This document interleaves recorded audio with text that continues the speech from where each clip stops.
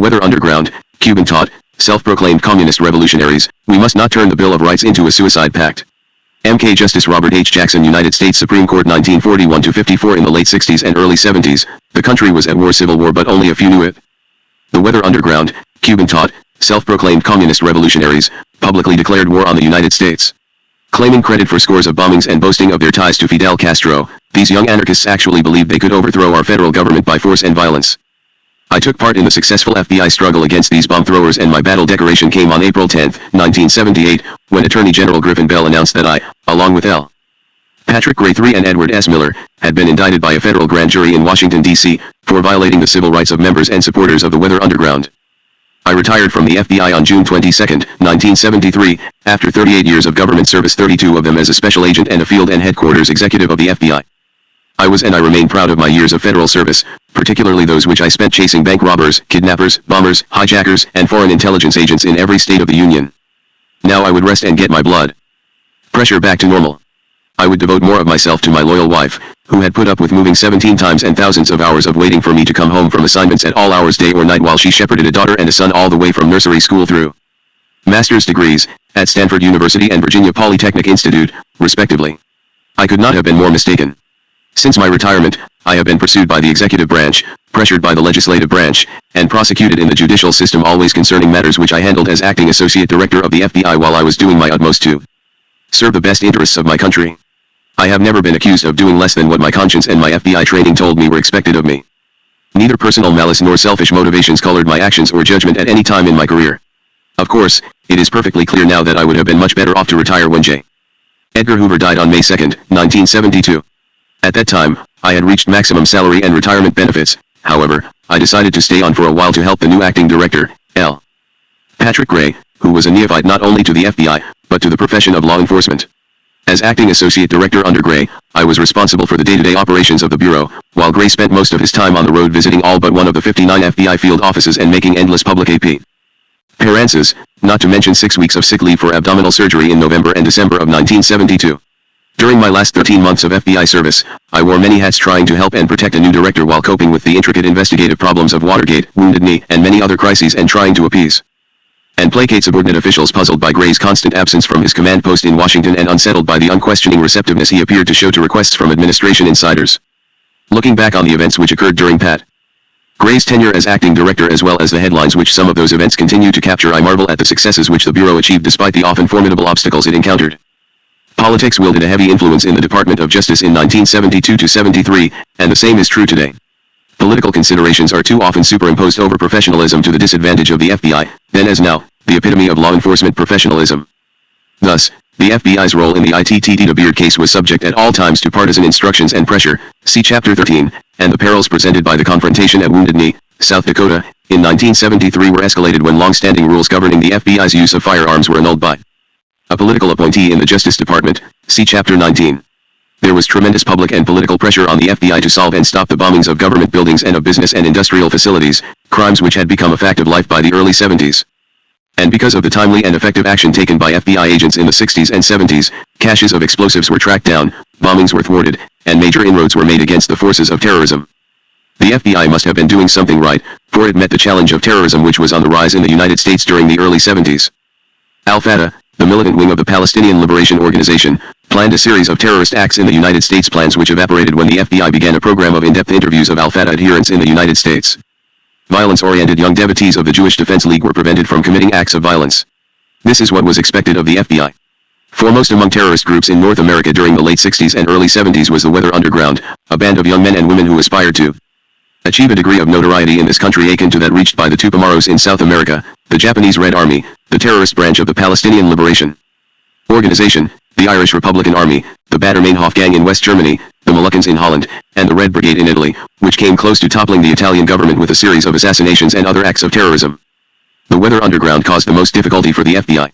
We succeeded in dispersing the members and stopping the bombings, but their lawyers are well on the way to emasculating the FBI with civil suits and the fear of civil suits. Sympathizers and supporters of the Weather Underground describe its members as dissenters or anti-war activists and liken their activities to those of our 18th century forefathers who pledged their lives, their fortunes, and their sacred honor in the cause of freedom. The comparison is grotesque. More about the Weather Underground in Chapter 23. Because terrorism in the United States was largely contained and we have been relatively free from it for several years, complacency has developed. Few believe that this great country could drift into the kind of frightening chaos which gripped Italy. The FBI knew of the danger, but by one of those bewildering shifts in public opinion, partly because of the Watergate syndrome, J. Edgar Hoover and the men who worked under him became the enemy. On the other hand, there were sympathetic words for those who were plotting to destroy the domestic tranquility of the United States and a barrage of criticism which undermined the effectiveness and morale of the FBI and other law enforcement agencies. In the face of a clear and present danger, it seemed that many were determined to look in the other direction, ignoring the admonition of former Supreme Court Justice Robert H. Jackson, who said, "We must not turn the Bill of Rights into a suicide pact." Set forth in the chapters which follow is an account of how I came to the FBI, my early years as a special agent, and the events which propelled me to the top of the FBI pyramid. There is a blow-by-blow account of the palace intrigue wherein former assistant to the director, William C. Sullivan, seeking revenge against Hoover, set in motion the unfortunate chain of events which trouble the FBI today. And finally, I describe my 12 hectic months under acting director, L. Patrick Gray III, and the job-related events which have plagued me since retirement. Sunday will be your day of rest. Hugh H. C. Less. It is sometimes said that an FBI agent is born, not made. Perhaps this is so for some who see the Bureau as a vocation rather than a job. But whether the agent is born or made, it is a fact that the FBI puts a stamp on him or her almost as indelible as the mark on a veteran of the U.S. Marine Corps. In my case, the FBI was an escape from a humdrum and ill-paying job on the legal staff of the Federal Trade Commission, and a step up the economic ladder to what, in the days following the Great Depression of the 30s, was the munificent salary of $3,200 a year. I was also attracted by the prevalent belief that FBI agents led a life of daily excitement tracking down bank robbers or engaging in gun battles with desperados. My background was what we now call Middle American, a pleasant boyhood in Twin Falls, Idaho, where, until the nation's economy started crumbling in 1929, my father was a moderately successful building contractor. My boyhood was healthy but undistinguished. I liked sports and debate, and, at my mother's insistence, I even took piano lessons. If there was any criticism of me, it was what one of my favorite teachers said: "He does not live up to his potential." With no thought that a law degree was one of the prerequisites for employment in the FBI, I decided to become a lawyer. Because that profession promised an interesting and prosperous career. Like many other children of the Depression, I worked my way through college waiting on tables and stoking furnaces. For me it was the University of Idaho, and when I received my Bachelor of Arts degree in 1935, I was president of my fraternity, Beta Theta Pi. I had 1 year of pre-law to my credit. In 1935 a college degree was not necessarily the ticket to a good job. However, I had heard that there were government jobs in Washington, D.C., which would give me an opportunity to go to law school at night. I appealed to Idaho Senator James P. Pope for help in getting such a position, and to my great good fortune he found an opening for me in his own office as a correspondence clerk. The hours were long, and at 4:45 in the afternoon I would dash off to George Washington University Law School to attend classes from 5 p.m. to 7 p.m. and then return to Capitol Hill to finish my work. In spite of the pressures, my life was happy, my work interesting and my law course stimulating. There was an additional cause for my happiness. A beautiful and intelligent girl, Audrey Robinson, who had attended the University of Idaho with me, was working in Washington with the Internal Revenue Service.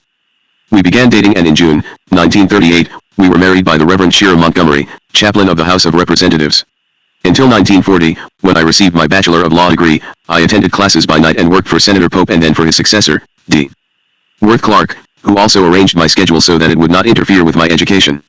Then, having successfully passed the bar examination in the District of Columbia, I immediately applied for a legal position with the Federal Trade Commission and was accepted.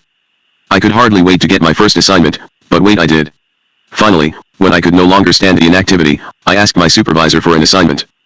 He gave me a complaint the FTC had received and asked me to prepare a report on it. Skipping lunches and working at night, I completed the report in short order and was complimented for the job I had done. But the penalty for completing an assignment rapidly was to go without another one for a long time, several weeks in this case. And when it came, it was hardly one to set my heart pounding. I was to determine whether people using Red Cross brand toilet tissue did so because they thought it had some connection with the American Red Cross. My research, which required days of travel and hundreds of interviews, produced two definitive conclusions. 1. Most people did use toilet tissue. 2. Most people did not appreciate being asked about it. That was when I started looking for other employment. 2 very good friends who worked for the FBI urged me to consider applying, and 7 months after joining the FTC I decided to make the change. I did so, well aware that J. Edgar Hoover was a tough disciplinarian, that the work was demanding, and that the Bureau imposed strict conformity. But I was looking for a career of more substance than interviewing reluctant consumers. Europe was at war and I wanted to be involved in work that would be significantly helpful to my country. In November of 1941, I applied for a position as a special agent with the FBI. Applicant screening processes for new agents were very demanding and very thorough. The primary requirement was a law degree or an accounting degree with 3 years of experience. In addition, I filled out a detailed application form with questions covering every phase of my life. Some 10 days later I was told to report to FBI headquarters in Washington for an interview. This consisted of going over my application question by question and probing my experiences. The interviewer, an official of the administrative division, wanted particularly to know why I was applying. Did I intend to make the FBI a career, or was I simply looking for a way to avoid military service? My answers must have been satisfactory. The next step was a legal examination. Most of the questions described a factual situation, cited the law, and asked if the facts constituted a violation. If so, what investigative steps would I pursue to establish the evidence needed for prosecution? Having taken this hurdle, I was subjected to a rigorous physical examination. Then I waited for weeks while FBI agents checked out my educational and employment records and interviewed friends, neighbors, teachers, and associates. Finally, on January 19, 1942, 2 months after I had filed my application, I received a letter informing me that I had been accepted. The letter, bearing the printed signature of J. Edgar Hoover, instructed me to report for duty at room 5231 in the Justice Department building at 9 a.m. on Monday, January 26th. Arrived there feeling both nervous and elated, and lugging a suitcase with enough clothing to last me for the introductory 3 weeks of training at the Marine base in Quantico, Virginia. This was to be followed by another 13 weeks of training in Washington. I learned later that the FBI was undergoing the greatest expansion in its history, from fewer than 600 agents to more than 4,000 by the end of World War II. When we had been assigned seats in the classroom, ASIS TANT Director Hugh H. Clegg, in charge of the Training and Inspection Division, walked briskly into the room. After some introductory remarks about the Bureau, he laid down the law. "Gentlemen," he said, "this is a very serious occasion and must not be taken lightly. We expect the very best from all of you, and anything less will be completely unacceptable. You are on probation for 1 year, and if you don't measure up to FBI standards, you will be dropped from the rolls. The passing grade in all courses is 85, and any failing grade will result in dismissal. On weekdays, classes will be held from 9 a.m. until 9 p.m. with 1 hour each for lunch and dinner. On Saturdays, classes will be held from 9 o'clock a.m. until 6 p.m. Sunday will be your day of rest with classes from 1 p.m. until 6 p.m. You will learn the rules as you go along, but let me stress a few of them. There must be extreme moderation in the use of alcohol. There is to be no consumption of alcoholic beverages when you are on assignment, regardless of the hour of day or night, and there must be no excessive drinking when off duty because you can never know when an emergency will call you back to the office. Violation of these rules will result in dismissal with prejudice. ****, an employee dismissed with prejudice loses not only his job but is also barred from other employment in the federal government." After many more instructions and admonitions, Clegg said, "Gentlemen, if any of you has any doubts about it, now is the time to withdraw before I administer the oath of office." There was a long silence, then he told us to stand up, raise our right hands and repeat after him, very solemnly, our promise to defend the Constitution and protect the nation from all its enemies, foreign and domestic. For the rest of the day, until 4:40 p.m., we filled out forms, were photographed for FBI credentials, and received further indoctrination. We were issued briefcases which contained a .38 caliber police revolver, a holster, and an agent's badge. There were also 2 large loose-leaf books, a manual of rules and regulations and a manual of instructions focusing on the investigative methods and reporting procedures in the more than 100 different types of cases handled by the FBI at that time. By the time I had retired, the number of categories had increased to more than 150 as Congress added to the FBI's responsibilities. Promptly at 4:40 p.m., we gathered up our belongings and piled into Bureau buses which took us the 38 miles to Quantico, where the new and spanking clean FBI Academy was located, almost in the heart of the large Marine Corps base. After dinner we were told how to maintain our quarters, how to make our beds and fold our blankets in strict military fashion. It was after 11 o'clock p.m. when I found my assigned bed and locker space and gratefully turned in. For the next 2 weeks, 10 hours of each weekday, we were lectured and drilled on rules and regulations, and we took copious notes of these lectures. The only break in this instruction was a daily session in the gymnasium doing calisthenics and learning the principles of judo and disarming tactics.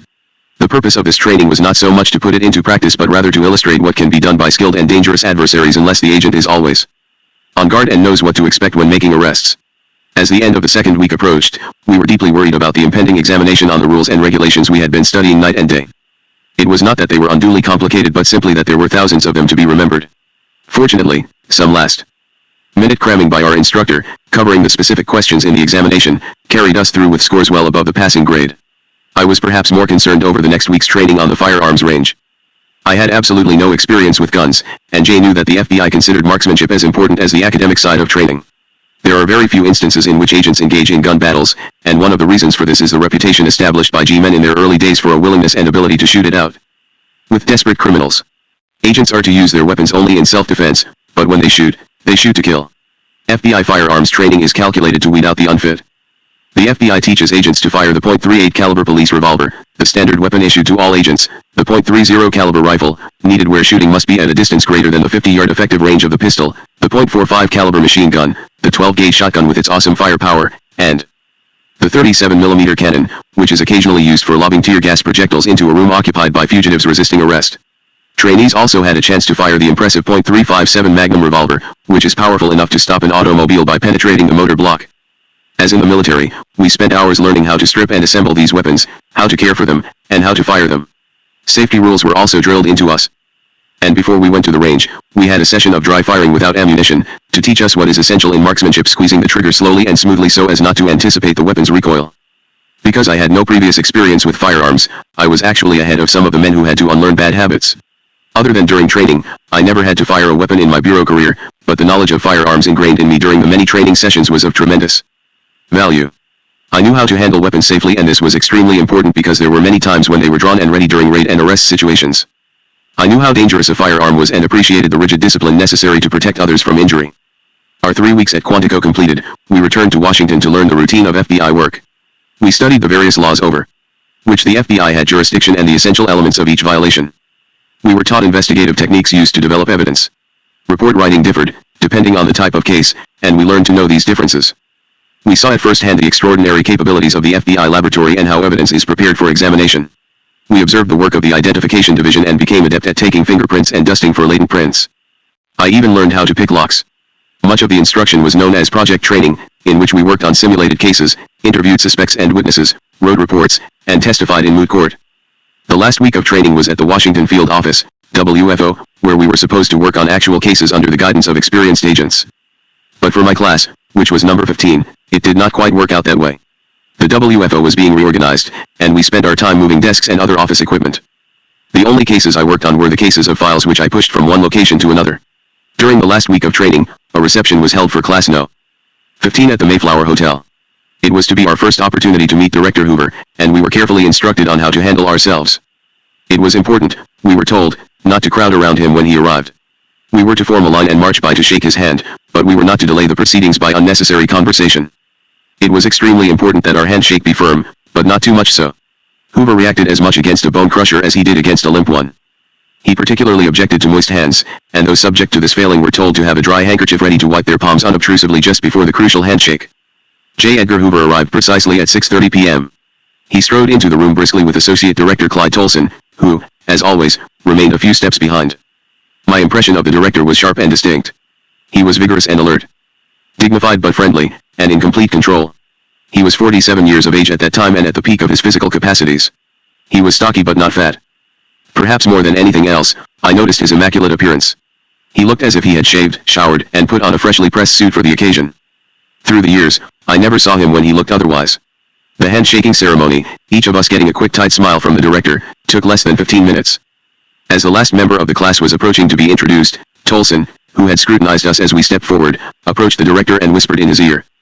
A few seconds later, they were both on their way out of the room, Tolson still a few steps behind. I was to see this pattern of behavior many times during my career in the FBI. Tolson was not the innovator. He was the buffer between Hoover and everyone else in the bureau. His job was to protect Hoover and to make sure that the director's energies were expended efficiently. This man needs roughening up. Ross Prescott, FBI instructor Ross Prescott, one of my instructors at Quantico, was a Texan. If he liked you, he would recommend, this man needs roughening up. Send him to a Texas office. I like to think that this was the reason my first assignment was to Houston, Texas. I had known that transfer to the field was a certainty.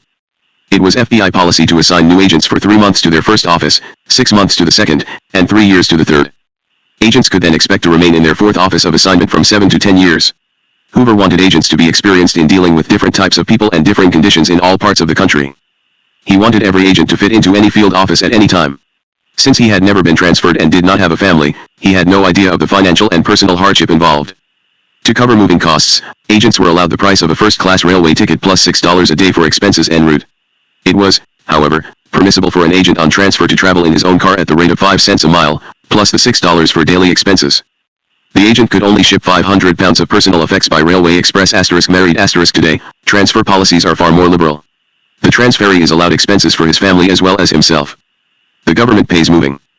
Agents like me had no choice but to travel by personal car when moving from one assignment to another, in order to cover their wives' traveling expenses. But for the extra time it took to go by car, the agent lost out on annual leave. Audrey and I elected to drive from Washington to Houston and, in the one day allotted to us, managed to find a pleasant furnished apartment. Leaving the job of settling into her, I plunged into my new assignment. The Houston FBI office was located in the center of the downtown area. The space had once been excellent, but when I arrived, 3 times the number of people were crowded into it than it had originally been designed for. The territory we had to cover was, like everything else in Texas, very large, 45 counties, stretching from the Louisiana border to Beaumont and south almost to the Mexican border. The special agent in charge, SAC, Ray Abaticchio, was a kindly man but thoroughly intimidated by J. Edgar Hoover. As a result, he made the Houston office ground rules one notch tighter than the Bureau required.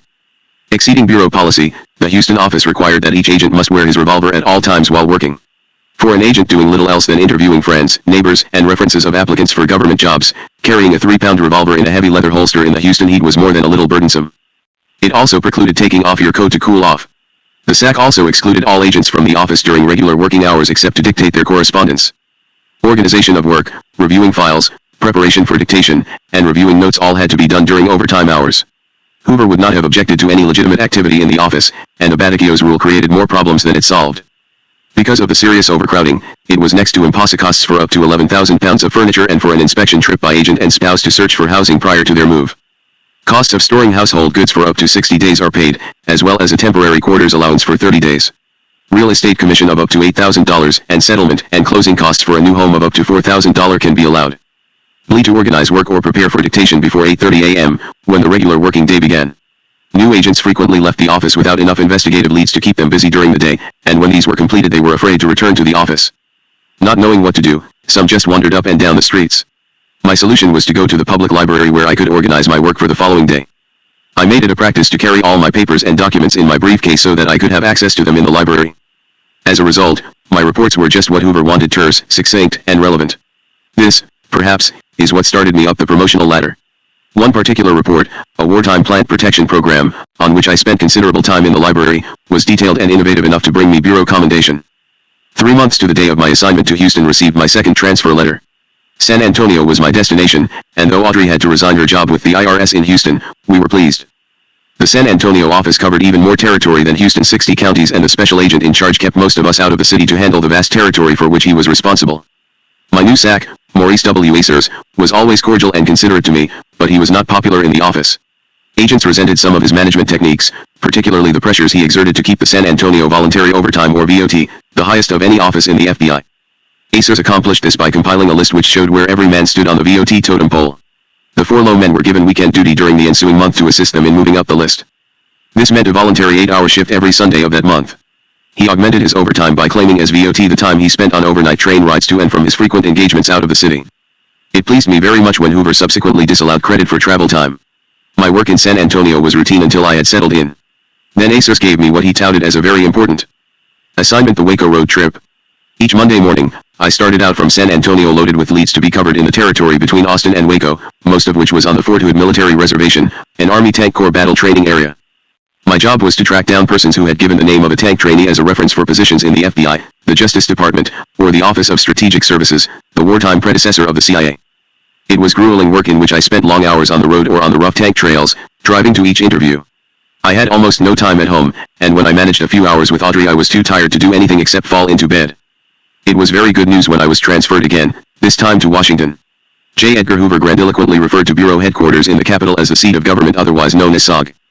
This was the nerve center of a tightly controlled and disciplined organization. SOG, which occupied 40% of the block square Justice Department building on Pennsylvania Avenue, directed all field operations. The special agents in charge of field offices across the country had autonomy in directing investigations, but they were under constant supervision from headquarters through correspondence, the careful review of their reports, and a system of annual inspections. In turn, SOG was subject to close scrutiny by Hoover, who kept his finger on everything and made all the decisions.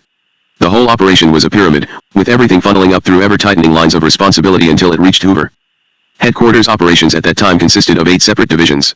The administrative side included the Identification Division, the Administrative Division, the Crime Records Division, the Training and Inspection Division, and Files and Communications. The investigative side was made up of the General Investigative Division, the Domestic Intelligence Division, and the Laboratory. There was considerable competition among the different offices of the seat of government to extract the maximum amount of work from the field. The SACs had to juggle operations in such a way as to keep all 8 of those headquarters divisions happy. The device which permitted direct contact between SOG and the field agent was in-service training, a 2-week session held at regular intervals in Washington and at the FBI Academy in Quantico. New agents were brought to SOG after having served from 5 to 12 months in the field. More experienced agents were required to take in-service training every 2 years.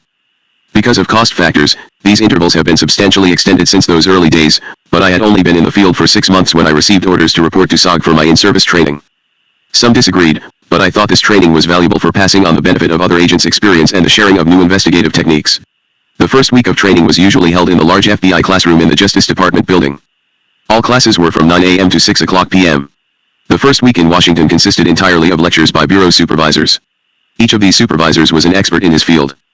For example, there was a bank robbery desk with 8 or 10 supervisors, each responsible for his area of the country and its problems. In addition to these lectures, there were 2 full days of firearms training at Quantico, hours devoted to the solving of hypothetical arrest problems. During the first week of my in-service training, I received my 3rd transfer letter assigning me to the seat of government as a bureau supervisor. Though there was no increase in pay, it was a promotion. Carried this happy thought with me when I was interviewed by Harry Kimball, chief of the espionage section. This was part of in-service training. Kimball thumbed through my personnel file very carefully as he questioned me about my assignments in Houston and San Antonio. He seemed impressed, and congratulated me on the promotion when he saw it noted in the top serial number of my file. When I asked him if he could tell to which division would be assigned, he said there was no clue in the file. But, because of my lack of experience, he was sure I would not be assigned to the espionage section. 2 weeks after my interview with Kimball, I found myself reporting to him in the espionage section. He made no reference to our talk and I never learned whether he had asked for me. I did discover, however, that there were positions in the section which could be handled by a novice. I was assigned to assist 3 other supervisors at the general desk, where all the unimportant cases were handled, and they numbered in the thousands. The assistant director in charge of the Domestic Intelligence Division was D. Milton, Mickey, Ladd, a highly capable and hard-driving official.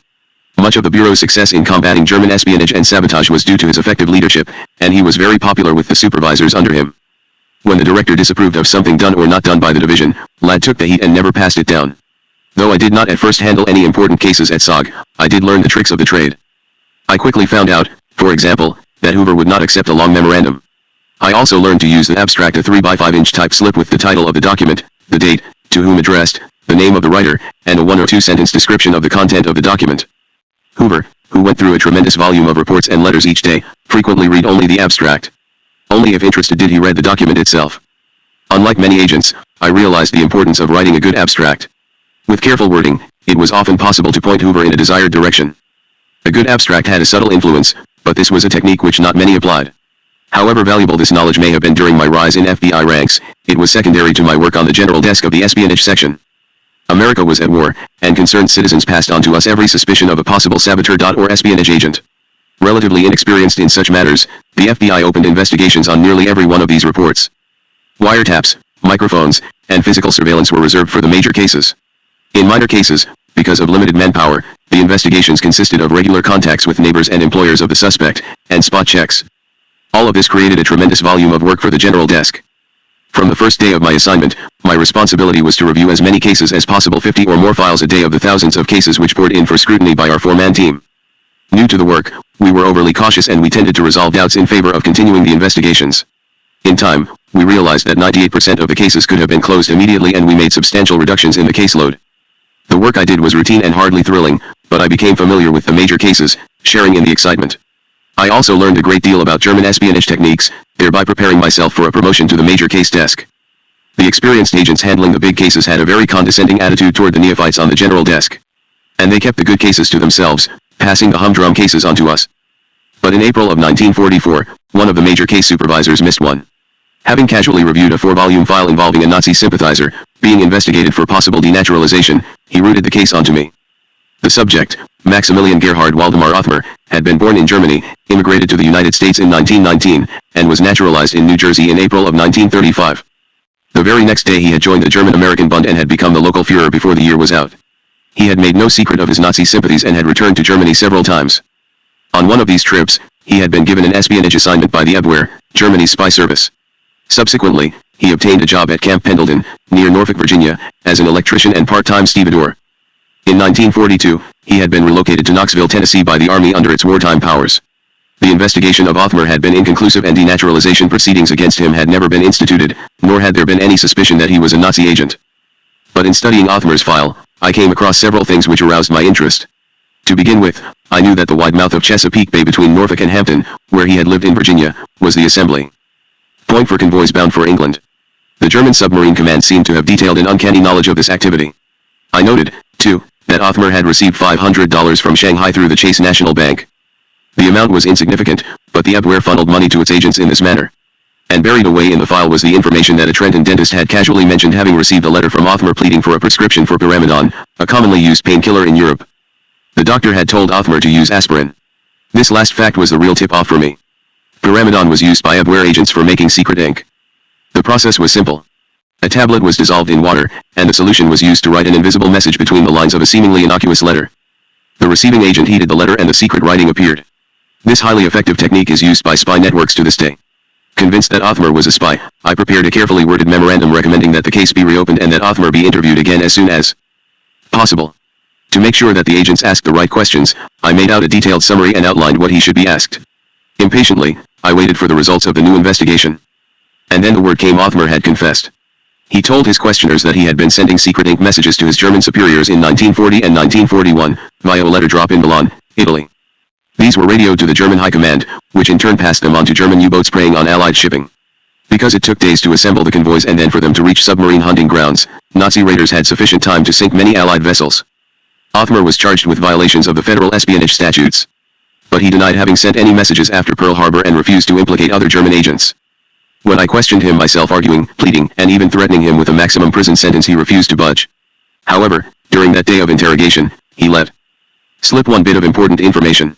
He identified his mail drop as R.A. Homburg, 46 via Gran Sasso, in Milan, and a file search disclosed 2 other suspects using the same drop. There was one unusual turn to the Othmar case. One of the agents who had interviewed Othmar when he admitted his spying was David Scruggs. While Othmar was on his way to the federal penitentiary in Atlanta, he wrote to Scruggs, who had been compassionate, asking him to handle some personal matters. Scruggs was glad to do this, and it was fortunate that he did. When, a few weeks later, Othmar requested permission to see Scruggs, permission was granted in the hope that the spy might be ready to talk. "You have been kind to me," Othmar said to Scruggs, "and now I want to do something for you." This was one way of putting it, but another would have been that Othmar realized that by being cooperative he might shorten his prison sentence. "I have a steamer trunk full of books in storage at the YMCA in Knoxville. Look at the one entitled Weyer's Taschenbuchter Kriegsflotten 1940, he said. When the book was examined by the FBI laboratory, a frame of microfilm was found concealed in the binding, the negative of a photo of a typewritten page. What Othmar had given us was a code for use when writing in open text, as opposed to secret ink. A message in this code would appear to be innocuous. For example, MRS meant a convoy. If the proper name started with an A, it would indicate a convoy of under 10 ships. B would indicate 10 to 20 ships, C from 20 to 30, and so on. Suitcase meant a destroyer. Any date was 10 days less than stated. We found the double asterisk. Othmar was sentenced to 20 years, the maximum sentence for espionage when the crime had been committed before we entered the war.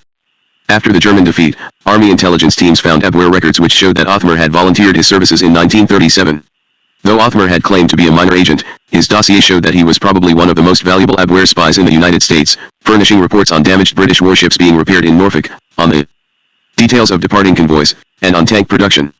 Based on what he said, the Abwehr was able to piece together a picture of naval aid to Great Britain and America's growing preparedness at sea.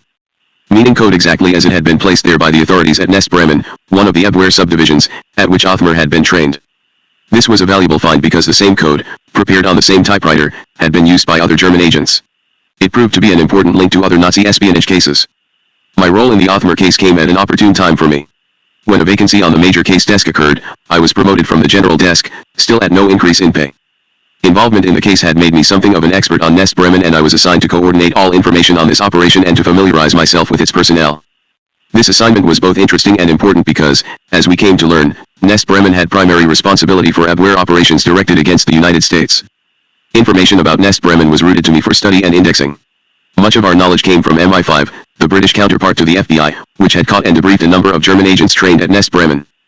I used this information, along with what the FBI had gathered exclusively, to prepare brief dossiers on each staff member, and these were furnished to MI5 so that they could complete their records. As my knowledge increased, I was able to identify other German agents just by reviewing the files which had been accumulated. But this was not my only assignment. The agent I had replaced on the major case desk had been handling the Mexican microdot case, one of the great breakthroughs in our counterintelligence efforts. German agents in Mexico, abusing that country's neutrality, accumulated vast amounts of information about the United States, far too much to be sent by radio. In order to send it by mail, the Germans had devised a process of photographic reduction prints so small that they could be disguised as a period on a typewritten page. The Germans had developed such a fine-grained emulsion that the surface of the microdot would look smooth even when magnified 100 times. The finest photographic emulsion in America. At the time was so coarse that a 100x magnification looked like a field of pebbles and was impossible to read. This mode of transmitting information might have gone undetected but for the alertness of an examiner at the British censorship station in Bermuda. He had opened and examined the letter bearing a microdot, detecting nothing, but as he put it aside, he noticed a shiny spot. Examining the letter more carefully, he saw that what seemed to be a typewritten period was actually a dot glued to the paper. The letter and the problem it posed were turned over to the FBI. It was imperative not to let the enemy know that their process had been discovered, yet we could not allow vital information to reach Germany. These factors have to be evaluated in every espionage case. As a general rule, the best procedure is to contain, and possibly to control, a foreign agent. With containment, you learn much about enemy intelligence operations and other agents can be identified. With control, the submission of false information can mislead and confuse the enemy. After consultation with the Joint Security Council, JSC, we decided to let that particular letter go through. The information on the microdot had come from various American publications sold openly in Mexico. But by the end of the war, more than 300 microdots had been intercepted. All were reviewed by the JSC and many were cleared to go to the enemy. Such was the pace of our military production and our developing technology that it did more to discourage than to help the German High Command. Where the information was too sensitive to be passed on, the microdot was rubbed off so that it would appear to have come loose in transit. My work in the microdot case brought me into close contact with the Joint Security Council, and this association was very helpful in the next case which I handled. Codenamed Peasant, it was a double-agent operation designed to provide misinformation to the Japanese military, and was a part of a much bigger misinformation program conducted during World War II. Peasant was so important, that what we transmitted to the Japanese made it possible for General Douglas MacArthur to land almost without opposition in the Philippines toward the end of the war. Early in 1944, Nest Bremen had trained an espionage agent for assignment in the United States, his messages to be sent by Morse code. Since each person's touch on the wireless key is unique, telegraphers call it his fist. Nest Bremen had made a tape recording of the agent's way of transmitting to serve as his signature. The agent, Helmut Gold, had left Germany with $5,000 in cash. In Lisbon, on his way to Washington, Gold had promptly defected to the Allied cause, revealing his whole operation to the British embassy there. At first, the British planned to make Gold their own double agent. But he was completely unreliable in his personal habits, and an aggressive woman chaser as well, so they turned him over to us. Warned of Gold's propensities, however, the Bureau decided it wanted no part of him. What to do with Gold? Because he had been trained at Nest Bremen, the question was referred to me for recommendation. I recommended that we take the case but leave Gold in England, in protective custody. We would create a fictitious Gold who would come to Washington and set up an espionage operation. Thus we would not only control what information went to the Nazis but also use the bogus Gold to ferret out the spies he was to work with. Hoover agreed. The critical point and most of my memorandum to Hoover was addressed to this was the ability of an FBI radio specialist to duplicate Gold's fist at the Morse key. Working on this case was one of my most fascinating assignments for the FBI. On the one hand, I was involved in fooling the Nazis. But I was also learning much about the thinking and the problems of important German officials. We got corroboration, for example, of the German military's growing confusion and despair over the magnitude of America's war effort. On one occasion, the Abwehr asked Gold to procure the production figures for 2-engine transport planes in the United States. Knowing the impact the true figures would have, the Joint Security Council decided to supply them. The Abwehr radioed back to Gold that his source obviously did not have access to the facts and he was instructed not to use it anymore. Most of the information volunteered to Gold by his high-level contacts was designed to be of more interest to Japan than to Germany. The Joint Security Council deliberately prepared fragmentary data which it knew would be given to the Japanese by the Germans. Gold was only one channel. Pieces of the jigsaw puzzle were leaked to Japan from many sources. In Tokyo, they would be put together by specialists into one erroneous picture. A message to Gold's superiors in Bremen would contain a small amount of valid information and misinformation relating to United States military operations in the Pacific. A few days later, the Signal Security Service *, which had broken the Japanese diplomatic code before the outbreak of hostilities, would intercept a message from the Japanese embassy in Berlin to Tokyo. Its substance would be what Gold had transmitted to Nest Bremen. *, the Signal Security Service was later merged into the National Security Agency. A burning desire. J. Edgar Hoover. For those of us who worked in the espionage section, seat of government, World War II came to an end on May 7, 1945 VE Day, when the Third Reich surrendered to the Allies. Terrible battles still raged in the Pacific, but for the FBI the ineffective Japanese espionage apparatus posed few problems. The wartime alliance with the Soviet Union, however, had opened up the United States to the Kremlin's spies, and the FBI was busy learning to cope with the Russian agents and their American supporters who manned the underground apparatus. But this aspect of FBI work was being handled by the Internal Security Section of the Domestic Intelligence Division. Less than a week after VE Day, Hoover abolished the espionage section for reasons of efficiency and economy. This meant that each of the 12 supervisory agents in that section, myself included, had to be transferred to other assignments. Ordinarily, this would have been handled by the administrative division strictly on the basis of the manpower needs of the various field offices, and we could have been assigned almost anywhere, from Alaska to Florida. But Mickey Ladd, the assistant director in charge of the Domestic Intelligence Division, took good care of those who worked for him. At his prompting, Hoover agreed that each of us could choose where we wanted to be transferred. Some of The agents in the espionage section chose one of the Bureau's field offices and others opted for remaining at the Washington headquarters. My choice, for both personal and professional reasons, was the Seattle office. 3 weeks after began my duties there, however, I received orders to report to Washington, D.C., for in-service training. This was not bureaucratic bungling. The espionage section had been excused from this training for the duration, and that requirement had finally caught up with me. I expected a 2-week stint and a return to Seattle, but this was not to be. Elizabeth Bentley, a courier for the Soviet espionage apparatus, had defected. A woman with little imagination but a prodigious memory, Miss Bentley had given the Bureau a full account of her activities, her espionage contacts in the federal government, and the extent of Soviet penetration ** in the course of her debriefing by the FBI. She named a considerable number of suspects in the Washington area, and it fell to the Washington field office to investigate her allegations.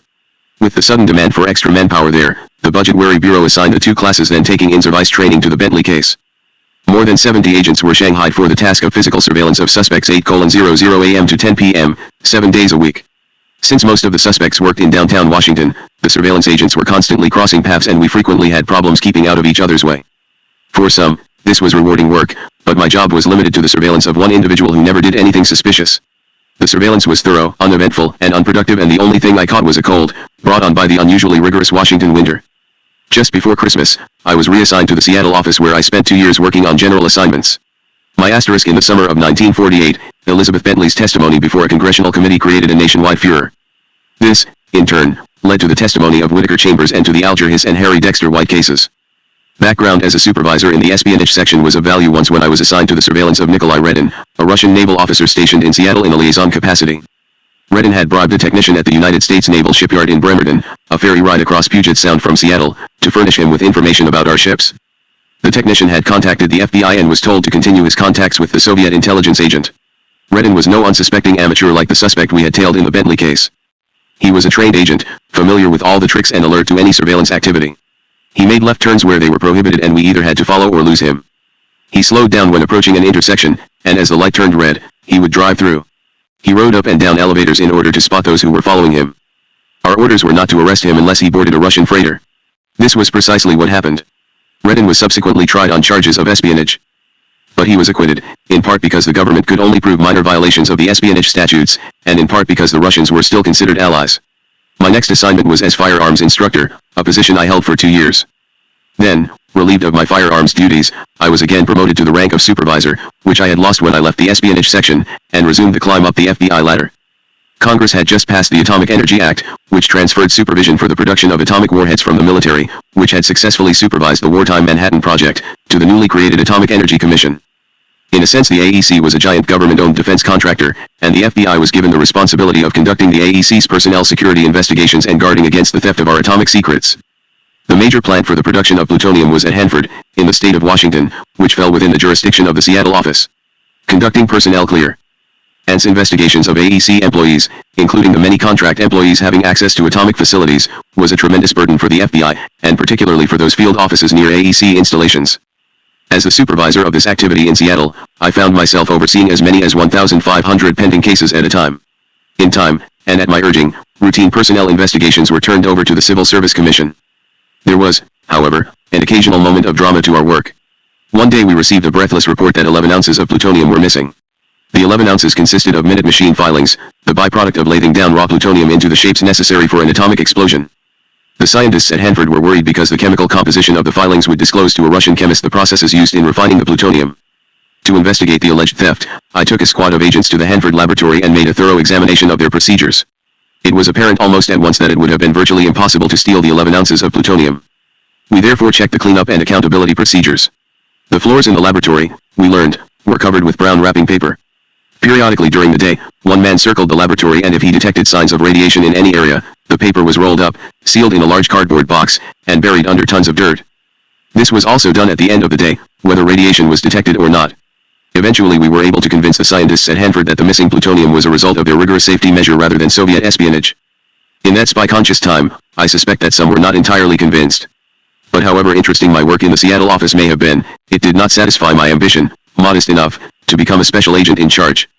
It was common knowledge that J. Edgar Hoover was interested in promoting only those who had demonstrated commitment to the Bureau and a burning desire to rise in its hierarchy. I felt that I qualified on that score. My experience was such that I had few doubts that I could handle a sax job, and this was confirmed by Richard Auerbach, the the Seattle SAC who had repeatedly recommended me. In May of 1951, when I was scheduled for another round of in-service training in Washington, Auerbach called me into his office for some friendly advice. "You've got to call yourself to Hoover's attention," he said. "I'm a good friend of Clyde Tolson. Ask to see him and tell him it was my idea. Explain that you want to be a SAC and feel you're ready for the responsibility. Ask him to help you." On the last day of my training, the supervisor who was lecturing us announced, "Mr. Felt, Mr. Tolson wants to see you right away." "Hello, Mr. Felt," Tolson said and motioned for me to sit down on the long couch at his right.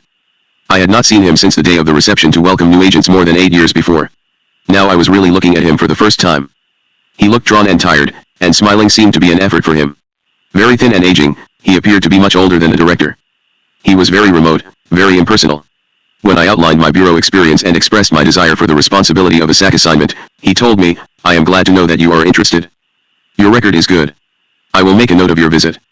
Whatever note he made had no effect, and almost 3 years later, when I was once again scheduled for in-service training, I decided that the only way I would achieve my goal would be to personally contact the director.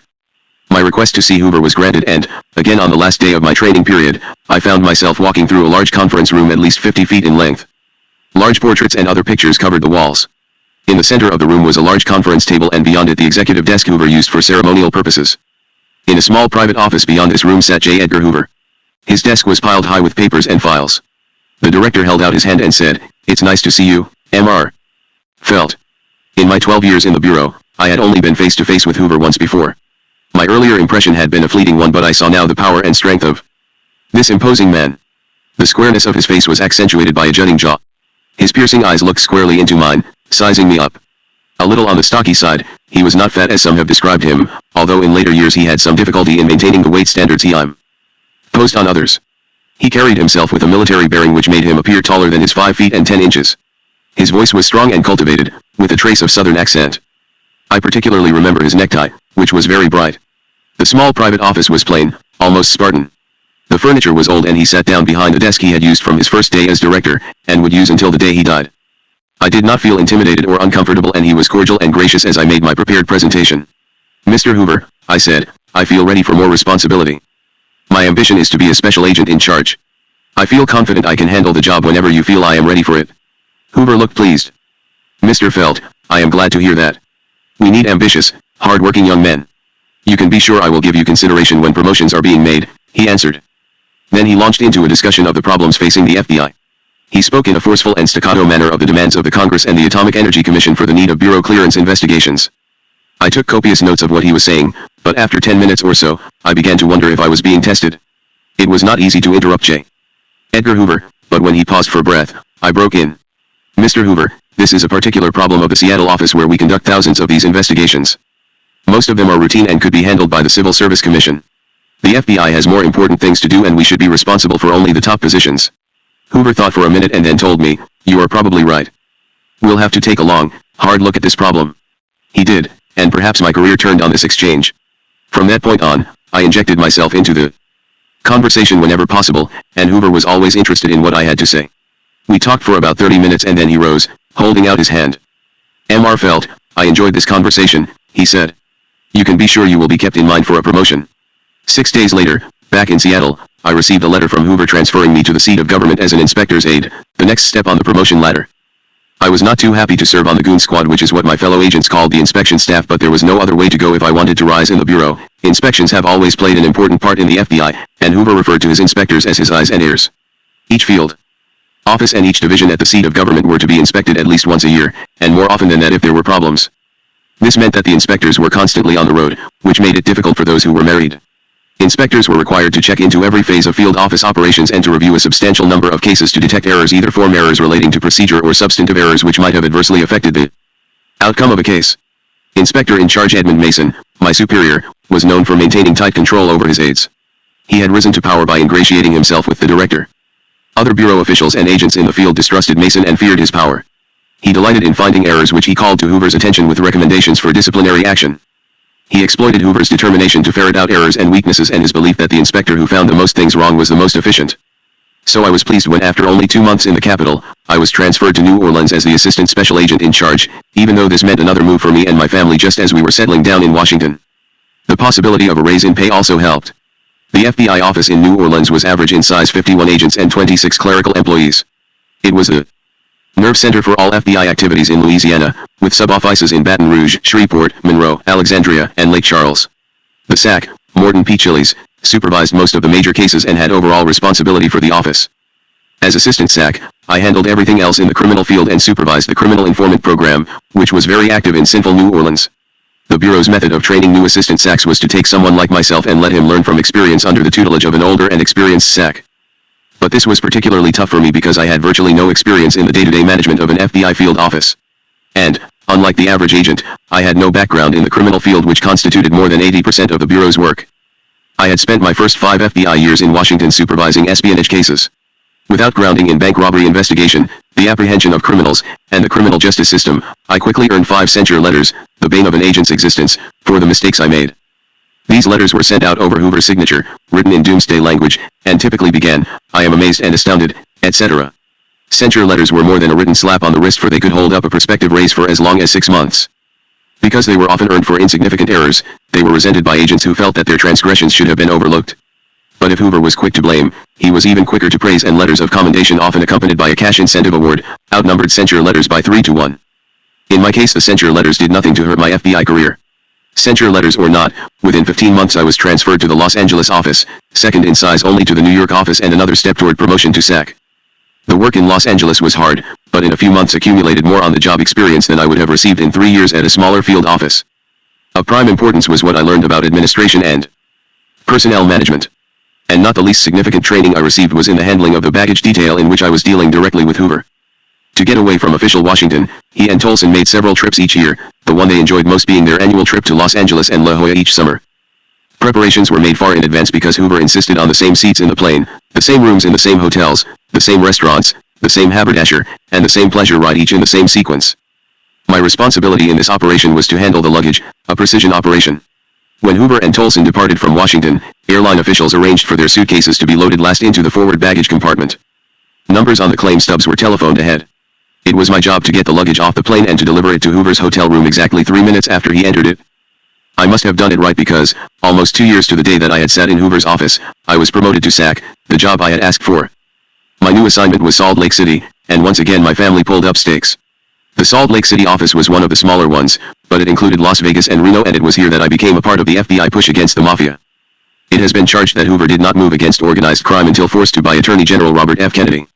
I know differently because, in 1956, as SAC of a field office whose territory included Nevada, I was under continual pressure from the seat of government to move against mafia infiltration of the gambling casinos in Reno and Las Vegas.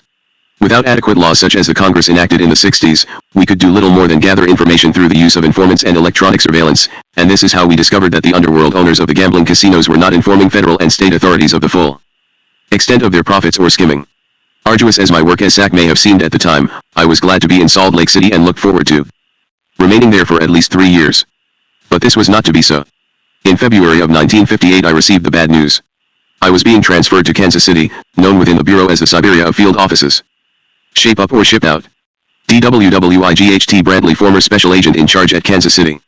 Discipline in the Bureau was extremely tight, and in very serious cases the penalty was usually a transfer to another field office. And for the most severe disciplinary cases, Hoover had a doghouse field office in Kansas City, where for many years Dwight Bradley, the roughest and toughest SAC of them all, ran a reform school for fallen agents, as well as an excellent investigative office. When an agent in trouble was sent to Bradley, it was either shape up or ship out. But in actual fact, the Kansas City office was anything but a Siberia. Living conditions were outstanding and the staff there had been welded into an effective and highly cohesive unit. It was and is one of the finest FBI offices in the country. My misconceptions about the new assignment and the thought of once more pulling up stakes made me reluctant to move, but orders were orders. Leaving my family behind until the end of the school year, I took off for Siberia, my only consolation being that the Kansas City field office was larger and more important than the one in Salt Lake City. The Kansas City office's territory covered half of Missouri and all of Kansas. And on arriving, I quickly realized that my fears were not warranted. Instead of the collection of misfits I had expected, I found a group of agents who had been tried and passed with flying colors. Any real misfits had long since fallen by the wayside, and instead I had an investigative crew which could handle the wide variety of major cases which had fallen to the Kansas City office during the entire history of the FBI. Something important happened every day. There were more extortions, kidnappings, bombings, gangland slayings, and dangerous fugitive apprehensions than in several other large FBI offices combined. The city was a transportation crossroads, and it was also the headquarters for one of the more important mafia families in the United States. The mafia leaders called themselves the clique. They lived in an enclave of fancy homes in North Kansas City occupying an entire block. Though polite when interviewed, they of course gave us no cooperation, and when summoned to appear before federal grand juries, they usually invoked the Fifth Amendment. Less important members, known as soldiers, were arrogant, crude, and very much aware that any of their number who turned informer would end up in the Missouri River in concrete boots. There were few federal laws on the books then which covered the activities of the mafia, but SOG pushed hard to get us to uncover evidence which could put the leaders behind bars. Though we knew the favorite meeting places of the mafia, physical surveillance was extremely difficult, and I discovered that we were operating in the dark much of the time. The answer seemed to be the use of planted microphones to eavesdrop on what went on at one of the clique's meeting places, which was legal under the standards of the time. Today, the Omnibus Crime Control and Safe Streets Act of 1968 permits electronic eavesdropping, provided that court approval is obtained. After securing bureau approval, I therefore assigned Max Richardson, the electronics specialist, or sound man, in the office to set up microphone coverage. The meeting place he chose was located in a very old building, and Richardson rented a small apartment right above it. For 3 weeks, working late at night so as to avoid discovery, he slowly cut through the timbers of the old floor and through to the space above a false ceiling.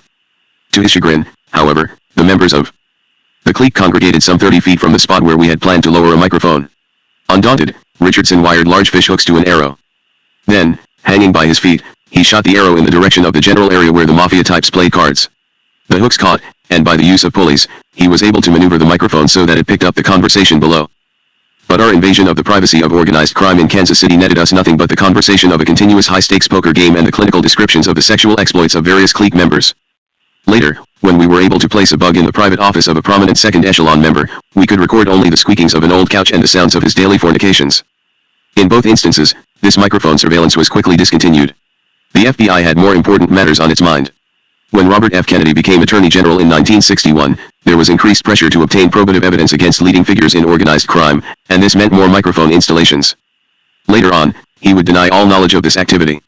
I have no way of knowing what he learned at other FBI field offices, but I do have direct knowledge of what he learned when he visited the Kansas City office. I gave him a guided tour and personally escorted him into the room where the microphones were being monitored. Admittedly, he was very busy shaking every hand in sight, but I find it difficult to believe that he did not hear what I explained to him. Bobby Kennedy also knew that the FBI's efforts against the mafia were hampered by the lack of federal legislation giving us jurisdiction, and to his credit, he pressed for and obtained passage through Congress of federal gambling statutes which gave us a handle to use against organized crime. Once Congress put teeth in the law, the Bureau developed so many cases that the federal criminal justice system was clogged with them. Pressure from the seat of government was particularly fierce in extortion cases, and the Kansas City office handled more of these than either Los Angeles or New York, the two largest offices. In coping with the crime of extortion, and because Hoover expected the special agent in charge to personally direct the stakeouts set up to catch extortionists, I learned a great deal about those who commit it. Unlike kidnapping or bank robbery, extortion requires little courage.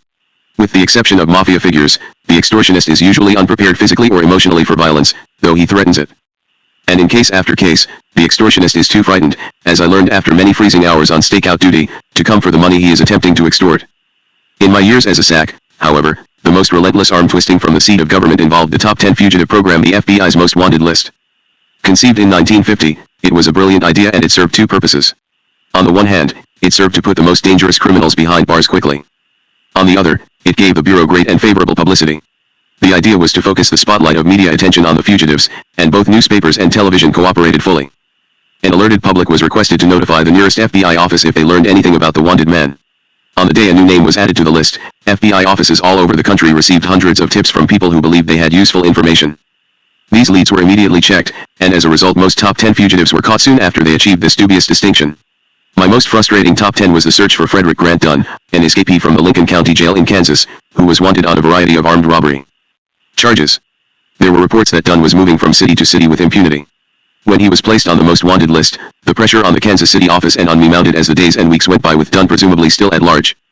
Supervisors at the SOG could not understand why we could not locate the elusive Dunn. The investigation became so extensive that one agent working full-time was needed just to handle the paperwork, and demands made on me were becoming embarrassing. Like so many problems, this one solved itself when the sheriff at Ellsworth, Kansas, called to say that he had found what he believed to be Dunn's remains in a wheat field. We were satisfied that the case was closed, but Hoover, who reviewed all the most wanted cases, had to be shown. It was not until after the grisly task of gathering up Dunn's mortal remains, scattered over the landscape, had been completed, and after examination by the FBI laboratory, a Smithsonian institution, anthropologist, and a prison dentist, that Hoover took Dunn off the list. Another cross IJ had to bear was the strict enforcement of the FBI's weight standards. Throughout his tenure as director, J. Edgar Hoover had always insisted on these standards, but during the early years the rules were moderate and casually enforced. Weight standards for new agents were occasionally waived if the overage was not excessive. The administrative division recorded an agent's weight at each annual physical examination, and fat letters were sent to those who were overweight. During the early 50s, this changed drastically, and under the stern eye of Hoover, the entire bureau began fighting the battle of the bulge. Hoover had studied life insurance weight charts which suggested for each height and frame the categories of minimum, desirable, and maximum. The average was not good enough for him and he made the arbitrary decision that each agent must fall into the desirable category. The new standards were just plain healthy for most agents, and in my case it meant bringing down my weight from 181 pounds to 171, for which I am thankful. Hoover himself had slipped to well over 200 pounds through the years. But, full of enthusiasm for his new program, he plunged into a 4-month regimen of diet and exercise which brought his weight down by 33 pounds. He made the desirable bracket, but he couldn't hold it, and at the time he died he was 16 pounds over the standard which he demanded of others. Most agents, however, could adjust to the new standards without difficulty. But for a variety of reasons, there was a handful who found it impossible to comply, and theirs was an excruciating problem.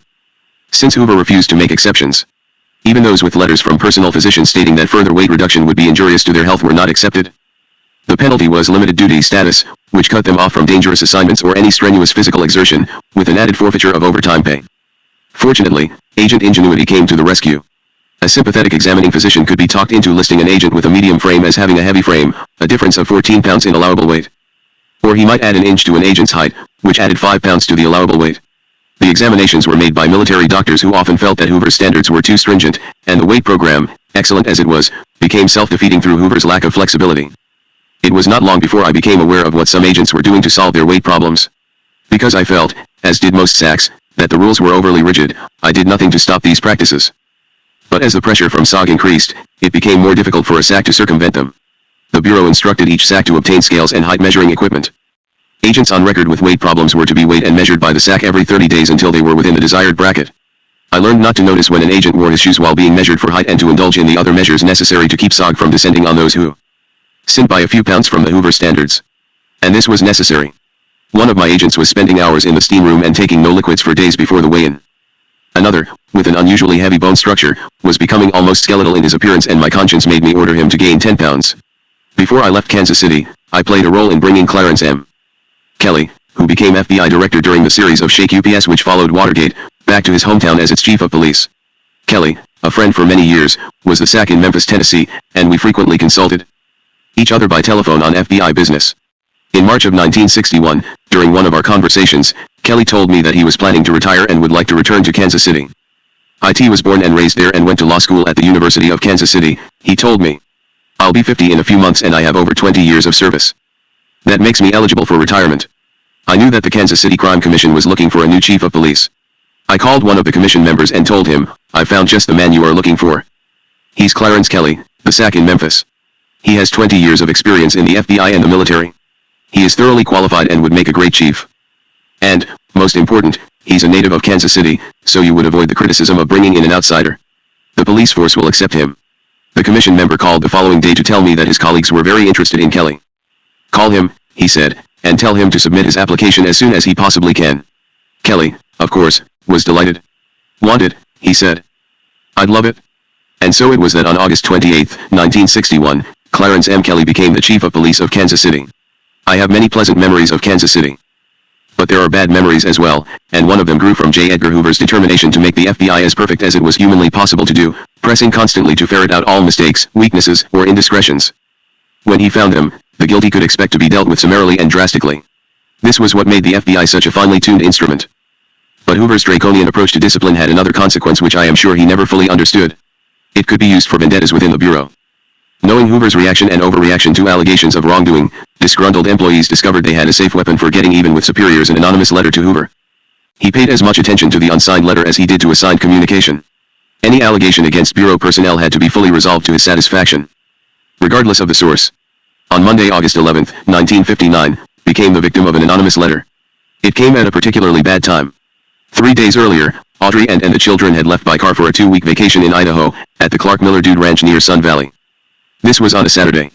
The following Friday, my trout fishing was interrupted by a United States Forest Ranger who had driven all the way from the ranger station at Obsidian with a message that I was to call the FBI office at Kansas City. It had to be important because I had left instructions that I was not to be called except in an emergency. When I was able to reach Kansas City by phone, I was startled to learn that an FBI inspector, W. W. Smokey Wood, an old friend from my espionage section days, was there to accept my call. I was shocked when he told me that I was to return immediately because of an anonymous letter about me which had been sent to Hoover. Leaving Audrey and the children behind, I hitchhiked, drove, and flew back to Kansas City. Smokey Wood, who had taken over my office, placed the anonymous letter before me. I read, Kansas City, Missouri. Dear Mr. Hoover, as a profound admirer of the great organization which you so capably represent, I am confident that you will appreciate having certain matters brought to your attention in connection with the Kansas City branch of the FBI, especially in view of the fact that it has resulted in unfavorable comment among citizens of the city. Each day, between 8:30 a.m. and 9 o'clock a.m., 10 to 15 agents of the Kansas City office gather at Bonura's restaurant, where they spend the following hour or more drinking coffee and gossiping about their various duties, usually in a loud tone which is clearly audible to other customers in the restaurant. For example, one individual was heard to remark that the person in charge of the office here in Kansas City had instructed them during the month of July not to complete any pending work, in order that there would appear to be more work than is actually the case, and to justify the present staff of employees. They also expressed their personal satisfaction that Mr. Goddard had been transferred and can now have it easy. The same individuals can usually be located between 4:30 p.m. and 5 p.m. at the Hotel Pickwick coffee shop.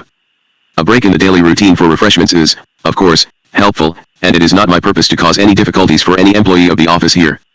However, this matter has been the topic of much unfavorable comment, and one individual has suggested writing a letter to the editor of the Kansas City Star. The envelope was marked personal, and those in the bureau knew that such mail was sent, unopened, directly to Mr. Hoover. Before he had half finished the letter, my career was in jeopardy. The matter had to be resolved at once, and Smokey Wood was on his way to Kansas City that same evening. The author of the letter had been very clever in selecting allegations that were guaranteed to inflame J. Edgar Hoover. Coffee drinking on government time was, for example, a mortal sin in the FBI catechism. The second allegation was equally damning. If I had actually told the agents not to close any cases in July, I would have been fired on the spot. It was not that Hoover had any objection to carrying a high caseload, but he didn't want to get it by doctoring the records. That agents were talking about their work in a loud voice was also calculated to bring down the wrath of the director. If each of these allegations was designed to raise Hoover's blood pressure, the last paragraph was the topper. It contained a threat to put the bureau in a bad light through a letter to the editor. Fortunately for me, Wood had made his investigation in a highly professional manner. He had photographs of every agent in the Kansas City office, and when he arrived in town he did not check in. Instead, he went directly to Bonura's restaurant on his first morning in Kansas City and sat there in a corner booth until 10 o'clock. Whenever a male walked in, Wood thumbed through his photographs to see if he could identify him as an employee of the Kansas City office. From 3:30 p.m. until 6 o'clock p.m., he repeated this procedure at the Pickwick Hotel. After 3 days, he had identified no FBI coffee drinkers, and he so informed Washington. His next step was to check case closings. Contrary to what the anonymous letter had said, the closings were higher for July than for any previous month. It was apparent then to Hoover that a bureau official had been falsely accused, and he was equally incensed. With a barely perceptible shift of gears, the aim of the inquiry became to identify the anonymous letter writer, and it was for this that my vacation had been cancelled. Since it was clear from internal evidence that the writer was familiar both with the routine of the office and with what would incense Hoover, we knew that the writer had to be one of us. It could not, however, have been an agent who would have known that the charges could easily be disproved. Bonura's had long ago been a favorite coffee drinking spot for agents. It was therefore clear that the writer had to be an older clerical employee. I was sure that I knew who that employee was, but since I could not prove it, I felt that to make an accusation would only disrupt the office. Perhaps I benefited from the experience. Hoover, I am sure, realized that the letter was an indication that I was not afraid to discipline an employee if it was necessary. There were other ways to demonstrate my administrative competence, ways less painful, but I did not let it rattle me. It was part of the job. I was not quite so philosophical when, in September of 1962, I received a transfer letter. I had expected a promotion for the work I had done in Kansas City. Instead, I was being returned to Washington as number one man to the assistant director in charge of the training division. Not only did I consider this a demotion, but I had very little interest in training. This was the only time in my FBI career that thought seriously about resigning. But at 49 years of age, I was not eligible for retirement and would lose the attractive benefits provided for all federal investigative employees when they left the government. It was not, however, the demotion I thought. For some time, Hoover had been dissatisfied with the operations of the training and inspection divisions. To shake up the organization, he had separated training and inspection and brought in officials from the field to make them more efficient. As second in command, I was a kind of dean of the faculty for all the training programs in Washington and Quantico. Nevertheless, it was a humdrum job, and I would have retired on August 17, 1963, my 50th birthday, had it not been for a very interesting development. Impressed by the quality of FBI training of local police and appalled by the continuing rise of crime, Congress authorized the expansion of the FBI Academy in Quantico. As a result, I became deeply involved in the planning for the new academy. It was also my responsibility to review all memoranda and other material, and I made it a point to insist that every piece of paper that was to be read by the director be short and to the point. And because my new job was less demanding, I was able to polish and perfect my own memoranda, and this was noticed and appreciated by those above me. This was a factor in my movement up the pyramid of FBI responsibility. A PT * degree OT me NFAEJ3 he 1 VTI 4 EE me E re 4 ye PI 7 late 6 citing I 2 het NOI Jalirplin 10.29a. IOWERDA enunciatus. I am designating you Chief Inspector J. Edgar Hoover in May of 1924, when Attorney General Harlan Fiske Stone asked J. Edgar Hoover to take over the Bureau of Investigation. The Justice Department's investigative arm was widely categorized as a national disgrace. Hoover accepted the job on a series of conditions. The Bureau must be divorced from politics and not be a catch-all for political hacks, he told Stone. Appointments must be based on merit. Promotions will be made only on proven ability. And the Bureau will be responsible only to the Attorney General. IT wouldn't give it to you under any other conditions, Stone answered. And over the years, that guarantee by Harlan Stone had allowed Hoover to make the FBI the Federal was added in 1935 to the Bureau's official designation, the fine instrument of law enforcement that it had become by the time I enlisted in the ranks. There was only one attempt, as far as I know, to make it a catch-all for political appointees, and that was in the early Roosevelt administration. But Hoover remained firm and thereby improved his standing with FDR, with the Congress, and with the press.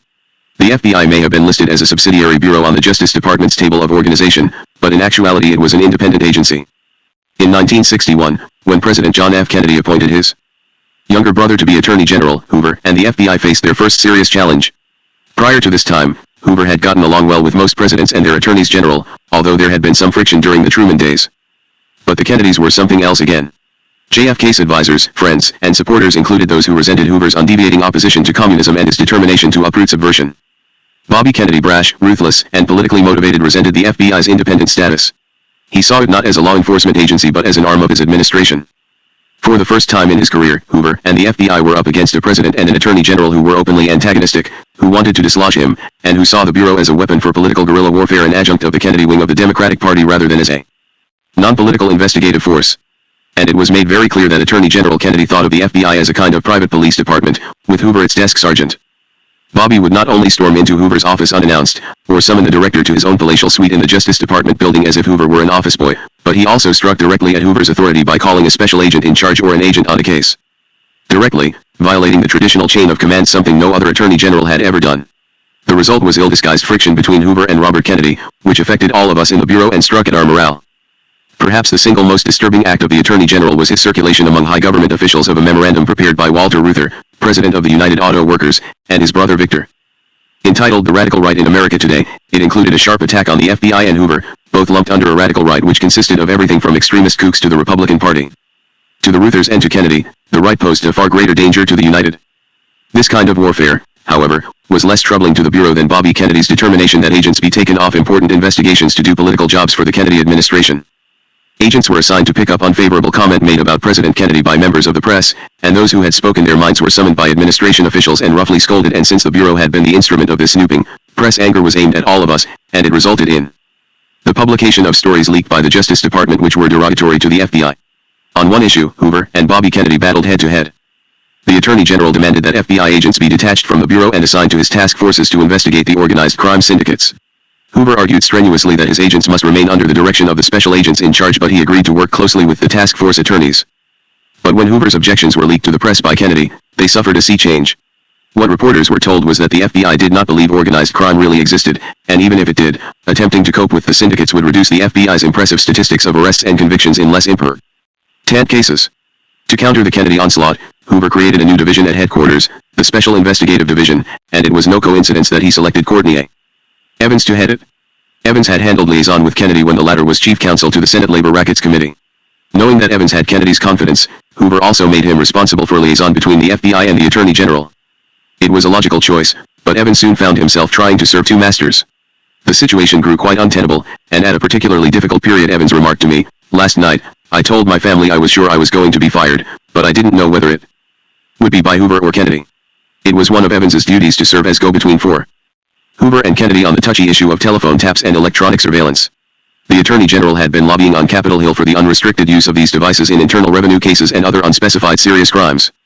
Contrary to the view held by many, both then and now, Hoover believed that wiretaps and bugs should be used very sparingly. To protect himself and the Bureau from repercussions that might result from any disclosure of the extent to which electronic devices were employed, Hoover made certain that the Attorney General was kept fully informed and that his approval was carefully noted. As noted earlier, I myself had discussed with Kennedy the FBI's use of these devices when I was special agent in charge at Kansas City. The wisdom of Hoover's procedure became apparent after Bobby Kennedy left the Justice Department and was serving as a United States Senator. Times had changed, and he was leading the fight against wiretaps and bugging. When an instance of FBI bugging during his tenure at Justice became known late in 1966, Senator Kennedy launched an attack on the Bureau, deploring what he now saw as a dirty business. In response to a letter from Representative H.R. Gross requesting clarification, Hoover wrote, on December 7, 1966, "Your impression that the FBI engaged in the usage of wiretaps and microphones only upon the authority of the Attorney General is absolutely correct. You are also correct when you state that it is your understanding that full documentation exists as proof of such authorization. You will find attached to this letter a communication dated August 17, 1961, signed by former Attorney General Robert F. Kennedy, in which he approved policy for the usage of microphones covering both security and major criminal cases. Mr. Kennedy, during his term of office, exhibited great interest in pursuing such matters and, while in different metropolitan areas, not only listened to the results of microphone surveillances but raised questions relative to obtaining better equipment. He was briefed frequently by an FBI official regarding such matters. FBI usage of such devices was obviously increased at Mr. Kennedy's insistence while he was in office. A memorandum on Justice Department stationery, with approved and the signature Robert F. Kennedy was attached. It discussed the future use of microphone surveillance in New York, which the telephone company would agree to, as it had always done, if it was authorized by a letter which the Attorney General had approved. We have not previously used leased lines with microphone surveillance. The letter signed by Bobby Kennedy continued because of certain technical difficulties which existed in New York City. These technical difficulties have, however, now been overcome. This type of coverage can be materially extended in security and major crime cases. Accordingly, your approval of our utilizing this leased line arrangement is requested. Approved. Robert F. Kennedy, the former Attorney General, immediately charged Hoover with being misinformed and made public a letter from Courtney Evans which tangentially seemed to support Kennedy's contention that he may have signed his approval without reading the document in question. Hoover countered with two documents from Courtney Evans recounting meetings with the Attorney General. The first noted that Kennedy was pleased with the manner in which the FBI had used electronic surveillance and asked for a complete list of all such activities. The second recounted a detailed conversation with Kennedy concerning the leased line situation in New York and reported that he approved the proposed procedure before signing the authorization. Kennedy's answer was that Hoover had at no time discussed this important matter with me. Technically true, since all discussions had been with Courtney Evans, the FBI Justice Department liaison agent. There is no doubt that Hoover considered Attorney General Kennedy, in the words of another writer, brash, impetuous, bad-mannered, and undisciplined. He was also more than irritated that Kennedy demanded a hotline between the Attorney General's office and his. The first time it was used, Hoover's secretary answered. "When I pick up this phone," Kennedy said rudely, "there's only one man I want to talk to. Get this phone on the director's desk immediately." The phone remained there until after President Kennedy's assassination, and then was returned to Miss Gandy's desk. There was one amusing side, if you can call it that, to the Attorney General's imbroglio with Hoover. At a time when the White House had declared war with United States Steel, there were press stories that seemed to reflect on antitrust violations by Bethlehem Steel. Robert Kennedy called Hoover late in the evening and demanded that the writers of those stories be questioned immediately. Hoover might have waited until the morning but, perhaps with a touch of malice, he did exactly what Kennedy had demanded. Reporters were rooted out of bed in the wee hours of the morning to be questioned, and they were as incensed at this as they were at the Attorney General's assumption that he could compel them to reveal news sources. This state of affairs ended when John F. Kennedy was assassinated in Dallas. RFK's influence declined abruptly and he could no longer have his way simply by murmuring, "Do you want me to talk to my brother about this?" On September 3, 1964, he resigned. While JFK had been alive, it was generally assumed that some politically safe method would be devised to replace Hoover with Courtney Evans. The date suggested by inside sources was to be soon after the 1964 election. But because of the concessions he had made to RFK, Evans's power in the Bureau hierarchy dissolved and he applied for retirement. Approval was prompt, and Evans went into private lawbrook. Hoover quickly acted to restore the FBI's prestige and independence in the government. His replacement for Evans was James H. Gale, a tough and highly competent veteran of the battles in the field and someone who could stand up to the Justice Department. But the reorganization also affected me. On Friday, November 13th, a few minutes after he had given Gale the Evans assignment, Hoover summoned me to his office. I still remember the exact minute that I entered Hoover's inner sanctum 3:53 p.m. with no idea what the meeting was to be about. "It's good to see you, Felt," the director said as I shook his hand. "How have you been?" "TM fine," I said, relieved by the cordiality of the greeting. Hoover wasted no time. "Felt," he said, "Evans has applied for retirement and I have approved it. I have just designated Gale to replace him. I told Gale that Evans had been wishy-washy in dealing with justice. Gale knows I expect him to stand up to them." "You picked the right man," I answered, wondering where I fitted into the picture. Hoover continued, "I'm transferring you to the inspection division to replace Gale. I'm designating you chief inspector, and if you demonstrate that you can handle the assignment, you will be promoted to assistant director." "Thank you, sir," was all I could manage. I want you to be firm and tough but fair. I want you to be my eyes and ears. You will report directly to Tolson. Again, I manage to thank you, sir. I want you to handle a seat of government inspection under Gale's supervision before you take over. After that, you will be on your own. However, I want to talk to you personally before each inspection of the New York office. This I could understand. There had always been a subtle rivalry between the New York office, the FBI's largest, and the seat of government. For the third time, I said, yes, sir, feeling foolish but not knowing how else to respond. In my past conversations with Hoover, I had tried to contribute something, to show interest and aggressiveness, but this time I was too stunned. In the space of a few minutes, I had found myself standing at the door to the FBI's top echelons. That's all, Felt, Hoover said. I expect you to do a good job. Mr. Hoover, I said, I'll do the very best I can. You can count on it. I hope so, Hoover answered, and picked up one of the memoranda on his desk.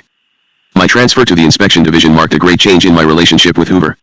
Prior to that time, as a SAC, I saw him once a year for no more than 30 minutes. During my tenure in the training division, I saw him only a few times. Now all that changed. He would call me on the intercom and I saw him with increasing frequency for personal conferences. During his last year, I saw him or talked with him on the intercom or telephone several times a day. This association was strictly business and my only social contact with him was at a banquet of the Society of Former FBI Agents, where he was the guest of honor shortly before his death. The chief inspector occupied a unique position in the FBI hierarchy. Operating under the direct supervision of the director and with authority to inquire at any time and any place on any matter, the chief inspector was both feared and respected. Shortly after my transfer to this inspection division, another assistant director said to me, "You are in a position where you can do a lot of good or a lot of harm." I knew what he meant. During my movement up the FBI pyramid, I had learned that there was a major difference between constructive and destructive criticism. I was determined to be as constructive as possible, and think it is fair to say that during my 6 years as FBI chief inspector I lived up to that resolve. I tried to achieve a balance between the rigid demands of Hoover and what I felt were the best interests of the Bureau and its personnel. No organization operates completely without error, and the FBI was no exception.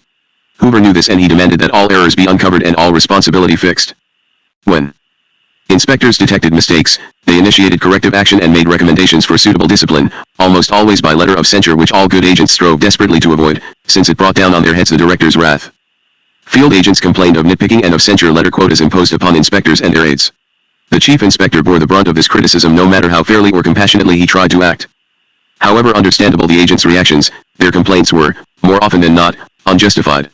For one thing, Hoover just would not accept an inspection report which found a field office or SOG division to be in perfect condition.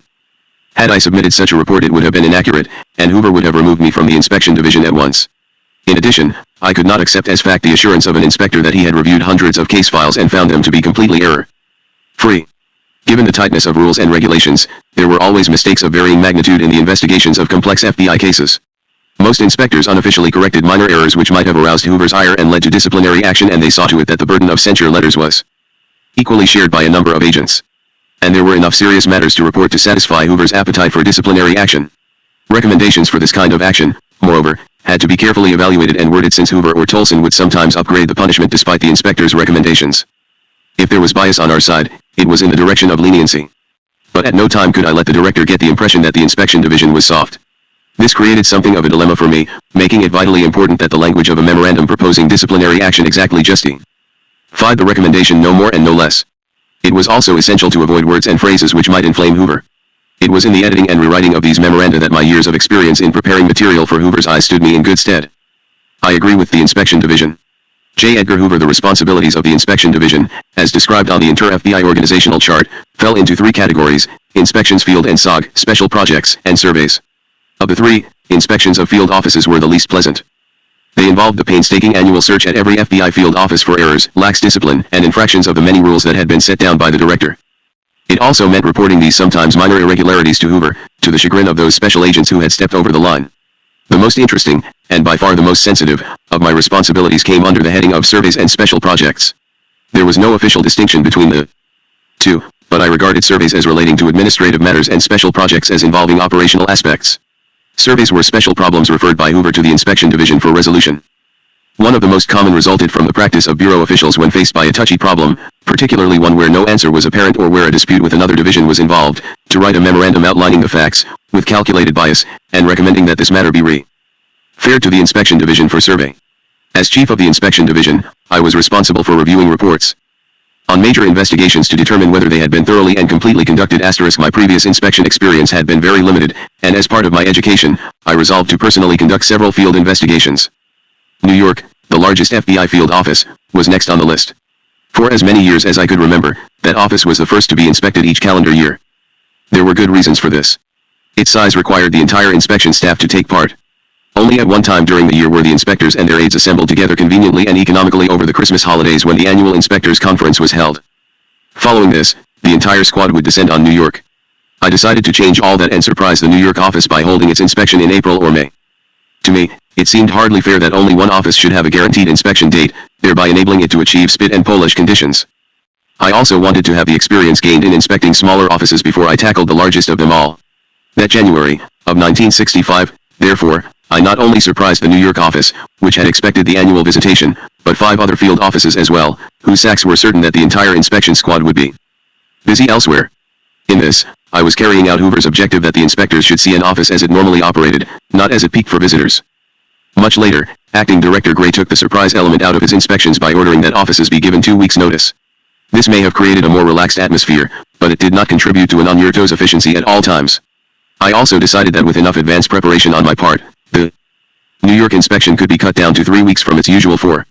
This would not only save precious time for the inspection division, but also relieve the New York office of 25% of the inconvenience of having inspectors in its hair.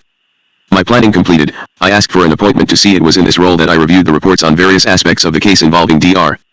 Martin Luther King, Jr. The director, disguising my need to confer with him to prevent the unlikely possibility that New York might be tipped off. 2 days later, I was in Hoover's office.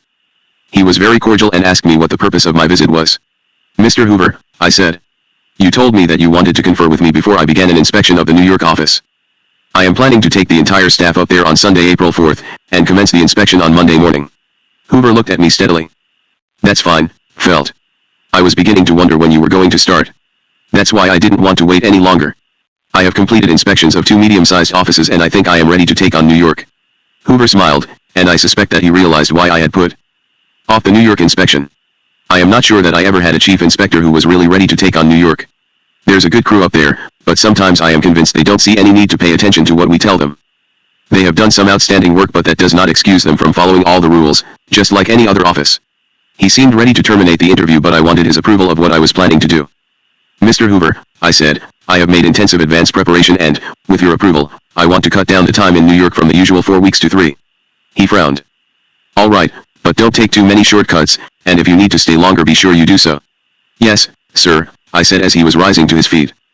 "I'll see that you get an inspection report on the New York office which is as good or better than what you have received before." He nodded and turned back to the work on his desk.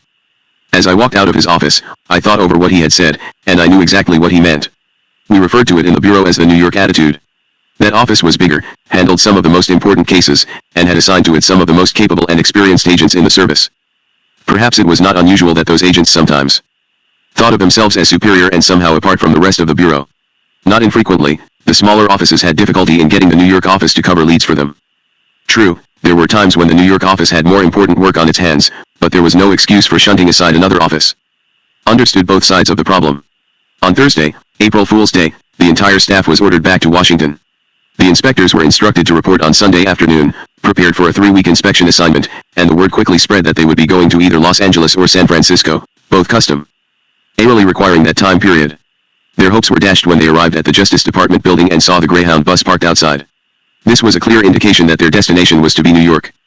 When we arrived and had checked into the hotel, I called John F. Malone, Assistant Director and SAC of the New York office, to let him know that we were in town to start an inspection the following morning.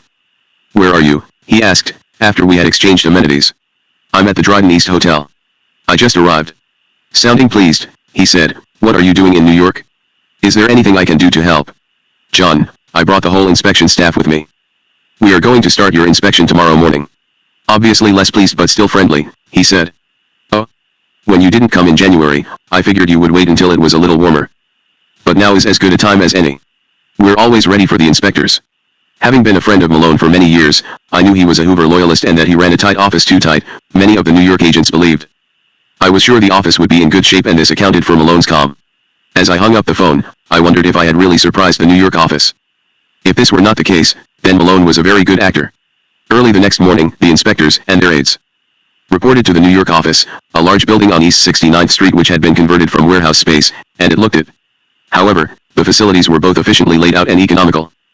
The executive office space left nothing to be desired. It included a large conference room degree and an elegant private office, built especially for the director by a liberal General Services Administration.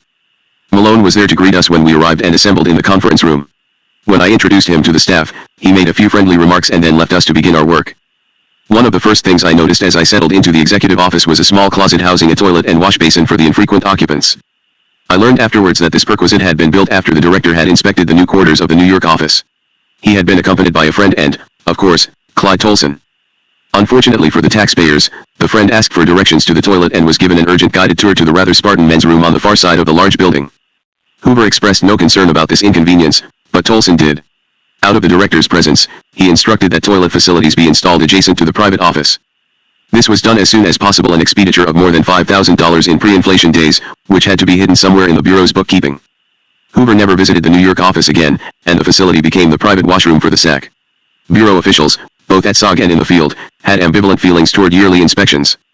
Most kept their operations as inspection-proof as possible, partly in anticipation of inspections. But they all benefited from inspection and frequently pointed the inspectors in the direction of problems they had not been able to solve. They also realized that an inspection would provide an in-depth look at each phase of operations in a way that an official in charge would like to do if he were not up to his neck in investigative matters. Unfavorable trends were detected and corrected while they were still minor. Inspections also served another purpose. A SAC, when he had to crack the whip, could blame the possibility of an imminent inspection for his rigorous application of the rules. The agents, had they been polled, would have added their own reasons for disliking inspections, which meant a minimum of 2 weeks of answering questions. In addition, every agent knew that 25% of his case files would be carefully reviewed and, if he was found wanting, this could lead to a letter of censure from the director. Inspections did require time and manpower to answer all the questions and prepare all the studies and charts demanded by the inspector. Probing questions were asked not only for the status of cases but also for plans to solve problems. Detailed statistical information was required to permit comparison with prior years and with other field offices of similar size. Financial records were reviewed. Informant programs were evaluated and payments to informants had to be fully justified. All this material would be collected and assimilated by the inspector, who would prepare a detailed summary for the director. Before I arrived in New York, I had carefully studied the material which had been prepared during the last inspection. I tried to look at it from the viewpoint of a harried field official, at the same time keeping in mind my responsibility to the director. I made a number of streamlining changes which I felt would be helpful to the field office. I also knew from my experience as a SAC and an inspector that the first 2 or 3 days of an inspection involved considerable wheel spinning as the aides became organized and the office adjusted. I resolved to make sure everything was productive from the very first minute. And it was. With Malone's full cooperation, the New York office moved into high gear immediately, and when the agents realized that they could be rid of us in 3 weeks, their efforts became truly amazing. It did not take me long to realize that the office was operating well. Results attested to that. On April 23 the inspection was completed on schedule, and we managed to finish early enough to ride the Greyhound back to Washington on government time, an unheard of luxury in Hoover days because he preferred that official travel be done on overtime. The streamlined inspection was effective and everyone, including the director, was pleased. Special projects and surveys, my other responsibilities, gave the director an opportunity to evaluate my abilities outside the area of inspection routine. The more I handled, the more Hoover turned to the inspection division, and in time he was directing all unusual problems to me. Not all were earth-shaking and some were just plain sticky. The stickiest occurred when Hoover ordered me to conduct an inspection of his own office. There had been a slip-up over an important piece of mail, a letter marked personal, which, like all such correspondence, was sent directly from the mailroom to Helen Gandy, Hoover's personal secretary. Miss Gandy, in her 60s at the time, had been Hoover's personal secretary even before he became FBI director. She was bright and alert and quick-tongued and completely dedicated to her boss, whose interests she constantly protected. Because she had Hoover's ear, all bureau officials tried to ingratiate themselves with her. But she had slipped up. Recognizing the importance of the personal letter, Miss Gandy had it carried by special messenger to the Crime Records Division for expeditious handling. Inadvertently, she failed to notify Edna Holmes, the office manager, who would have placed the matter on her special list for day-to-day follow-up. Miss Holmes had also been in the bureau for many years, and, because of her competence, had risen to a high position. There was a delay and Hoover demanded an explanation of Miss Gandy, who blamed Miss Holmes. Miss Holmes in turn denied any responsibility. Hoover then instructed me to make a complete inspection of his office to determine what had gone wrong. This put me in a no-win position. If I sided with Miss Holmes, who was not at fault, I would antagonize Miss Gandy. To have sided with Miss Gandy would have been dishonest. I was between a rock and a hard place. Searching for something which would please everybody, I made a careful study and analysis of operations in the director's office, including mail flow, personnel management, and communications. Operations were very efficient, and I was hard-pressed to think of ways of improvement. I made a number of recommendations which were mildly helpful and definitely not critical.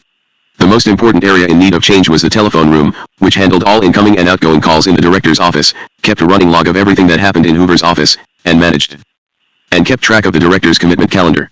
The pressure there was very great, and Miss Holmes had been trying to raise the salary level of the telephone room clerks, only to be blocked by the administrative division. I submitted a recommendation for salary increases and sent it directly to Hoover. He noted, "Okay, H. However, I needed something more impressive than that." The exhibits section, which ordinarily builds displays and evidence models, served me here. The telephone room was operating in a makeshift fashion with two desks side by side. The logs, the frequently consulted calendar, and other records were stacked one on top of the other. I asked the exhibits section to design a single massive operating desk where all the important material could be put on swinging supports or in special slots for ready access by either clerk. The exhibits section outdid itself, and the operations center which it constructed looked like an airline ticket office of the future. Everyone, including Hoover, was extremely pleased. Hoover made no further mention of the error which had triggered the inspection, and I am convinced that all he wanted was to stir things up a bit. One of the surveys which I handled for the director led to charges that in a fit of pique he had cut off all liaison with other government agencies. There was some basis for this story, but in fact liaison with other government agencies was not cut off, though changes were made. The incidents which led up to that change were these: on March 14, 1969, Thomas Ryha, a 39-year-old professor of Russian history at the University of Colorado, disappeared from his home without a trace. The FBI knew of Ryha's whereabouts but could not tell local authorities because this might jeopardize confidential sources. However, an FBI agent confidentially briefed a CIA man, who in turn told Dr. Joseph R. Smiley, the president of the university. Dr. Smiley made a statement that Ryha was alive and well, but would not disclose his sources. When Hoover learned what had happened, he was very angry and demanded that the CIA identify its FBI source. This the CIA man in Denver refused to do. Coinciding with the Ryha affair, there was a second incident, which had a greater impact on the situation. The FBI maintained a liaison section in the Domestic Intelligence Division, and the 10 agents assigned to it were responsible for SOG contacts with all government agencies. Robert Haynes worked full-time on White House liaison, and Sam Papich dealt exclusively with the CIA. Papich had an extremely effective working relationship with the CIA, from the lowest supervisor to Director Richard Helms. He shared the concern of his boss, William C. Sullivan, then Assistant Director in charge of the Domestic Intelligence Division, as well as that of Director Helms, that the FBI was not moving aggressively enough against foreign agents in the United States. In 1970, when he retired, Papich wrote a polite but critical note to Hoover urging greater action. Hoover was furious and told me he believed the Papich letter had been drafted by the CIA. As a result of these two cases, Hoover called me into his office and said, "I want to abolish the liaison section. It's costing us $250,000 a year, and other agencies obviously benefit more from it than we do. Let the supervisors handle their own contacts with other agencies." "Let me look into it," I answered. "I think we can work out something which will be effective." "What about the White House? Do you want to continue direct liaison there?" Hoover thought briefly. "Cut it all out except the liaison with the White House." Clearly, the director had made up his mind and nothing was going to change it. The old method was more effective though more costly to the Bureau, but it was out. I could only recommend that the FBI handle interdepartmental liaison the way other government agencies did, with individual supervisors dealing with their counterparts in other agencies did. Directly by telephone, confirmed by correspondence. This in no way ended FBI liaison with other government agencies as has been charged. In 1972, Acting Director Gray re-established the liaison section, though on a smaller scale than it had been prior to the Hoover order change. My major surveys were designed to streamline various FBI operations. The FBI, for example, was responsible for tracking down military deserters, referred to us by the Pentagon. Investigative leads were sent to the field from SOG, and one of these was the barracks bag check and inquiry to the military post from which the deserter took his unauthorized departure. In many cases, however, the deserter had returned by the time the administrative process got the investigation underway. The barracks bag check therefore ensured that there would be no wasted time and effort by agents. The National Crime Information Center had just become operational at FBI headquarters. It consisted of a computer with terminals located in major police departments throughout the country. Local police fed data into the computer, primarily about stolen property and wanted fugitives. The police query would be answered in seconds. When the military began entering data on deserters into NCIC, they would also inform the computer of the return of the deserter. This made the barracks bag check valueless. But there were loud cries of anguish from both the Special Investigative Division and the Administrative Division when I recommended that these checks be eliminated. They had no convincing arguments, and their real concern was over the sharp reduction in the caseload, several thousand cases at any given time. There was loud and bitter debate over my proposal, but when the pros and cons were submitted to the director, he noted, "I agree with the Inspection Division." Asterisk. In addition to the regular and ordained duties of the inspectors, there was one other, special assignments in the field to handle major investigative problems, for Law Ephraim Zimbalist, Jr. of TV FBI fame. As far back as the mid-30s, Hoover ** location and apprehension of military deserters by the FBI has since been discontinued. made a practice of sending bureau officials to the scene of major cases or anticipated major developments. Hugh H. Clegg was sent to the Midwest in 1934 to take charge of the raid on the Little Bohemia Lodge in Wisconsin, from which John Dillinger, Babyface Nelson and other gangsters escaped after a shootout in which one FBI agent was killed. Inspector Earl J. Connolly was in almost constant travel status during much of his career and led the squad of agents which killed the notorious Ma Barker and her son in a Florida gun battle. This practice of sending high bureau officials for on-scene direction continued until Hoover's death in 1972. One of my less successful achievements took place during the summer of 1965 when Salvatore Palma, a soldier in the Mafia, was charged with transporting the money from a supermarket holdup in Texas through the mails to Kansas City. Palma, who knew much about Mafia activities, was desperately afraid of being tried in federal court and ending up in the penitentiary. The Mafia was afraid that, if convicted, Palma would sing. Early on the day he was to appear in court, his body was found in a cemetery, shot in the head and the back. Mafia leaders, ignoring the shot in the back, said that he had committed suicide. The U.S. Attorney and the FBI knew that Palma had been killed to silence him. Because I had previously been sacked in Kansas City, Hoover picked me to go to the scene. Gangland slayings go unsolved more often than not and I was not happy with the assignment. And though I stirred up a beehive of investigative activity, we got nowhere. We knew who had committed the murder, but witnesses who feared they would end up in the river if they talked refused to cooperate. Because I had not solved the case, Hoover would not let me return to Washington for 5 months, after which he relented. Perhaps my most interesting special assignment resulted from a full-scale revolution in the Dominican Republic in April of 1965 when army insurgents sought to overthrow the ruling civilian triumvirate led by Dr. Donald J. Cabral and to return to power the exiled former president, the leftist Juan Bosch. President Lyndon Johnson was gravely concerned and sent in the Marines, ostensibly to protect American citizens and American property. He demanded thorough and up-to-the-minute information on the fighting, something the intelligence community could not supply. On the third day of the revolt, Hoover sent a summary to the president. It outlined specifically what the insurgents were going to do on the fourth day. Events proved the Bureau to be correct, and Hoover continued to supply the president with advance information on the thinking and planning of the insurgents. The president was delighted, and for Hoover it was a feather in the FBI's cap. The information, moreover, was coming in as a result of good investigative procedures. Bosch was living in Puerto Rico, directing the operations of his forces by long-distance telephone. Each evening he talked with his Confederates in Santo Domingo for as long as 2 hours while they plotted their strategy. SAC Wallace R. Estill of the San Juan office had requested and obtained approval from both Hoover and the Attorney General to plant a wiretap on Bosch's telephone, and every word of the revolutionary strategy sessions was monitored and recorded by FBI agents. This information was summarized and went to FBI headquarters, then passed on to the President and the intelligence community, giving Johnson a flow of completely accurate and preemptive knowledge of revolutionary activity. But after an auspicious start, the value of the Bureau's intelligence began to deteriorate because of delays in transmitting the information from San Juan to Washington FBI headquarters. Some of the delays were as long as 24 hours. A frustrated J. Edgar Hoover called a conference in his office attended by Clyde Tolson, Alan H.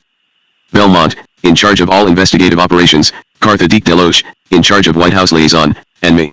Hoover cited several examples of extremely slow transmissions from San Juan and stated flatly, "I won't tolerate any more delays like this." Tolson speculated that the agents in the San Juan office were probably going home by 5:30.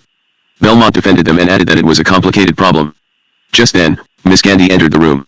In her hand was the latest radiogram from San Juan, a fairly short summary of a telephone conversation between Bosch and the insurgents. It had taken place 18 hours earlier.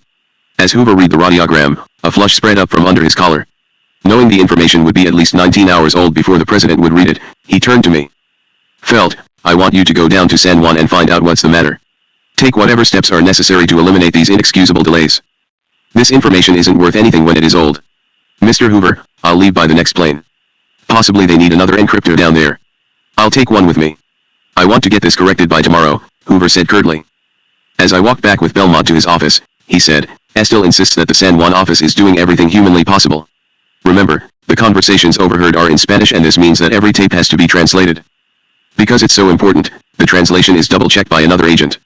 They're sending summaries which take time to prepare, but they're long because they resolve any doubt in favor of sending questionable material.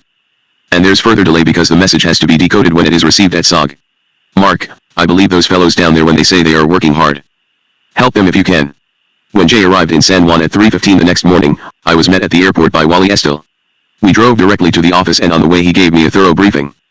The bottleneck was certainly not caused by lack of effort. Estill's overtime was averaging 8 hours a day, and this was almost matched by the other agents. When I surveyed the situation at the office, I decided that nothing further could be done about speeding up the translation of the monitored messages.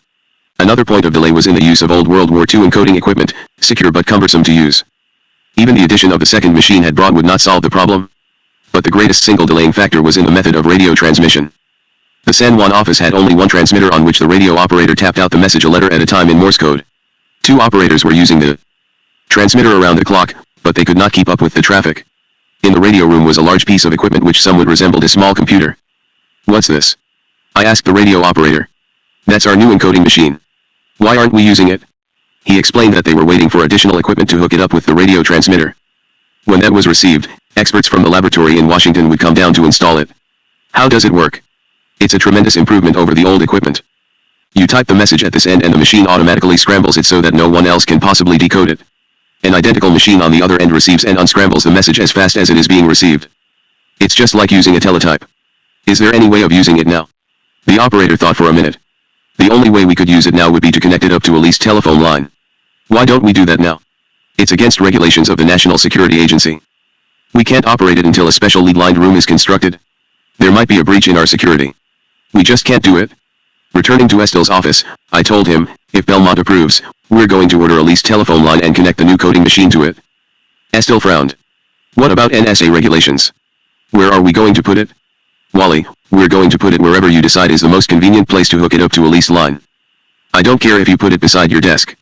This is an emergency and we aren't going to worry about regulations. We called Belmont, and when he came on the line, I explained what I had in mind. He immediately agreed and added that he would make arrangements for the hookup at his end. I promised him that the new machine would be in operation before the day was over. Late that afternoon the leased line had been brought in and the coding machine was working at full speed. By midnight, the large backlog of summaries had been sent to the Bureau and the messages were going out on a current basis. The coding machine sat in full view for all to see in the center of the agent's room. There was nothing very confidential about the installation, but I was certain that there was no possibility of any compromise in security. The bottleneck was broken. I had accomplished my objective and I had done it in one day as Hoover had demanded. Growing out of the Dominican crisis were the seeds of a rift between the FBI and CIA, which had sole responsibility for intelligence gathering outside the continental limits of the United States. President Johnson was very disappointed with CIA efforts in the Dominican Republic and extremely pleased with the Bureau. Much to the chagrin of CIA, he ordered Hoover to establish an office in Santo Domingo. Hoover did not want this and it took him nearly 2 years to convince the White House to close the office. _Sina EAS 306. Pet we I re MTOEA he salts NEAE equals 47 BSN 74 Sensit EEYLE Bori GH2 EVA IPI 216 ALI New Van, RI, _ 7. IH7A. Chapter 8 They want you to call on the secure line. Edward S. Miller There had been attacks on the FBI before, but for the most part they had been little more than sporadic sniping. The one frontal assault of any consequence was spearheaded by Max Lowenthal, a Harvard Law graduate who had served with various congressional and executive branch committees and commissions in the 30s and 40s. His tedious book entitled The Federal Bureau of Investigation, a compilation of virtually every criticism of the FBI and Hoover since the World War I era, was published in 1950 with some encouragement from then-President Harry Truman. The chief executive had resented J. Edgar Hoover's warnings, ignored by the White House, that Soviet sympathizers in the government were doing the Kremlin's work. But Lowenthal's book, though purporting to be a scholarly work, was so full of factual errors and distortions that it was quickly discredited by both public and the press. In the turbulent 60s the FBI and Hoover were prime targets of the New Left as it rampaged on the campuses and across the nation. Its paranoid fear of the FBI, which it hysterically equated with the Soviet secret police, seeped into the press and found growing expression among the more bewitched and bothered opinion makers.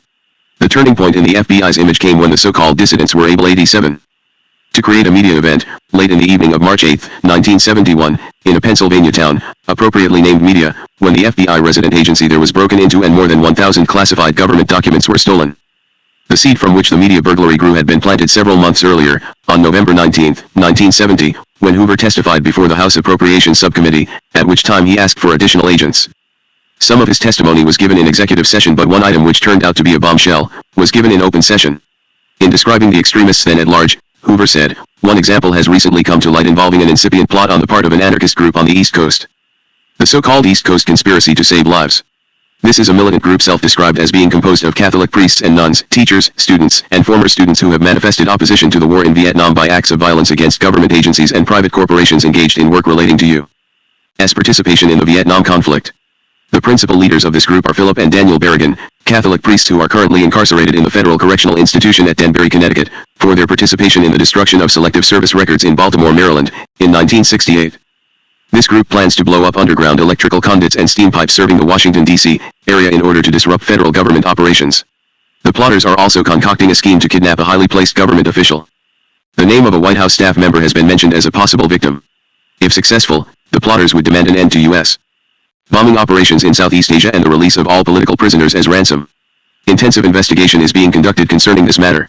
The statement, though accurate and reflecting the results of FBI probing, was gratuitous because Hoover was appearing before the subcommittee in support of more agents to combat organized crime. Pertinent or not, it made headlines. News. Stories disclosed that the intended kidnap victim was Henry A. Kissinger, the president's foreign affairs advisor. The New Left reacted strongly. William M. Kunstler and Reverend William C. Cunningham immediately took up arms against Hoover and branded his statement a far-fetched spy story. They argued vociferously that if Hoover had the evidence he claimed to have, his duty would be to see that the Berrigans and their alleged co-conspirators are prosecuted. Other critics felt that the Hoover remarks constituted prejudicial pretrial publicity which violated the constitutional rights of the Berrigans. Few noted that it had been the press and not Hoover which had given his statement page 1 prominence. Sensitive and unaccustomed to this kind of criticism, the FBI reacted with consternation. Though the background material concerning the Berrigans had originated in the Domestic Intelligence Division, the man who headed it, William C. Sullivan, quickly disclaimed responsibility. He insisted that although he had furnished the information to Hoover, he had warned against its use. Hoover's reaction, however, was to exert greatly increased pressure to bring the case to a speedy conclusion. Hoover's pressure brought results, and on January 12, 1971, Attorney General John Mitchell announced that a federal grand jury in Harrisburg, Pennsylvania, had returned indictments against the Reverend Philip F. Berrigan and 5 others on charges of conspiring to kidnap Henry A. Kissinger and to blow up the heating systems of federal buildings in Washington. The trial actually commenced on February 21, 1972, and was marked by frequent histrionics by the defense attorneys and repeated demonstrations outside the courthouse. On April 5, 1972, a tired jury trooped back into the courtroom to announce that they found Berrigan and Sister Elizabeth McAllister guilty on 4 counts of smuggling contraband letters at the Lewisburg, Pennsylvania, federal prison, but they were unable to reach a verdict on the charges of conspiracy to kidnap presidential advisor Henry Kissinger, blow up Washington, D.C., heating tunnels and raid draft board of FISAs. The defendants and their counsel Kunstler, Leonard Boudin, and former Attorney General Ramsey Clark were jubilant, particularly when the Justice Department decided not to retry the case. The Berrigan victory was aid and comfort to the extremist left, which now saw the FBI as vulnerable, and they determined to strike in more damaging ways. I was affected only in an indirect way. Hoover had given me the task of supervising the security of FBI resident agencies, in anticipation of revengeful action against the FBI by Berrigan supporters. This is how I became involved in the events at media. On Wednesday, March 9, 1971, I was in New York on a routine inspection of the field office. I had just started to shave that morning when the phone rang. It was the night supervisor at the New York office. "The Bureau wants you to call as soon as possible," he said. "And they want you to call on the secure line." "What in the world do they want?" "Don't know," came the expected reply. "They didn't say." "They never do." I hurriedly dressed and rushed to the office, picking up the phone at 7:30. The Bureau switchboard operator came on the line right away. "Oh, Mr. Felt, Mr. Miller has been waiting for you to call." Edward S. Miller was then my top assistant in the inspection division. "Mark," he said, "what we feared has finally happened. A group of burglars broke into the resident agency at Media, Pennsylvania, near Philly, last night. Apparently they got away with a lot of serials. Within the Bureau, FBI file documents are called serials." Miller explained that a group calling itself the Citizens Commission to investigate the FBI had called one of the local papers to claim credit for the burglary. Using a crowbar, the raiders had broken the locks on every filing cabinet and made off with hundreds of documents, including many that were extremely sensitive and related to foreign intelligence. Within 30 minutes I was on the METRO liner bound for Philadelphia. As Ed Miller had said, such a midnight raid had not been unexpected by the Bureau. There had already been several burglaries at draft boards around the country by people opposed to the Vietnam War. Draft records were either stolen or destroyed, and in one instance animal blood had been poured over the files by the Berrigan brothers. There had also been an unsuccessful attempt to burglarize the FBI resident agency at Babylon, Long Island. The raiding party had attempted to break through the masonry wall, but all they had accomplished was to chip off the plaster, leaving the public corridor in a shambles. After the bungled incident at Babylon, it was obvious that another break-in would be attempted. It was then that Hoover had put me in charge of a survey to determine what precautionary steps should be taken to ensure adequate protection for sensitive FBI material. In conducting the survey, I discovered that only a few resident agencies were located in federal buildings which had 24-hour guard service. Some of these offices had built-in vaults providing good security. Most of the resident agencies, however, were located in commercial office space where protection was minimal. The answer was to furnish each office with a combination lock-safe type of filing cabinet in which confidential FBI documents could be stored. A good burglar-proof cabinet safe would cost just under $1,000, and of the 536 resident agencies, 475 would require cabinet safes. Some of the resident agencies would need more than one cabinet, or at least an outsize model. Unlike some agencies which casually spend the taxpayers' money, the FBI did not have $500,000 to put into cabinet safes. Some sort of compromise had to be made, and the only workable solution I saw was to pick out the key RAS and recommend them for the added protection. It was something of a calculated risk, but I picked those which were close to colleges and universities where there had been a great deal of activist ferment. My first reaction to the media burglary, therefore, was to check my memory. Had I picked media as one of the RAS to receive the new cabinet safes? When Ed Miller reassured me that I had, I breathed a sigh of relief. At the Philadelphia field office, there was word that Hoover wanted to talk to me as soon as possible. When I called, he told me that a contingent of laboratory and fingerprint experts had been sent from Washington to help with the investigation. He instructed me to confine myself to an inquiry into the breach of security, and I assured him that he would have a memo on his desk when he arrived for work the following morning. When I arrived at the media office, the experts were already at work looking for evidence which would help identify the burglars. What I wanted to see, though, was the safe, and there it was, the biggest type of two-door, burglar-proof, fireproof cabinet safe that money could buy, untouched and unscratched, in the middle of the office. The burglars had apparently not even attempted to jimmy this monster. In fact, I suspect they stole away thinking that they had failed in their mission, that the really secret documents were locked away in the big safe. The regular file cabinets had, however, been destroyed, no match for a determined burglar with a crowbar. I began my inquiry by asking the senior resident agent, "Okay, let's look at what you have in the safe." Reluctantly he spun the combination dial back and forth several times and swung open the heavy doors. There, in the completely secure interior where the sensitive documents should have been, were several two-way radios, assorted bureau firearms, handcuffs, blackjack, and a copy of the National Crime Information Center Operation Manual, a public document. The resident agents at media had completely missed the point, but the Citizens Commission to investigate the FBI had not missed a single important document. It is sadly significant that the critics of the FBI found ways to distort the facts of the media raid. In his book, FBI, Sanford J. Ungar set the tone when he reported the facts upside down. Hoover was enraged and, in FBI tradition, somebody had to be found to serve as the scapegoat. The fact that Dash, who was in charge of the media resident agency, had long since requested secure, locking file cabinets for the office, was ignored. Dash, declared culpable for this raid, was suspended for a month without pay and was handed a punitive transfer to the Atlanta field office. Ungar was correct only when he said that Hoover was enraged over the media burglary, and so was I. The senior resident agent in charge was responsible for the protection of bureau documents by putting them in the safe, and it was I, as chief inspector, who recommended the disciplinary action. This may have been a stern measure, but there were no other failures to properly safeguard confidential material. For 2 weeks after the burglary, there were no significant developments in the case. Then, on March 22, Senator George McGovern of South Dakota and Representative Parren Mitchell of Maryland, both outspoken critics of the FBI, received packages of selected material from the stolen files. Both men immediately turned the material over to the Bureau, and McGovern publicly stated that he would not associate himself with illegal actions of this nature. When the documents were examined by the Bureau, it was found that the Citizens Commission to investigate the FBI had selected only those items which put the FBI in a bad light. Contrary, explanatory, or mitigating papers, memoranda rescinding a previous order or censuring a particular action, were excluded. The Washington Post, however, described the classified documents taken in the media raid, and when the New York Times and other publications received copies, they printed excerpts from the stolen files. While elected officials had shied away from handling the material, the press showed no such compunction. In March of 1972, a publication calling itself When published *, in direct response to the media burglary, Hoover ordered that we close as many resident agencies as possible. Though he knew that it was desirable to have an agent as close to the scene as possible, he had always regarded the RAS as something of a necessary evil. I tried to talk Hoover out of this idea, arguing that it would increase transfer and operational costs, and that we would receive angry complaints from citizens of the areas where offices were being closed. Hoover would not listen, and before we were through, the Bureau had closed 100 of its 536 resident agencies. An 82-page large-size pamphlet purporting to be a full reproduction of the more than 1,000 documents stolen from the FBI at media. It was entitled The Complete Collection of Political Documents Ripped Off from the FBI Office in Media, in answer to charges that only damaging documents had been released to the press, but the pamphlet was a repeat performance, a few selected documents. It is interesting to recall that all the media indignation was directed not at the burglars but at the FBI. In comparison, the media's anger focused a few years later on disclosure that the White House plumbers had broken into a psychiatrist's office in search of derogatory information which could be used to discredit Daniel Ellsberg, the man who photocopied and leaked the Pentagon Papers. Publication of those FBI documents which the Citizens Committee chose to release resulted in a great outcry against FBI practices which were depicted as reprehensible and un-American. That Hoover had over the years been praised by Roger Baldwin, the founder of the American Civil Liberties Union, and Morris Ernst, an ACLU guru, for his care in safeguarding the rights of the citizenry was forgotten, and the charge that the Bureau was a secret police was dusted off for use.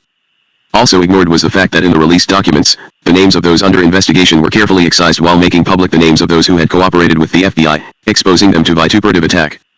At an earlier time, the media documents leaked to the press would have been accepted for what they were, but given the distemper of the times, the disclosures were turned into a weapon with which to cripple the effectiveness of the FBI and law enforcement generally. Much was made of the fact that a telephone operator at Swarthmore College had allowed an FBI agent to see the long-distance telephone records of a philosophy professor, and this was held up as an invasion of privacy. It was never mentioned that the professor was under suspicion of having harbored several fugitives from justice.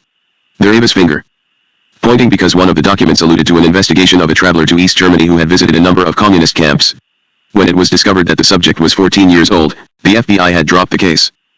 But one pertinent fact was omitted, namely that the FBI had taken up the investigation at the request of United States military authorities in West Germany. The accusation of racism was dredged up because the media documents showed that the FBI was attempting to recruit informants in the black ghettos.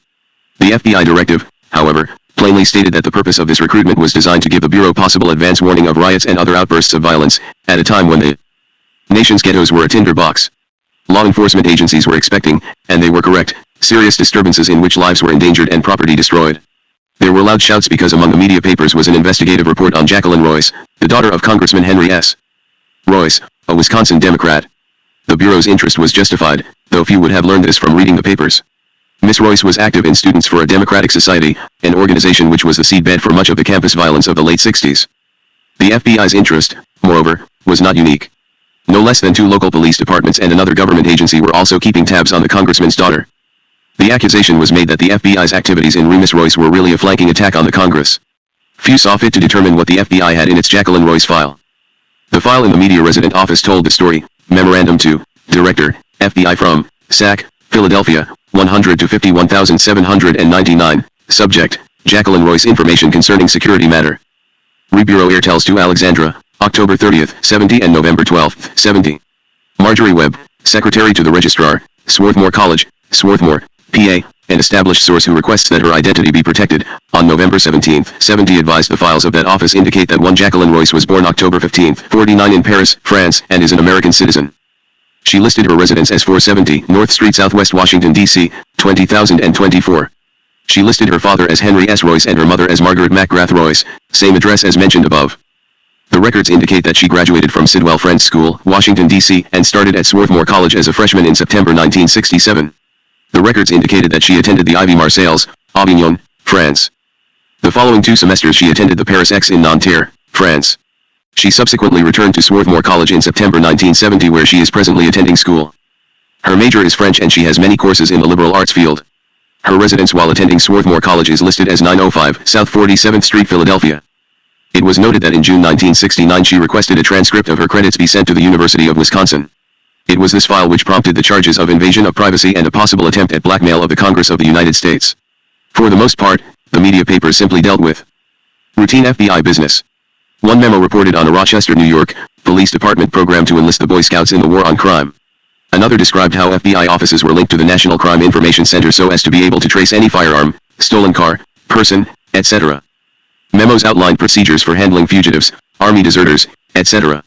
A very precise directive instructed special agents on exactly what authorization they needed for the use of wiretaps, spelling out the provisions of the Omnibus Crime Control Act of 1968. There were transcripts of telephone taps on the then violent Black Panthers, instructions on how to cope with rioters, and a number of investigative reports. Though with perhaps one exception the media papers were relatively innocuous, damaging only to confidential FBI work, they were employed by critics of the FBI to revive old stories of a secret dragnet and of the inhibiting influence of FBI dossiers, previously given wide currency by such writers as Tom Wicker of the New York Times and Victor Navasky, a leftist viewer with alarm. In 1969, Navasky had written with his flair for the fictional that a leaked FBI file, a damaging rumor can, of course, ruin a career. When an attorney general leaves office, his private files go with him, his official files go to the archives, but the FBI files drenched in raw, unevaluated data remain. And so the director with the FBI files as his private library is de facto caretaker to the nation's reputations. Wicker carried it a little further. When the Bureau broke up a homosexual ring, he wrote, they found that one of the victims was a member of Congress from an eastern state. Wealthy and a father, he had paid blackmail to keep concealed a homosexual episode with a member of the ring. The FBI has carefully kept his secret, it did not, for instance, call him as a witness, it has let him know that he has nothing to worry about which guarantees, of course, that he is one of the best friends the Bureau has on Capitol Hill. Navasky attacked the Bureau because it presumably leaked, Wicker because it did not leak. And in fact, as Hoover replied, the member of Congress, along with many of the others victimized by the blackmail ring, was not called because his testimony was not necessary to bring about a conviction. In any case, Hoover added, the decision was not the Bureau's to make, but the Attorney General's. We did not and do not make the names of such people public. But had we done so, the press would have been the first to condemn us, just as it condemns us now for remaining silent. It was the East Coast conspiracy which made the FBI files public, but it was the Bureau which received the blame.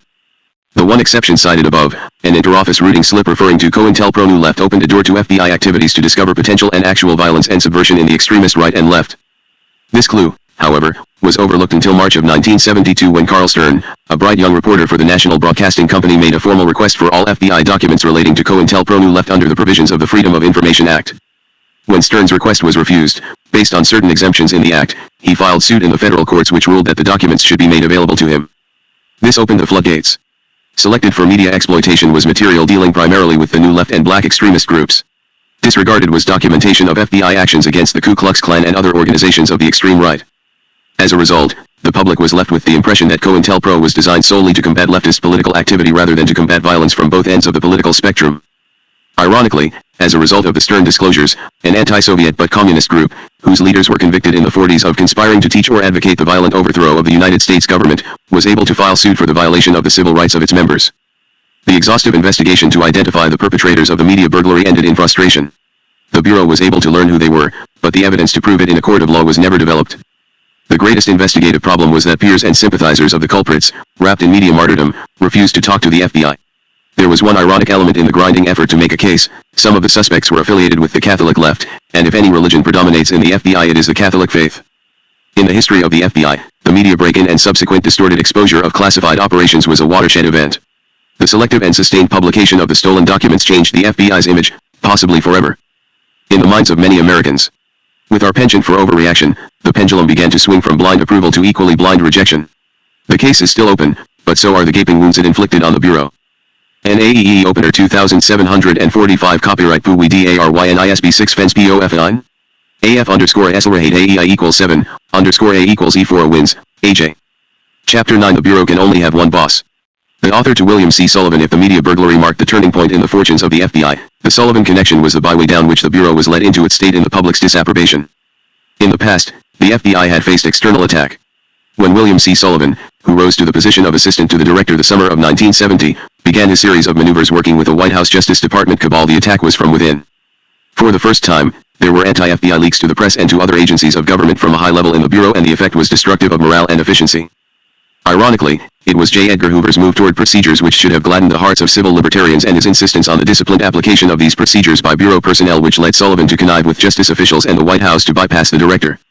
It also led, in a compounding of the irony, to the creation by President Nixon and his aides of the Plumbers Unit and the Howard Hunt Gordon Liddy Opera 101. As a means of protecting the national security at whatever cost and, indirectly, to Watergate. To understand Hoover's attitude toward investigative techniques which skirted the Bill of Rights, it is necessary to go back to the New Deal years when he was called in by President Franklin D. Roosevelt in order to investigate communist and Nazi organizations. This was in 1936, and when Hoover protested that he had no authority to embark on this endeavor, the president dug up a federal statute which permitted the Secretary of State to sanction such activity. Secretary Cordell Hull was summoned to the Oval Office and, in the presence of Hoover, wrote out his authorization which was promptly locked up in the White House safe. On September 6, 1939, the following statement was released by President Roosevelt: "The Attorney General has been requested by me to instruct the Federal Bureau of Investigation of the Department of Justice to take charge of investigative work in matters relating to espionage, sabotage, and violations of the neutrality regulations. This task must be conducted in a comprehensive and effective manner on a national basis, and all information must be carefully sifted out and correlated in order to avoid confusion and irresponsibility. To this end I request all police officers, sheriffs, and all other law enforcement officers in the United States promptly to turn over to the nearest representative of the Federal Bureau of Investigation any information obtained by them relating to espionage, counter-espionage, *. Few remember that it was Hoover who sought to restrain the excesses of the Palmer raids in World War I, and who alone among high U.S. officialdom opposed the shameless treatment of Japanese Americans after Pearl Harbor, a treatment strongly supported by such civil libertarians as Earl Warren. Subversive activities, and violations of the neutrality laws. These directives were repeated almost verbatim by later presidents. In the field of foreign intelligence, the FBI demonstrated its capabilities by crippling the German intelligence apparatus even before Pearl Harbor. Japanese operations were almost non-existent in the United States as a result of FBI effectiveness, as I have already noted. But before the war's end, Hoover had become aware of the activities of espionage agents and sympathizers of our friendly Soviet ally. This friendly interest was directed particularly toward the United States' capability in the nuclear field. Soviet agents stole our atomic secrets and the technical details of our highly sophisticated proximity fuse, not to mention the wholesale theft of military information. Passage of the Smith Act, first invoked against the Socialist Workers' Party, the Trotskyite branch of communism which is now suing the federal government, and other statutes broadened the scope of FBI investigative authority. The Smith Act, which was passed in 1940, prohibited teaching or advocating the overthrow or destruction of the U.S. government or of the government of a state, territory, etc., by force or violence or conspiracy to do so. The act made no mention of direction by or substantial connections with foreign powers. Information passed on to President Truman by J. Edgar Hoover in 1945 laid bare a communist pattern of infiltration into the highest reaches of the U.S. government, designed not only for espionage but for perverting and misdirecting policy. The Loyalty of Government Employees program which followed put tremendous new investigative burdens on the FBI. The FBI continued its domestic intelligence operations throughout the 50s with the full knowledge and encouragement of both the executive and legislative branches and with the strong support of the American people. It was during the 60s, however, that questions began to arise as to what was the proper role of government in this area.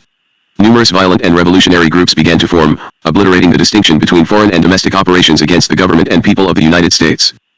The rise of civil rights groups following the Supreme Court's anti-segregation rulings in 1954 had further intensified both the FBI's mission and its work in the field of civil rights. During 1957 and 1958, more than 100 bombings and attempted bombings of an apparent racial hate or religious hate nature were committed in the United States.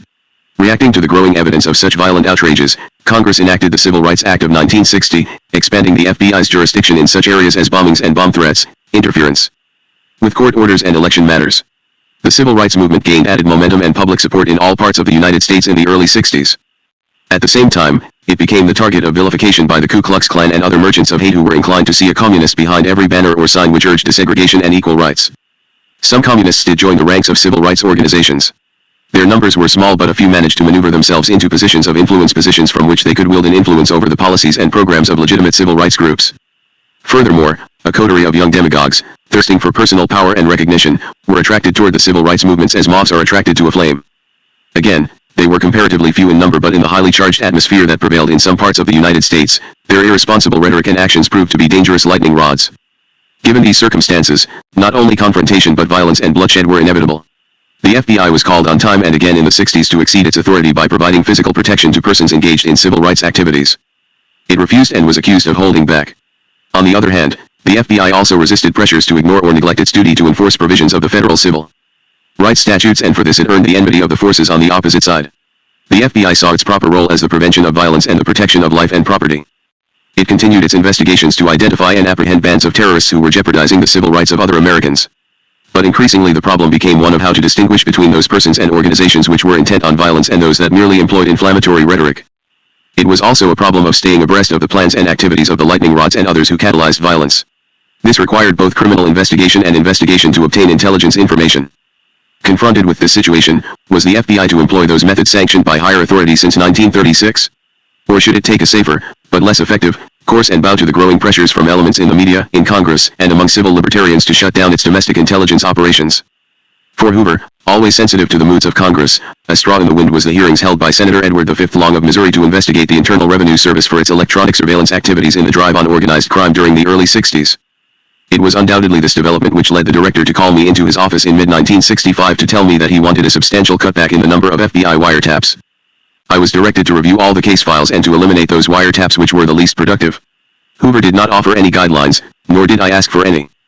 I simply said, "Mr. Hoover, I'll attend to it." Hoover knew very well that there would be widespread internal opposition to such a reduction, but it was his custom in those years to toss me the difficult administrative problems and leave the details of solving them up to me. This particular challenge brought into the open my escalating conflict with Bill Sullivan, the man who was soon to engage in a behind-the-scenes intrigue against Hoover which ended with his forced retirement in October of 1971 when it became clear that Sullivan's aim was to unseat Hoover and assume the post of director for himself. I had previously confronted Sullivan in matters of lesser magnitude and I knew from these experiences that he could be very difficult to deal with. When thwarted by another FBI official he could be expected to throw a tantrum, followed by the sort of stab-in-the-back techniques which he directed against Cartha D. DeLoach, who was his immediate superior at one time. He directed personal letters to Hoover in which he accused DeLoach of all sorts of machinations against the director. Rather than engage in a futile, head-butting contest with this feisty little man over the intensely serious matter of Hoover's instructions to cut back on wiretaps, I went to his superior, Alan H. Belmont, who was at that time assistant to the director in charge of all investigative operations. Belmont, one of the most highly regarded of all bureau officials, with a superb background in intelligence matters, was a pragmatist. A handsome man, he was extremely intelligent and was a very capable administrator.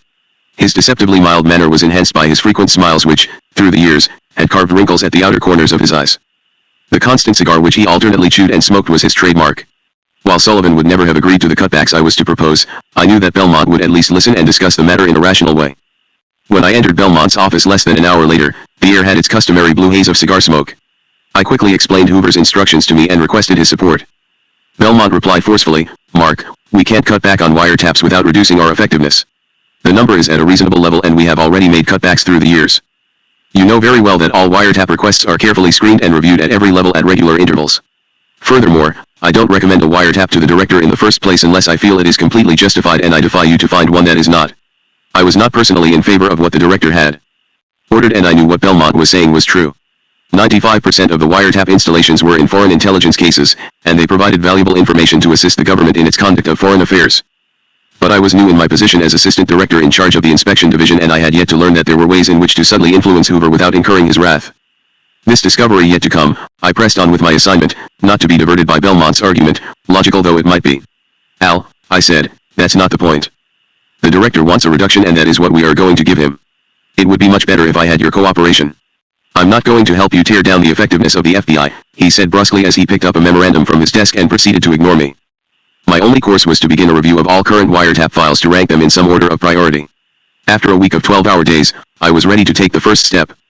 I selected the case of an individual suspected of cooperating with the intelligence service of one of the Soviet satellite countries. In my opinion, this wiretap could be discontinued without critical damage to the United States, and the case could be handled by conventional means, albeit somewhat less effectively. I then dictated a memorandum summarizing the case and suggesting that the wiretap phase of the investigation be discontinued. I recommended that the matter be presented to the Executive Conference. These conferences were meetings of all top FBI officials at Bureau headquarters, usually minus the director, held at irregular intervals when important policy considerations arose, generally about 3 or 4 times a month. In spite of the public's image of Hooverized conformity, the Executive Conference was anything but a group of yes-men. Arguments for and against a given proposal were aggressively debated before a vote was taken. Associate Director Clyde Tolson, who customarily chaired the meetings in Hoover's absence, encouraged participation by everyone and frequently called for opinions. Afterward, but preferably the same day, the proponent of the matter under consideration would prepare a succinct memorandum summarizing the proposal and the arguments pro and con. The memo was then routed to Hoover for final decision. Usually he agreed with the majority, but sometimes he took the minority position or even an entirely new position. In any case, the Executive Conference provided Hoover with the dialectical input of all his top assistants, without the necessity of listening to all the wrangling. Under the system, he undoubtedly received many more candid views than he would had he personally chaired the meetings. When I presented my recommendation for the discontinuance of the wiretap to the Executive Conference, there was a cold silence. Clearly, everyone had strong convictions about the matter, and even Tolson opposed me. When the vote was taken, I was the only one voting to discontinue a minority of one. The results were sent to the director and he returned my memorandum with the brief blue ink notation, "I agree with Felt." Of course, I had expected this because it was his idea in the first place, but it did nothing to increase the popularity of the inspection division. We went through the exercise 2 more times. In each, I argued alone for the suspension of a wiretap, and each time the director agreed with the minority of one. My approach was much too slow for what the director had in mind, and even though the score was now 3-0, I went back to Alan Belmont. He was the key to the whole issue. "Look, Al, let's be practical about this. I know very well that you are opposed to further cutbacks. I understand your position, but we can't go on with me chipping away at your wiretaps one at a time. You know perfectly well the director wants a substantial reduction and that he is going to agree with me. Why don't you accept the inevitable? You are in a much better position than I to decide which taps can be discontinued with the least disadvantage. More importantly, if the initiative comes from you, the director won't think you're dragging your feet." Belmont puffed slowly on his cigar. He blew out a big cloud of smoke and stared at the ceiling. Finally, he gave his full attention to me. He wasn't smiling. "How many do you want to cut?" I had already decided on a figure. When my review program started, there were 78 in operation. My efforts, so far, had reduced this number to 75. "Al, we are going to cut them down to 38. Again there was much puffing and a further detailed examination of the ceiling. As the puffing continued, the blue haze in the room grew thicker, and after an interminable period Belmont lowered his gaze and said very slowly, "All right, we'll do it." "Good," I replied, much relieved that the matter could be settled without further waste of time in the Executive Conference. "This is the logical way to handle it." "You are probably right," he replied, "but Sullivan is going to be absolutely furious." I know. It won't be the first time. The next day a memorandum was submitted by the Domestic Intelligence Division recommending the discontinuance of 37 wiretaps. Each was identified by case title and file number. When it came out of Hoover's office, there was the penned notation, O.KH in the familiar blue ink of authority. Only a few months later, a disheartened Belmont submitted his application for retirement, effective December 30, 1965, thus creating a vacancy in the number 3 position in the FBI hierarchy. Hoover's choice of a successor to Belmont was a strategic one, Cartha Dekel Deloach, assistant director in charge of the Crime Records Division, which handled press relations, research, and congressional liaison. Shrewdly playing his cards, Deloach had insisted upon personally handling all contacts with then Vice President Lyndon B. Johnson, and the two hit it off primarily because they were alike in many ways. DeLoach was not without influence, for he was a behind-the-scenes power in the American Legion and he had influential friends on Capitol Hill. Ever the master at charting his way through the bureaucratic shoals of Washington, Hoover trimmed his sails to adjust to the new wind direction in the White House with the selection of DeLoach, who was to continue his personal liaison with Johnson in the executive mansion. His star was shining brightly and the relationship became so close that the president had a special White House phone installed in DeLoach's bedroom so he would be available for consultations on a 24-hour-a-day basis. There was never any doubt that he was the president's choice to succeed J. Edgar Hoover, but, as in the case of Courtney Evans, events have a way of being unexpected. The rising tide of resentment against U.S. involvement in Vietnam blasted DeLoach's hopes of becoming director of the FBI when it forced President Johnson to retire to his Texas ranch on the Pedernales River. Not long after he lost his political mentor, DeLoach retired from the FBI and took a high position with the Pepsi-Cola Company. To replace DeLoach, Hoover selected his personal favorite, the assistant director in charge of the Domestic Intelligence Division, William C. Sullivan, a mercurial little man with a decided Napoleonic complex. He was extremely intelligent and well-read. An excellent conversationalist, he could be very ingratiating when it served his purposes. An intellectual, he had expansive writing talent and cultivated Hoover shamelessly with flattering letters. He also made a point of bringing Hoover unusual gifts anytime he had occasion to travel. Dealing with both Tolson and Hoover was an interesting exercise in psychology, requiring finesse and patience. It was often a good plan, for instance, to plant a seed and later convince them that it was their idea. Sullivan was one of those who understood and made good use of such an approach. For a full understanding of Sullivan's special status, I should describe how Hoover used names of subordinates. When I was starting out as an agent, if Hoover had any reason to address me, it would have been as M.R. Felt. When I was promoted to the position of Assistant Special Agent in Charge and thus became a bureau official, he started addressing me as Felt. This was true of all bureau officials except 2. Tolson and Sullivan. While the rest of us were Nichols, Moore, Rosen, Belmont, Felt, and so forth, Hoover addressed Tolson and Sullivan by their first names, Clyde and Bill. It was not unusual that Hoover would call Tolson, his longtime confidant and daily luncheon companion, by his first name. It was unusual, however, that of all the other officials, only Sullivan was granted the honor of this familiarity. It was an indication of the high regard which Hoover had for Sullivan until near the very end. Even with Sullivan's attributes, it is difficult to explain the favor which he found with Hoover, because he was the complete antithesis of what the director expected in the way of personal appearance and taste, matters of enormous importance in Hoover's mind. Sullivan was short, barely over the then minimum height of 5 feet and 7 inches. He was pale and drawn and gave the impression of poor health. What Sullivan lacked in body, he compounded in wardrobe. He dressed in atrocious fashion and always had a rumpled look, as though his clothes had been slept in, as indeed they sometimes were. On one occasion when he was summoned for a conference with Hoover, his aides pointed out that his shoes were covered with mud. He borrowed a pair of shoes from a subordinate which were 2 sizes too large, and while entering the director's office, he had to maneuver them like snowshoes. To sum it up, Sullivan's appearance seemed to the rest of us to be as divergent as possible from what we knew Hoover expected. I can't explain this phenomenon. Perhaps Hoover felt sorry for Sullivan. Perhaps he regarded him as a surrogate son, but the fact remains that the agent who rose to highest favor would have been voted by the rest of us as the least likely to succeed. Sullivan harbored grudges, and he never forgave Hoover for the reduction of wiretaps or for the directive, issued in 1966, ending surreptitious entries. As head of the Domestic Intelligence Division, Sullivan was genuinely concerned that the FBI was not doing enough to combat and disrupt the violence-oriented segments of the New Left. He sincerely believed that the restrictions placed on him by Hoover impaired the Bureau's ability to protect the citizens of the United States. At one point, he told me, "The boss is wrong. We have to get the job done in spite of him." "Bill," I replied, "the Bureau can only have one boss. The director is wrong. You have got to help me convince him." I drew a deep breath. "Bill, we've talked about this before. I understand your problems, but we are going to get the job done in spite of the restrictions, not in spite of the boss. I am not against you, I am for you, but I am also for the director. He is the boss. After you have made your position clear, either support him or get out." I could understand some of Sullivan's frustrations. Calls on FBI manpower for field offices in the South, a result of civil rights demonstrations and violence in attempts to counter civil rights progress, had cut down on the number of those assigned to foreign and domestic intelligence matters. What I did not know was that Sullivan was biding his time and waiting for an opportunity to have his own way. That opportunity came on June 19, 1969, when Tom Charles Houston visited him. Houston, a former Army intelligence officer then on the White House staff, had been assigned by Presidential Assistant John Ehrlichman to prepare a report on campus disturbances and New Light violence, a problem deeply disturbing to President Nixon. What Houston wanted was a full FBI report on New Left foreign connections. From this meeting grew a close relationship between the two men, which Sullivan skillfully used for his own purposes. Repeatedly Sullivan complained to Houston about the restraints imposed on the FBI by Hoover's refusal to employ wiretaps and surreptitious entries, and about the question of coordination, the lack of manpower, the inability to get the necessary resources, all presumably attributable to a director who, in Sullivan's view, had lost his grip and should be relegated to the dust heap. From June of 1969 until Houston was finally eased out of the White House, he and Sullivan developed what a Senate committee would later describe as a working alliance to further their ambitions. Houston saw himself as a kind of White House gauleiter over the intelligence community, riding herd on the FBI, the CIA, the Defense Intelligence Agency, and the National Security Agency, imposing his ideas of how they should move against subversives and dissidents. Sullivan believed that with Houston's backing he could undermine Hoover's position with the president and succeed to the position of director.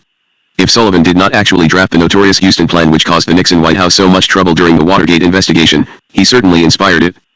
A major step toward this plan was the eventual creation by President Nixon, at Houston's urging, of an interagency committee on intelligence, ad hoc, to review and suggest improvements in intelligence collection procedures against the New Left. It was made up of Hoover for the FBI, Richard Helms for the CIA, Lieutenant General Donald Bennett for the DIA, Admiral Noel Gaylor for the NSA, and Houston representing the White House. It was to prepare a report for the president enumerating the various options which might be open in dealing with the rising tide of violence and terrorism in the country. By May of 1970, Houston had been promoted to a White House post which made him, in effect, a presidential advisor on internal security affairs and, as he believed, strategically placed to help Sullivan reverse Hoover's restrictions on wiretaps and surreptitious entries. The crucial month was June of 1970, and lest I be accused of bias, I quote from the Church Committee report on the Houston Plan, Houston was responsible for arranging the conference between President Nixon and the intelligence leaders, on June 5, 1970, and had briefed the president in advance. The briefing was based on a two-page working paper that Houston prepared, relying on his conversations with the considerably more experienced Sullivan. As Sullivan's assistant, C. D. Brennan, recalls, Mr. Houston did not have that sufficient in-depth background concerning intelligence matters to be able to give that strong direction and guidance, and therefore Sullivan was the principal figure behind the preparations leading to the Houston Plan. Sullivan's role seemed to be to tell Houston what were desirable changes in the intelligence services. Houston was to try to make what was desirable possible, through his position as the White House man charged with responsibility for domestic intelligence. The result of this meeting was the creation of the ad hoc committee which was ordered to draw up a plan for improving collection techniques. Hoover was named chairman and, at Houston's prompting, Sullivan was appointed chairman of the staff subcommittee. At the first staff committee meeting, Houston made it clear that he and Sullivan would provide the guidelines for whatever recommendations were made by the intelligence chiefs and would make certain that the objectives of the ad hoc committee would include the maximum use of all special investigative techniques. At subsequent meetings of the working group, Houston found the reports by the member agencies on the elimination of investigative restraints totally unacceptable because, he said, they were not responsive to the president's wishes. When the final report of the ad hoc committee was drafted, it suggested a series of extreme options, relaxing or eliminating restraints on surreptitious entries, mail openings, and electronic surveillance. NSA, CIA, and DIA were all in approval, but Sullivan knew this would be distasteful medicine for Hoover, so he added a sugar coating. The report also recommended that Hoover be made the director of all domestic intelligence gathering operations.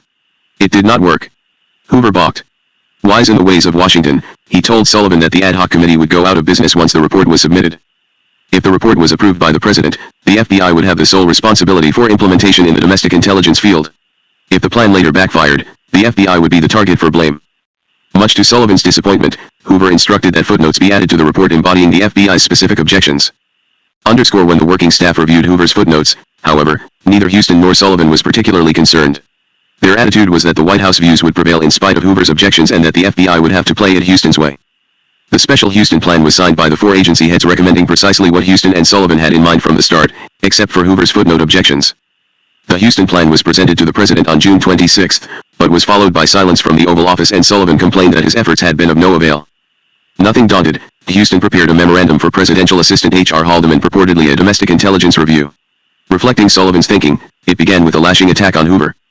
It stated that the director's objections were generally inconsistent and frivolous and that the other agencies had recommended an end to all investigative restraints. Hoover was bullheaded as hell and getting old and worried about his legend. It was imperative to move ahead, and if it was necessary the president should have a stroking session with Hoover.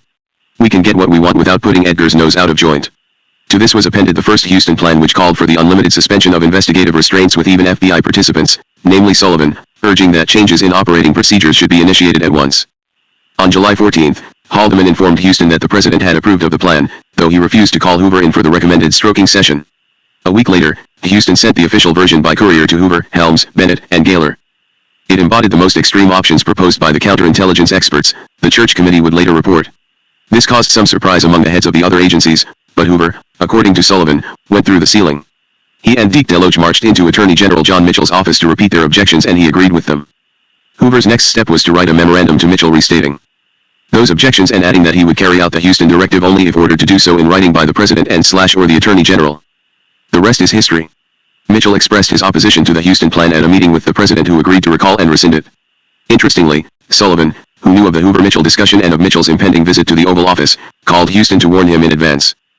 Interesting as well was Sullivan's explanation of the president's turnabout. Of course, he said later, implying blackmail, Hoover had his files. He had done his best to push through the Houston plan, but while doing so, he had protected his position with Hoover. In a series of memoranda to Deke Deloach, while the plan was under discussion, Sullivan placed the blame for what was for the most part his brainchild on the heads of the other intelligence agencies and warned that there could be problems involved for the Bureau if it was implemented. He also urged the FBI to oppose the relaxation of investigative restraints which affect the Bureau, and this at a time when he was privately belaboring me and others for not going to the mat with the director to lift the ban on wiretaps and surreptitious entries. Sullivan's duplicity in this instance was typical of his method of operation. For example, during an inspection of the Los Angeles office, the special agent in charge proposed that his agent complement be increased by 40 men. When I asked for justification of this extraordinary request, the SAC produced a communication from the Bureau instructing him to identify every member of every hippie commune in his territory and conduct sufficient investigation of these members to determine whether any had tendencies toward violence. This was not only completely improper but also very impractical, and when I checked the records at headquarters I found that identical instructions had been sent to 18 other large field offices. I immediately advised all 19 offices to disregard the instructions until they had received clarification from Washington. On returning to headquarters, I found that though the instructions had been sent out over Hoover's name, he had not approved the commune order. It was not unusual for minor communications to be sent to the field in Hoover's name without his personal approval. But it was extremely unusual and entirely improper for such a sweeping order to have been sent without clearance from a higher level or Hoover's personal approval. The instructions, not surprisingly, had come from the Domestic Intelligence Division sent directly to the field by a Sullivan protege. Needless to say, the instructions were cancelled. I had another confrontation with Sullivan when he proposed that the FBI open investigative files on every member of the Students for a Democratic Society. This was an utterly ridiculous proposal. In the first place, only a very small number of members had actually advocated or participated in violence, and there was no justification for investigating the others. Secondly, in any event, manpower considerations would preclude opening thousands and thousands of new cases without relocation of agent personnel. Sullivan argued strenuously but entirely alone for this proposal. I recommended that the matter be discussed at the executive conference, and an angry Sullivan muttered to himself as his proposal won only 2 votes, a defeat approved by the director. But before his days with the Bureau were to come to an abrupt end, Sullivan was to be embroiled in deep controversy with the director and with his colleagues. And even prior to that time, he had left his mark on the controversial record of the case involving Reverend Martin Luther King. A Micare? Ye dy and lace and AASEEKAO 54, for itery, Cope Johnny OEN dash at rod equals of IZUA at SDAENTNL, DPBG GAC12, PA 80X first, copyright.AS0. 4 in Sakiti Lus, 6 ATI Cypnas Ains or Beamet MMS and stage beset Vas Lal ESSA. Equals IWLE6 we DEI in ta while mail DP Derg TE _ tune silence ATT both Imani, Tem 69, Re AIE. Derm Pia, and, MII Mapinvi ES0 BHEE, Seeger, Face Seats Irisine Gales 2 IMFC 1G050 M Ork Te Date LAEAEE and Ut 64 Tesla ELO Eries EAAAE _IECBGLSA 60 E equals IGA Tide Odd Widen Anna. Year IEGK equals CJTWN 0, S20WH on Tele AEOM EMO EAEOV Epilon. Medi IIA, AR ISCA EE and ISAT FL equals IES2 EEID Yurdi _ get at, SS equals, PEAG SSV. SAAAO Amitak. Seal Ilgaik Meg, a venue 2 Ho. Chapter 10 Those Sexual Things. J. Edgar Hoover. Probably more mis and disinformation has surrounded the case of Reverend Martin Luther King, Jr., than any other FBI investigation. Rumor, gossip, conjecture, fact, and malice have all been jumbled together to put the Bureau in as bad a light as possible. Because the major principals King, Hoover, Robert Kennedy, President Kennedy, William C. Sullivan are dead, critics have, for various reasons, distorted the facts in their writings and public statements, and setting the record straight becomes a tremendous task. It is worth doing because the story of the King investigation demonstrates the stresses and strains under which the FBI operated, and the public is entitled to any additional light which I can shed on the situation. The account begins in September of 1957, when the director issued a memorandum to all special agents in charge concerning the Southern Christian Leadership Conference, which was headed by Dr. King. Hoover wrote, "In the absence of any indication that the Communist Party has attempted, or is attempting, to infiltrate this organization, you should conduct no investigation in this matter. However, you should remain alert for Public 119. Source information concerning it in connection with the racial situation." In the years that followed, the FBI compiled information on a number of organizations, including several which espoused the cause of civil rights and / or opposed America's military involvement in Southeast Asia, which had become targets of communist infiltration efforts. This was part of the Bureau's responsibility, as mandated by presidents and attorneys general since the 30s. And there was no doubt in our minds, or in the minds of those who kept a close watch on communist activities, that the PUSA was making a major effort to gain positions of influence in the civil rights and anti-war movements. On January 8, 1962, Hoover sent a report to the Attorney General stating that influential members of the Communist Party were, in fact, attempting to infiltrate the SCLC, and among King's top advisors was a member of the Communist Party. Some months later, Hoover reported to the Attorney General that one of Dr. King's staff members was a member of the National Committee of the Communist Party. In its final report, dated April 23, 1976, the Select Senate Committee to Study Governmental Operations with Respect to Intelligence Activities set forth the above information and identified the two alleged communists only as Advisor A and Advisor B, respectively. I shall do the same. With the written approval of the Attorney General, wiretaps were installed on both the office and home telephones of Advisor A, and in that early period, Bobby Kennedy's concern over possible ties between King and the Communists was much deeper than that of J. Edgar Hoover.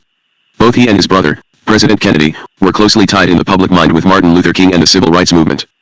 It was no secret that Bobby realized what political damage could result for the administration if it became known that King was working with communists. It was imperative that the Attorney General have the facts and then, if necessary, bring pressure on King to sever such damaging ties. Therefore, directly and through his aides, he not only authorized but also pressed for an in-depth investigation, including telephone taps. Both he and the White House, moreover, were anxious to know what Dr. King was up to, and the FBI reports which gave information about King's meetings with his advisors, details of his strategy, and the attitudes of civil rights leaders were welcomed by the Kennedy administration. For the Kennedys, it was a fine arrangement until King and Hoover began to feud.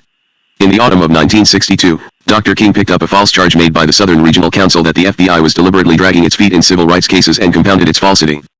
One of the great problems we face with the FBI in the South, King said in a New York Times interview, is that the agents are white Southerners who have been influenced by the mores of the community. To maintain their status, they have to be friendly with the local police and people who are promoting segregation. This was patently untrue, as I know firsthand. The majority of the agents working in Southern offices were born and raised in the North.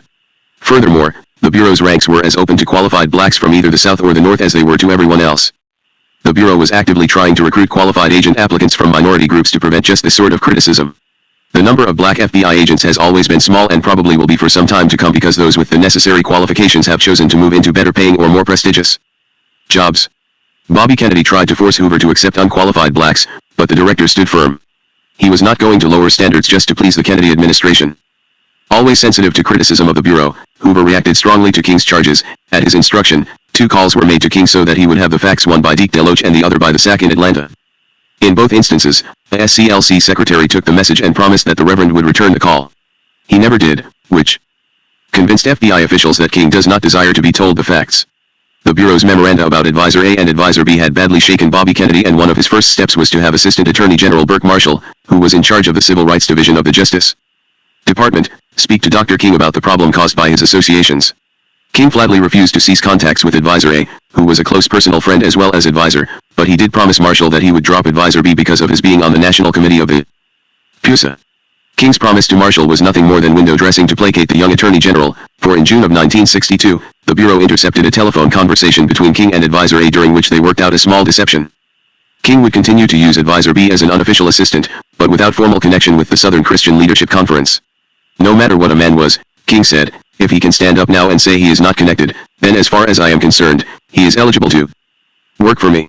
There followed a series of memoranda from the Bureau to Attorney General Kennedy, reporting the continued association between Dr. King and his suspect advisors, in spite of his promise not to have further dealings with Advisor B.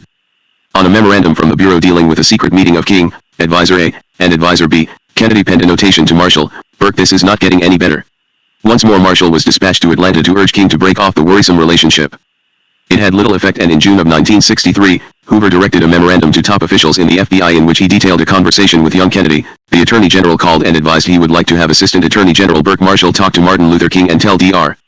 King he has got to get rid of A and B, that he should not have any contact with them, directly or indirectly. I pointed out that if Dr. King continues this association, he is going to hurt his own cause, as there are more and more communists trying to take advantage of the movement, and bigots down south who are against integration are beginning to charge Dr. King is tied in with the communists. Marshall did talk to Dr. King once more, and he summed up the conversation in a memorandum to Hoover. I brought the matter to the attention of Dr. King very explicitly in my office on the morning of June 22 prior to a scheduled meeting which Dr. King had with the President. This was done at the direction of the Attorney General, and the President separately. I strongly urged Dr. King that there should be no further connection between Advisor B and the Southern Christian Leadership Conference. Dr. King stated that the connection would be ended apparently as a result of these conversations. The civil rights leader wrote a letter to Advisor B stating that he had been cleared by the FBI, but that nevertheless his permanent resignation from the SCLC was necessary because the situation in the country is such that any allusion to the left brings forth an emotional response which would seem to *. Hoover told me that the President did talk with Dr. King, and, while the two were strolling through the White House Rose Garden, he attempted to dissuade King from further questionable contact with the two advisors. There are different versions of this conversation because, Dr. King told Andrew Young, then one of his associates and now United States ambassador to the United Nations, a completely different story, quoting the president as saying that there was an attempt by the FBI to smear the movement on the basis of communist influence and adding, I assume you know you're under very close surveillance. Indicate that SCLC and the Southern Freedom Movement are communist-inspired. Whether intended or not, this allowed the Attorney General to respond to queries from congressional leaders about King's contacts with the formulation that there had been attempts to infiltrate the civil rights movement, which Dr. King had successfully resisted. Attorney General Kennedy, however, was not fully satisfied that Dr. King had truly severed his connections with Advisor B. At one point he suggested that the FBI subject Dr. King to technical surveillance which could have meant either wiretaps or microphones. Hoover agreed but insisted that the request be in writing. Kennedy pulled back from this. There was continuing debate inside the Justice Department over the King problem. On one occasion, Courtney Evans, who was liaison between the Attorney General and the FBI, wrote that although the Civil Rights Division was not concerned, Andrew Ehrman, the Attorney General's executive assistant, has counseled him the Attorney General that in his judgment there is ample evidence there is a continuing relationship with Advisor B which Martin Luther King is trying to conceal. Again Kennedy brought up the subject of electronic surveillance. Hoover at first demurred, warning of the political consequences if such coverage became known and questioned the feasibility, since Dr. King was moving about the country much of the time. For telephone taps of King's home and office, authorization by the Attorney General was required and Kennedy put his signature to the order in October of 1963. What convinced him of the necessity for this kind of surveillance was the knowledge that King had broken his word and was still consulting Advisor A and Advisor B. Beginning 3 months later, microphones were placed in various hotel and motel rooms occupied by Dr. King in his travels about the United States. The controversy is still going on as to who authorized and who knew about the microphones ****. T cannot produce hard evidence that Attorney General Kennedy knew of these microphone surveillances as distinguished from the telephone taps. The microphone surveillances and the telephone taps on Dr. King and the SCLC demonstrated conclusively that the civil rights leader continued his contacts with communists contrary to his promises and that he attempted to keep this knowledge from the Attorney General with whom he had been less than candid. But there was still another consequence. When the puritanical director read the transcripts of the tapes disclosing what went on behind Dr. King's closed hotel doors, he was outraged by the drunken sexual orgies, including acts of perversion often involving several persons. Hoover referred to these episodes with repugnance as those sexual things. The tapes and the transcripts have been sealed by court order and turned over to the National Archives for safekeeping. Some may argue the propriety of this, as others have argued the propriety of recording Dr. King's more intimate moments in the first place. What the tapes recorded was a running account of his extramarital sex life. On his journeyings about the country in quest of civil rights, he had been visited in his hotel rooms by a parade of white females, and it was all there to be heard, right down to his outcries in the throes of passion. Frequently his male visitors joined in the festivities. It is not my purpose to pass judgment on Dr. King's moral conduct and there may even be some who would envy his sexual exploits. The point I am trying to make is that it was his personal private conduct, more than the attacks on the Bureau and his association with communists, which inflamed Hoover and led him to embark on a campaign to discredit but I am convinced that he did. Both Nicholas Katzenbach, Robert Kennedy's successor as Attorney General, and President Lyndon Johnson knew of them, as FBI records clearly show. Some of the last of the microphones were authorized by William C. Sullivan without prior consultation with Hoover or any other of his superiors. On the memorandum, written by Sullivan, noting installation of these microphones, Associate Director Clyde Tolson wrote, "Remove this surveillance at once," and Hoover wrote, "Yes." A further note by Tolson said, "No one here approved this. I have told Sullivan again not to institute a mic surveillance without the director's approval." Hoover noted, "Right. Martin Luther King, whom he regarded as a hypocrite who was not fit to lead the civil rights movement. Hoover was an extremely straight-laced man who did not tolerate even the appearance of alcoholic or sexual irregularities involving Bureau personnel. He was incensed that a man preaching morality to the nation should comport himself as Dr. King did. These three factors, Dr. King's continued involvement with communists despite his promises to Attorney General Kennedy, his unfounded attacks on the Bureau, and his marathon adulteries, led to what the media seized upon as a feud between King and the FBI. Charges were made by various reporters that Hoover had offered to play the King tapes to them, but when asked by Attorney General Katzenbach to confront Hoover with these allegations, they declined, preferring not to challenge the old lion while he was still alive. This brings me to the case of the composite tape sent anonymously to Dr. King in November of 1964. The known and verifiable facts are that William C. Sullivan sent an FBI agent from Washington, D.C., to Miami, Florida, with a package to be mailed from there to Dr. King. The package, according to Sullivan's later testimony, was one which he had prepared containing a composite of the microphone surveillance tapes. Sullivan testified that the order to prepare the tape and send it to Dr. King came to him, indirectly, from Hoover and Tolson. Included in the package with the composite was a letter reading as follows: "King, look into your heart, you are a colossal fraud and an evil vicious one at that. But you are done. King, there is only one thing left for you to do. You know what it is. You have just 34 days to do this. There is but one way out for you. You better take it before your filthy fraudulent self is bared to the nation." Sullivan denied knowledge of this letter, But in 1975, 4 years after his retirement from the FBI, a copy of the letter was found in Sullivan's private files which had been sealed at the time of his departure. Sullivan claimed that this was a plant. The only explanation which seems logical to me is that the project had been Sullivan's brainchild and carried out without the knowledge or authorization of the director. There is nothing to indicate that Hoover was aware of this action. As the conflict between Hoover and King heated up, some civil rights leaders called for an open confrontation. But as one of King's legal counselors warned with astonishing frankness, this could be the beginning of an Alger Hiss-type dilemma. It was the director, however, who brought the matter to a head at a meeting with a group of women reporters. In response to a question, Hoover cited some of King's accusations, demolished them, and said for the record that the civil rights leader was one of the most notorious liars in the country and one of the lowest characters. In the uproar that followed, King suggested that Hoover was faltering. In a telegram, he said that he was appalled and surprised at your reported statement maligning my integrity.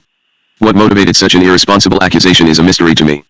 He suggested a meeting with Hoover but added that he had sought in vain for a record of any attempt by the Bureau to arrange a meeting, an assertion which could have been true only if his associates had deceived him. There are several versions of the Hoover-King meeting, differing mainly in emphasis. Andrew Young's account stresses the long lecture that Hoover delivered on the FBI's work. Deke Deloach's notes highlight a conciliatory speech by King in which he lauded Hoover and the Bureau a love feast. Time magazine published 2 accounts. The first quoted Hoover as saying, "King was very suave and smooth. He said he never criticized the FBI. I said to Mr. King, stop right there, you're lying." He then pulled out a press release that he said he intended to give to the press. I couldn't understand how he could have prepared a press release even before we met. Then he asked me if I would go out and have a photograph taken with him, and I said certainly would mind. And I said, if you ever say anything that is a lie again, I will brand you a liar again. Strange to say, he never attacked the Bureau again for as long as he lived.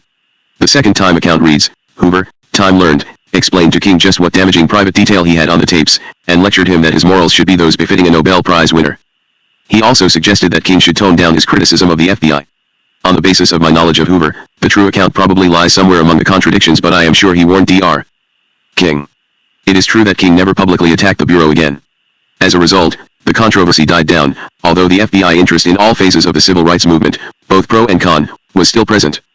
The case of Martin Luther King, Jr., continued to receive widespread publicity as a result of the House Special Committee to investigate the assassinations of President John F. Kennedy and Dr. King.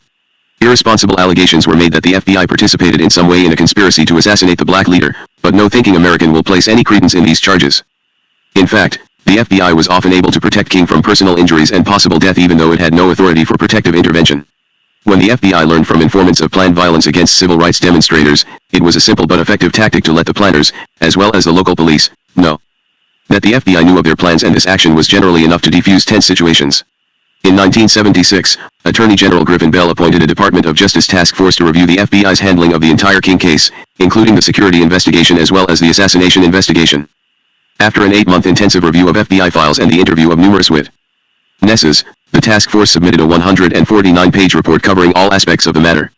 In a press release dated February 18, 1977, Attorney General Bell announced that the FBI conducted a painstaking and successful investigation of the 1968 assassination of King in Memphis, Tennessee. The task force also found no evidence of FBI complicity in the murder.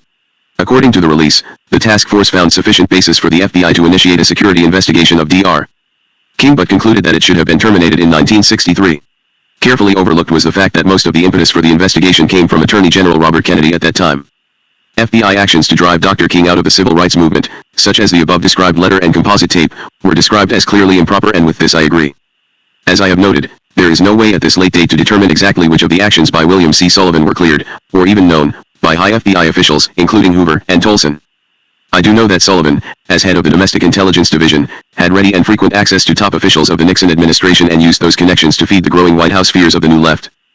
Sullivan ingratiated himself with Henry Kissinger, then National Security Advisor to President Nixon, with Alexander Haig, Kissinger's deputy, and with Assistant Attorney General Robert Mardian, who headed the Internal Security Division at the Justice Department and claimed to have direct contacts to the Oval Office. Sullivan was also in constant touch with the CIA and other branches of the intelligence community. Under Sullivan's aggressive guidance, intelligence summaries emanating from the FBI's Domestic Intelligence Division, particularly those relating to the threat of the New Left, went beyond factual reporting to include highly inflammatory editorializing. When Sullivan appeared before the President's Intelligence Advisory Board, his comments on FBI operations tended to emphasize his personal frustrations and restrictions imposed by Hoover and his complaints at what he saw as Hoover's conservatism. In my opinion, Sullivan's actions were responsible for much of the overreaction of the White House and the FBI as to the scope of intelligence operations. That these scare tactics and this backbiting, as well as Sullivan's anomalous to put it mildly role in the developments leading up to the Houston plan reached Hoover is a certainty. But in spite of this, Hoover held back and there was no specific point of conflict until October of 1970, when Sullivan addressed a group of newspaper officials at a meeting in Williamsburg, Virginia. During the question and answer period, Sullivan was asked about the current threat of the Communist Party USA and possible communist connections with the New Left. He answered that the Communist Party had been greatly contained through the years and that he did not feel the current threat was serious. Even though Sullivan waffled in his answer, it made headlines across the nation. A high FBI official, the press reported, had minimized the communist threat. Hoover was furious. For years he had emphasized that the PUSA was an integral part of the international communist conspiracy. It was, moreover, Hoover's very defensible contention that the PUSA, however circumscribed by the FBI, was still giving secret aid and comfort to the New Left and to its terrorist offshoots. It is more than possible that Hoover, because of the intrigue of the efforts on imposing the Houston plan, had been informed by Tolson of what Sullivan was up to and he may have decided to use this incident to clamp down hard on a rambunctious subordinate. Sullivan might have salvaged the situation by protesting that he had been quoted out of context, which was true, but he refused to give in. Having watched his machinations, I am convinced that he decided to come out in the open in his bid for power. Already, one of his aides was saying that Sullivan would be the new director within a few months, placed on the throne by friends in the White House and the Justice Department. Hoover, who had fought the bureaucratic wars for years, did not make an issue of every point of difference, but Sullivan did. An example of this occurred in connection with the investigation of Daniel Ellsberg, who had turned over the Pentagon Papers to the press. It was proposed that FBI agents interview Louis Marks, a toy manufacturer with considerable influence in Washington, who was the father of Barbara Ellsberg, Daniel's wife. Because Marks was a friend of Hoover, a memorandum was submitted requesting authority to conduct the interview. In one of his blue ink notations, Hoover wrote, "No." The memorandum was routed to Assistant Director Charles Brennan, a member of the Sullivan faction, who later claimed that he misread the notation and thought it said, "Okay." In fact, however, the interview had been conducted before Hoover's permission was sought. When Hoover discovered this, he was livid. This was deliberate insubordination, and knowing that Brennan was Sullivan's right-hand man made him doubly angry. He ordered Brennan demoted to sack in Cleveland. 2 days later, the director received a telephone call from Attorney General John Mitchell indicating White House displeasure. Mitchell asked Hoover to cancel the transfer. Whether it was a request or an order, Hoover decided to go along with it. To those of us in the Bureau, it was clear that Sullivan had used his White House contacts to force Hoover to capitulate. There followed in short order a number of newspaper pieces by columnists Robert Novak and Roland Evans, among others, directly attacking Hoover and openly stating that he was no longer able to control the FBI because of advancing age. The details of these articles made it clear that they had come from within the Bureau, and they implied a revolt against his authority by both officials and the rank and file. They also built up Robert Mardian as an idol of FBI agents, which was sheer fiction. In fact, he was cordially disliked for his abrupt and overbearing manner. The language of these newspaper columns, moreover, gave away the source, namely Sullivan.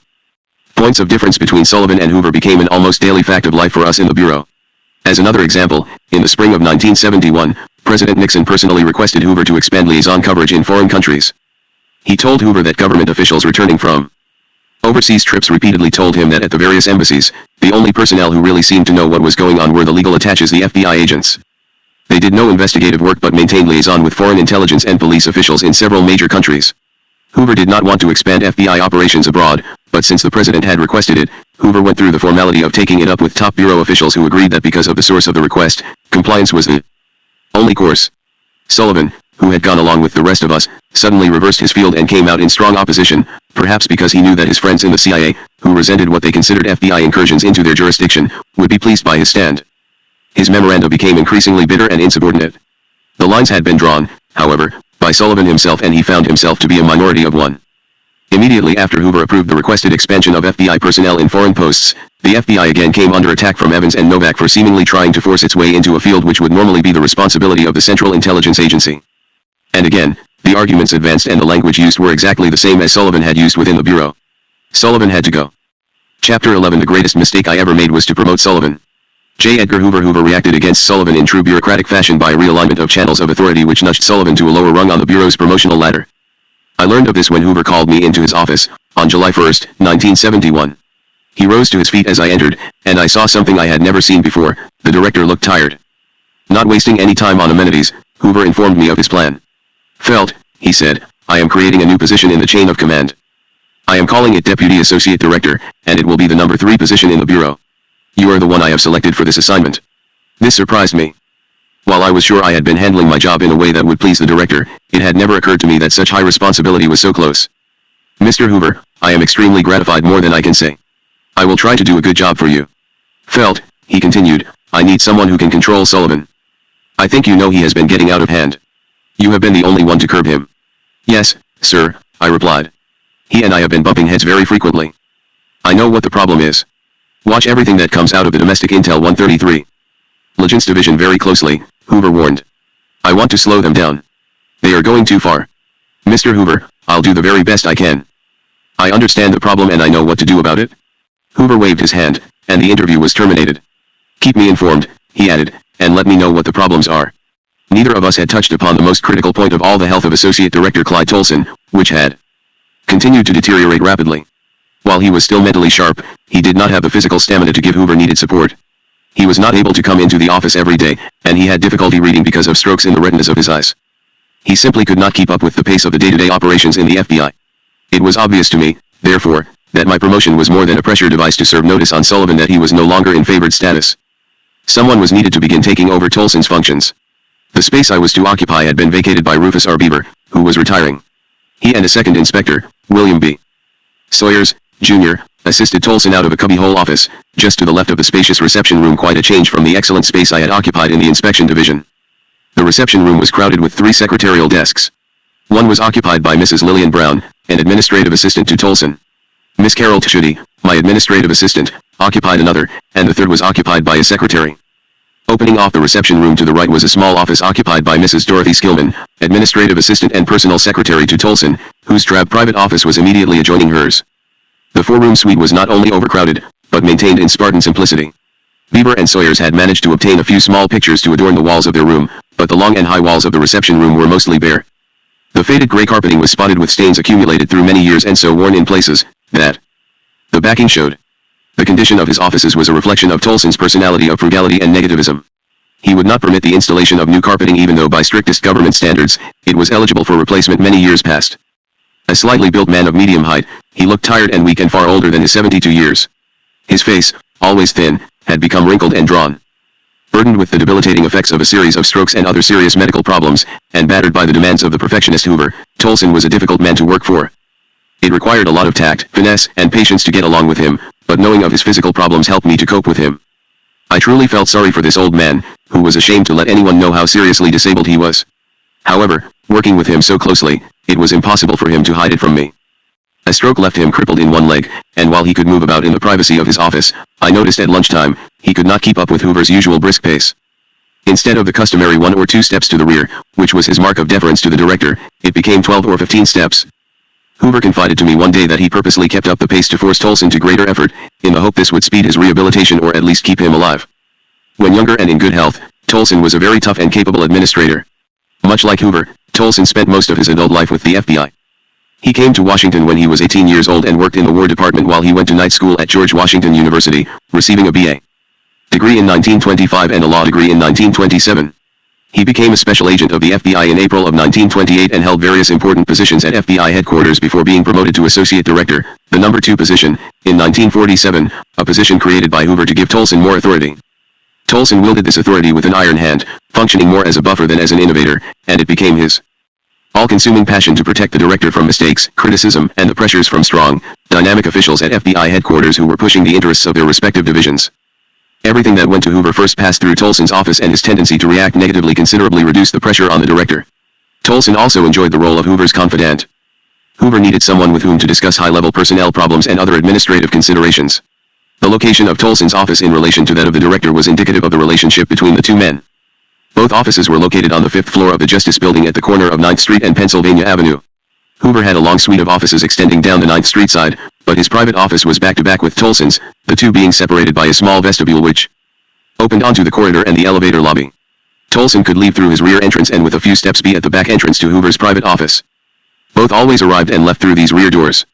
It was convenient for Tolson to respond to Hoover's requests for personal conferences. Not only did I have to please both Tolson and the director in my new job, but the volume of work was enormous. There were memoranda on major cases and about policy matters to be handled.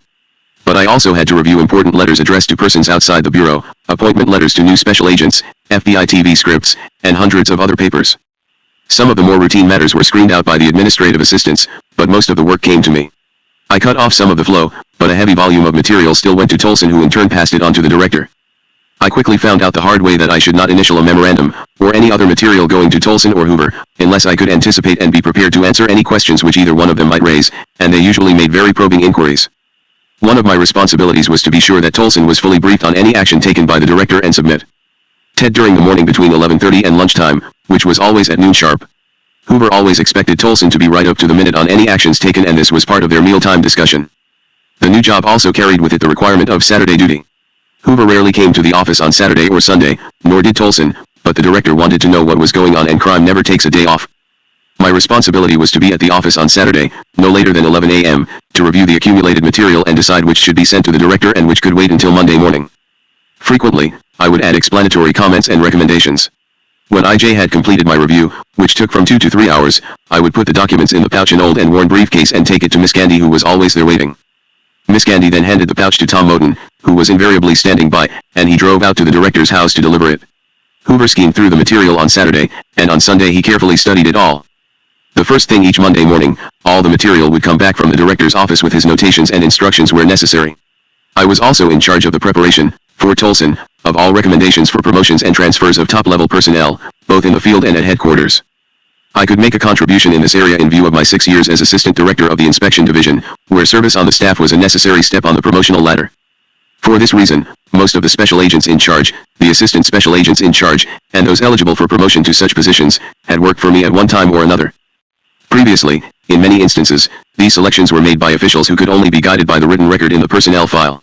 Another factor which worked in my favor was that as he gained confidence in me, Tolson came to accept my recommendations and actions without question. He was frequently unable to come to the office at all, and on those days, I acted for him.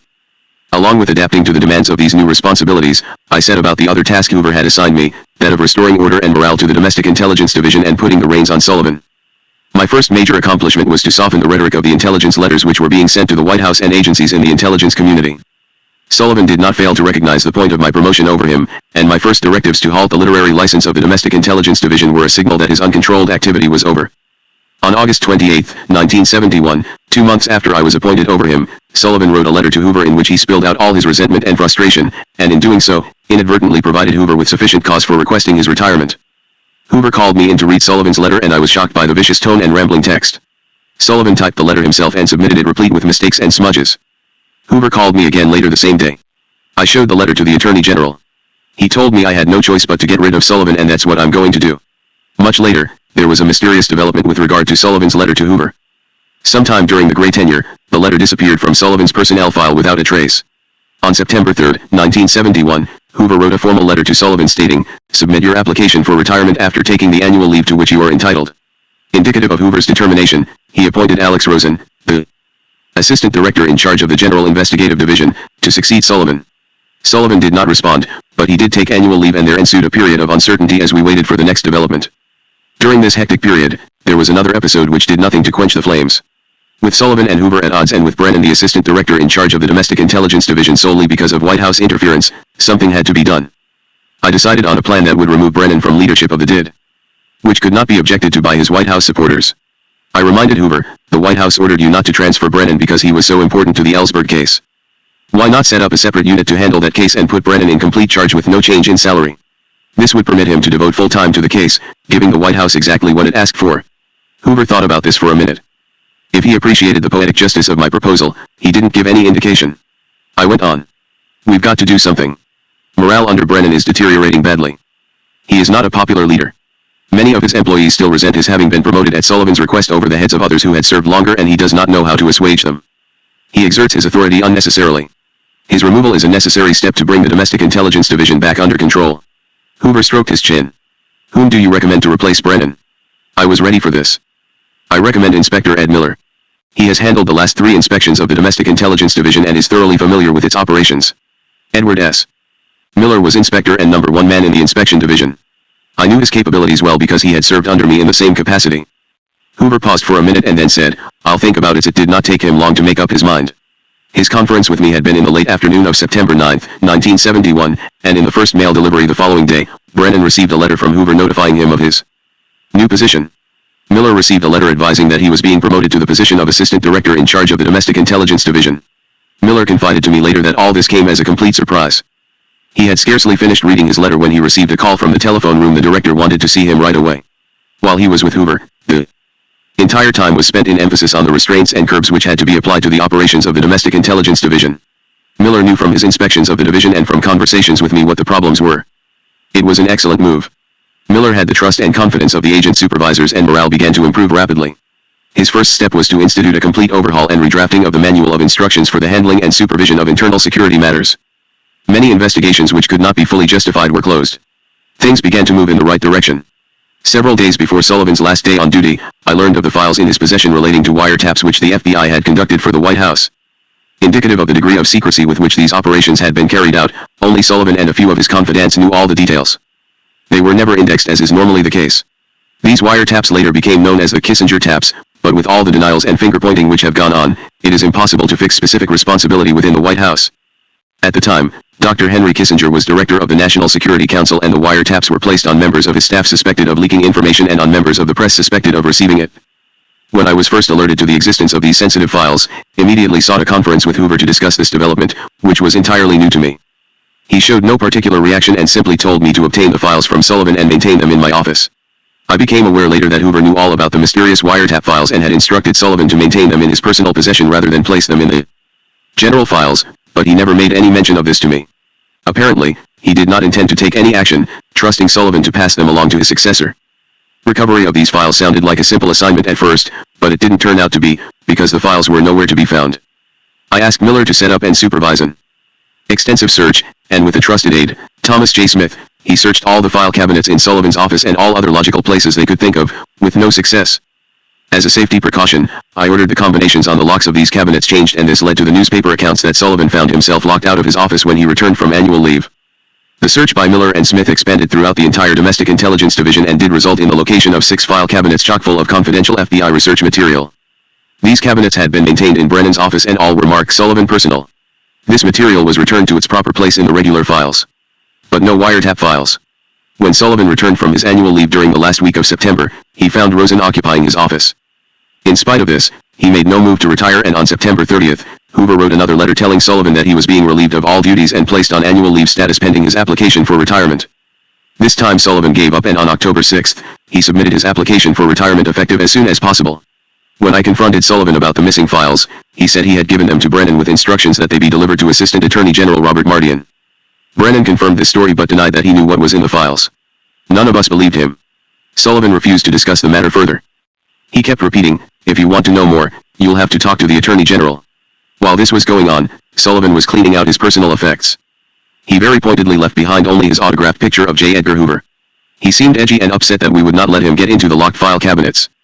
There was no way by which he could get the new combinations, and his reaction was perfectly understandable because we now know they contained the only copy of the so-called suicide letter to Dr. Martin Luther King. Sullivan's last day was a memorable one. All the FBI officials were glad to see him go, but we were also worried about how he would next attack the Bureau. I accused him of being a Judas and he challenged me to a fistfight.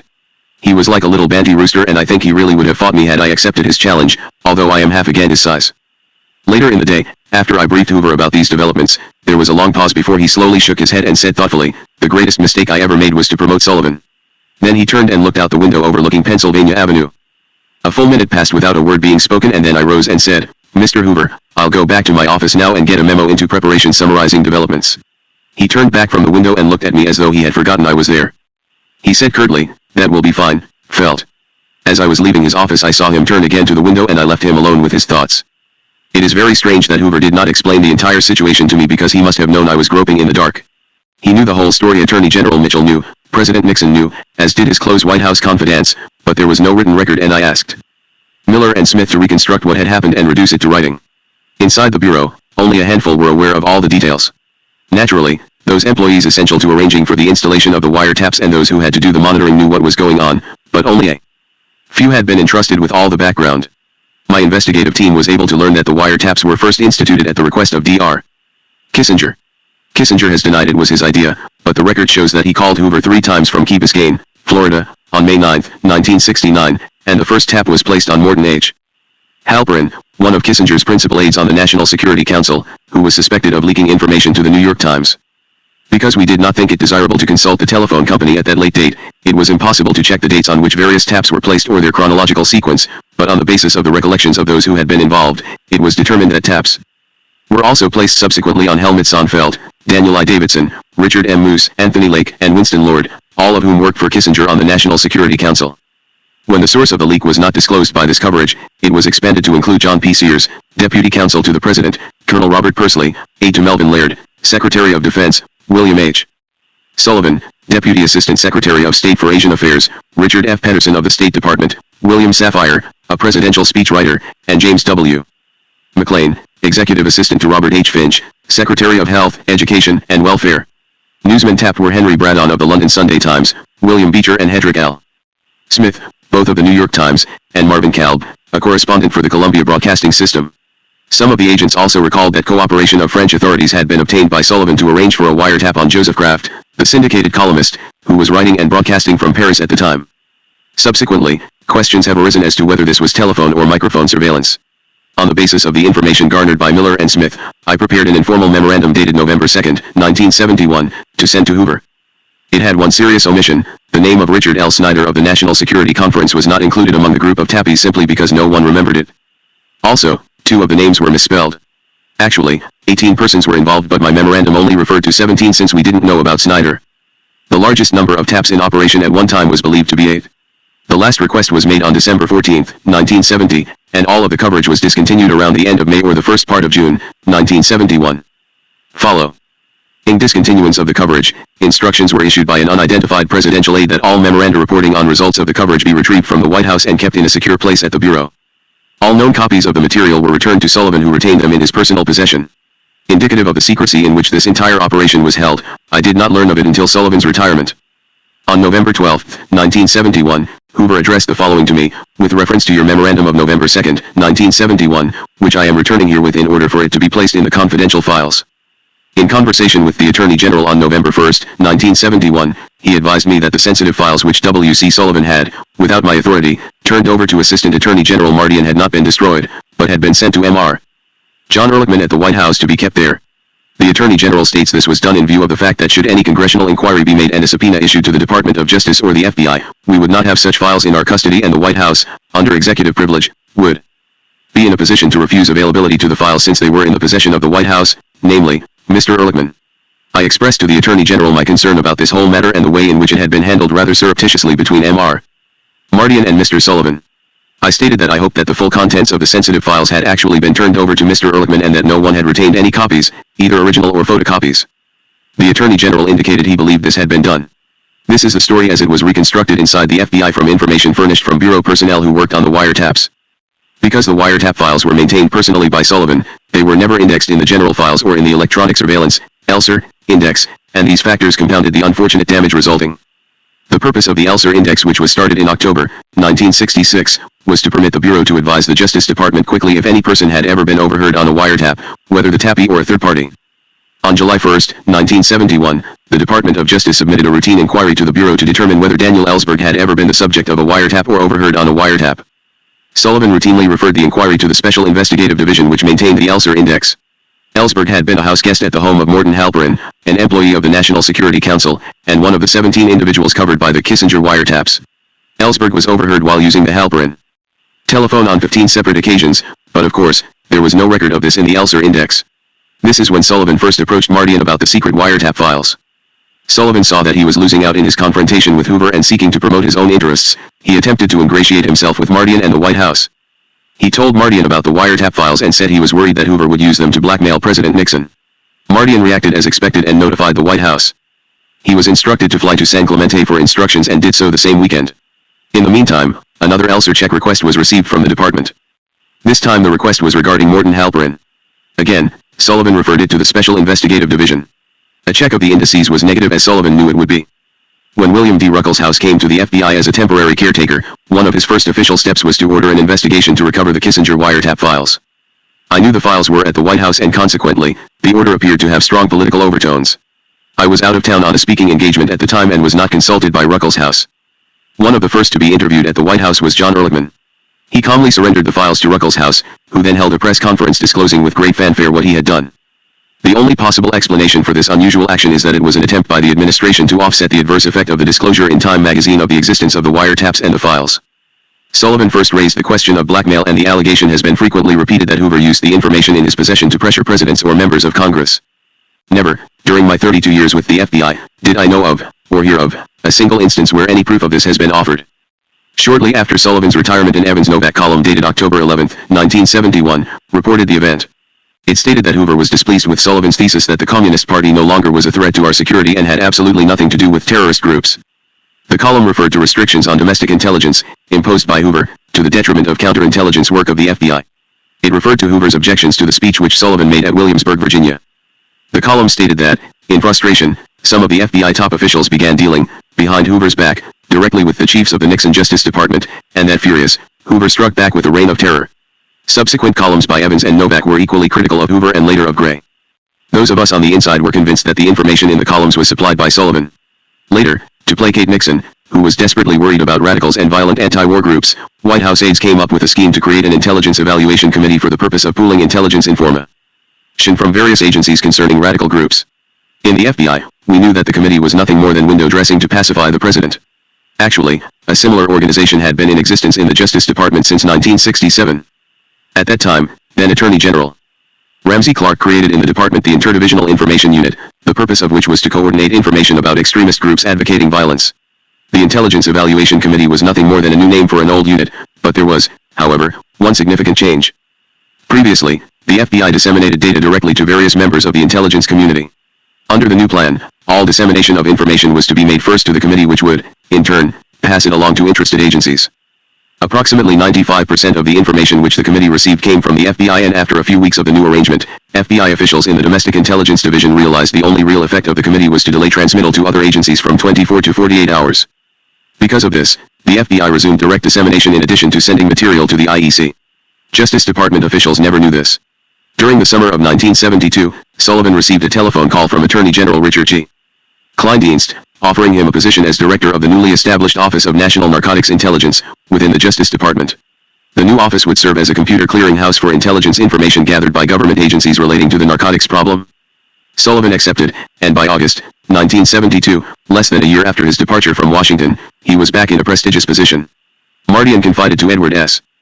Miller that Sullivan had been given a high-paying job to keep him from writing a book about what he knew.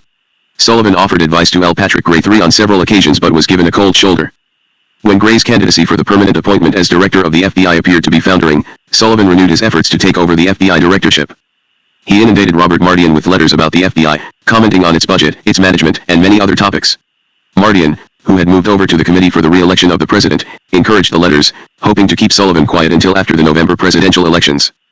Sullivan also wrote repeatedly to Attorney General Kleindienst about how he would change the Bureau.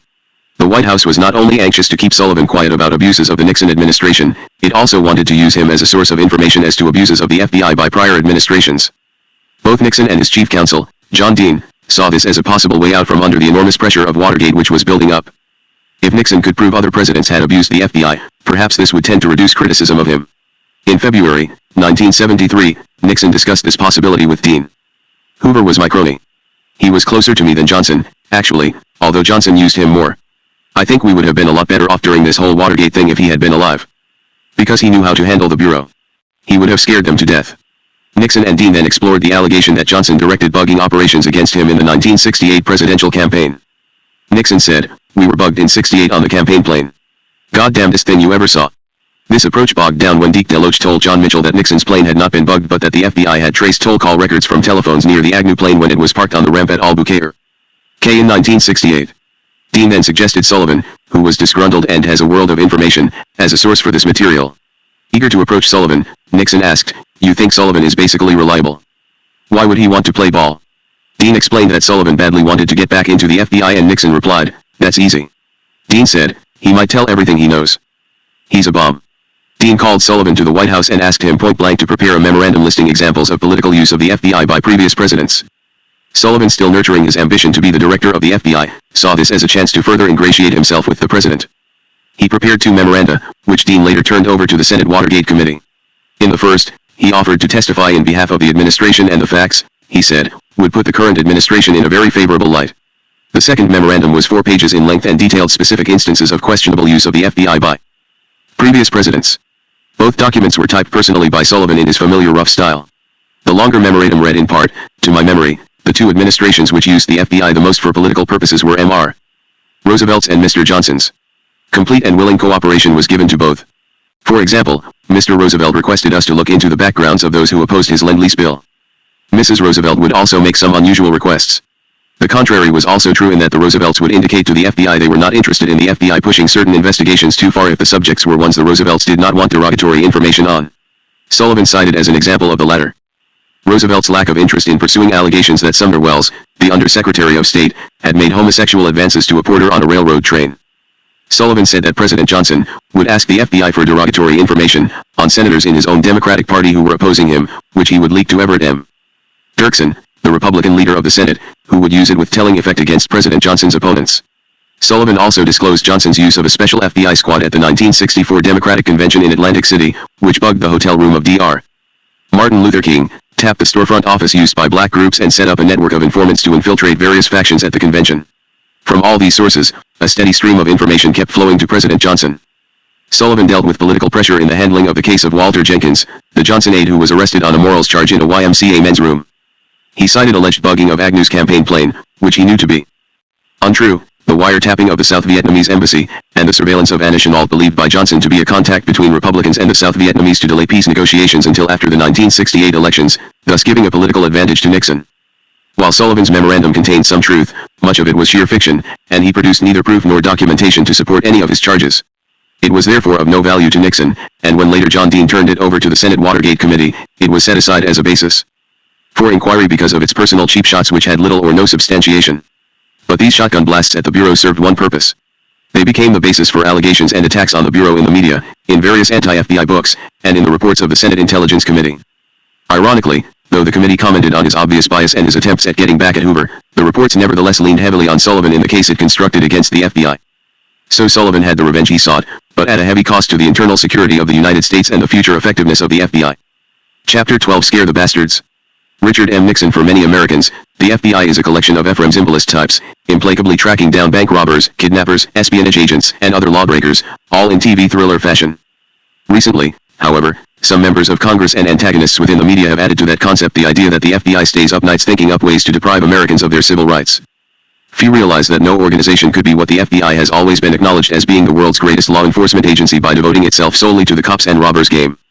Even fewer know that until recently, the FBI received high marks from the American Civil Liberties Union. As I knew when I was an agent in the field and learned fully during my rise to the position of second man in the Bureau, the FBI is a complex organization with a multiplicity of activities and responsibilities. The actual pursuit of lawbreakers is but one of the many aspects of FBI work. There has been extensive cooperation with local law enforcement in such areas as the Identification Division, which provides fingerprint identification services to every law enforcement agency, just as the laboratory provides scientific crime detection expertise. The Training Division has provided training classes for tens of thousands of police officers from all over 151 the United States and from many foreign countries. The National Crime Information Center provides a computerized network for local police where they may store notices concerning stolen property and wanted fugitives. The FBI is responsible for defending the government and the people of the United States from foreign and domestic enemies and for containing, as far as legal restraints permit, the organized crime empire. It sends accountants into banks and corporate entities to uncover white-collar crime and is frequently called upon by the White House to investigate the backgrounds of men and women being considered for appointment to high federal office. The above are but a few of the areas of responsibility of the FBI. This far-ranging effort has been accomplished by the creation of a highly disciplined and strictly organized structure, where every individual's duties are carefully defined. The chain of command is fast and clear, and particular functions are specifically categorized and assigned. Under J. Edgar Hoover, moreover, human fallibility was reduced to the minimum by tight supervisory methods. All of these factors contributed to morale and esprit de corps, and with few exceptions FBI personnel were proud of their jobs and willing to give unstintingly of their time and loyalty, the kind of dedication which is rarely found in civilian government agencies. The FBI can best be described as a hierarchical pyramid with the director at the top and the agents and clerks in the 59 field offices at the base. At the time of my transfer to Washington in 1962, a movement up the side of the pyramid for me, the Bureau looked like this. At the top, in the command center, were Hoover and Clyde Tolson, his associate director.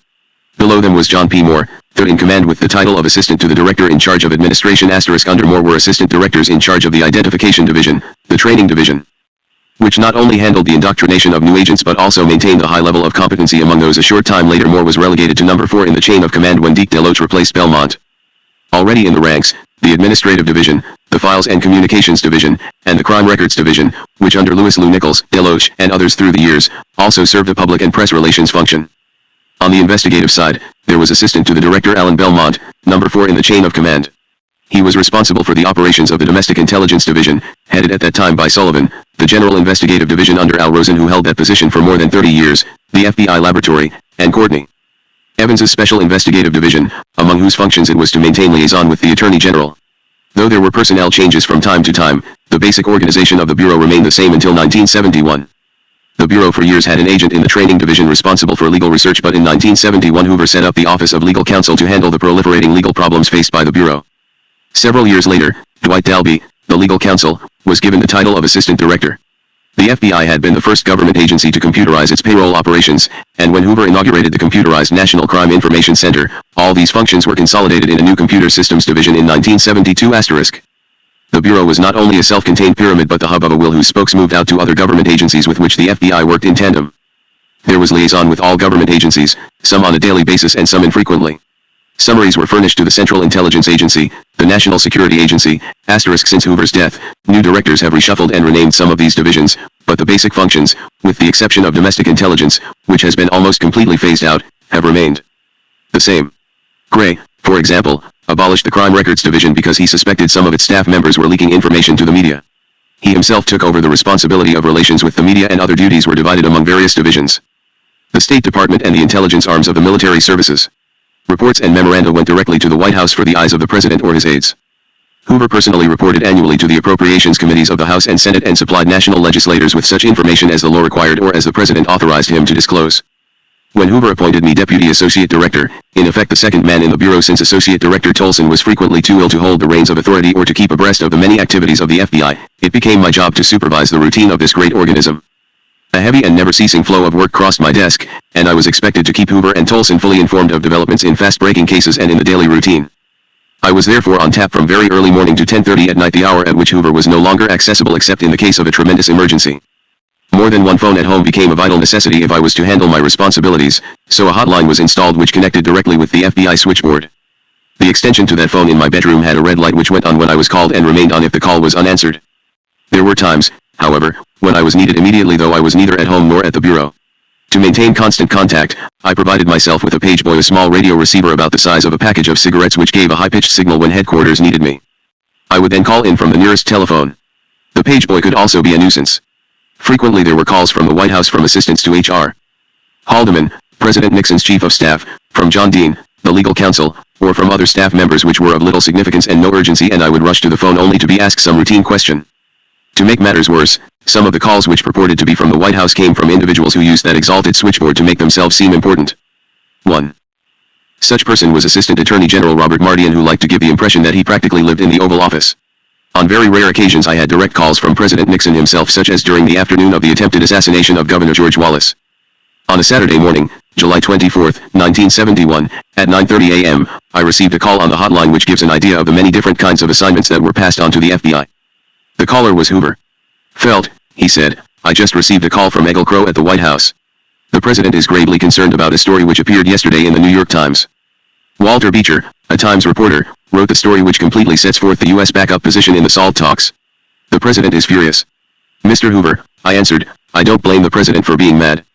That's like playing stud poker with your whole card exposed. The President is bound and determined to find out who the leaker is, and Crow has been designated to handle the inquiry. Crow has requested FBI assistance in providing polygraph equipment and operators to assist in the interrogation of suspected leakers. I agreed to this request and told him you would attend a meeting at the White House at 2 p.m.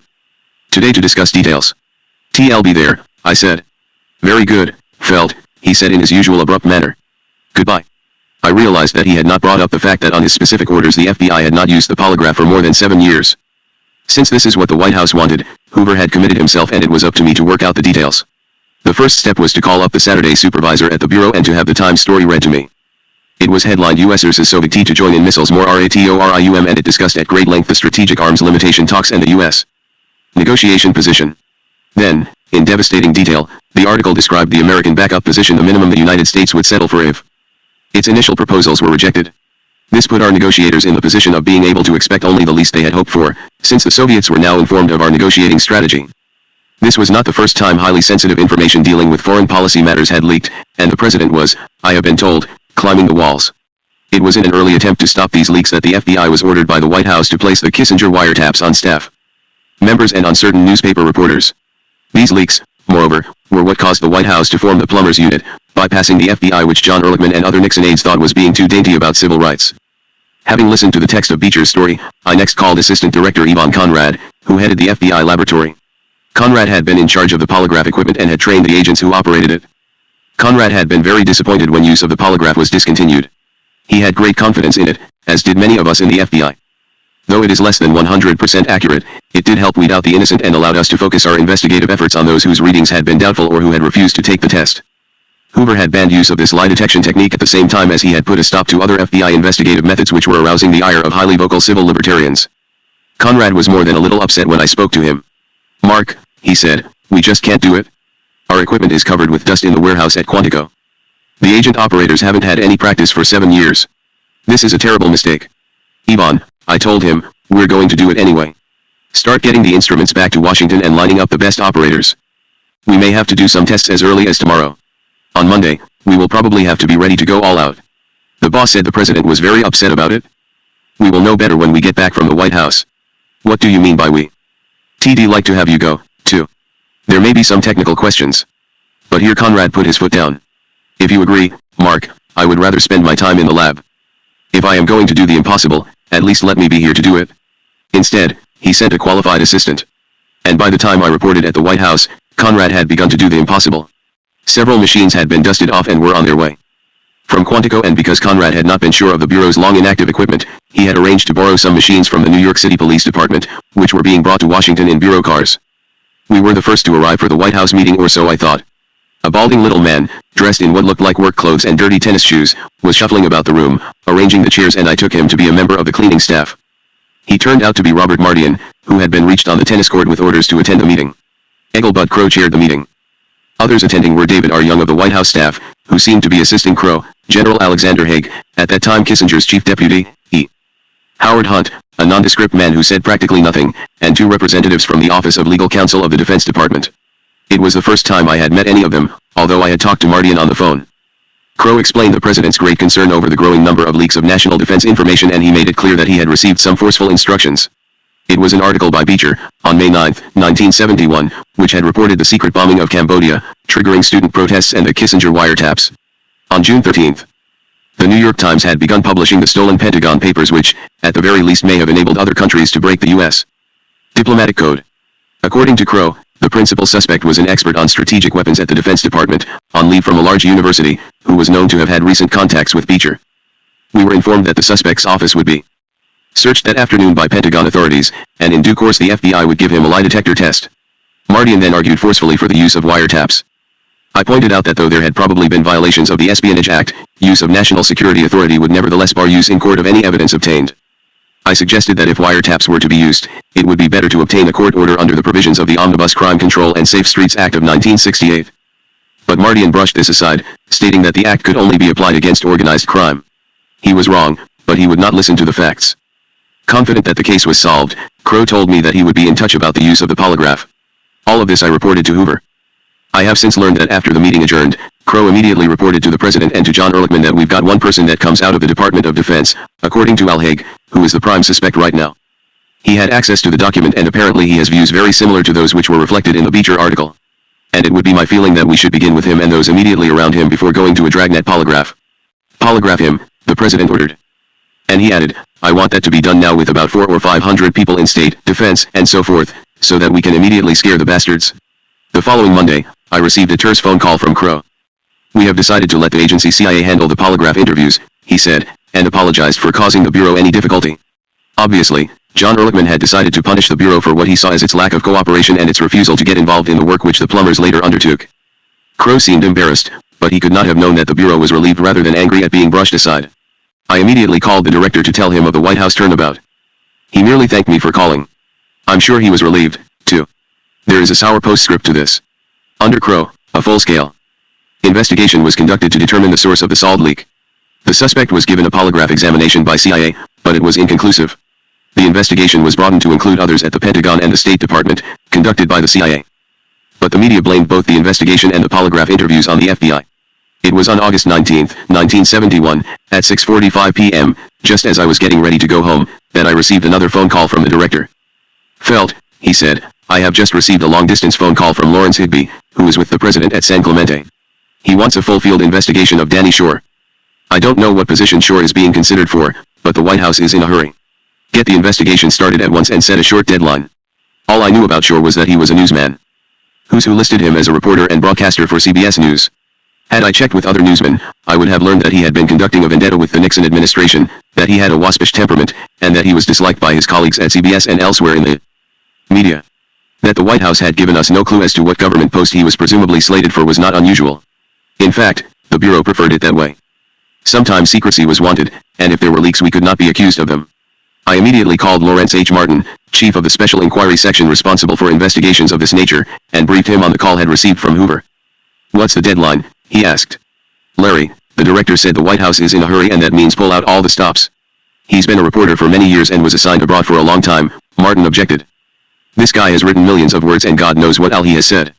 We'll have to interview hundreds of people and we'll have to send leads to Europe to see if he was ever arrested or if there is anything else the White House should know in deciding whether to hire him."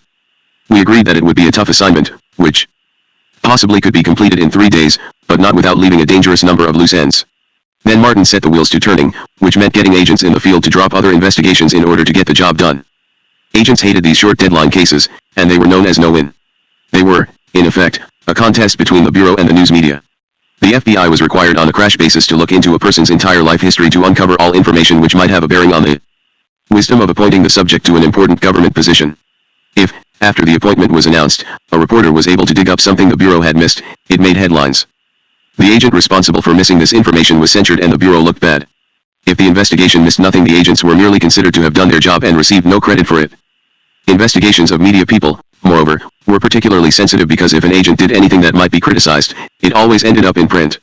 It was the established procedure in the investigations of presidential appointments to go directly to the candidate. He could furnish background information better than anyone else and thereby expedite matters. In most instances, candidates did not attempt to conceal any part of their background. It was also important to go to the candidate at the outset so as to let him know why he was being investigated. This was done in Shore's case, and he helpfully furnished information on his past employment, past residences, close associates, references, names of relatives, and everything else that he was asked about. He also expressed his pleasure to the agent who interviewed him that he was under consideration for a high government position. Among those at the top of the list of interviewees was Richard Salant, president of CBS News and Shore's boss. Perturbed because Shore seemed to be looking for other employment and with our full-field investigation barely underway, Salant called the New York office of the FBI. He said that he had just talked to Shore by telephone and quoted him as saying that he was not considering taking any position with the government, that he did not know anything about it, and that he did not want to be investigated by the FBI. When this was relayed to the supervisor in charge at headquarters, he called Alexander Butterfield's office at the White House. Butterfield was appointments secretary and would later achieve fame or notoriety during the Watergate hearings by disclosing that the Oval Office was wired for sound and that President Nixon taped all his conversations. The supervisor also instructed all field offices to hold the Shore investigation in abeyance. An hour later, Butterfield's office called back with instructions to drop the investigation. 24 individuals had been interviewed prior to Salant's call to the New York office, and the inquiries concerning Shore had lasted a very few hours before they were discontinued by the notice, at second hand, that Shore did not want to be investigated. Had he not given tacit approval, when he was interviewed, the investigation would have ended there and then. When I learned of this turnabout I was shocked. Obviously someone had made a serious mistake. Could I have misunderstood Hoover when he ordered the full-field investigation? I called him right away and said, "Mr. Hoover, possibly Higby was confused and only intended to ask for a file search on Shore." "No," the director told me. "Higby was very definite about it. He specifically asked for a full-field investigation. Let him worry about it." The facts, as we know today, are that someone at the White House, angered by what Shore had been broadcasting, hoped to find something derogatory about Shore in order to silence him. Perhaps Higby did not know the difference between a file check and a full-field investigation.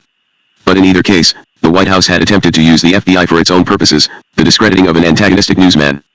This was bad enough, but this act was compounded by subsequent floundering. Ron Ziegler, the White House press secretary, denied any attempt at intimidating Shore. The CBS broadcaster, he said, had in fact been considered for an appointment in the environmental area which no one believed. Ziegler added that the idea had originated in the office of Frederick Malek, a Nixon aide. Later, reporters were told that Shore was being considered for a job as assistant to Russell Train, then chairman of the Council on Environmental Quality. Then Malek went through the comedy of interviewing other newsmen for the environmental position. Ron Nessen, later to be President Ford's press secretary, was quoted by Shore as saying, "T got the impression that Malek was not so much offering me a job as trying to get me to spread the word that there was a Shore job." The White House had been wrong, first in attempting to go after Daniel Shore and then in dragging the FBI into it. It was foolish in giving Shore the opportunity to pose as a martyr. In an article for Harper's, he claimed that he was harassed by the FBI and that the few hours of interviews had an impact on his life, his relations with employers, neighbors, and friends, where in truth it had gotten him much favorable publicity. The fact is that Shore's case was no different from thousands of applicant investigations conducted by the FBI. For years the Bureau was requested to make thorough inquiries concerning individuals being considered for top government jobs, including Supreme Court justices, cabinet officers, and even in the cases of Gerald Ford and Nelson Rockefeller, of appointees for the vice presidency. Ironically, what brought Shore down was not the efforts of the Nixon administration or any other administration but his own action when in February 1976, he furnished classified data from the House Intelligence Committee on classified CIA operations to the Village Voice. At first, Shore denied that he was the source of the report or that he had passed it on to the Village Voice. Colleagues at CBS were incensed because they felt Shore had tried to divert suspicion to another correspondent.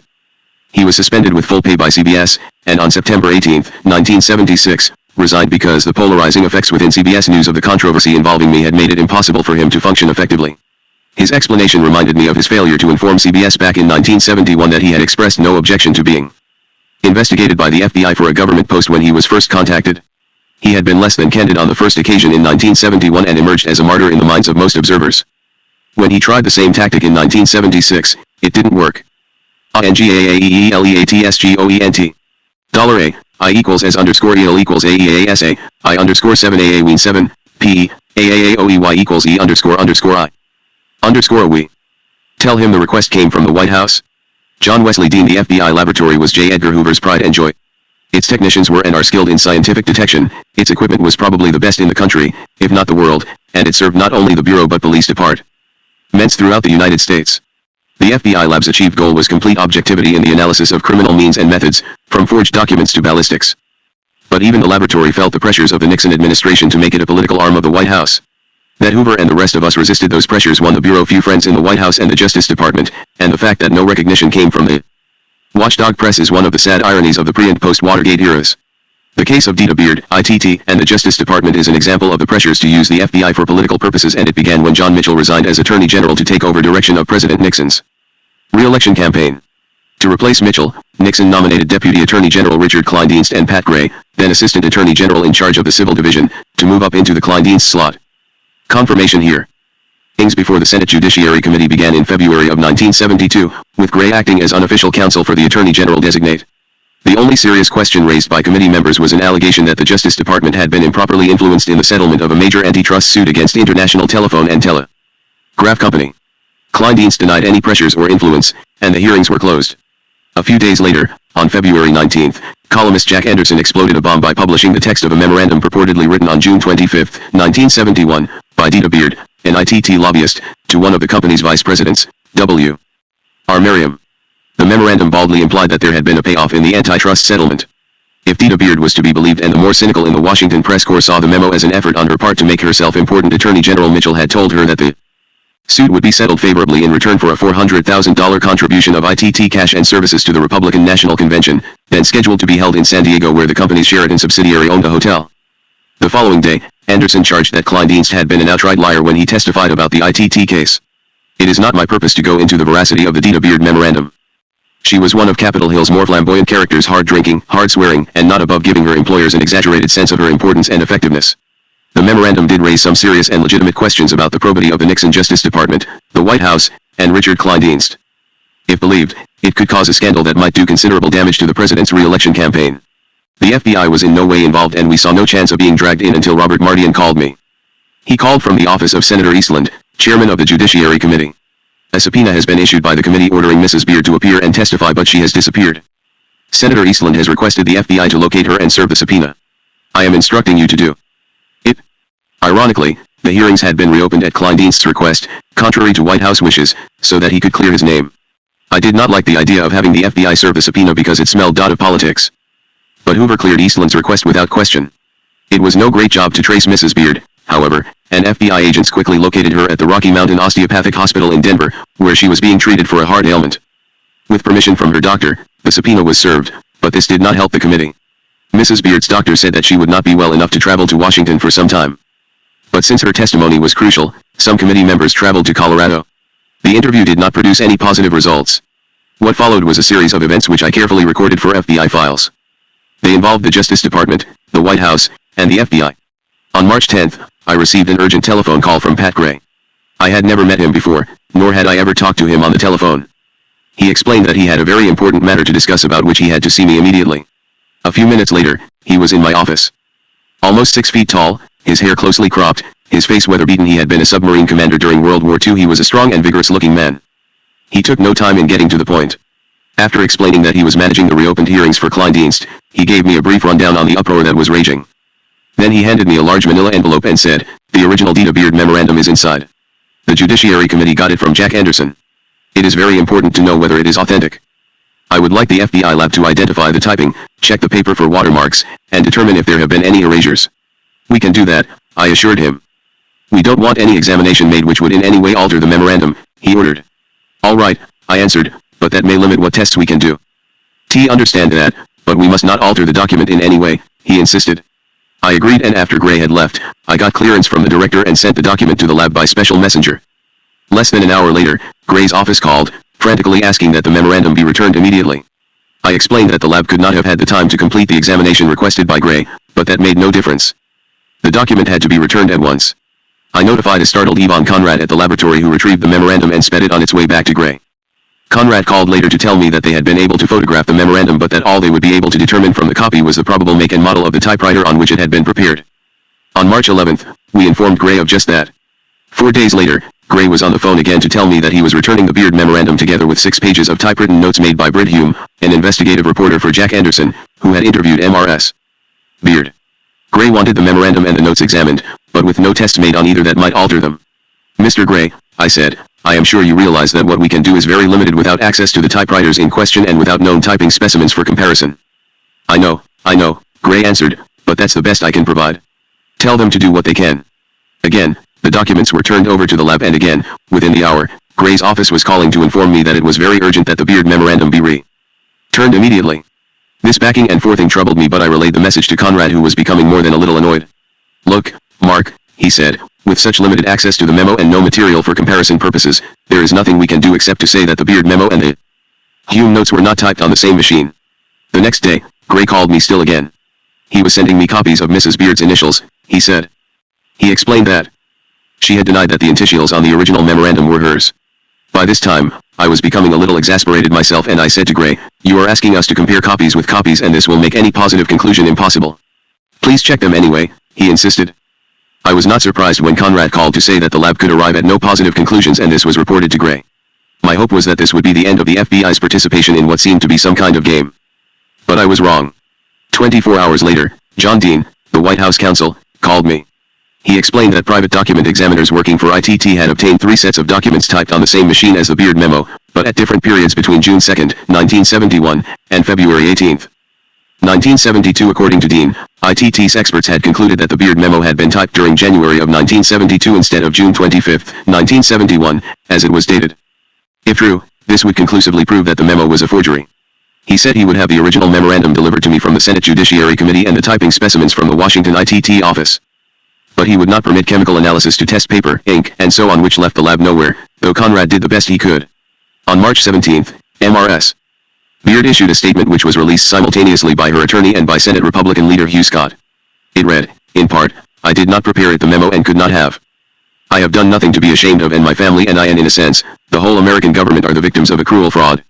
Against this there would be Jack Anderson's testimony that Britt Hume, his assistant, had gone over the memo line by line with MRS. Beard before he had published it, and that she had confirmed its authenticity. *** A bizarre sidelight, the White House sent E. Howard Hunt, of Plumbers and Watergate fame, though this came later, to interview MRS. Beard in Denver. Mrs. Beard's son, Robert, told newsmen, the man refused to identify himself. He seemed to have inside information about what would. At 9 a.m. on Saturday, March 18, I called John Dean to advise him that the findings of the FBI laboratory disagreed with those of the ITT experts and raised the strong presumption, though no positive conclusion, that the Beard memo was typed at or about the time it was dated. Dean sounded annoyed and argued that because no positive conclusion had been reached, the FBI lab report should be modified so as not to conflict with the findings of the ITT analysts. That, I told Dean, would be completely out of the question. When he realized that I would not budge, as he put it, he asked that I check with Hoover. Tell him the request comes from the White House, he stressed. When I told Hoover of my conversation, he exploded. Call Dean right back and tell him I said for him to go jump in the lake. I want to cooperate when I can, but this request is completely improper. I did not quote Hoover exactly to Dean, but I let him know that Hoover had very firmly refused. It was obvious that Dean was very angry at our refusal to cooperate. But the White House would not give up. At 1:30 p.m. on the same day, Mardian called me from the White House. He said to notify me that he had just dictated a memorandum directing the FBI to conduct whatever investigations and laboratory examinations were necessary to determine the authenticity, or lack of it, of the Beard Memorandum. He said Senator Eastland had insisted on this. Mardian's memorandum set a 10 a.m. Monday deadline for our report. Agents were immediately sent to the ITT office, where they took typing specimens from the typewriter used by MRS. Beard's secretary and obtained other memoranda typed on that machine on or near the date of the original document. Pat Gray got the lab's report well before the deadline. Though the findings were not categorical, they made a strong case that the original Beard Memorandum was prepared on or about June 25 and that it was authentic. The known spissy happened next. The visitor was very eerie. He did have a red wig on, cockeyed like he put it on in a dark car. I couldn't have identified my brother if he was dressed like that. Hunt's visit was subsequently verified. The red wig was borrowed from the CIA. Menz and the original memo were returned to Dean by courier at his urgent request. The following day, Gray personally returned the lab report to me, advising me that Senator Eastland wanted the substance of the memorandum incorporated in a letter to him. At 7:30 p.m. that day, John Dean called me. Has the final lab report gone to Senator Eastland yet? He asked. No, I said. But it is on the director's desk for his signature. I must talk to the director before it is delivered, Dean said with urgency. John, I'm sure he'll talk to you, but be sure to call as soon after 9 a.m. tomorrow as possible. Shortly after 9 o'clock the next day, Hoover had me on the intercom. Felt, the White House wants to have some document examiners hired by ITT to have a chance to look at the original memorandum and to talk to our examiners before we send the final report to Senator Eastland. The memorandum actually belongs to ITT, so I saw no objection and I told Dean it would be all right. Tell the laboratory. I immediately made arrangements with Yvonne Conrad and let John Dean know where the examiners should report. They did not arrive until 5:30 p.m. A group consisting of Martin Titel, a typewriter expert from New York, his wife, Pearl, who was a specialist in document examination, Walter McCrone, a spectrogram expert from Chicago, and a lawyer representing ITT. I could not help but be wryly amused at the Nixon White House's sponsorship of ITT's experts. Titel had been hired by Alger Hiss, after his conviction for perjury involving espionage, to construct a typewriter which would prove the FBI's typewriter identification false. At a cost of $7,500, Titel had built a machine for the Hiss defense, but it did not have the characteristics of the typewriter on which the classified documents which helped convict Alger Hiss were written. The contention that Whittaker Chambers, with the probable connivance of the FBI and Richard Nixon, had committed forgery by typewriter was never sustained and Hiss went to prison.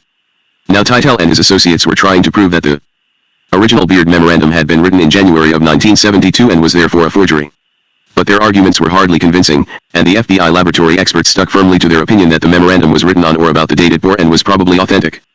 The ITT people then asked for permission to cut certain letters from the memo, to be taken to Chicago by McCrone for testing in his own laboratory. When Yvonne Conrad refused, the ITT lawyer asked for the use of a private phone from which he called the White House. Within 15 minutes, Conrad received a call from Hoover directing him to comply with the ITT request to mutilate the document.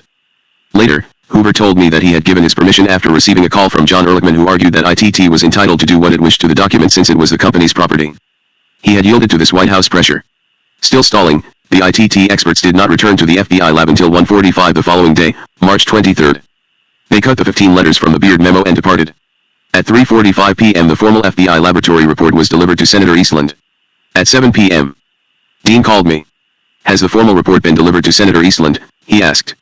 I told him that it had been delivered that afternoon. There was a long pause, and then Dean asked, did you change it or was it in its original form? It was in its original form. Another long pause, then, I see, Dean said curtly and hung up without another word. He was furious that I had not, bowing to White House pressure, changed the report. 10 minutes later, Mardian called to say that Senator Eastland was complaining about a leak. Senator Edward M. Kennedy had called him to see the report before it had reached the Senate. At 10:45 on the following day, Dean appeared at my office. Mark, he said, we have just received a spectrographic report on the memorandum made by Walter McCrone in his Chicago laboratory. He is convinced the Beard memo is a forgery. I want him to talk with your lab people. I wondered why McCrone had called the White House instead of the Bureau, but all I said was, oh. Then I added, okay, John. I don't believe our lab men have much confidence in McCrone, not after what he told them before. But I'll ask the director. I'm sure he'll approve. TD appreciate that, Dean answered. You can reach me in the Attorney General's office during the next hour. After that, I'll be back in my office. Where's McCrone? I asked. He's here in Washington. We'll make him available on short notice. The White House was still in the act. That's fine, I said. I'll call within the hour. I'm sure we can arrange the meeting for today. We will appreciate that, Dean said huffily, and with no further comment he left my office. When I explained the situation to the director, he remarked, "They are persistent, aren't they? Go ahead and set up a meeting between Conrad and McCrone. Let me know promptly what the results are." "Okay," I answered. I don't know what McCrone has to present, but I doubt very much that our lab is going to change its position. I knew how meticulously Conrad worked. He was not given to snap judgments. The director laughed and said, "No, I don't think so either." At 1:00 p.m., McCrone was at the lab. After the meeting, Conrad called to say that McCrone had nothing new to offer and was, in fact, rather apologetic in his presentation. I sent a short note to the director, giving him the facts, and then I called Dean. He was not in his office, so I left a message with his secretary describing the outcome of the meeting. Dean did not return my call. Several days later, Pat Gray came by to discuss the affair. He told me that Senator Eastland had learned of all the wheeling and dealing, the pressure to get the FBI to declare the Beard Memorandum a forgery. In a worried tone, Gray said, "Senator Eastland said that it might be enough to block my own confirmation as Deputy Attorney General." But Gray's difficulties with the Senate Judiciary Committee did not begin until a year later during the confirmation hearings on his appointment as permanent FBI director. The White House manipulations over the Dita Beard memo, however, were only one phase of an ITT case, which was the undoing of Attorney General Kleindienst. He had testified originally that I was not interfered with by anybody at the White House. I was not importuned. I was not pressured. I was not directed. The Beard Memorandum and White House documents subsequently made available contradicted this. On May 16, 1974, he pleaded guilty to a misdemeanor charge that he had not testified accurately and fully about the handling of the ITT antitrust settlement and admitted concealing his communication on the case with President Nixon about not proceeding further against the company. Kleindienst was fined $100 and given a 30-day suspended sentence. I was sorry for Dick Kleindienst. But looking back, I am glad that the FBI was able to resist White House pressure to take part in a cover-up which in some ways was a prelude to Watergate. Mr. Gray, why don't we go over and look at the files in Mr. Hoover's office? Author Tuesday, May 2, 1972, began like any other day since I had become the third man in the FBI. I was up at 5:45 a.m. and not long after I was having breakfast and scanning the headlines of the Washington Post so as to be briefed on the key stories because I would have to answer Hoover's questions about them later in the day. At 6:45, I was on the way to the office, arriving there well before the official workday had begun in order to review all the teletypes and memoranda which had accumulated during the night and were on my desk awaiting action. At 9:00 a.m., official life began. There were conferences, phone calls, and discussions with other bureau officials. Ahead of me lay the FBI day, which would not end until 6:30 or 7:00 p.m., when the director left. It was a bureau tradition that the director would be the first to leave, and there was always much to be done which kept us at our desks anyway. There were many nights when I was at my desk long after this. Shortly before 9:00 a.m. the two administrative assistants, Tolson's, and mine, and the two secretaries came in. Messengers came in with large bundles of bureau communications. Dorothy Skillman, Tolson's assistant, told me that he would not be coming in, no surprise, because his increasing battles with minor strokes often made it impossible for him to be at his desk. I made the necessary decisions for him, hoping that he would not later disagree. Then, at 9:45 a.m., John P. Moore, the assistant to the director in charge of administrative operations, walked into my office. I was surprised because he would usually communicate with me on the intercom. "He is dead," John said, enunciating each word carefully. I was sure that he was talking about Tolson. "Did he have another stroke?" I asked. "Hoover is dead," Moore said. I was stunned. Tolson's death would not have surprised me because I was well aware of his steadily deteriorating physical condition, but I could not grasp the reality of Hoover's death. I had talked with him several times the day before and he had been his usual vigorous and energetic self. It seemed impossible. Of course, I knew that a 77-year-old man could go at any time, but it just did not seem possible that Hoover could leave the scene so suddenly. Moore stood there silently watching my reaction, and he saw my expression change from one of disbelief to one of shock. "He died sometime last night or early this morning. Annie, the housekeeper, found him," John said. Dr. Chwasser had been there and said it was a heart attack. Miss Gandy called me shortly after 9 and I went up to see her. I talked with Tolson at Hoover's house and he asked me to handle funeral arrangements and to notify the Attorney General. "Tolson is taking this pretty hard." What was Kleindienst's reaction? What did he say? "Not very much at first," John replied. I told him that Miss Gandy and I had been instructed by Tolson to handle the funeral arrangements, and I asked him if he wanted me to notify the White House. He said no. He wanted to call the president personally and he was sure the White House would want to announce the death. I was relieved to have someone else handling funeral and other business arrangements because I knew how difficult the days ahead were going to be. I said, "That's fine, John. Tolson won't be coming in and whatever you and Miss Gandy decide will be okay with me." John turned to leave the room and said, "I'll fill you in on more details later, but I want to tell all the assistant directors before they hear the news by the grapevine." I jumped from my desk and went into the next office to tell my two agent assistants. They were as stunned as I. Then, I went into the next office to advise my administrative assistant and the two secretaries. They were dumbfounded and one of them started to cry. As I entered the next room to bring the sad news to Dorothy Skillman, she was talking on the telephone and I could tell by the expression on her face that she was learning the story from someone else. The look on her face was one of shocked disbelief. She hung up the phone and said, "That was Miss Candy. She told me what happened." I said, "This is going to be very rough on your boss." "I know," she replied. "I don't know how long he'll last without Mr. Hoover's support." "Don't worry about it today," I said. "We'll have plenty of other things to keep us occupied for the next few days." As I turned to leave the office, her tears were starting to flow. Although the formal announcement of Hoover's death did not come from the White House until a few minutes before noon, the news leaked to the press well in advance. Word spread through the FBI and the Justice Department. Wives and friends were called and, of course, there were leaks to the press. I was so busy it didn't occur to me to call my wife, and it was she who called me at mid-morning. She had just received the news from our stockbroker who had read the story on the wire service tape. News photographers were in front of the Hoover home well in advance of the White House announcement. Looking back in retrospect at those first hours, it is hard to assess my exact feelings. I felt no sense of personal loss, because my relationship with Hoover had been restricted to the office. Hoover had once fraternized on a limited basis with some of his top officials, but during his later years, Tolson was the only bureau official who had any social contact with the director. Hoover turned to me in 1971 because he was aware that Tolson's weakened physical condition left him unable to cope with the many daily problems which arose.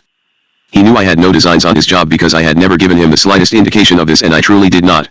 I am positive I had his complete confidence because he paid careful attention to my advice and recommendations on investigative as well as personnel matters. He enjoyed talking with me, sometimes at considerable length, about current topics of interest. I feel that he respected me as much as I respected him. This is not to say he was an easy man to work for. He was tough and irascible. He would not accept even 98% perfection. He was extremely bright and had an amazing memory about even the smallest of details. Allegations that he had become senile are completely baseless. I know, because I had to deal with him on a day-to-day basis, and he would recall details of a memorandum he had seen days before. He was a ruthless fighter for causes in which he believed and was as fierce and tough as the bulldog he was said to resemble. I had tremendous admiration for the man. I was and am proud of the FBI, and it was Hoover who built it into the finest law enforcement agency in the world. It may never again be the same. All I could do was to keep the FBI as nearly intact as possible. I knew Tolson would retire, and being next in the chain of command, it would be up to me to keep the FBI on course. I had to set the example, make sure there were no breakdowns in any phase of operations, and take every possible step to prevent morale from sagging. I was sure this could be done because of the excellent FBI staff. It did not cross my mind that the president would appoint an outsider to replace Hoover. Had I known this, I would not have been hopeful about the future. There were many trained executives in the FBI who could have effectively handled the job of director. My own record was good and I allowed myself to think I had an excellent chance. As the day went on, I reconstructed what had happened on the director's last day by questioning the various people involved. It was May Day, and it began very routinely. Tom Moten, who chauffeured Hoover's bulletproof Cadillac limousine, drove it into the courtyard at the Justice Department building at 3 minutes past 9, slightly behind schedule, and took his passenger to the special parking space in the basement immediately adjacent to the lobby of the elevator bank at the corner nearest 9th and Pennsylvania Avenue. These elevators were almost directly in back of the director's office on the 5th floor, and it was but a few steps from car to elevator in the parking area and only a few more from the elevator lobby on the 5th floor to the private rear entrance to Hoover's office, which he always used. Hoover usually had his limousine pick up Clyde Tolson at his apartment and they would arrive together, Tolson a few steps to the rear as was his custom. On this day, Hoover was alone as he left the car and strode briskly to the elevator bank. When Hoover left the limousine, parked but a few steps from the elevator lobby, Moten always went to a special phone and called the director's office to alert everyone. "He's on the way up." This resulted each time in a flurry of activity, and if there were any relaxed employees there before the call, there were none after. Nothing unusual happened this day. I saw Hoover and talked with him several times on the intercom. He was alert, forceful, typically aggressive, and, so far as I could tell, completely normal in every respect. He left the office shortly before 6 o'clock and was driven to Tolson's apartment, where he had dinner. Later, Moten drove him home, where they arrived at 10:15 p.m. Annie Fields, the housekeeper, did not hear him come in, which was not unusual because she spent evenings in her apartment located in the basement. Annie said Hoover customarily let his two shaggy Cairn Terrier dogs run in the backyard after coming home late, and there was no evidence on the newspapers spread near where they slept to indicate they had not relieved themselves outside as usual. The two dogs were very attached to Hoover, and the older, a male called G-Boy, died a few weeks after his master's death. The other, a female called Cindy, Moped, refused to eat and died a few months later. The next morning, Annie had breakfast ready promptly at 7:30 a.m. in accordance with Hoover's strict routine. This day was an exception, because Hoover did not come down, and as the minutes passed with no sound of activity from the bedroom upstairs, she began to worry. At exactly 7:45 a.m. Moten arrived with the limousine, several minutes early as always, ready to drive the director to work. A few minutes later, James Jimmy Crawford arrived. Crawford had been Hoover's chauffeur for many years, but he retired in December of 1971 after major surgery. Since his retirement, he had been hired by Hoover for odd jobs around the house. This morning he had come to plant some rose bushes which had arrived the day before from a West Coast nursery with which Hoover did frequent business. Crawford had come early because he knew the boss would want to mark exactly where each bush should be planted. The three of them discussed the situation, and together they decided that Annie should go upstairs and knock on the director's door. This she did, gingerly at first, and then much louder. Still getting no answer, she tried the door. It was unlocked, which was very unusual, and slowly entering the bedroom Annie saw the man whom she had served for so many years stretched on the floor near the bed. She raced downstairs to get Crawford. He picked up Hoover's hand, which was stiff and cold.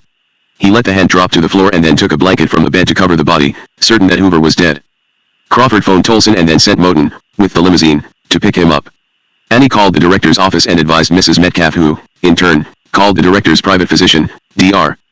Robert Schwasser, giving him the task of pronouncing Hoover dead when he arrived a short time later.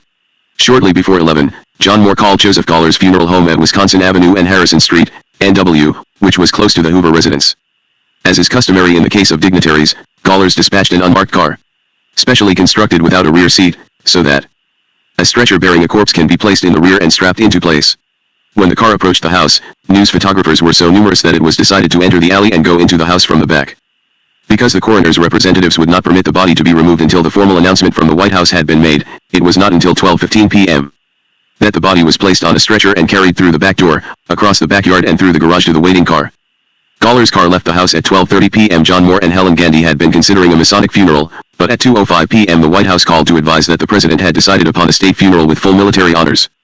The body would lie in state in the rotunda of the Capitol on May 3rd, and memorial services would be on May 4th. Moore was in charge of coordinating the services, but the military took over the ceremonial arrangements with precise efficiency, and the combination produced one of the most impressive state funerals ever seen in Washington. May 3, 1972, dawned gray and dismal, and the light mist drifting down from the low-hanging clouds set a somber mood for the services in the Capitol Rotunda. The heavy casket was to be placed on the catafalque originally built for President Abraham Lincoln and used by only 21 American heroes and statesmen before Hoover. The hearse arrived in front of the Capitol building promptly at 11:30 a.m. The group of 8 military pallbearers was ready. They lifted the casket out of the hearse and, preceded by the Reverend Edward L.R. Elson, pastor of the National Presbyterian Church and chaplain of the United States Senate, laboriously carried their burden up the long steps, where it was placed upon the catafalque in the center of the rotunda. Moore confided to me later that he and Miss Gandy had not given any thought to the problem of carrying the casket up the Capitol steps, and the one they selected was lead-lined and weighed well over 1,000 pounds. It must have been an incredible strain for the young men, 2 of whom suffered ruptures as they struggled up the long steps. Services in the rotunda were impressive. Hundreds of dignitaries were present to do homage to a great man. All the members of the FBI Executive Conference were there as honorary pallbearers, and many others from the Bureau also attended. Chief Justice Warren E. Burger of the United States Supreme Court, whom Hoover had always regarded very highly, gave the eulogy. He said, from modest beginnings, he rose to the pinnacle of his profession and established a worldwide reputation that was without equal among those to whom societies entrust the difficult tasks relating to the enforcement of the laws.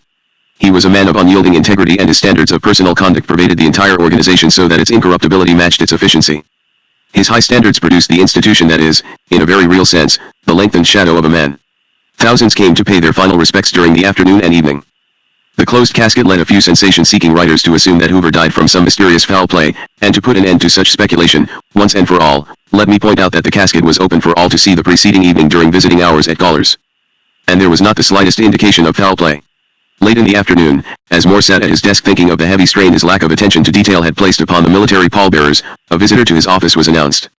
It was L. Patrick Gray III. Gray announced that he was there at the direction of the Attorney General to review the secret files. Moore patiently explained that the FBI had no secret files he knew of, and after a few remarks by both about the man whose body still lay in its casket on the catafalque in the rotunda, Gray left, apparently satisfied. The next morning, May 3rd, Gray returned to Moore's office in a very agitated state, demanding to know where the secret files were kept. Again, Moore, himself becoming somewhat agitated, firmly assured Gray there were no secret files. The conversation grew heated and the language became less and less formal. Moore said later, "I guess I did cuss at him a little." At this point, Gray stood, thrust out his chin and said, "Look, Mr. Moore. I am a hard-headed Irishman and nobody pushes me around." Moore also rose to his feet and in a loud voice, claimed to have been heard several doors away, said, "Look, Mr. Gray, I am a hard-headed Dutchman and nobody pushes me around either." Gray turned on his heel and left. Less than 3 hours later, Gray was appointed acting FBI director by Attorney General Richard Kleindienst. Within 30 minutes of the announcement of Gray's appointment, I received a telephone call from Tolson. He said, "I want you to arrange for my retirement effective today." I asked, "Do you want to dictate the letter to MRS?" Skillman over the telephone. No, he said, I want you to write it. Make it short, nothing fancy. Have Mrs. Skillman sign my name to it. All right, I said. I'll get it to Gray this afternoon and see that it is processed right away. I wrote the letter and couched it in much softer terms than Tolson would have, had he dictated it himself. Having had considerable contact with Gray during the Kleindienst confirmation hearings, I didn't hesitate to call him directly. I told him what had happened and he was not surprised. He said, write him a warm letter accepting his application for retirement. Commend him for his many fine years of service. Write it for my signature. Date it today. He paused for a moment and then went on, I want to have a talk with you after the funeral and I'll sign it then. Fine, I replied, I'll be available. Do you want me to come to your office over there or are you going to come here? 1LL come over there. There is something I want to ask about and also I want to look at the space in the director's office. Glad to cooperate fully, I said. I'll be here. Good, Gray replied, and hung up the phone. I knew of Gray's encounter with John Moore about the so-called secret files and I was sure he wanted to talk about this. Also, it was only logical that he would want to survey a new office which he had never seen. All of this occurred on May 3rd, while Hoover's body lay in state in the rotunda. There it remained through the night of the 3rd. Early on the 4th it was removed by Gallers and the military pallbearers to the National Presbyterian Church on Nebraska Avenue for the memorial services. The services were a television spectacular, designed more to aggrandize the president than to honor the departed director. Seating arrangements became a matter of critical concern because of television coverage. Original plans called for President and Mrs. Nixon and acting director Gray with his wife, BEA, to sit in the front pew on the left-hand side. The honorary pallbearers, consisting of myself, as acting associate director, John Moore, and Alex Rosen, the two assistants to the director, and all the assistant directors to occupy the first two pews on the right. Late in the afternoon of May 3rd, the newly appointed acting director Gray, bypassing Moore, the hard-headed Dutchman, called James Adams, Moore's assistant, and instructed that the seating assignment for Attorney General Kleindienst be changed. Originally scheduled to be sitting in the second row, left, with Vice President Spiro Agnew, Kleindienst wanted to sit in the first place in the first row, right, directly opposite the president, and, incidentally, directly in front of the television cameras. In view of Gray's new authority, his instructions were carried out and during the service the Attorney General sat with the honorary pallbearers. In his eulogy, President Nixon said, J. Edgar Hoover was one of the giants. His long life brimmed over with magnificent achievement and dedicated service to this country which he loved so well. He became a living legend while still a young man and he lived up to his legend as the decades passed. The greatness of Edgar Hoover will remain inseparable from the greatness of the organization he created and gave his whole life to building, the Federal Bureau of Investigation. He made the FBI the finest law enforcement agency on earth, the invincible and incorruptible defender of every American's precious right to be free from fear. The United States is a better country because this good man lived his long life among us these past 77 years. Each of us stands forever in his debt. In the years ahead, let us cherish his memory. Let us be true to his legacy. Let us honor him as he would surely want us to do, by honoring all the men and women who carry on in his noble profession by helping keep peace in our society. After the service, we waited outside for the alignment of the funeral procession which was to take the body to Congressional Cemetery for graveside services and interment. The people who had not been able to be admitted to the church crowded around for a view of the casket. The procession was to consist of 10 cars with a police motorcycle escort. As we left the church grounds and turned onto Nebraska Avenue, there was an amazing sight. As far as the eye could see, there were solid lines of uniformed police officers on each side of the avenue. Many were from the Washington Metropolitan Police Department but others had come from surrounding areas. It was an unforgettable scene and I later learned it had been arranged by the military authorities. Uniformed officers had been stationed at all intersections on Constitution and Pennsylvania avenues. In southeast Washington, the procession turned north on Potomac Avenue which led directly to the cemetery where Hoover's parents were buried. The neighborhood is residential and householders had come to the sidewalks to see the procession go by. Later in the day when I went back to the office, I waited, curious to see what my new boss would have to say. He called a few minutes after 3 o'clock and asked if it would be convenient for him to come to see me. I said, I'll be glad to come to your office. Are you sure you wouldn't prefer that? No, he replied, I would rather come over there. He knew where my office was because of our conferences about the Dita Beard Memorandum. A few minutes later, he came in, extended his hand for a firm, cordial handshake and sat down in the chair beside my desk.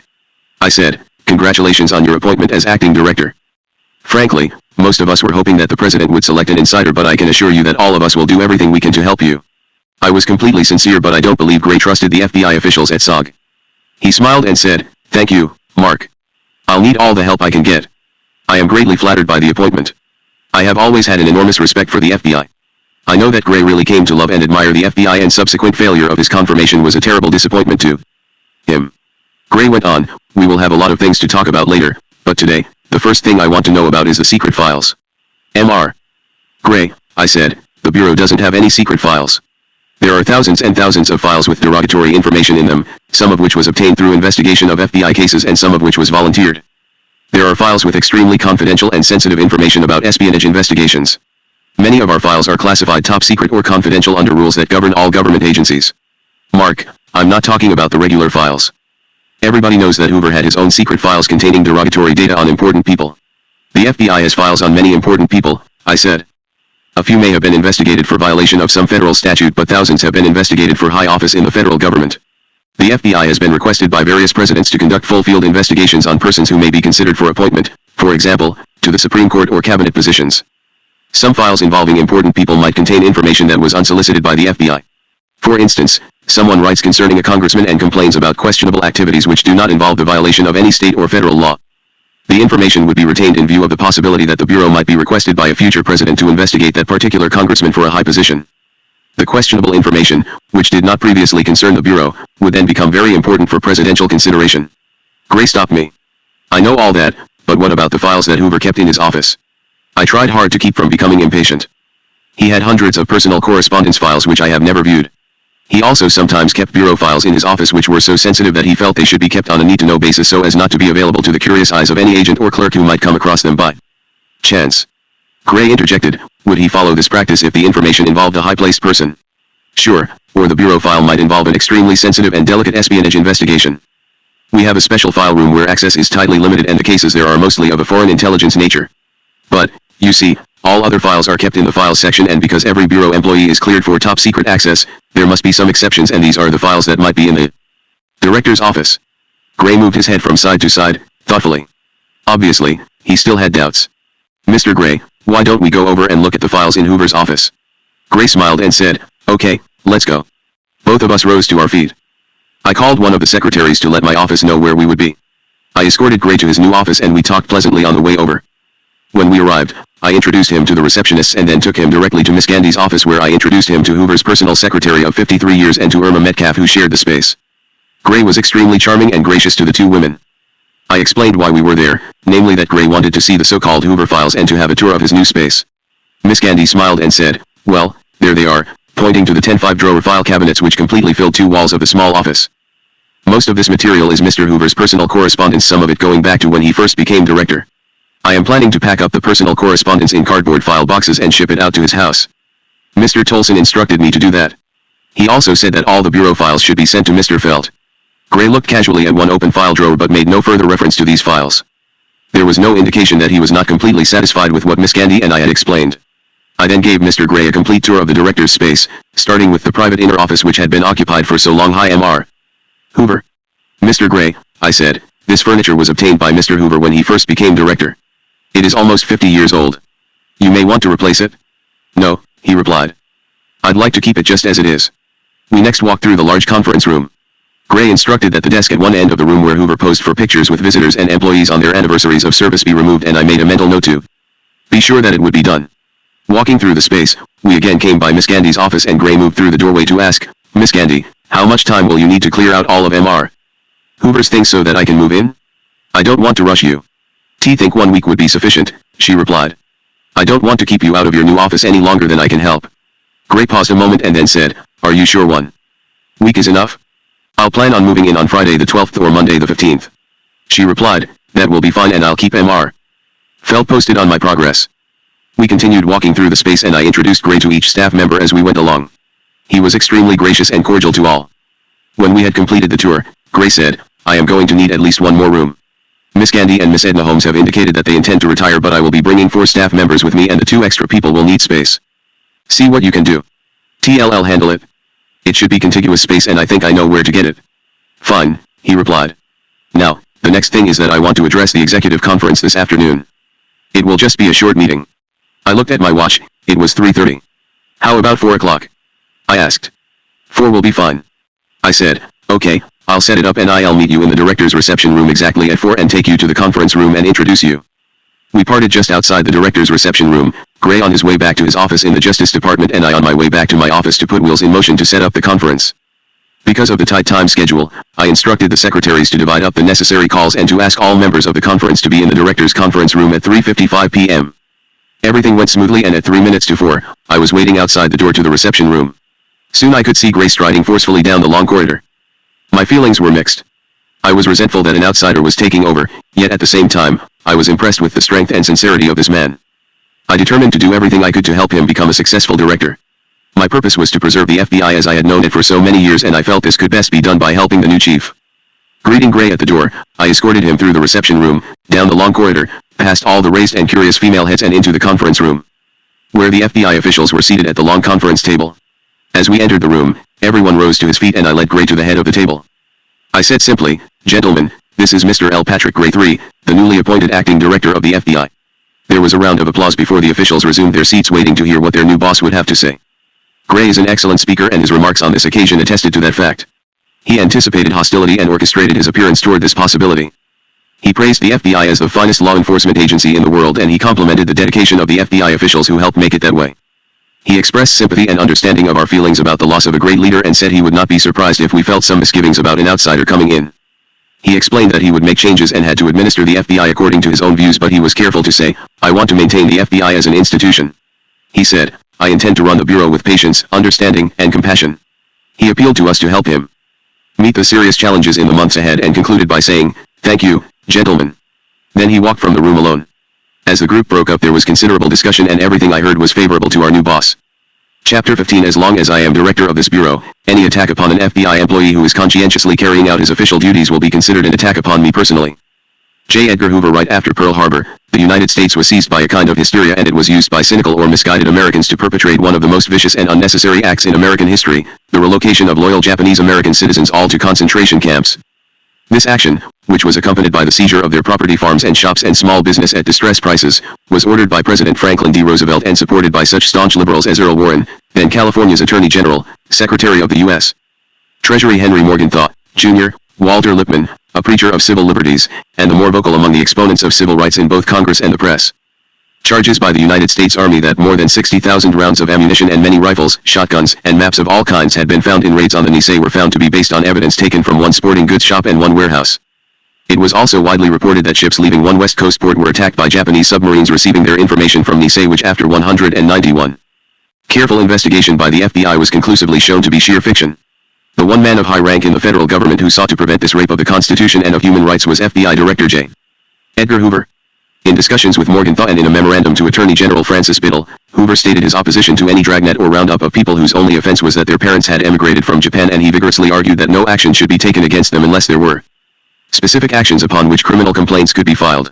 This is one side of the director which, in his last days, was forgotten, if they ever knew it, by those who belabored him for his reputed insensitivity to civil liberties. They did not know and would not have cared that Hoover jeopardized his relations with the Nixon White House by categorically barring black bag jobs and drastically reducing the number of wiretaps and electronic surveillances, even in national security cases. What this tells us about J. Edgar Hoover is that he was a very complex man.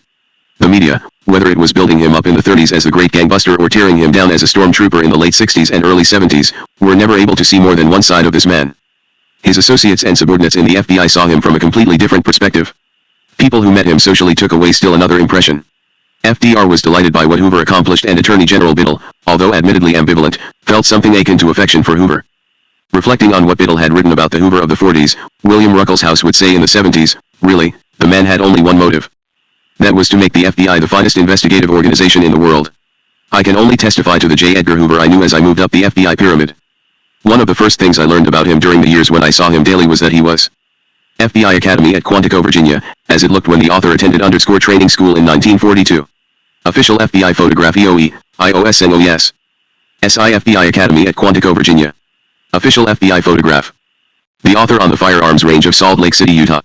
Deseret News, Salt Lake City, Utah. Standards of weight, height, and build under Hoover, since greatly relaxed by Gray. Height small frame _ medium frame large frame 54, 117 to 125 123 to 135 131 to 148 son 120 to 129 126 to 139 134 to 152 5 feet 6 inches 63 124 to 133 130 to 143 138 to 157 to 128 to 137 134 to 148 143 to 162 58% 132 to 141 138 to 152 147 to 166 59 136 to 146, 142 to 156, 151 to 175, 10, 140 to 150, 146 to 161, 155 to 175, SU 144 to 154, S 150 to 166, 160 to 186,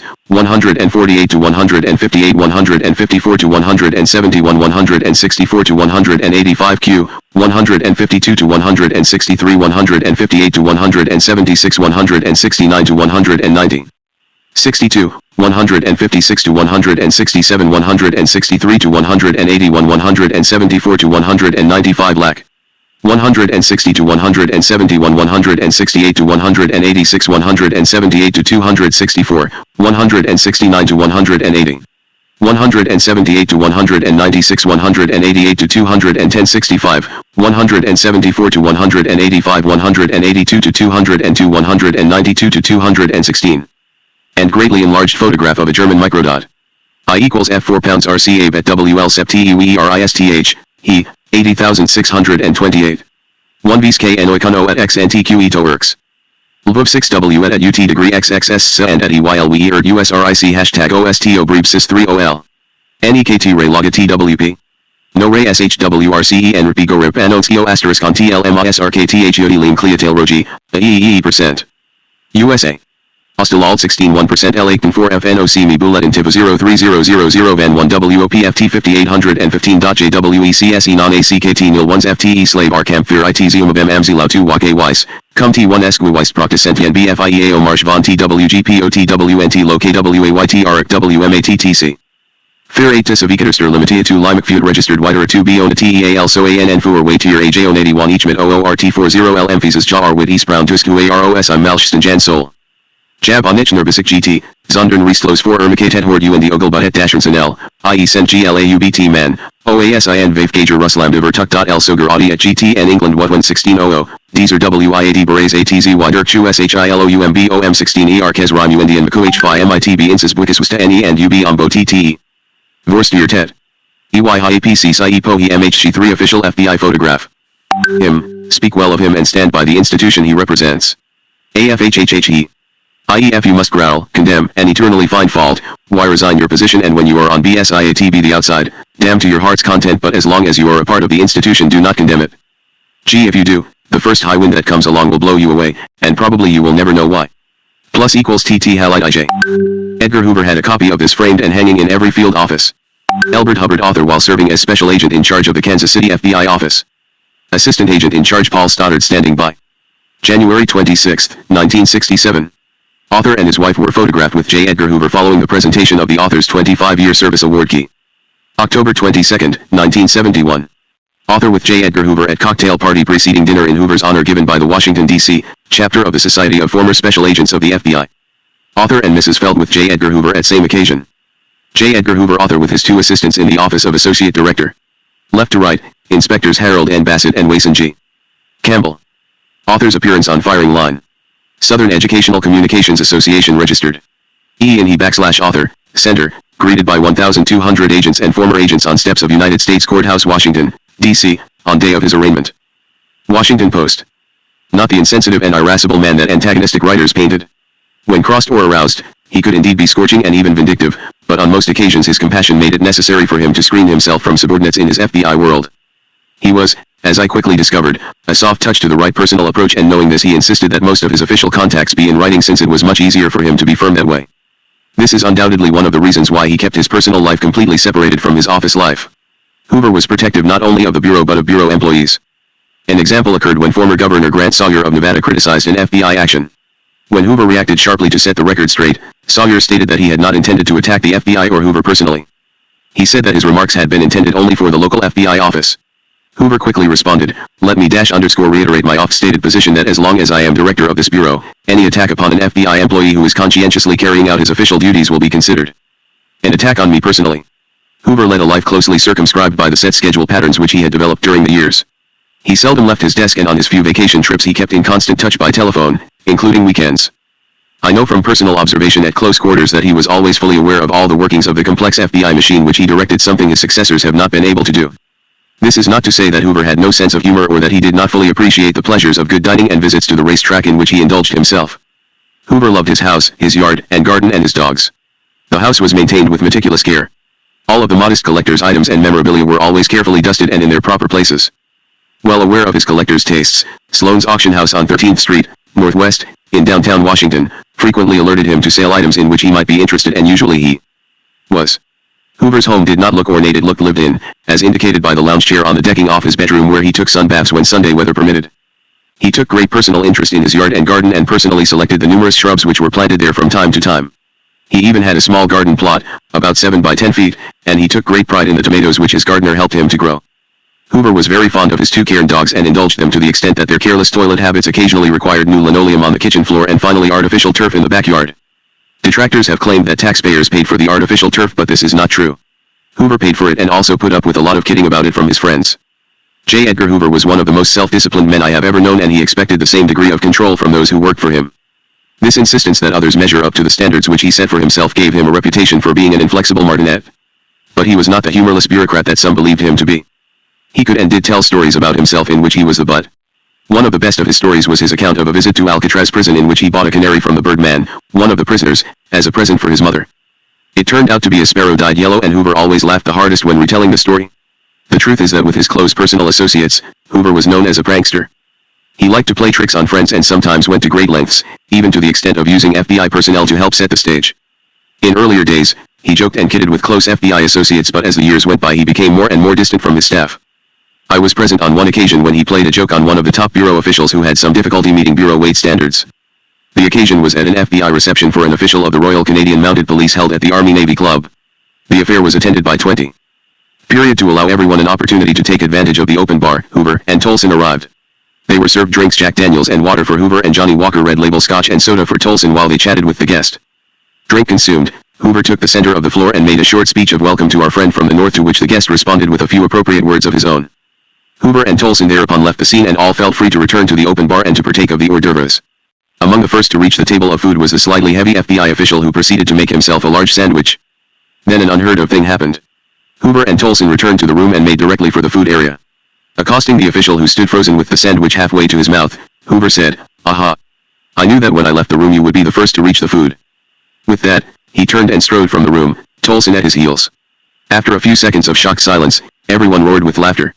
Personally and officially, he was a frugal man, and this allowed him to build up an estate which was appraised at more than $500,000, including his house and personal property. His investments were conservative and he was primarily concerned with the amount of dividends paid. This, of course, is little compared to what he could have earned had he left the government. The offers were there, from the corporate heads who courted him. But repeatedly, he turned down fabulous executive positions, including one from the late Howard Hughes, who told Hoover he could name his own salary. He had political opportunities which he scorned.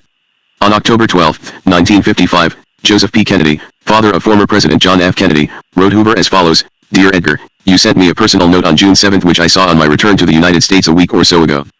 I gave my office hell for not sending it to me, but they said my final instructions were not to bother you with any mail or messages for 3 months. So that's what happened. I want to thank you for your most kind and generous remarks. I think I have become too cynical in my old age, but the only 2 men that I know in public life today for whose opinion I give one Continental, both happen to be named Hoover, one John Edgar and one Herbert, and I am proud to think that both of them hold me in some esteem. TM all, even on all the rest. I listened to Walter Winchell mention your name as a candidate for president. If that should come to pass, it would be the most wonderful thing for the United States, and whether you were on a Republican or Democratic ticket, I would guarantee you the largest contribution that you would ever get from anybody, and the hardest work by either a Democrat or Republican. I think the United States deserves you. I only hope it gets you. My best to you always. Sincerely, Joe Hoover." Respected the taxpayers from whose pocket FBI funds were appropriated. The FBI budget was one of the most tightly controlled in the government, and Hoover was perhaps the only administrator in Washington history to return unexpended funds to the Treasury at the end of the fiscal year. "I must explain every item in our budget and how the money is used," he once said. "I never want any secret fund, a lump sum appropriation for which I don't have to account. I want to account for every cent, because an unexplained fund is dangerous." Hoover's economies resulted in an atmosphere at every level of the Bureau which produced respect for the taxpayers' money. Hoover was the complete director, self-assured and totally in command. He had no ambition to rise politically and repeatedly fought off attempts to expand the FBI's jurisdiction beyond what he knew were its capabilities. He knew the political game and played it to the hilt in his relations with presidents, attorneys general, and the Congress, but his goal never went beyond greater independence for the FBI and for himself as its creator and director. He basked in the power and the adulation which his position brought and in the perquisites which went with it. I am sure he was proud and pleased to be the only official besides the president to have an armored limousine. This extra protection for Hoover was provided when he personally led raids against gangsters in the 30s and as a result received numerous threats against his life. He was continually a recipient of threats. Critics of J. Edgar Hoover forget that he was called in to clean out a corrupt and politics-ridden Bureau of Investigation. This was not only because of his reputation for efficiency and administrative ability but also because of a moral streak in him, a morality which was basically puritanical.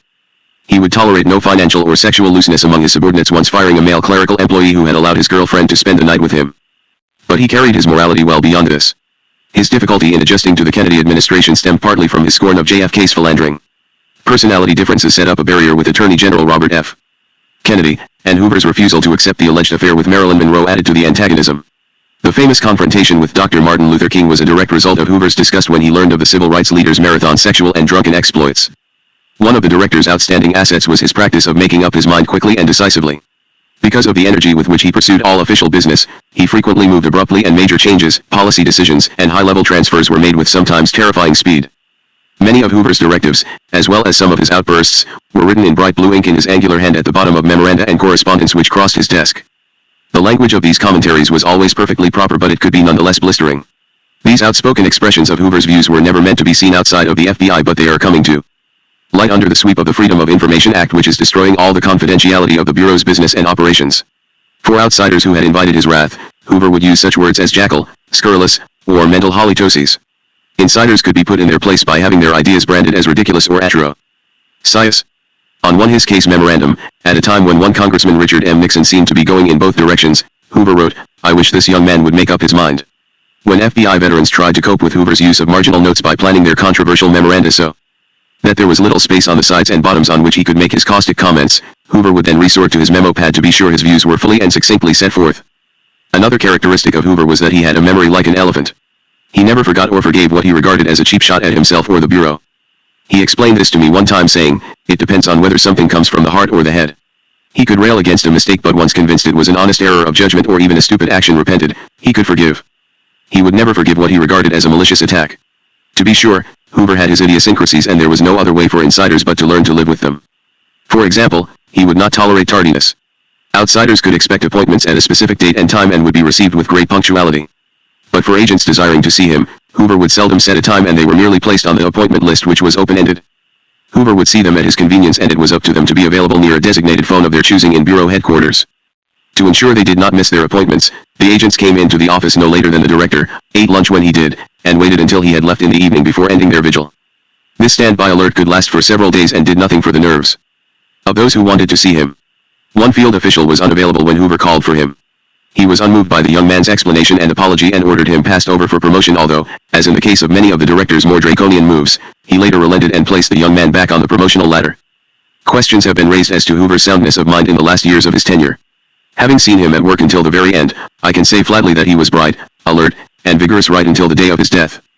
I never saw any sign of mental or physical weakness or of any flagging in the energy and uncanny memory for details in memoranda which had crossed his desk days or years before. One reason for this was that he took very good care of himself. He had regular annual physical examinations and every morning Valerie Stewart, the chief nurse of the FBI Health Service, gave him an injection of multiple vitamins. He also kept abreast of medical developments, and I recall several occasions when he mentioned articles which he had read relating to such matters. He insisted that I eat one banana each day as an excellent source of potassium, which, he assured me, was good for your heart. The idea that Hoover was brisk in his manner and always to the point in his conversations with FBI officials was not entirely true.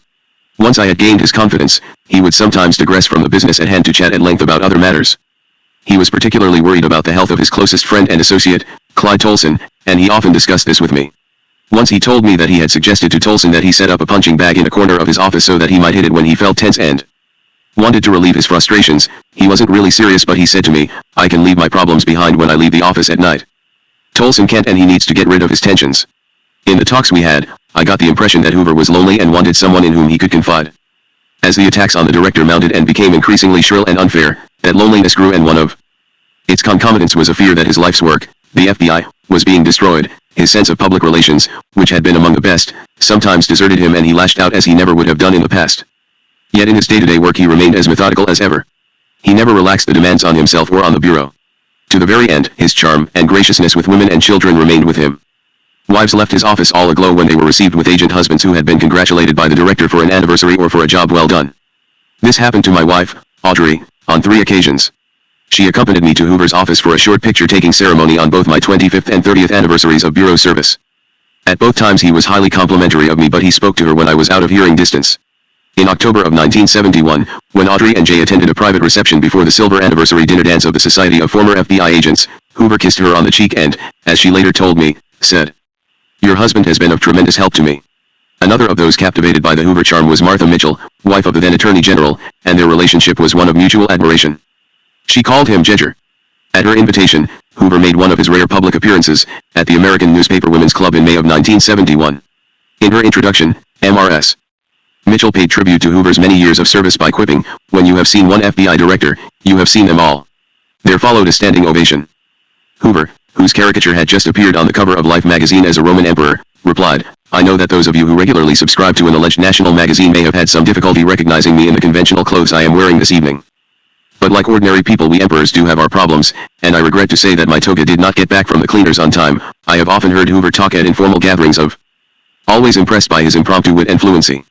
I later learned that like other famous men including comedians such as Bob Hope, he carefully prepared these off-the-cuff remarks and memorized them for spontaneous delivery. There is no point in avoiding the allegations that Hoover was a homosexual. These innuendos were based on his confirmed bachelorhood and his close association with Clyde Tolson. A New York newspaper, which for years had aimed a steady fire at Hoover, assigned reporters to prove the charge, but after failing to find any corroboration, it dropped the story and circulated that it had done so because of threats from the Bureau. I never heard of any such threats, and I never saw any indication of homosexual tendencies in Hoover. To my knowledge, neither did any of my colleagues in the FBI. Hoover was married to his job. The FBI and his home were his all-consuming interests. He could have retired on full pay, but he chose to remain. He did have a close association with Tolson. They conferred frequently during the day and they invariably ate lunch together, most often at the Mayflower Hotel. On Wednesday they had dinner at Tolson's apartment, on Friday at Hoover's house. Their only vice was going to the races on Saturdays when the horses were running, and where Hoover almost consistently lost his $2 bets. That association was not without its rifts. As he did with all other high-level subordinates from time to time, Hoover occasionally became displeased with Tolson. Other officials in the Hoover doghouse had to put up with being bypassed in the daily business of the Bureau until he cooled off. With Tolson the strain was much more severe because he was constantly in direct contact with Hoover, letting off steam. I know from my talks with Hoover that he was genuinely fond of Tolson, as an older brother might be. He looked after him and worried about his precarious state of health. An aggressive and energetic man, Hoover could keep several feuds going at once, and he enjoyed it. He was certainly stubborn. In matters of internal Bureau discipline, his own blue ink notations in personnel files often refreshed his recollection of unpleasant things past, but in most instances he forgave and forgot. With me, Hoover was always fair and even-handed, and I have no bad memories of the years, even though exhausting, I spent working for him. But with some others, there were times when he overreacted, sometimes over trivial matters. He would insist on disciplinary action even when the administrative division cautioned that it might be reversed on appeal to the Civil Service Commission or the courts, depending upon the status of the employee.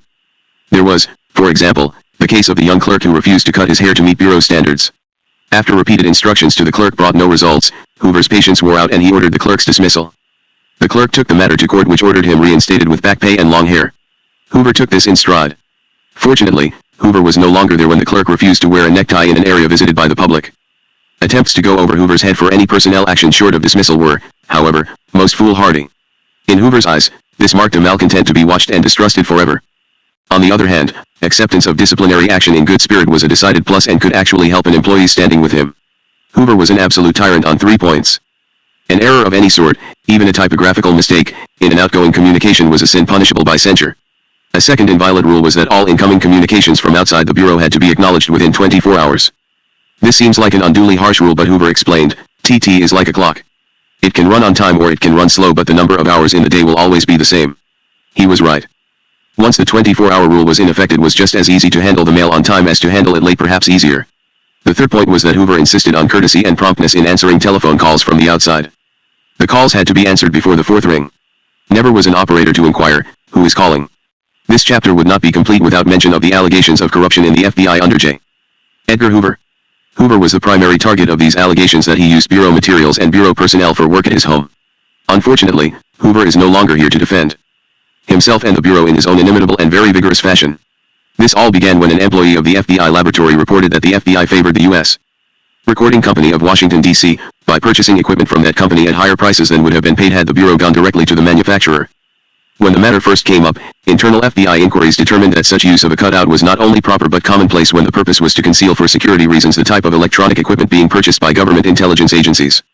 The matter would have rested there had it not been that former Congresswoman Bella Abzug was not satisfied with responses from former FBI officials who testified before her Congressional Subcommittee on Government Operations. According to my sources, Mrs. Abzug carried her complaint to Attorney General Edward H. Levi and informed him that if he did not reopen the investigation into alleged FBI corruption she would do so before her subcommittee. Thus pressured, Levi hastily reimbursed the Bureau for the cost of installing locks on doors at his residence by FBI agents and then reopened the corruption probe. No improprieties were found in connection with FBI purchases from the U.S. Recording Company or any other company. The department neglected to point out that most of the purchases had been approved in writing by prior attorneys general pursuant to government regulations. The investigation did turn up some questionable perquisites on the part of a few FBI officials, including the former director. One FBI official was asked to resign and was charged with a misdemeanor for using Bureau scrap material to build a birdhouse for his yard. Another was asked to resign, which he did, when it was found he used government funds for FBI public relations activities when such funds were not authorized or appropriated for such purposes. Leaks to the press hinted that these expenditures were for lavish meals in exclusive Washington restaurants for the benefit of FBI officials. When the facts were in, the dinners turned out to be rather circumspect entertainment of foreign intelligence agency heads, paid for out of funds which had not been earmarked by Congress for such purposes. There was no corruption or diversion of funds for personal use as was intimated. But the real target of the probe, started by Levi and continued with great enthusiasm by Attorney General Griffin Bell, was J. Edgar Hoover. It was alleged that Bureau personnel and materials were frequently used for work done at the Hoover residence. The allegation was half true. Bureau personnel did do maintenance and installation work at Hoover's home. In every instance, however, Hoover meticulously paid for the cost of materials. In its final report to the public, the Justice Department left the impression that these services for Hoover were improper. Not once did the report mention that as head of America's counter-espionage apparatus it would have been extremely unwise to have allowed non-Bureau workmen into his home who might have installed microphones for Soviet or Soviet bloc countries. Never did the report mention that Hoover had numerous threats against his life which necessitated unusual precautions. Never was it mentioned that Hoover paid for materials. Hoover was neither the paragon that his admirers proclaimed nor the ogre that his detractors held up to scorn. He was a sincere human being somewhere between the two extremes but with real greatness. He demanded loyalty but gave it in equal measure. He was given neither to false modesty nor to overbearing conceit. When the press was full of stories that he was being pushed out of office, he could read with wry satisfaction the epigraph to a widely circulated story, "Nixon, I wanted to see you to discuss with you the matter of retirement." Hoover, why, that's ridiculous. You're still a young man. As long as I knew him, J. Edgar Hoover kept a little plaque on his desk. It was headed "The Penalty of Leadership," and it read, "In every field of human endeavor, he that is first must perpetually live in the white light of publicity. The reward is widespread recognition, the punishment, fierce denial, and detraction. When a man's work becomes a target of the envious few, that which is good or great makes itself known, no matter how loud the clamor of denial. That which deserves to live, lives. Charismatic, feisty, charming, petty, giant, grandiose, brilliant, egotistical, industrious, formidable, compassionate, domineering, all these adjectives were applied to Hoover and, to a degree, they all fitted him. He had both wide recognition and detraction and he accepted this. He was a human being. In a time when patriotism was unfashionable, it could be said of him that he loved and believed in America. His contribution to his country was the Federal Bureau of Investigation which he fashioned into a great organization. His mortal remains lie under a modest headstone barely visible in the neglected tangle of wild grape, weeds, and fallen branches which mark Congressional Cemetery in southeast Washington. A much more fitting recognition is his name emblazoned over the entrance to the tremendous new FBI headquarters building. But the real monument to his genius and dedication is the Federal Bureau of Investigation which, beleaguered though it has been, will survive and be strong because the nation desperately needs it. Chapter 16 The President is coming on the line. Charles Colson, Nixon advisor in J. Edgar Hoover's last days, pressure to force him out was building up. Fed by Bill Sullivan, detractors seized upon any episode, any controversial issue, which might put the director in a bad light. And there were leaks from the White House that President Nixon was dissatisfied with a bureau which refused to accept political dictation. These stories came from H.R. Haldeman, John Ehrlichman, and John Dean primarily. They were angry at Hoover's refusal to be a team player in the Dita Beard case and during the machinations over the Houston plan. They hinted that Hoover was too old, that he no longer controlled the FBI, and that morale was low. The president, however, had ambivalent feelings when there were discussions about Hoover in the top White House echelons. He would have liked a director who was in his pocket, but at the same time he was aware that Hoover still had a very large following in, and strong support from, the Congress. He was ready to bide his time, hoping for Hoover's death or some disabling illness to solve his problem. While he waited, however, Nixon made no moves to find or prepare a successor. His choice would have been Jerry Wilson, but the former chief of the Washington Metropolitan Police Department had been badly tarnished by his handling of the May 207-day demonstrations in 1971, when several thousand anti-war protesters were rounded up and herded into an improvised jail. White House aides preferred Joseph Woods, former sheriff of Cook County, Illinois, but there was a disqualifier there too. He was the brother of Rosemary Woods, Nixon's personal secretary, and it was feared that to appoint him would smack of nepotism, politics, or both. Attorney General Kleindienst came up with a compromise. Exactly 26 hours and 10 minutes after he had announced Hoover's death, the president named the World War II submarine commander, lawyer, minor Connecticut Politico, and Assistant Attorney General L. Patrick Gray III to be the acting director of the FBI. At the Bureau, the feeling had been strong that Nixon would appoint someone from the ranks to succeed Hoover, and I have already mentioned that the thought more than crossed my mind that I might receive the appointment. I was next in line. My FBI record was very good, and I felt I was both liked and respected by the rank and file. Another logical candidate was John P. Moore, assistant to the director in charge of all administrative operations. Before Deloach had elbowed him out of the number 3 position, Moore had served with distinction in this spot, and it had only been his hard-headed Dutchman manner which had earned him Hoover's displeasure. Moore also had influential contacts outside the Bureau, something which I lacked. But Richard Nixon wanted someone from the outside who would be his man, someone with no ties and no first loyalties to the FBI. In the spring of 1972, Gray was awaiting confirmation by the Senate for the position of Deputy Attorney General. In addition, he had been the number 1 candidate for asterisk as a matter of record. Hoover was appalled by this. When Bill Sullivan urged that the Bureau retain the fingerprint cards of the 12,000 people arrested, he was opposed by Assistant Director Leonard M. Walters, who was in charge of the Identification Division. Sullivan argued that these prints would help identify future enemies of the United States. Foreseeing that the charges against most of the protesters would be dropped, Walters urged that the cards be returned to the police. Hoover agreed with Walters and the cards were returned. An opening on the United States Court of Appeals in the Southern District of New York. Gray had been named Deputy Attorney General designate by Nixon in a move to consolidate the presidential hold on the Justice Department. From the standpoint of White House insiders, he was the ideal candidate to take over the FBI and to end what they felt was the lack of responsiveness at the top of the Bureau pyramid. A great public relations campaign was mounted, however, to create the impression that the Gray appointment was nonpartisan and non-political. It was presented as an interim appointment until the November election. As a White House spokesman put it, the president did not want the appointment to become involved in partisan politics as the campaign heated up. When questioned about the choice, Ron Ziegler, the president's press secretary, said, "Think you will find that Patrick Gray is not a political man." Gray had no intimation that he was Nixon's choice when. On May 3, he received a call from Attorney General Kleindienst and was told to be at his office at 2:15 p.m. because we're going to the White House. Gray thought that there had been a new development in the ITT matter, but as he walked in the Attorney General's reception room, he was given the news by Ralph Erickson, the Justice Department's legal counsel. Jay was stunned, Gray recalled. "I thought he was joking. I said, 'Come on, Erickson. Give me the straight scoop.' It was not until he was in Nixon's presence that he really believed the news. The president talked to me about the importance of the job and the fact that it had to be non-political," Gray said.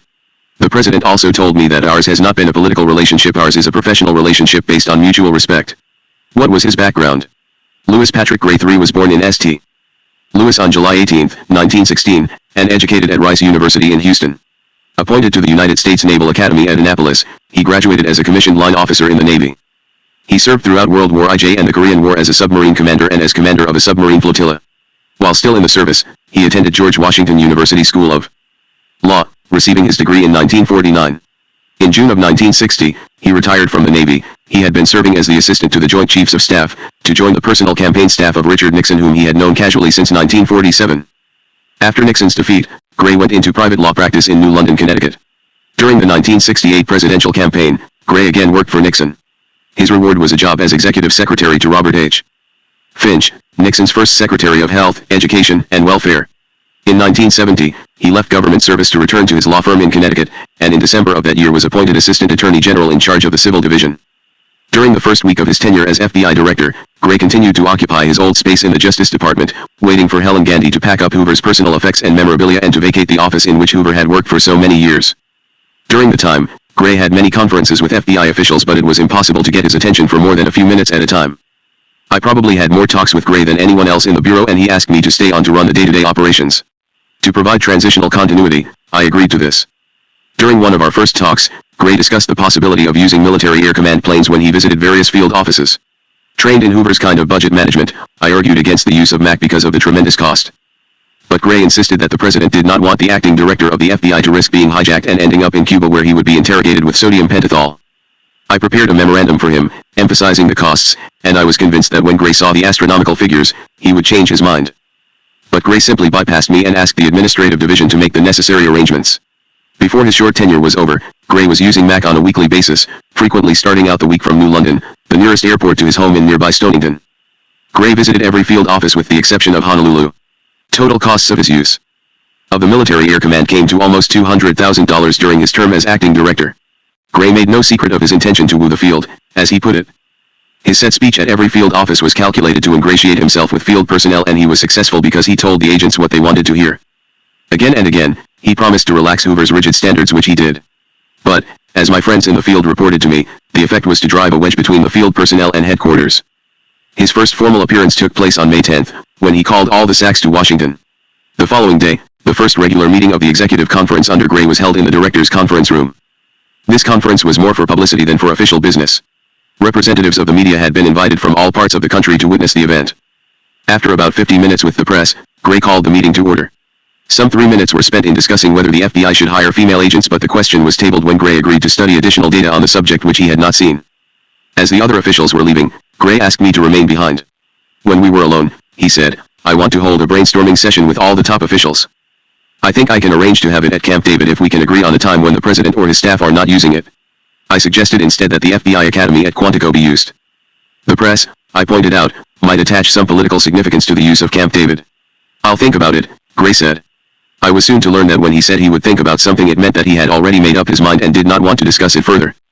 "In the meantime," he continued, "I want you to arrange for each headquarters division to prepare a position paper outlining its operations, its problems, and its plans for the future. I also want some special white papers prepared to assess the proper role for the FBI in the narcotics problem, in the establishment of an outside oversight group, and the need for a new division on planning and evaluation." Hurriedly, Gray went on, "I will be moving into this space tomorrow, and it will take a little time for me to get settled and in the swing of things. You are the number 2 in command and will be my chief of operations, but, of course, I want to be consulted on major policy matters." "Fine," I said, "but I think we should have frequent informal conferences, you and I." "Yes," Gray agreed. "I will be available any time for consultation." I returned to my office feeling greatly encouraged and convinced of Gray's sincerity, but this was not to last for long. The next morning, as Gray was moving into the director's office, surrounded by reporters and photographers, the rest of us were reading the newspapers in shocked disbelief. Staring at us from the front page was Gray's announcement that the Bureau would remove all restrictions against the hiring of female agents. Gray was quoted as saying that this action has been unanimously approved by the executive conference. In fact, no vote had been taken, and if it had been placed before us, there would have been 15 votes opposed, with Gray and possibly one other official voting for the hiring of female agents. To me, the action was a very serious tactical error. Not that Gray had made the decision on his own, but that he had misrepresented the facts to the press. By the manner in which it was handled, Gray lost the confidence of the executive conference, and his action raised serious doubts as to his honesty and good intentions. The professional staff was furious. Gray's deception was probably the deciding factor in what followed. 10 of the 16 top FBI officials who had attended the executive conference meeting retired shortly thereafter. Various reasons were given, but I know that all 10 were disenchanted with Gray because of his misrepresentation to the press. As of today, the other 6 have also retired, as have a very large number of the higher echelons in the field. With very few exceptions, Hoover's staff has now long since departed. Had I been wiser, I would have retired too. I was making pennies an hour since the retirement take-home income too, which I would have been entitled almost equaled that which I was receiving. My salary had been frozen for several years because of the forced compression in the supergrade levels resulting from congressional reluctance to raise the ceiling on government salaries. Hundreds of my subordinates were drawing as much salary as I. And bizarre as it seems, cost of living allowances for retired employees would have increased my retirement pay, had I left in 1972, so that my income would be greater today. I certainly did not stay on out of any hope that I might become director if Gray failed. I realized then that his failure might take the FBI down with him, as it nearly did. In any case, it was clear that the Nixon administration would not appoint anyone from the ranks. But in my 59th year, I had completed 37 years of government service, 30 of them with the Bureau, and I felt that as the top-ranking career official, I was the logical one to provide continuity during the change of leadership. By remaining, I would have a chance to maintain the FBI that Hoover had created as intact as possible. Someone knowledgeable had to train and guide the new director, and I saw this as my obligation. When I decided to stay on, I had not the slightest inkling of all the problems which lay in store for me. Nevertheless, I am glad that I did. I think I accomplished something in helping keep the FBI together, and I can hardly complain that I was ever bored. When Pat Gray moved into the director's office on May 12th, he told a press conference that he was going to open the window on FBI operations. This was a complete reversal for him. During the Kleindienst confirmation hearings, Gray had privately railed against the vultures of the press and complained that reporters were unfairly and deliberately making news about which the public doesn't give a damn. But he had learned how dangerous it was to take on the fourth estate, and as a friend remarked, the hearings were the biggest thing in Pat's life up to that time. He learned the significance of the media, and now he is playing them like a violin. Gray's first order to me had been that the various divisions prepare position papers and white papers for his study. As I began to dictate instructions, it became apparent that I had not absorbed enough of his thinking in our hurried conference to satisfy him. He was on his way home to Connecticut and was not available for more consultation. Fortunately, Carol Tschudy, my administrative assistant, understood my problem. She called my attention to a New York Times story which, to my surprise, set forth in great detail a description of what Gray expected in these papers. He called them his avenues of inquiry, and they covered everything from FBI administrative operations to organized crime to intelligence investigations to drug abuse. In time, I became used to seeing in the newspapers what I considered internal FBI business. I also learned that with Gray it was either feast or famine. He would either drop everything in my lap and take off, or he would involve himself in matters in overwhelming detail, making notes in a very tight and precise handwriting. I would say his outstanding characteristics were complete loyalty to his superiors and a compulsive attention to small details. Gray did not smoke or drink, though he would occasionally accept a glass of wine. He appeared to be in excellent physical shape and had a vigorous workout every day. He always made a point of walking up the 5 flights from the basement garage to his office on the 5th floor. After twice having accompanied him up those stairs, I made it a point to use a different entrance to avoid the unaccustomed exercise. Gray was also a deeply religious man and attended 7 a.m. Mass every morning. Gray brought with him to the FBI 4 staffers who had served with him in the Civil Division of the Justice Department. The top member of this personal staff was David D. Kinley, 30 years old, who had served with the acting director in other government jobs. As far as I could tell, his main qualification was a family connection with Parade, the syndicated Sunday supplement. Perhaps it was a coincidence, but Parade published some very laudatory stories about Gray. I could work with Kinley. He was bright and alert, though there was never any doubt that his primary assignment was to advance Gray's interests, even if it had to be done at the expense of the Bureau. The second member of Gray's staff was MRS Marjorie Neenan, who had worked for him before. She, too, was completely loyal to Gray, but she was easy to work with and always gracious. A third member was Daniel M. Armstrong III, who quickly became known as the All-American Boy. His experience with the United States Attorney's Office in Brooklyn had convinced him that he was an expert in law enforcement and the FBI, which was a delusion. The fourth member was Miss Barbara L. Herwig. She was pleasant, though condescending, and passionate advocate of women's liberation, which was to cause me problems when the first female agents came aboard, to use Gray's expression. Gray's personal staff, with the exception of Mrs. Neenan, shared his suspicion and distrust of the FBI career people who called them the Mod Squad. It was hard to cope with their skepticism about the FBI, but a pleasure to astound them, and Gray, with the kind of proficiency which had been taken for granted by Hoover. None of Gray's staff had agent status, nor were they at all interested in attaining it. Gray did have this status, and he was issued agent's credentials and given FBI badge number 2. Badge number 1 had been Hoover's and was retired from use. Pat Gray did not come to the FBI at an easy time for him or for the country. 3 days after Gray had settled down in his new office, Arthur H. Bremer attempted to assassinate Governor George C. Wallace of Alabama, who was campaigning for the presidential nomination. It was a Monday and Gray was on his way back from Stonington, so I took the first excited call from Attorney General Kleindienst, who ordered a full FBI investigation. Not sure just what the FBI's jurisdiction was, I nevertheless told Kleindienst that we would move immediately. But Thomas H. Farrow, the Baltimore SAC, was already on his way to the scene of the shooting in Laurel, Maryland, with a group of agents. He was contacted by radio and given the Attorney General's instructions that the FBI should take over the investigation. Kleindienst and I agreed that the FBI could act under the civil rights statutes, and throughout the afternoon I called him at hourly intervals to keep him informed of developments. At 7, I left the office knowing that everything possible was being done. Wallace was in the hospital and Bremer was in custody. But there was a message waiting for me when I arrived home that I was to call President Nixon. The operator asked me to hold, and after a brief time, Charles Colson, a presidential aide, came on the line. "Just a minute, Mr. Feld," he said. "The president is coming on the line." 15 seconds later I was talking to Nixon for the first time in my life. "Hello," he said. "This is President Nixon. Please bring me up to date on the Wallace case." "Mr. President, Governor Wallace is still undergoing surgery and his condition is listed as very critical. He is in the operating room at Holy Cross Hospital in Silver Spring. 3 other persons, including a Secret Service agent, were wounded in the shooting, but they are expected to recover. The would-be assassin, Bremer, is in federal custody and has been taken to the Prince George's County Hospital at Cheverly, Maryland." Nixon interrupted. "What did they take Bremer to the hospital for?" "Well, he was roughed up a bit by the people who captured and subdued him. Also, he was examined by a psychiatrist who says his initial impression is that Bremer is a mental case."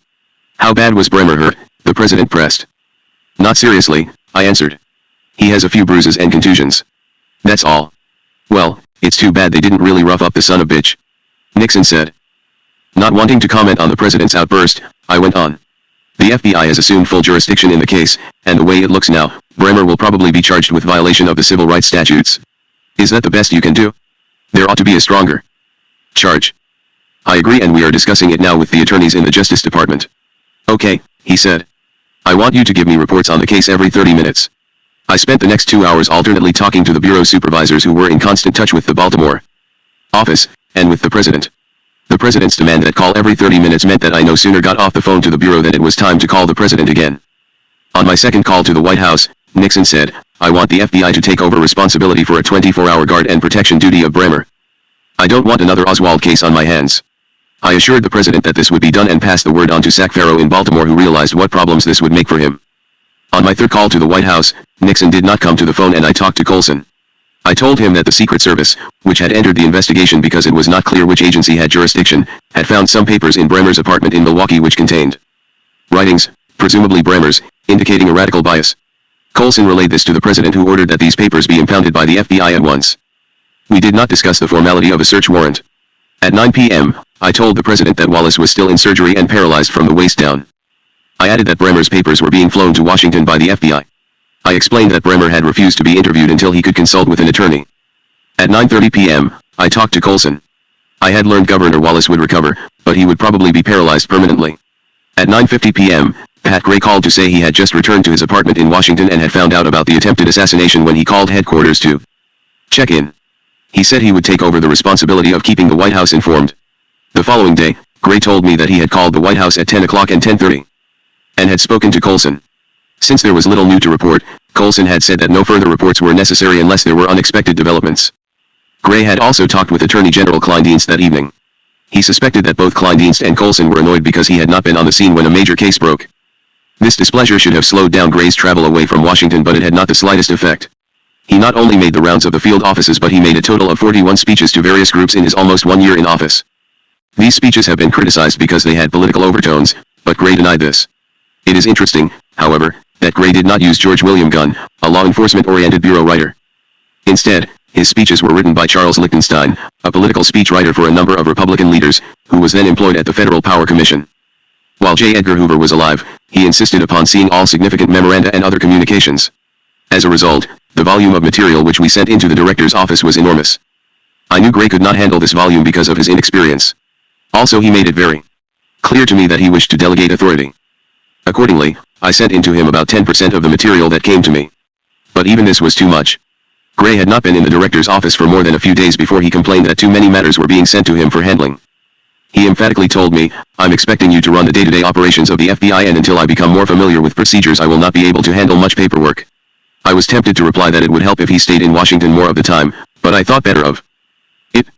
After this, the only material I sent to Gray was on matters of major policy decisions or memoranda, such as the application for Attorney General approval for a wiretap, which required his personal signature. Some memoranda which I sent to him never came back, and as the deadline for action approached, I frequently had to make the decision. After Gray left, in April of 1973, I found a number of memoranda for which we had been searching. Gray thought he was working hard, and probably by most government standards he was. When he centered his attention on something, he literally smothered it, and when he went home to Connecticut on weekends, he always took work along with him. That which did come back was usually covered with notations in his own precise handwriting, always in red ink. To Gray's disappointment, the brainstorming session on the position papers which he had requested could not be held at Camp David, which had been scheduled for a White House function. So Gray, his personal staff, and the executive conference journeyed to Quantico. Each operating division submitted its papers, and these were discussed in depth. Gray asked aggressive, but not always pertinent, questions. After the first day's session, we ate dinner together in a private dining room, and I was surprised to see an open bar. Liquor had never before been permitted at the FBI Academy. The discussions continued during the next day, and Gray expressed himself as highly pleased by the presentations. It was very clear to us, however, that the primary value was not to develop new ideas but to brief him and his staff on FBI policies, procedures, and operations. It was at these sessions that Gray also told us that his staff people were not to wear his stripes, but we were not long in learning how influential his staffers were. In fact, the executive conference was startled when, after discussing the carefully prepared papers, we found that there was to be no vote, as there had always been under Hoover. Policy decisions were made exclusively by Gray himself in consultation with his personal staff. Gray made a number of immediate changes, many of them minor but designed to please the field agents. The first of these dealt with grooming standards. Though there had been no specific written guidelines during Hoover's regime, it was known that he expected all agents to dress and groom themselves like the young businessmen in their area. Hoover frowned on long hair, mustaches, and beards. The only exceptions, and Hoover was never told about this, were in the cases in which FBI agents needed beards and mustaches to be able to move among dissenters and radicals. Gray also discontinued the recording of time in the office, known as TIA. Hoover had required a record of the time spent by each agent in the office and the time spent actually investigating cases. The elimination of this rule by Gray probably did make life easier for the agents, and they appreciated it. Gray also relaxed the weight standards for agents. Instead of requiring them to keep their weight at the desirable level set by insurance companies, They were now permitted to let it go up to the maximum level, in some cases a difference of 15 to 20 pounds. Since he believed in physical fitness programs, Gray extended to field agents the privilege of working out, so long as they compensated for each hour in the gymnasium with 1 hour of overtime. Only headquarters staff had been given this privilege in the past. But perhaps his most popular change was one which allowed resident agents to take their bureau cars home with them at night. He argued that agents would have a car available if they were called out at night, and it did save downtown storage charges. An excellent program initiated by Gray had one agent in each field office assigned the responsibility for coordinating all information on narcotics. Because of this new rule, the FBI was able to furnish information to drug authorities, which resulted in breaking up numerous dope rings. He also formalized the practice of using FBI agents as undercover men. This had been done previously, but to a very limited extent, and without Hoover's knowledge. It had not been particularly successful, but the idea seemed to appeal to Gray. I have pointed out Gray's compulsive habit of making detailed notes, whether of a telephone conversation, a personal interview, or a memorandum which he had reviewed. Once he had made a notation concerning policy, it was almost impossible to get him to change his mind, and this led to some unwise decisions. Frequently I could not understand his notations. Someone is standing on the vents, he noted on one memorandum. Not even his personal staff could translate. That for me. When I asked him what he meant, he smiled. That's a submarine expression. When a sub is making a crash dive, all the air vents have to be quickly closed. To say that someone is standing on the vent simply means that someone is dragging his feet or obstructing progress. He would say he was holding captain's mast when he orally disciplined subordinates. When he said, "There's something hidden in the Claymore mines," he meant that there was a serious problem which was not readily apparent. But to my mind, one of Gray's major weaknesses in running the FBI was his continuing lack of availability over long periods of time. More often than not, he was out of town. And even when he was in Washington, he was often out of reach in the basement gymnasium, where he would not permit any interruptions, or locked up in long conferences with his staff. He met with the executive conference only at rare intervals. In the Justice Department he had been known as 3-Day Gray, because of his extended weekends in Connecticut. He was very sensitive about this nickname, perhaps because it was so well deserved. One day, when I was in his office to discuss Watergate, Gray said, "There is another important matter. Yesterday I had a conversation with a federal judge, and he told me that one of my assistant directors is bad-mouthing me. I almost choked when he complained, 'This assistant director is calling me 4-Day Gray.' Controlling my impulse to laugh, I said, 'Why don't you ask the judge to name names? Make him tell you who is supposed to have said this and where he got his information.' Gray reddened. He must have realized that I knew his real nickname. 'That's all for now,' he said. Later the press began calling him 2-Day Gray, and a look at his calendar substantiated the correction. In fairness to Gray, must repeat that he took bulging briefcases full of work to his home in Connecticut. He truly wanted to become an excellent director of the FBI, and he loved the assignment. There was another discouraging aspect of Gray's stewardship. Probably it was unavoidable. Frustrated and angered by years of trying to impose their wishes on Hoover, Justice Department career officials had a field day after his death. They were now able to control the FBI, and a string of Justice Department requests of the Bureau were directed to Gray or to members of his personal staff. Almost without exception they were implemented without question. Not all of Gray's changes were concerned with policy, procedures, or Justice Department interference. Among his first acts was to have a kitchen installed in an unused pantry closet in his office. Squeezed into that small space were a new refrigerator and an apartment-size electric range. China, silverware, and cooking utensils were purchased, and a cook was hired at a salary of $10,000 a year. To stock the kitchen, every member of the executive conference was assessed $25 as a first installment for food.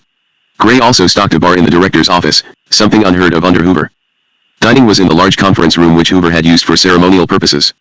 Gray ordered a larger conference table, at a cost of $5,000, but when it arrived he would not accept it because it had a Formica top.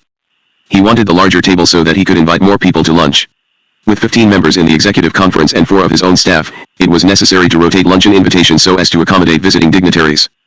Gray invited congressmen and senators to these luncheons, and assistant directors were able to attend once a month. I fared a little better, attending about twice a month. One assistant director attended only one luncheon before a second $25 assessment was made, and he later estimated that the average cost to him was $16.67 per luncheon. The immediate and most noticeable effect of the kitchen and the gourmet meals, and they were that, was the cooking smells which filled the public corridor. When Gray resigned and William Ruckelshaus took over, the kitchen was continued, as it was under Clarence Kelly, who made the cook his assistant. But there was more on our minds during the Gray tenure than gourmet cooking. On September 8, 1972, Jeffrey Shepard, a staff assistant to John Ehrlichman in the White House, sent a memorandum to the Justice Department requesting information on criminal justice problems in 14 designated states. It was made very clear that this material was needed for use in President Nixon's re-election campaign. The deadline set for the FBI to submit the material was already passed when we received it. Kinley, Gray's personal staff man, received the request and passed it on to the proper division. A teletype was sent to 21 field offices, quoting the exact language of the request and naming the White House as its source. Neither Gray nor I saw anything objectionable about furnishing criminal justice information to the president until the text of the teletype was leaked to Time magazine, which blasted the acting director for politicizing the FBI. Gray hit the panic button and ordered a complete investigation of every clerk and every agent who had handled the teletype to see if he could find out who had turned it over to Time. He was not so much concerned about the Bureau as about what the White House, almost paranoid about the press, would say to him. At the time, we seemed to be continually at odds with the White House about almost everything. On September 22nd, for example, Gray called me. "Mark," he said, "I've just received a call from Lawrence Higby Haldeman's aide. I'm getting ready to leave for a speech in Detroit. Higby wants an FBI investigation of some sort of burglary out in Long Beach which involves medical information about the president. Will you call him and see what it's all about?" When I called Higby, he was very excited about an incident which had occurred the day before. He told me that the office of the president's physician and medical consultant had been burglarized. "Thieves broke into the doctor's office late Wednesday night or early Thursday morning," he said excitedly. "They were trying to photograph the president's medical records which were left scattered about the floor. The president wants the FBI to look into it. He'll check into it immediately and call you within the hour," I told Higby. "Thanks. We want the FBI to go all out on it. Someone is trying to embarrass the president." In very short order, the Los Angeles office informed me that the matter was being routinely investigated by the Long Beach police, who were convinced that it was the work of juveniles. The doctor's office had been burglarized several weeks before and a small amount of money had been taken. On both occasions, entry had been gained through a sliding door with a faulty catch, and similar break-ins in the area were also being investigated. The president's file had been dropped on the floor, but there was no indication that it had been rifled or photographed. This does seem unusual to an amateur, but it was checked thoroughly by experts. When I relayed this to Higby, I added that there was no jurisdictional basis for the FBI to enter the case. Forcefully and aggressively, he demanded that the FBI issue a press release about the case. I said, "Mr. Higby, there is no reason for the FBI to become involved in the case, and, in any event, the FBI has no authority to issue a press release except when arrests are made by the FBI." Higby argued excitedly that there must be a press release. The only promise he got from me was that I would keep him informed. But Higby did not wait for me to call him. He called me at least 15 times during the next 10 days. My answer was always, no. I wondered why the White House was so interested in that press release. It was not until it became known that the plumbers had broken into the office of Daniel Ellsberg, psychiatrist, that I began to suspect that someone at the White House, knowing that the break-in by the plumbers to photograph the psychiatric records of Daniel Ellsberg was bound to be discovered, wanted to be able to show that President Nixon had also been a victim of such tactics. By the fall of 1972, disenchantment with Gray was becoming widespread at FBI headquarters, and the feeling was spreading to the field. Field agents had at first welcomed Gray, but it had become clear that he was making the same set speech in every field office and was telling the agents what they wanted to hear. There was resentment of Gray's airing of sensitive personnel matters in the press as part of his open window policy. Distrust of Gray's personal staff intensified when it became apparent that their primary aim was to advance Gray's interests, no matter what the cost to the Bureau. Then, on November 20, 1972, Gray was hospitalized at Lawrence Memorial Hospital in New London for abdominal surgery and did not return to Washington until January 2, after a month of convalescing at home and at Key Biscayne, Florida. He had instructed me that during his absence I was to sign all reports and correspondence, but because he had been away from Washington so frequently, his extended sick leave did not have a significant impact on the already hectic pace of my activities. Shortly after he returned from sick leave, Gray confided to me, "You know, Mark, Dick Kleindienst told me that I might have to get rid of you. He says White House staff members are convinced that you are the FBI source of leaks to Woodward and Bernstein, the Washington Post reporters who were writing up the Watergate story almost as fast as it was being investigated." I said, "Pat, I haven't leaked anything to anybody. They are wrong." "I believe you," Gray answered, "but the White House doesn't. Kleindienst has told me on 3 or 4 occasions to get rid of you, but I refused. He didn't say this came from higher up, but I am convinced that it did." This disclosure came as an unpleasant surprise. My contacts with Kleindienst had been frequent and friendly. There had never been the slightest indication that I was suspect. I could feel the anger rising in me, but I was very appreciative of Gray's indication of support. Gray went on, "I told Kleindienst that you've worked with me in a very competent manner and I'm convinced that you are completely loyal. I told him I was not going to move you out. Kleindienst told me, 'Pat, I love you for that.'" Startled as I was by this development, I did not want to be the one who prevented Gray from getting the permanent appointment as director. I certainly don't want it on my conscience that I stood in the way of your nomination. I have been thinking of retirement, but I don't want it to appear that I am leaving under pressure. I am willing to accept a transfer to the West Coast as special agent in charge." "No," said Gray, "I wouldn't do that to you. How many years have you served in the FBI?" 31 years. Half to himself, Gray said, "I wouldn't want to do this to anyone who has served his country and the FBI so ably and loyally. I am grateful to Pat Gray for that." Much later, I learned that the White House had frequently complained to Kleindienst that I was Deep Throat, the mysterious source on whom Woodward and Bernstein relied in writing their sensational stories about Watergate. No one from the Nixon White House has ever told me why I was the principal suspect, but their reasoning is obvious now. I was supposed to be jealous of Gray for having received the appointment as acting director instead of myself. They felt that my high position in the FBI gave me access to all the Watergate information and that I was releasing it to Woodward and Bernstein in an effort to discredit Gray so that he would be removed and I would have another chance at the job. Then there were those frequent instances when I had been much less than cooperative in responding to requests from the White House which I felt were improper. I suppose the White House staff had me tagged as an insubordinate. It is true that I would like to have been appointed FBI director on the death of Hoover. It is not true that I was jealous of Gray. Once the die was cast, I resolved, for the good of the FBI, to help Gray in every way that I could. It is true that I frequently said no to the White House staff members. I never leaked information to Woodward and Bernstein or to anyone else. Chapter 17 Senator Bay is not going to believe it either. L. Patrick Gray 3 During Patrick Gray's tenure as acting director of the FBI, there were frequent areas in which he and I had differences of opinion. Two were of particular significance. Looking back on it, I can't be sure that Gray ever really accepted the fact that J. Edgar Hoover did not have extensive personal files into which he crammed all kinds of material with which to blackmail presidents, attorneys general, and other government officials. At least he stopped talking to me about it and I assumed he believed me. But Gray and I never agreed on his decision to recruit women agents, or on his manner of arriving at that decision and of announcing it. The Secret Files David Wise, a severe critic of the FBI, wrote in his book, The American Police State, the FBI maintains intelligence dossiers on hundreds of thousands of American citizens. Since 1939, the FBI has compiled more than 500,000 dossiers on Americans. He was referring to a portion of the general files, not Hoover's personal files, of which there are more than 6.5 million at FBI headquarters. 227. These FBI files are not dossiers, a sinister word conjured up by those who are trying to create hysteria or sell copies of books. The files to which Wise refers actually do exist, and properly so. They are maintained in the custody of the Files and Communications Division. A substantial portion relate to people who were investigated during World War II as possible Nazi or Japanese sympathizers. There are files on members of the Communist Party USA, the Ku Klux Klan, the Black September group of Arab terrorists, the Black Panthers, and the Weather Underground, all subversive or terrorist groups. There are files as well on many thousands of members of the crime syndicate, the so-called mafia. Files are also kept on people involved in security investigations based on serious allegations, where the person under scrutiny was completely cleared of suspicion. As to the files which Hoover kept in his office, how did they originate, how were they used, and what finally became of them? Other than Helen Gandy, Hoover's personal secretary, I know more about those files than anyone else in the Bureau, because all those which did not fall into the category of his personal affairs were turned over to my custody. During his 48 years as director, Hoover carried on a tremendous personal correspondence with the high and mighty in government. He also had friends in all walks of life to whom he wrote: Walter Winchell, the columnist; Clint Murchison, the Texas oil millionaire; David Sarnoff, founder of RCA; Richard Cardinal Cushing of Boston; Sherman Billingsley and Bernard Toots Shore, New York restaurateurs; Jack Warner of Hollywood; Leela Rogers, mother of Ginger, and many others. He exchanged personal letters with incumbent presidents and remained friends with Herbert Hoover, no kin. Hoover's personal files also included letters, some rather obsequious, from various bureau officials who were trying to extricate themselves from the Hoover doghouse or otherwise ingratiate themselves with him. No doubt, some of them contained bits and pieces of gossip involving the world's great which the official thought might interest or amuse Hoover. All of this correspondence was carefully kept out of the main bureau files and indices and maintained by Miss Gandy. As the years went by, the walls of her little office became lined with file cabinets. 48 years is a long time and the paper accumulates. In 1971, Hoover instructed Miss Gandy to begin weeding out this correspondence, but the work had barely begun by the time of his death. From time to time, Hoover ordered that certain official FBI files be kept in Miss Gandy's office to prevent exposure to the eyes of rank-and-file personnel. For example, if the FBI had a file on an incumbent president, as it did in the case of President Nixon, whose first application for a government job had been with the FBI, it would be kept in the director's office. Extremely sensitive memoranda on Hoover's conversations with presidents were occasionally retained by Miss Gandy and could be seen only with Hoover's express permission.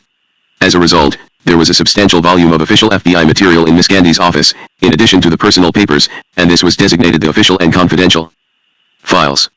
The day after Hoover's death, Associate Director Clyde Tolson instructed Miss Gandy to box all the personal correspondence and have it delivered to Hoover's home. Since he planned to retire, Tolson instructed that the official and confidential files be sent to me for safekeeping and a final determination as to disposition. This packaging process took 1 week and Acting Director Gray was completely aware of what was going on and offered no objections. During this period, Miss Gandy shipped 34 boxes of personal files to the Hoover House and also sent 12 boxes of official and confidential files to me, which files I placed in combination lock cabinets. Miss Gandy has testified before the House Committee on Government Operations that, at Tolson's direction, she destroyed all of Hoover's personal papers except those relating to his estate.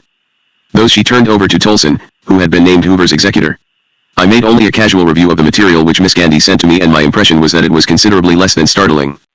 There were folders on President Lyndon B. Johnson and President John F. Kennedy, both of which related solely to administrative procedures in conducting liaison between the White House and the FBI. In my opinion, all of it could have been immediately returned to the general files, but I was resolved to hold the material intact and inviolate until Gray could review it for himself because he had made such an issue of the secret files only a few days before. I wanted him to know exactly what was in them. I did return to the general files the contents of 3 boxes which contained FBI monographs, booklets containing FBI research material concerning the Communist Party, the Mafia, the riots which erupted in the summer of 1967 and other similar material. Although confidential, these informative documents are available to any agent for research purposes. Undoubtedly, Hoover kept a complete set in his office for ready reference. They could not be described as secret files by any stretch of the imagination, and there was no point in holding them for Gray. After 3 months of waiting for Gray to look at these files, I called in Cornelius Sullivan, an inspector in the Domestic Intelligence Division, and instructed him to prepare a complete index and catalog. It took him a week to complete this task, and when he finished, he shared my impression that the files were old and of little current significance. I sent a copy of the inventory to Gray, but I don't know whether or not he read it. I never received any response. Despite my frequent suggestions, he never came to review these files, and he was apparently satisfied that there were no secret files because he so stated to the media.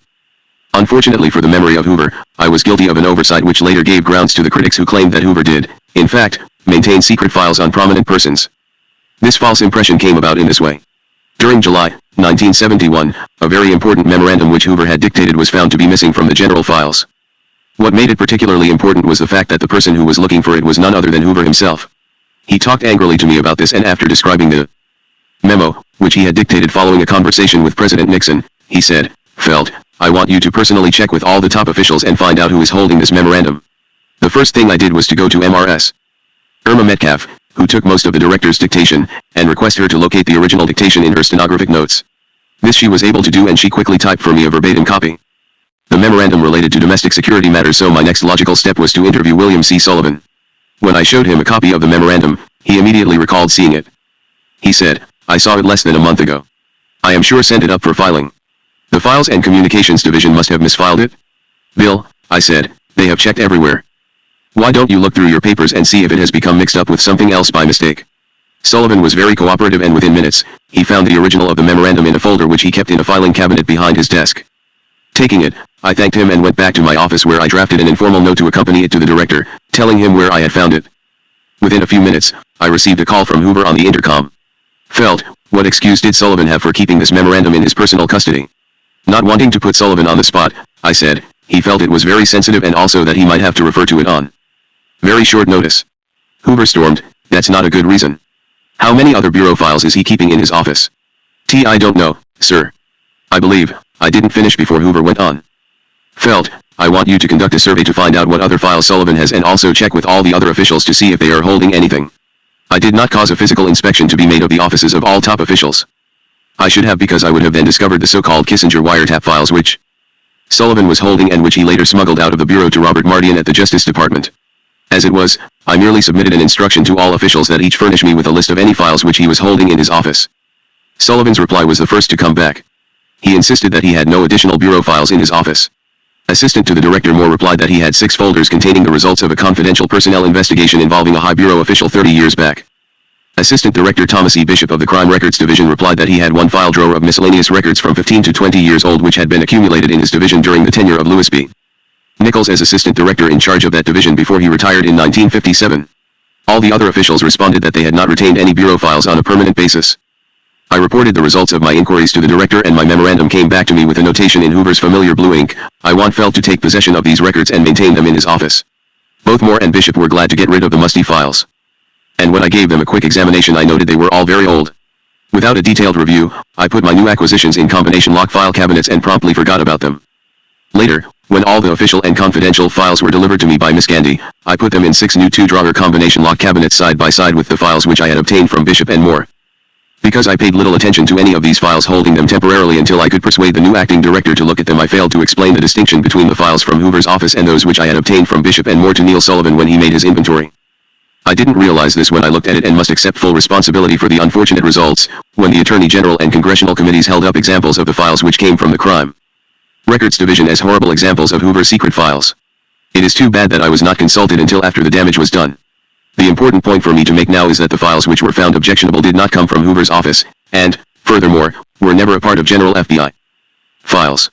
But, in spite of this, all the furor never would have occurred had it not been for an incident in Elyria, Ohio, in October 1972, caused by the extremely poor judgment of an FBI agent stationed in Lorain County, who went beyond his instructions. Since the early 50s, the Crime Records Division of the FBI had made a practice of maintaining congressional cards on every senator and congressman. The purpose of the card was to set forth biographical data and any information from bureau files or public records which would be of assistance to the Crime Records Division in maintaining congressional liaison. A brief record of all dealings with the particular congressman or senator was noted on the card. This was to make the FBI liaison more responsive and effective. Also noted on the card were any problems with a view to preventing similar situations from developing in the future. The FBI has never investigated members of Congress, congressional candidates, or governors unless there was an alleged violation of federal law or the individual was being considered for a top-level government appointment. On January 13, 1972, as had been done every election year since the early 50s, an informal note was sent to all field divisions by the Crime Records Division. It read as follows: "Recoming elections primaries will be held this year in each state to nominate candidates for Congress, House and Senate, and some governors ** pertinent background information and data from your files on major non-incumbent candidates * background data on governors was also used to facilitate liaison in your district should be forwarded informally by routing slip, not letter, to crime records as soon as they are nominated. But under no circumstances should you make outside inquiries such as checks of credit bureaus or newspaper morgues. Public source material readily available to you and data from your files will suffice. Continue to furnish pertinent data as it develops between the primary and general election. Also, be alert to any special elections to fill congressional vacancies and submit pertinent data on the major candidates before the election dates. These matters must be handled with extreme discretion to avoid the implication that we are checking on candidates." After the first inquiry in 1950, it was only necessary to develop the biographical data on congressional newcomers because cards would already have been filed on incumbents. As could be expected, for incumbents with long tenure, additional cards would have to be stapled on as the list of contacts and correspondence grew longer. The trouble began when the resident agent in Lorain County contacted a reporter friend on a newspaper at Elyria. Perhaps not such a good friend after all, the reporter wrote a story for his paper stating that the FBI was investigating a certain congressional candidate. And then the storm broke. Wire services all over the country picked up the story and exacerbated the fears of FBI secret dossiers on congressmen, senators, and high officials. Acting Director Gray did his best to explain, but no one paid any attention, and on October 27 he issued a press release indicating that the program was being discontinued and the congressional cards were destroyed. To the best of my knowledge, there was never any improper use of the information in Hoover's personal correspondence files or on any of the congressional cards kept by the Crime Records Division. Allegations of blackmail have been very few and none have ever been documented. On the contrary, Hoover went out of his way to protect the information in bureau files and in his personal files from being used improperly. A short time after the congressional cards were discontinued, Gray called on the intercom and said, "Mark, can you come over for a minute?" When we were alone, I asked him, "Okay, Pat, what's the story?" He thought for a minute, and then said, "The Elyria story has really created problems. This morning Senator Birch Bayh contacted the Attorney General and asked him to discreetly find out what was in his FBI file. Kleindienst passed the request along to me and I want you to review the files, personally, and bring anything you find to me." "Okay, I should be able to report back to you later today," I said. Gray replied, "Thanks Mark. I'll greatly appreciate it. I want this kept just between us." I thought for a minute, then I said, "There is no way to pull the files and not have a few clerks know, but I am sure they won't think anything about it." Gray waved me away. "That's all right. Just don't discuss it with anyone." 3. This project called first for an indices search to locate all references to Senator Bayh in various files. There were quite a few, and the stack of files brought into me later took some time to review. All the material relating to Bayh was insignificant and most of it involved constituent or administrative matters. One file indicated that Bayh had been interviewed as a witness in a criminal case. There was absolutely nothing out of the ordinary. I took the stack of files to Gray's office and put them on a corner of Gray's desk. "Pat," I said, "you're not going to believe this, but there is nothing here that isn't strictly routine." I showed him the various reference pages, most of which were brief. Gray looked up at me and smiled. "Senator Bayh is not going to believe it either." At that time, I had not the slightest indication of why Senator Bayh would have such an interest in the FBI files. A book, The Power Lovers, by Myra McPherson of the Washington Post, gave me a clue. Concerning Senator Bayh, she wrote, "He has, as they used to say in less liberated days, a reputation." Bayh scoffs, with the rejoinder, "I get all the credit for all these beds I'm supposed to get in and out of, and it's not so. The damn thing is so ridiculous." The Bayh incident led me to the conclusion that information which is not in the FBI files may have a more chilling effect than that which is, particularly where a guilty conscience is involved. It was not alone because of these incidents that Gray resolved to abolish the Crime Records Division, although they were the primary reason. Another factor was that through the years, Hoover had been pleased with its operations and had been generous with promotions, with the result that the number of agent employees in that division in supergrade rank from GS-16 through GS-18 was considerably above average. In fact, there were not enough supergrade positions for all the special agents in charge in the field whom we all believed deserving of such recognition. Accordingly, one phase of Gray's plan was to do away with the division involved, transferring to field executive positions those agent supervisors who had supergrade rank and absorbing the work in other divisions and in his own office. It was a plan which should have been phased in gradually. As it turned out, This abrupt upheaval created personal hardships which led to several retirements and one reduction in salary for an agent whose family situation made a transfer unacceptable. On the other hand, some of those transferred moved on up the promotional ladder and were benefited by Gray's decision. Women in the FBI. It all started in 1970, when a young woman in Denver, MRS. Sandra Rothenberger Nemser, applied for a position as an FBI agent. When her application was refused, she filed suit against the Attorney General, the Director, and the Bureau, alleging that the refusal violated the Constitution and equal employment statutes. The Nemser suit was quickly followed by another action filed by Mrs. Cynthia Gitt Edgar, a staffer for Bella Abzug, the controversial former congresswoman from New York. The American Civil Liberties Union supported the two suits. At the FBI, there was almost unanimous opposition to permitting women to become special agents. The FBI is a quasi-military organization with combat-type operations taking place almost every day in fugitive apprehensions, raids, and other dangerous situations. A show of strength is often essential to ensure that an arrest is conducted without incident. Indeed, because the FBI has so carefully stuck to this strategy, great numbers of arrests are made with a minimum of risk. The public does not realize how many thousands of dangerous arrests are made by the FBI each year. 97% of the fugitives apprehended are males. Because of this, we were convinced that allowing women to participate in arrests would increase the risk for everyone in the action. Another compelling argument was that sooner or later most women agents would marry and want to have children. Normally, this would mean that they would leave the FBI to devote themselves to child raising. The time and money spent on training and it is substantial would therefore be wasted. Asterisk in the Nemser and Edgar instances. Moreover, we were convinced that the individuals did not really want an FBI career but were merely intent on making a case for women's liberation. Dwight Dalby, Assistant Director in the Office of Legal Counsel, prepared the Bureau's position paper. All FBI OFFI asterisk as our culture changes, my arguments will lose validity. Chances are that women will evolve to become as strong as men because of more vigorous childhood games, participation in sports and, for some, employment at manual labor. We are also approaching the time when more women will prefer a career to child raising. Jails were opposed to hiring female agents, with one exception. John Moore argued that we should become sexually integrated not because he believed it proper but because he was sure we could not defend our case successfully given the tenor of the times. If we can't win, he said, let's give in gracefully. It was up to the Civil Division of the Justice Department, which Gray then headed, to defend the Bureau in the court actions, and he was anything but sympathetic to the Bureau's position. He argued that the lawsuit should not be contested and that the FBI should begin accepting female applicants for the position of agent. He would not budge from this position, not even listening to our arguments until Dalby threatened to hire an outside lawyer. Dalby's next step was to contact a cross-section of field agents, ranging from SACs to new agents. They were asked to give careful consideration to the question in the light of their own experiences and to document their responses with specific examples. Opposition to female agents was unanimous, with case after case cited to demonstrate the inherent dangers. Then, in the midst of the controversy, Hoover died and Gray became acting director. At the first regular executive conference meeting under Gray, we spent all of 3 minutes discussing the question. Who wants to open the discussion? Gray asked. I pointed out that Dalby was our coordinator in the matter and suggested that the meeting be turned over to him. Gray agreed.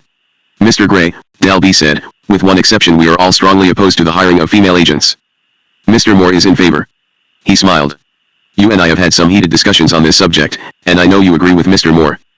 Since we last talked, however, an extensive survey has been made in the field and you should know of the results. SACs, supervisors, and agents are unanimously opposed, and they strongly document their positions.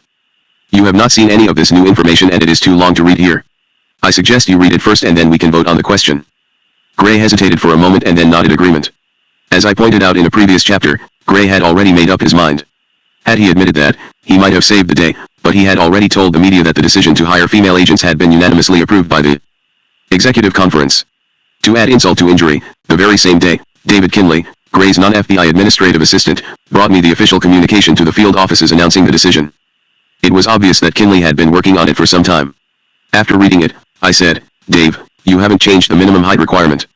That's right, he replied. The boss wants exactly the same standards for females as for males. But, Dave, a minimum height requirement of 5 feet 7 inches limits the field to tall women. You're discriminating against average women. When, after a 30-minute argument, he would not change his ground, I called Gray. Before I could speak my piece, he cut me off. The women must measure up exactly as the men. There will be no exceptions, he said. This is discriminatory. You are only opening the door part way. We should be consistent. Mark, I don't want any more argument about it. My mind is made up. Don't push me too far. Asterisk my suspicion that their interest was just a matter of principle was confirmed when Nemser and Edgar immediately dropped their suits and never applied for FBI employment. The number of women applicants, moreover, was only a trickle. 2 were selected for a training class which began in July of 1972. Susan Lynn Riley, formerly with the Marine Corps, and Joanne Pierce, a former nun. Since the new FBI Academy at Quantico had been designed to handle a few asterisk, Director Clarence Kelly subsequently eliminated all height requirements. These are the reasons the FBI now has some very tall women and some very women police trainees. There was no problem. What developed, however, was not unexpected. The women could not pass the physical tests. These tests were not unusual, but 3 turned out to be very difficult for women. Every trainee was expected to do 15 push UPS, 3 pull UPS, and run 2 miles in 16.5 minutes in addition to other tests. A pull-up is similar to a chin-up, except that it is done with the palms facing forward.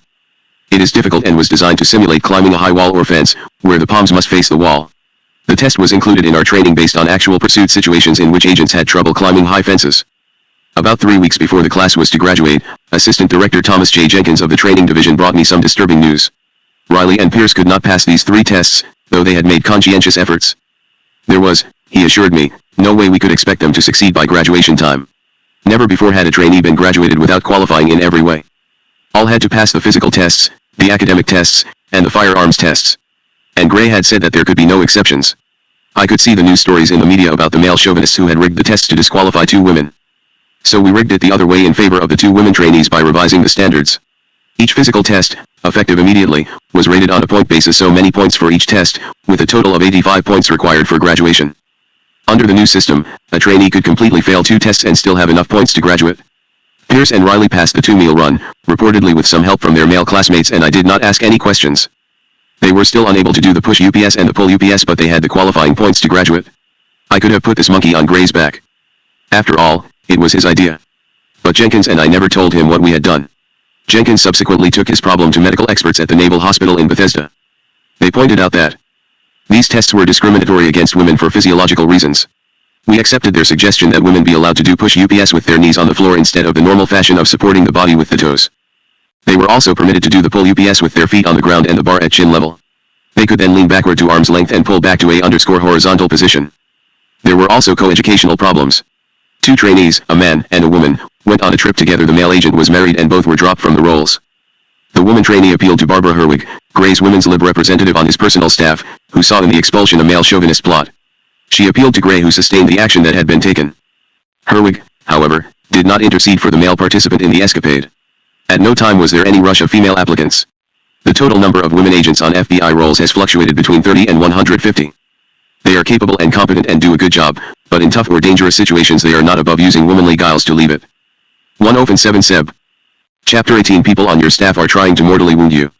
Gray to President Nixon for all of the publicity and the investigations by both the Urban Senate Committee and the Special Watergate Prosecutor. Many aspects of the Watergate affair remain an enigma. Did the Democratic National Committee actually have advance warning of the break-in, as some have alleged? Did columnist Jack Anderson really know in advance? What was the real purpose behind the break-in?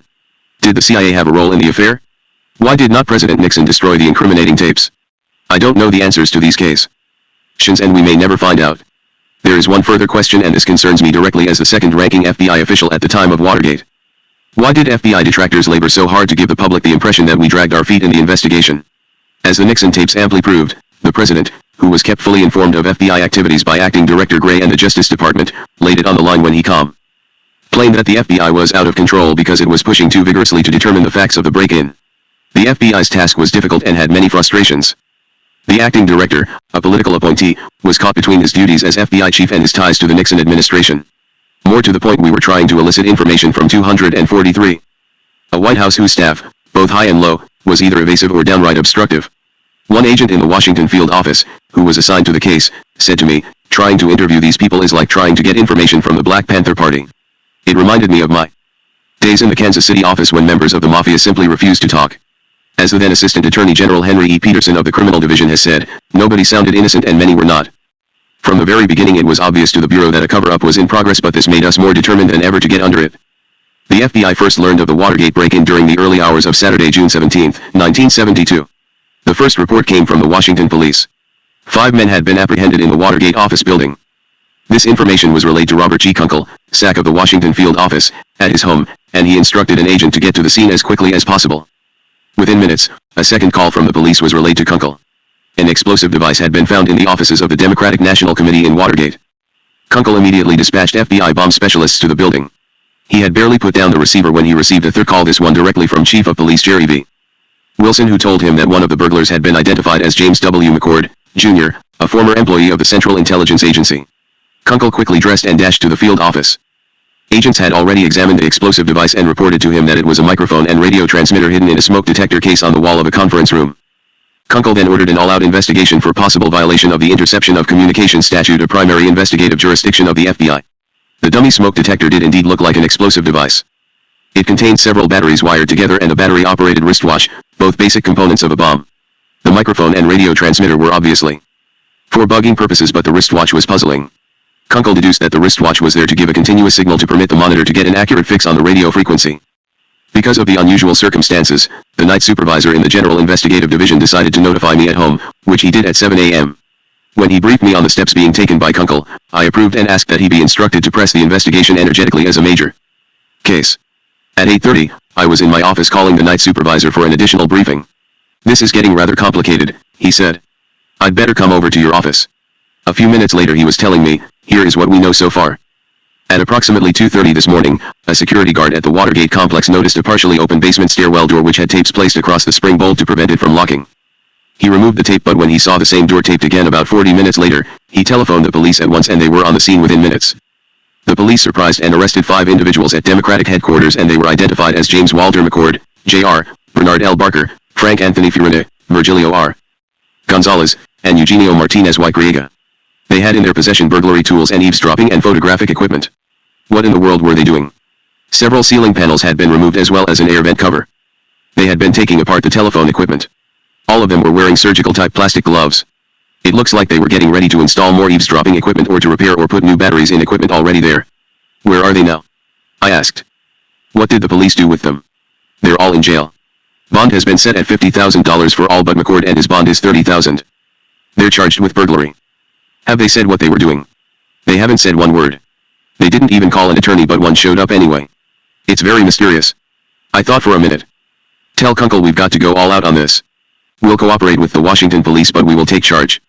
This thing has all kinds of political ramifications and the press is going to have a field day. I thought of other aspects of the case that would have to be covered. Gray was out of town, as usual, and he would have to be briefed as soon as I had a more complete picture. There's one other thing, the night supervisor said. The arrested men had $2,400 in their possession, including 13 new $100 bills. It would be some time before the significance of those $100 bills would be known to the Bureau, but they proved to be one of the links between the burglars and the Committee to Re-elect the President, CREP. At the time it made no sense that men who were committing a burglary would carry around such a sum of money. In fact, none of it made any sense. Obviously, the police had broken up some kind of political espionage operation. But the utter stupidity of it all left me completely baffled. What could anyone find at the Democratic National Committee which would be worth the risks? At 10 o'clock a.m., I called Kunkel for a further briefing. "Mark," he said, "there's a lot more to this than meets the eye." Shortly after these men were arrested and taken to the 2nd District Station, a Washington attorney named Michael Douglas Caddy appeared at the station and said he was representing the 5 subjects. Because they had not made any phone calls, Caddy was asked how he became aware of the arrests. He wouldn't tell the police a thing, and, when pressed for an explanation, he left saying he would contact the U.S. attorney. "Bob," I asked, "how many agents do you have working on the case?" 18, he said after a little mental arithmetic. "Are you sure that's enough?" "That's enough for now, but this thing is going to expand all over the place in a day or two." I agreed with him thoroughly and asked him to keep me briefed and to let me know if he ran into any problems. Also told him that I would have to call Gray in Los Angeles, but because of his inexperience and his aggressive nature, I knew he would ask many questions. It was not the same as it had been with Hoover, who was sharp, brief, and to the point. "We have a 3-hour time advantage," I told Kunkel, "so I'll wait until 1 o'clock to call Gray. That's 10 o'clock Los Angeles time. I want to brief him as completely as possible. We should have a lot more information by that time," he said. "We're getting search warrants to go into the rooms which the subjects occupied at the Watergate Hotel." The search of the subjects' rooms turned up an additional $3,500 in crisp new $100 bills of the same series as those found at the time of the arrests. Also, an envelope containing a personal check made out by one E. Howard Hunt, Jr., was found, and he was quickly identified as a CIA employee from November 1949 until April 1970. From FBI files we learned that a full field investigation had been conducted on Hunt in July of 1971, when he was being considered for a staff position at the White House. A query was made, and Alexander P. Butterfield told FBI agents that Hunt had been used by the White House on highly sensitive matters, but that he was no longer employed there. When I called Gray, he had already left his hotel and was en route to Santa Ana, California, where he was to deliver a speech at Pepperdine College, so my message had to be relayed through the senior resident agent at Santa Ana. Gray called back immediately after his speech and we discussed the case at some length. He seemed as surprised as I was, and we jointly wondered who would try such a stupid escapade. He instructed that the investigation be pressed vigorously and that he be briefed daily. I kept Gray posted at Palm Springs on Sunday, at San Francisco on Monday and at Sacramento on Tuesday.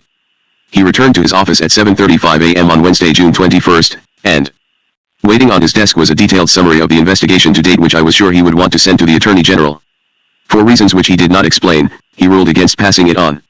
This seems very strange now, because much later I learned that throughout the investigation, he was sharing all the Bureau's knowledge with the White House staff. From the start of the Watergate investigation, bits and pieces of information began leaking to the press. The White House, for reasons which we now know, raised the roof with Gray, accusing the FBI of being responsible and ordering him to put a stop to it. It may be significant that among these leaks was one story that Gray planned to call off the FBI investigation and that he was not going to permit his agents to subpoena the record of presidential aide Charles Colson's telephone toll calls. Since, as we later learned, this leak came from the White House, it is reasonable to believe that John Ehrlichman, Bob Haldeman, or John Dean felt they had neutralized the FBI. On Saturday, June 24th, Gray called in Sack Kunkel and 26 agents from the Washington field office who were working on the case. He accused them of suffering from flapjaw, and as he later put it, I literally put my track shoes in their backs, giving them a strong verbal direction that we were going to press the investigation to the hilt. The agents considered this accusation a serious reflection on their integrity, but when Kunkel attempted to speak out in defense of his men, he was brusquely silenced by the acting director. The leaks continued, however, and the Washington Post's Woodward and Bernstein team was soon giving their readers details of the investigation, sometimes within hours after the Bureau had learned of them. The White House was furious, and Ehrlichman called Gray on the carpet and told him, in no uncertain terms, that the leaks must stop. Gray reacted by sending an inspection team to the Washington field office to question all the agents working on the case. When that did not stop the leaks, he ordered Assistant Director Charles W. Bates to personally grill the men under oath. The effect of all this action was to further antagonize the agents, but it did nothing to stop the leaks. Numerous times when Gray was out of the city, John Dean called me, demanding that other steps be taken to silence the leakers. I refused to take such action, and frequently I was able to point out to him that some of the leaks could not possibly have come from the Bureau, since they included information to which we were not privy. This did not mollify Mr. Dean. It was the sequence of events which led both the White House staff and top Justice Department officials to the conclusion that I was deep-throat. Haldeman so stated in a television interview, but later he has written that he believes the culprit, if that is the right word, to be John Dean's asses. Tant, Fred Fielding. Haldeman points out that any information which passed through the hands of Fielding found its way to the Washington Post. Haldeman also wrote that after they cut Fielding off from the information, the leaks became less accurate and consisted more of conjecture than of fact. I have no information, one way or the other, as to the truth of this contention, and it obviously did not stop the White House from continuing to bestow the title upon me. I did talk to Bob Woodward on one occasion during the Watergate investigation. He requested an interview, which I gave him, but to make sure that what I said would not be misquoted, I asked my assistant, Inspector Wason G. Campbell, to be present. Woodward, however, was not looking for information. He simply wanted to check out the information he and Bernstein had collected, and he asked me to tell him which was accurate and which was not. I declined to cooperate with him in this manner, and that was that. While all this was going on, the FBI investigation was proceeding in spite of the cover-up. And, as we progressed, Howard Hunt's involvement became increasingly apparent. He was placed at the scene and eventually admitted that it was he who had called Douglas Caddy, the lawyer who had appeared at the police station unbidden to bail out the burglars. This, of course, explained how Caddy had known of the arrest. We also discovered that White House records listed Presidential Counsel Colson as Hunt's supervisor beginning in June of 1971 and running to March of 1972, at least 4 months after Hunt began to recruit secret operatives who were later implicated in the Watergate break-in. Colson's private secretary had initialed Hunt's pay vouchers, and his private phone line to the White House was billed to the home address of Catherine Chenal, secretary to the Plumbers Unit. A White House internal memo dated March 30, 1972 was found, which described Hunt as very effective for us and requested that he be shifted to the Committee for the Re-election of the President. Pieces of the puzzle began to fit Cantor when we discovered that G. Gordon Liddy had accompanied Hunt on several trips to recruit employees for security work with the Republican Party. Telephone numbers in the possession of some of the arrested men turned out to be those of Liddy at CREP. A cashier's check covering a number of campaign contributions had been given to Liddy at CREP and deposited to the account of Bernard Barker at the Republic National Bank in Miami. Alfred Baldwin III, a former FBI agent, admitted that he had been working for James McCord and that he was assigned to monitor the microphones planted in Democratic headquarters from room 419 in the Howard Johnson Motel, directly across the street from Watergate. Baldwin told us that while he was occupying this room, Liddy had counted out some $18,000 in crisp new $100 bills in the presence of Hunt and had given the money to McCord. Liddy was also known to have shredded large numbers of documents at the offices of CREP. On July 28, Liddy was fired from CREP, ostensibly for refusing to talk to the FBI. Baldwin also made it clear that the Democratic National Committee headquarters had been bugged for some time. Transcripts of the overheard conversations which had been made by Baldwin had been given to McCord, who seemed to be in charge of the monitoring operation. The FBI struck pay dirt when its digging turned up Michael Richardson, a Miami photographer. Richardson told the agents who interviewed him that a week before the break-in a man he tentatively identified as Bernard Barker from photographs he was shown had come to his store in a Cuban neighborhood. The man had 2 rolls of exposed 35mm film which he wanted developed immediately and printed in 8x10 enlargements. There were 38 negatives in all. Richardson said that they were photographs of documents, most of which had an emblem and chairman, Democratic National Committee printed on them. The documents were photographed against a background of shag carpets. Hands in clear-type gloves held down the corners of each document *. The delaying and obstructing tactics of officials at the White House and at CREP, to which Gray had acceded, led to an airtel dispatched by Sack Kunkel to the acting director. An airtel is a message prepared in the form of a teletype message but sent by mail. It is designed to get the same attention as an urgent teletype, but at a fraction of the cost. Dated late in June, the airtel bluntly highlighted the difficulties encountered in dealing with the White House and asked that the Bureau take a tougher stand. Kunkel pointed out that Dean's insistence on sitting in on all FBI interviews with White House staffers had a chilling effect. This procedure had been approved by Gray at Dean's request. Kunkel further complained that Dean had kept the contents of Hunt's White House safe in his possession for 5 days before turning them over to the FBI.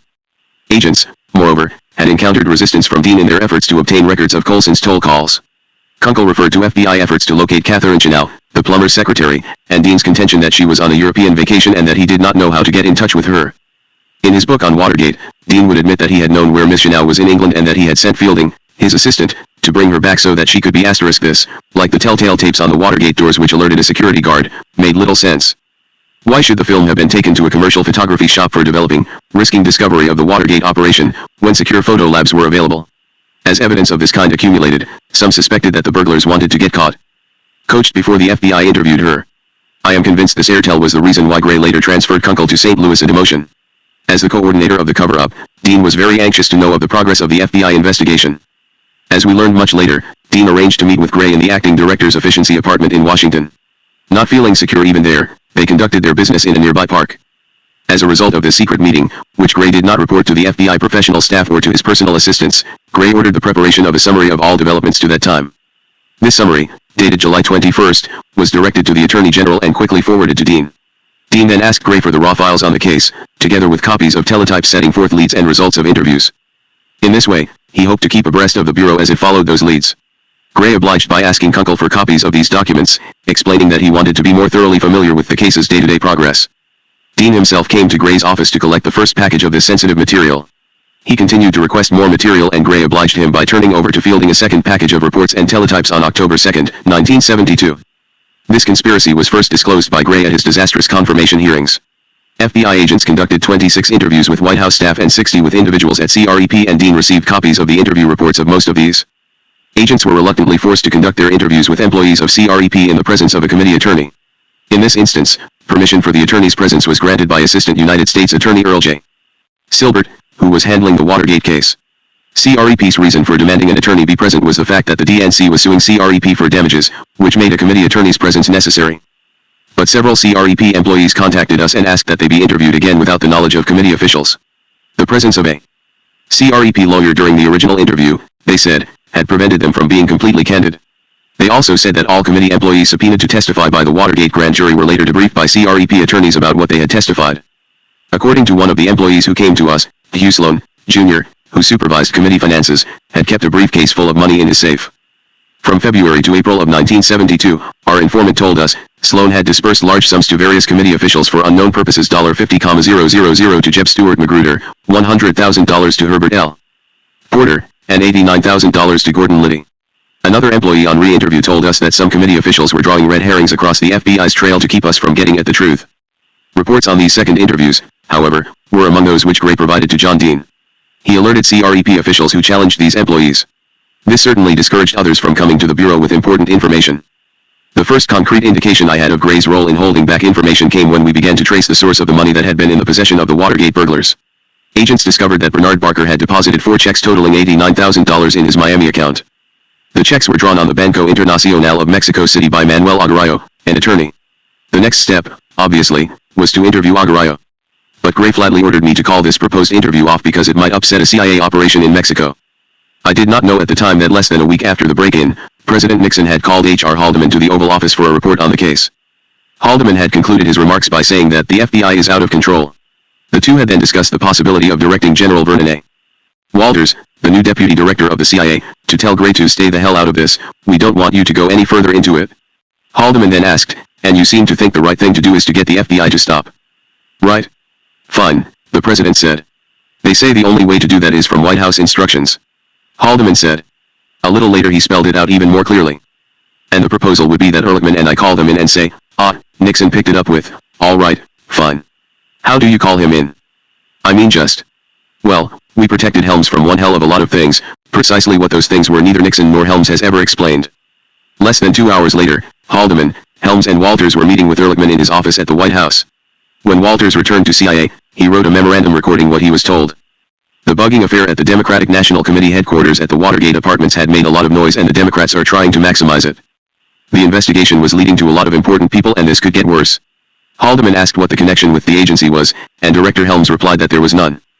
Haldeman said the whole affair was getting embarrassing and it was the president's wish that Walters call on acting Director Gray and suggest to him that since the 5 suspects had been arrested, this should be sufficient, and that it was not advantageous to have the inquiry pushed, especially in Mexico. Walters wrote that Haldeman told him to go to Gray and to tell him that I had talked to the White House and suggest that the investigation not be pushed further. Haldeman assured Walters that Gray would be receptive because he was looking for guidance in the matter. These instructions were given to Walters, according to his memo, despite Helms's repeated assertions that the FBI investigation would not expose any covert CIA programs. The record shows that Walters did see Gray that very same day to pass along the instructions which he had received from Haldeman. According to Walters, Gray replied that his problem was how to low-key the matter now that it was launched. Gray then said this was a most awkward matter to come up during an election year and he would see what he could do. 3 days later, on June 26, Walters was again summoned to the White House where John Dean told him, the investigation of the Watergate bugging case is extremely awkward. And there are a lot of leads to important people. On the 28th, Dean said to Walters, the problem is how to stop the FBI investigation beyond the 5 suspects. And on that same day, Helms phoned Gray requesting that the FBI not interview Carl Wagner and John Caswell, 2 CIA case officers, because they were engaged in highly sensitive assignments. Gray passed this down to me as an order. I was able to stop the interview of Wagner but Caswell had already been questioned. Both were thought to have information concerning E. Howard Hunt. The CIA was less than cooperative in other ways, with inquiries from FBI agents running into a stone wall or, worse still, encountering outright deception. For example, we asked the CIA about a man named Pennington, who had once been James McCord's supervisor. CIA gave us a summary on a former employee named Cecil H. Pennington who had no connection with McCord. It was more than a year before we learned that the man we wanted was Lee Pennington, who had been closely associated with McCord, both personally and professionally. William E. Colby, Helms's replacement as CIA director, brushed this fact aside airily by saying that we were trying to keep publicity away from the CIA. By July 5th, the delays and obstructions to the FBI investigation had gotten to the point where Kunkel, Bates, and requested an appointment with Gray to discuss the problems. Kunkel restated the points he had made in his airtel and we all argued strenuously against the restrictions which had been imposed on us, particularly the stop on an inquiry into the Mexico City operation. Look, I told Gray, the reputation of the FBI is at stake. As acting director, this is even more important to you than to us. In the future, you are going to have to convince skeptical U.S. senators that we did a good job on this case. We can't delay the Aguayo interview any longer. I hate to make this sound like an ultimatum, but unless we get a request in writing from Director Helms to forego the Aguayo interview, we're going ahead anyway. Gray hesitated and then looked at Bates and Kunkel. The expressions on their faces told him that he was facing near mutiny. He drew a long breath and said, I'll call Helms today. That's not all, I went on. We must do something about the complete lack of cooperation from John Dean and the committee to re-elect the president. It's obvious they're holding back, delaying and leading us astray in every way they can. We expect this sort of thing when we are investigating organized crime, but we can't sit still and accept it from the White House and CREP. Mr. Gray, Kunkel broke in, the obstructions we are encountering do a grave disservice to the president. I think you should call and tell him what the problems are. Bob is absolutely right, I said. The whole thing is going to explode right in the president's face. Gray demurred. He thought it would be better to call Clark McGregor, the new head of CREP, who was with Nixon in San Clemente.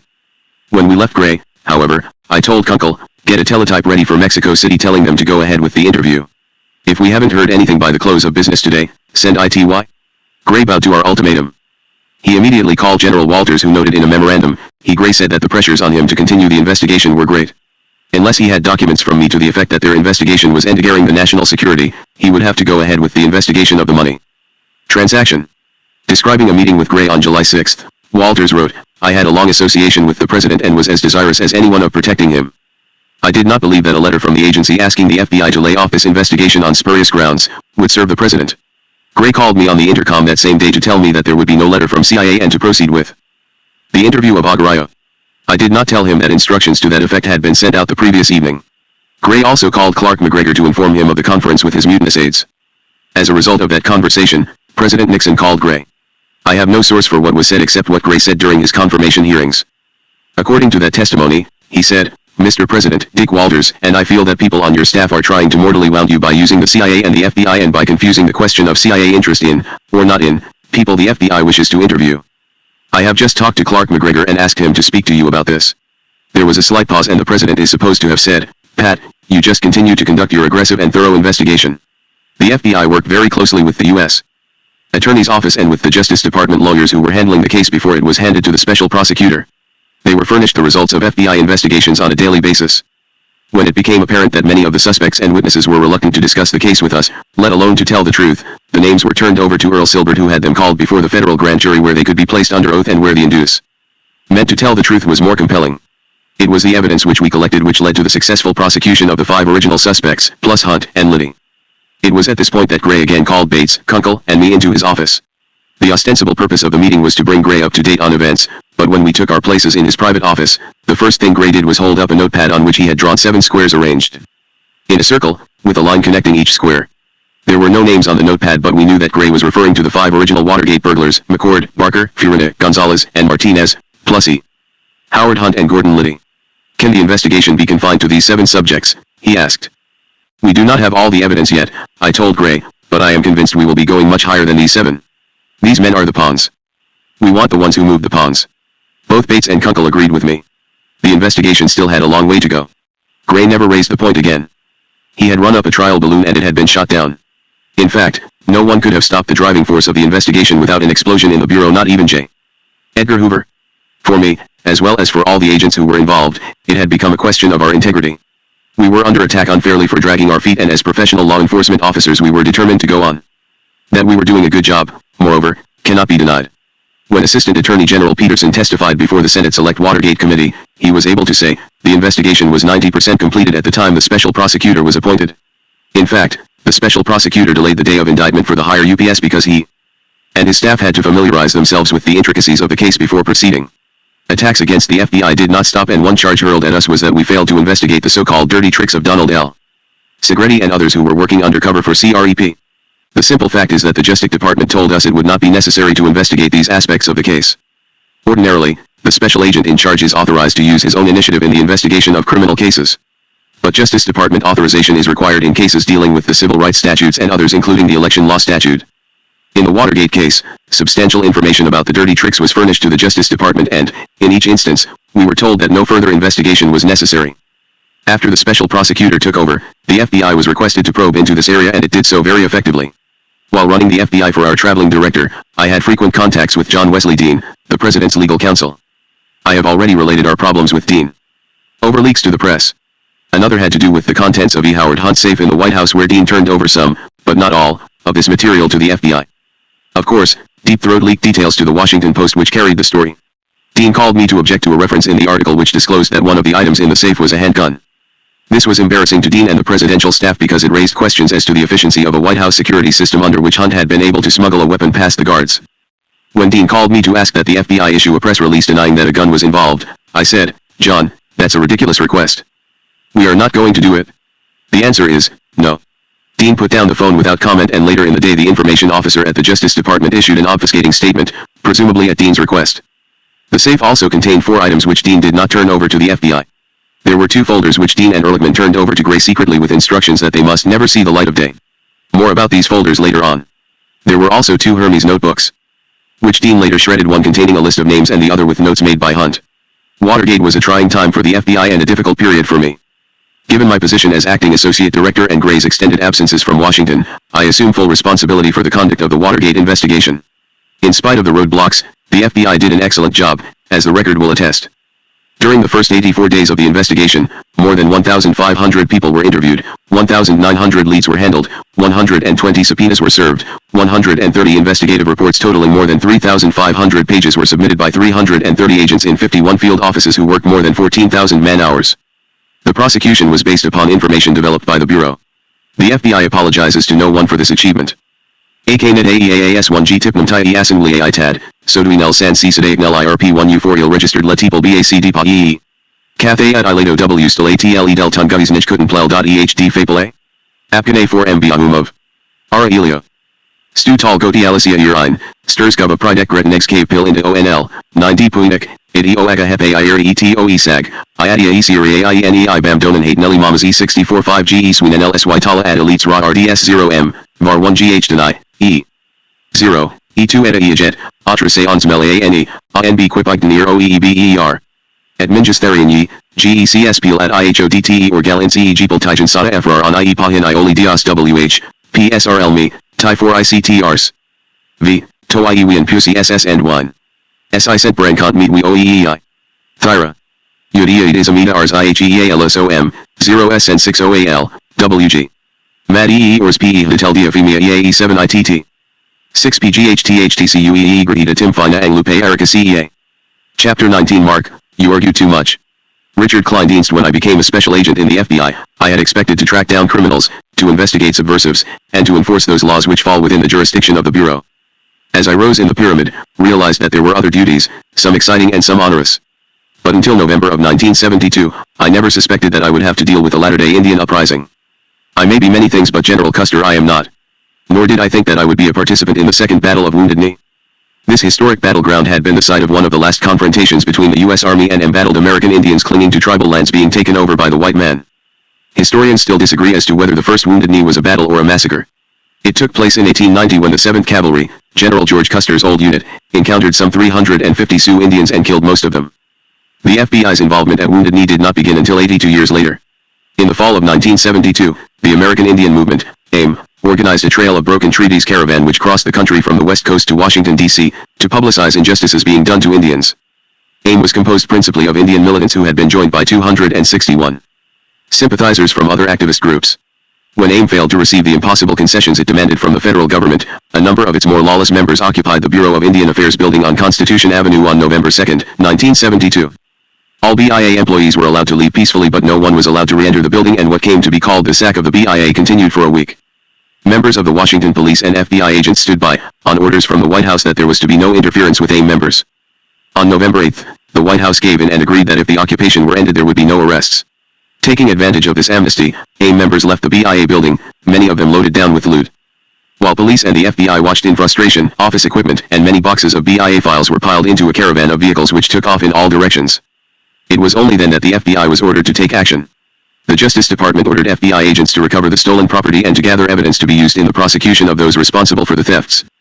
Fortunately, police and FBI agents had taken the license numbers of the cars and the descriptions of many of the thieves. But recovery of this government property took much valuable time and eventually led to a head-to-head clash with columnist Jack Anderson and his assistant, Leigh Whitten. When authorities re-entered the BIA building, they found a complete shambles. The files which had not been stolen were scattered throughout the rooms and corridors. Corners were piled high with human excrement. Total damage was estimated at millions of dollars, and this did not include the priceless and irreplaceable records of the Indian Bureau. It was clear to law enforcement officials the weakness displayed by a presumably strong president would only lead to further trouble, and that was exactly what happened.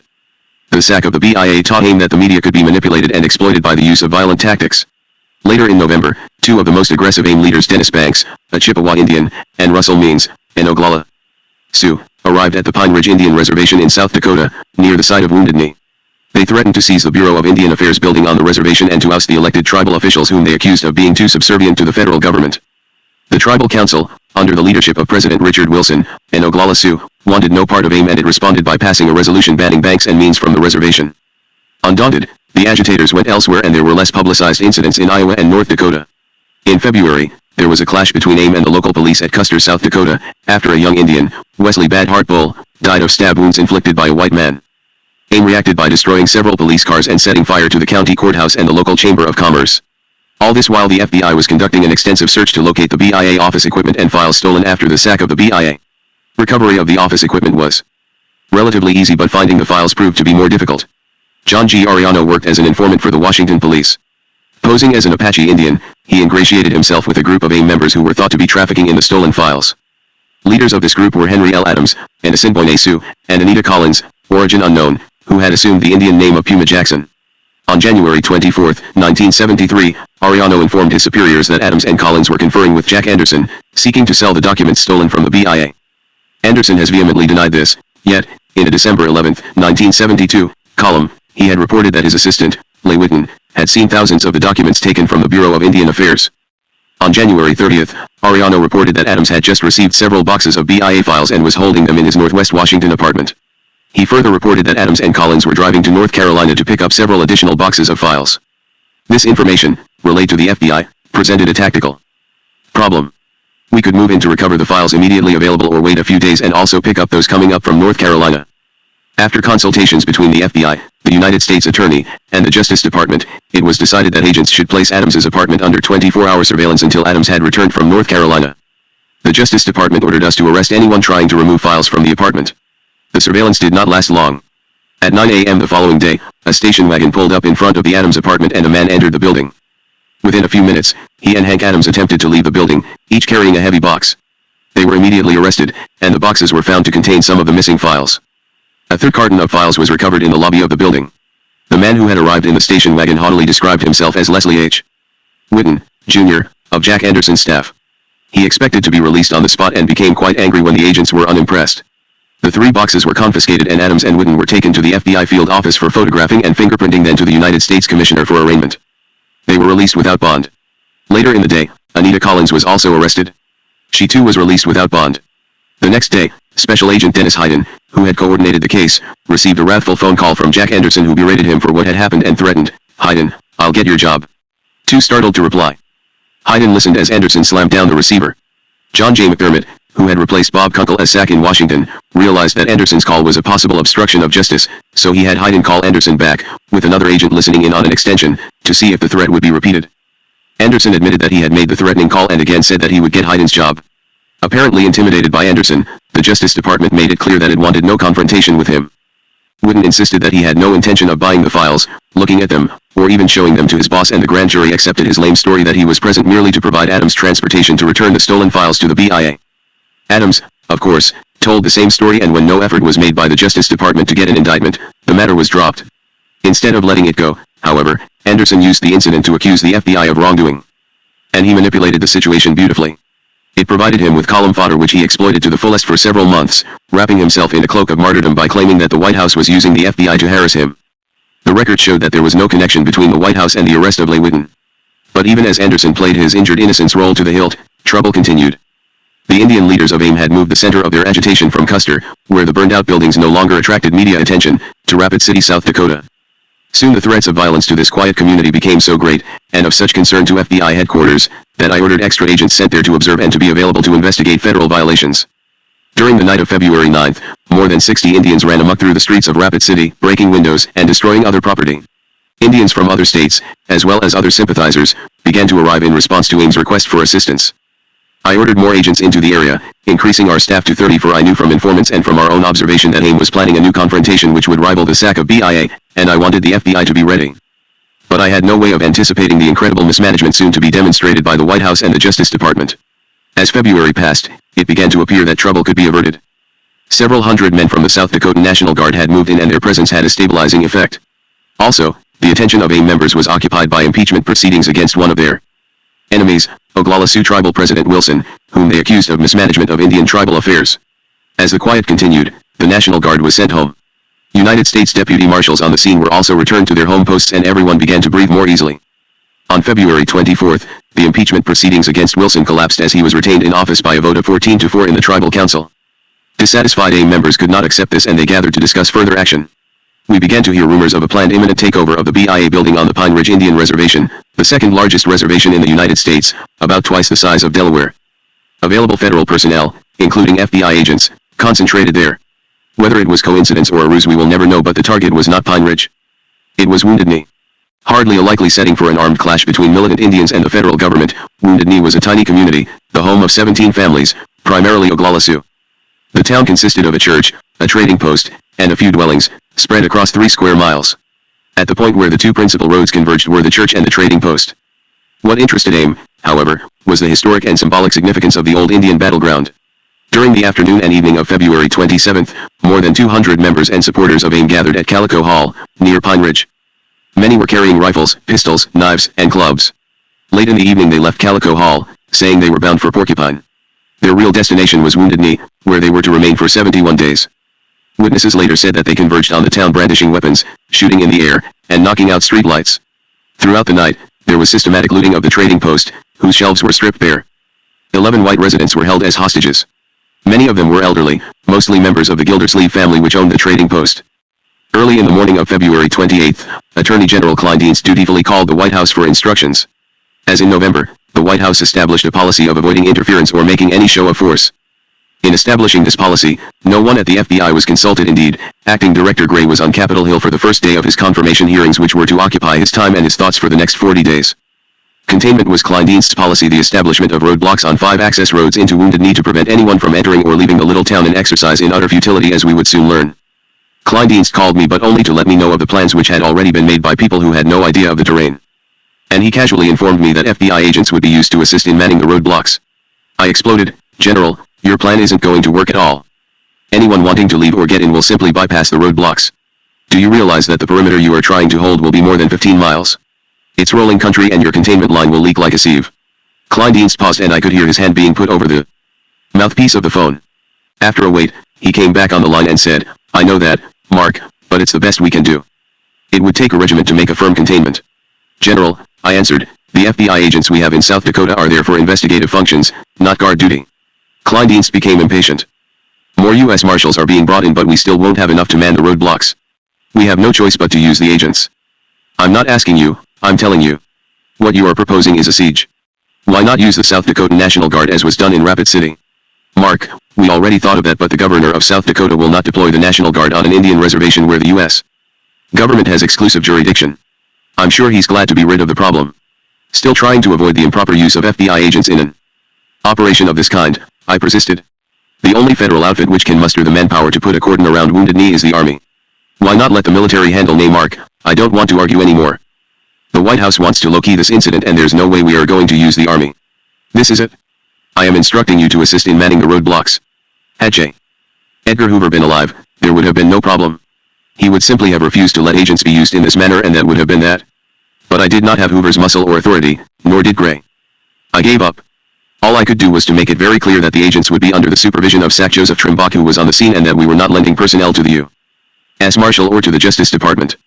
Kleindienst agreed to this, but he insisted that Trimbach coordinate his activities with Ralph Erickson, his special assistant, and with Wayne Colburn, director of the U.S. Marshal Service. "All right, Dick," I said, "but I certainly hope the government is prepared to have more backbone than it did at the sack of the BIA. That was a fiasco, and if the government doesn't show more firmness now, this thing could go on for weeks." "Mark, I hope you're wrong. But the White House policy is to go to any lengths to avoid force. We figure if we can bottle up the Indians for a while, they'll just leave. That is how the FBI became involved at Wounded Knee. From the first day, there was little doubt that the AIM occupation troops had no intention of leaving Wounded Knee. Rifle shots were fired at the roadblocks, low-flying observation planes were shot at, and the occupiers began digging foxholes and trenches. A statement was issued by Russell Means from Wounded Knee presenting AIM's demands for an immediate congressional investigation into Indian treaties and conditions on Sioux reservations. Reporters were told that the hostages would not be harmed unless federal authorities came too close. And thus began one of the most badly bungled government operations that I have ever witnessed. On Thursday, March 1st, Erickson, Kleindienst's assistant, arrived at Wounded Knee to coordinate law enforcement efforts and to begin negotiations with the Indians. On the same day, Senators George McGovern and James Aburesk, both of South Dakota, also arrived at Wounded Knee. In a meeting with the occupiers, they promised that hearings would be convened by the Senate to hear their grievances. The senators then departed, grandly assuring the press that their objectives had been accomplished. On March 1st, I received another call from Kleindienst. "Mark," he asked, "what is the FBI policy regarding the use of firearms?" I explained that agents were not to use firearms except in self-defense or to protect an innocent third party. Kleindienst then asked, "If an agent does have justification to shoot, does he shoot to wound or to kill?" "An agent would only use his firearm under very restrictive conditions and then he would shoot to kill." "Mark, we are going to use a different policy at Wounded Knee. Instruct the agents that they are never to use firearms unless they are first fired upon, and then they should shoot to wound, not to kill." "Dick," I stormed, "that's ridiculous. Your new policy is far less restrictive than FBI policy. We shoot only under the most compelling circumstances. It takes far more justification to kill than to wound. Wounded Knee and the roadblocks are over 1 mile apart, and under FBI policy, there would be no return fire from the roadblocks even if fired upon." But Kleindienst started to interrupt. "Now, listen, Dick. This is very important. Your policy is just going to encourage the exchange of gunfire. If you aren't going to move in, why not just tell everybody to stay under cover? No one is going to get hurt that way. Most of the shooting so far has been at night and the agents have not been returning that fire." "Mark, You argue too much. I wouldn't be a good subordinate if I didn't point out the flaws in your policy. What makes you think it's possible to shoot to wound, especially when you are shooting at distances of over 1,500 yards? For God's sake. How would you know whether you are shooting at a man, woman, or child? Let's keep the more restrictive FBI policy. Mark, I don't want to hear any more arguments. You have your instructions. See that they're put into effect today. He was already hanging up the phone, so he probably didn't hear me say, that's absurd. And absurd it was, but that was the policy followed during the siege. Every night there was firing back and forth between the two sides. On occasion, there were firefights during which thousands of rounds were exchanged, though no one had the slightest idea at whom he was shooting. For the AIM members, it was a kind of game, and frequently they seemed to be deliberately trying to draw return fire. It was a miracle that the casualty list remained as small as it did. When it was over, 2 AIM members had been killed and 7 wounded. A U.S. Marshal was shot through the spine and paralyzed from the waist down. 1 FBI agent was badly wounded in the arm. It was hard to resist calling Kleindienst and telling him, T told you so. During the 71 days of the siege, the failure of the government to respond decisively was compounded by a lack of clarity and uniformity in its negotiating position with the Indians. Erickson confused the issue by a walk-through offer which would have allowed anyone who wanted to leave Wounded Knee to do so without being arrested. When this had no results, he urged the occupiers to send the women and children out of Wounded Knee before darkness falls tomorrow. The media and AIM took this to be an ultimatum, and the occupiers issued a nationwide call to militants for assistance in the Second Battle of Wounded Knee. The other Indians on the reservation responded by threatening to assemble a large force to evict the AIM occupiers if the government did not act, and the tension increased. Agents and marshals, limited solely to returning fire, anxiously awaited some affirmative plan by government officials to end the stalemate. None was forthcoming. Later, some of the AIM leaders told us that the most effective step by the government would have been to remove all federal forces at the outset, because that was what had brought in the media and given AIM the publicity it wanted. AIM leader Vernon Belcourt said that if the government had withdrawn, the occupiers would look foolish occupying something no one cares about. During the early stages of the siege, a press poll of citizens across the country showed that 51% of those questioned accepted AIM's position and only 21% sympathized with the government. Wounded Knee was a political forum, a guerrilla theater. No danger of a federal attack existed, and the nation's attention was focused on the drama. Congress had promised to listen, and the government's lack of position gave AIM much to gain and little to lose. At first, it was planned to keep food and supplies from entering Wounded Knee in the hope that this would force the occupiers to capitulate. But the Indians could come and go almost at will through the thinly guarded perimeter in the rolling hills. Sympathizers flew planes into the area, and the press could come and go. An order by a federal judge to allow reasonable supplies through the roadblocks was hardly necessary, and to provide meat for their nightly barbecues, the Indians slaughtered the cattle on farms within the perimeter. The Community Relations Service, CRS, then a branch of the Justice Department, had been set up to act as an arbitration service and a calming influence in racial situations. Now its representatives were sent to Wounded Knee. But unfortunately, that calming influence was interpreted as support by the militant Indians. And support it was, in a very tangible way. Cars used by the CRS entered the perimeter with full tanks of gasoline and left with them empty. Our suspicions of the role the CRS was playing were heightened when some of the court-approved supplies included a gross of sanitary napkins which, along with gasoline, are one of the key components of Molotov cocktails. As days turned into weeks and weeks into months with no action by the government, the local Indians, some of whose homes had been destroyed and whose cattle had been slaughtered, became increasingly resentful. To prevent gasoline and other incendiary supplies from reaching the AIM occupiers, the local Indians set up their own roadblocks about 1 mile farther back on the road to Pine Ridge. Members of the CRS team were stopped and their cars searched, and careful checks of gasoline gauges were made on the way in and out. The situation came to a head on April 23, almost 2 months after the siege began. Resentful of the Oglala Sioux roadblocks, CRS complained to the chief U.S. Marshal who, with 2 of his deputies, proceeded to one of the Indian roadblocks. According to a senior Justice Department official present, the argument with the Oglala Indians became so belligerent and rough that we decided to file assault charges against them. 8 of the reservation Indians were arrested and taken to Rapid City for arraignment. When Tribal President Wilson announced that he was organizing 500 reservation Indians to re-establish the roadblock, the Justice Department passed the buck and made a counter-announcement that the FBI would prevent this. SAC Richard G. Held of the Chicago office, who had been rotated to Wounded Knee as the senior FBI official on the scene, called me to report on the situation. He said, "Mark, the marshals caused this ruckus and now they are trying to put the monkey on our back." The Justice Department didn't consult with me about the statement that the FBI would prevent reservation Indians from setting up their roadblock again. As a matter of fact, we couldn't stop them anyway. We don't have enough agents. I did not bother to consult with Kleindienst or Gray. "Dick," Richard Held, I said, "we've been pushed around long enough. Unless you hear to the contrary from me or from Gray, take no action involving physical force to prevent these people from setting up another roadblock. We both know the FBI has no responsibility for this sort of thing. Disregard what they say." Held said, "I'm glad to hear you say that, Mark, because tempers out here are getting pretty frayed." Held called me again to say that negotiations between Deputy Assistant Attorney General Richard Hellstern and the Indians from Pine Ridge had broken down. Tribal President Wilson had set out from Pine Ridge with some 500 of his followers, including women and children, to re-establish the roadblock. Chief Marshal Colburn had also proceeded to the area where he had positioned his men to stop Wilson and his supporters. "Your instructions are not changed," I told Held. "FBI agents are not to take part or to use force to prevent the Indians from setting up their roadblock again." But the White House, which had been so tender-hearted about using any force against the lawbreakers at Wounded Knee, had no compunctions about using it against the reservation Indians who were the victims of the occupation. Within 20 minutes my orders had been countermanded. Halstern had called Kleindienst, who had read the riot act, to Gray. Held was instructed to tell the Indians that they could have a small roadblock, just so long as they did not interfere with the Community Relations Service operations. Gray instructed Held to go to the site to inform Wilson of the White House decision and to do his best to prevent violence. Dick Held was the only person who could have handled this assignment. Some years before, he had been made an honorary member of the Sioux Nation in a ceremony at which wrists were cut and blood was mingled. 6 feet 5 inches tall, he was given the Indian name of Tall Elk. Following Gray's instructions, Held immediately flew to the scene on a government-chartered helicopter. He found Wilson's supporters already advancing on the U.S. Marshals line, women and children before them. The Marshals were standing with their rifles at the ready position. Had Held not arrived on time, there could have been a brutal carnage, courtesy of the Justice Department, all of it recorded by the TV cameramen who had been alerted and were present. Later in the day, the White House went back on its word to permit the small roadblock, but by that time tempers had cooled and bloodshed was prevented. The occupation of Wounded Knee was finally ended when, on May 7th, an agreement was reached for the evacuation of the town on the following day at 7 a.m. On the night of May 7th, a number of persons were arrested attempting to sneak out, but many others were able to slip past the roadblocks. On the morning of May 8th, guns and ammunition were sent out and 129 persons, mostly Indians, came out. 15 arrests were made, but only 35 weapons were confiscated. The remainder had been secretly removed during the previous nights while Kleindienst and the White House were scratching their heads.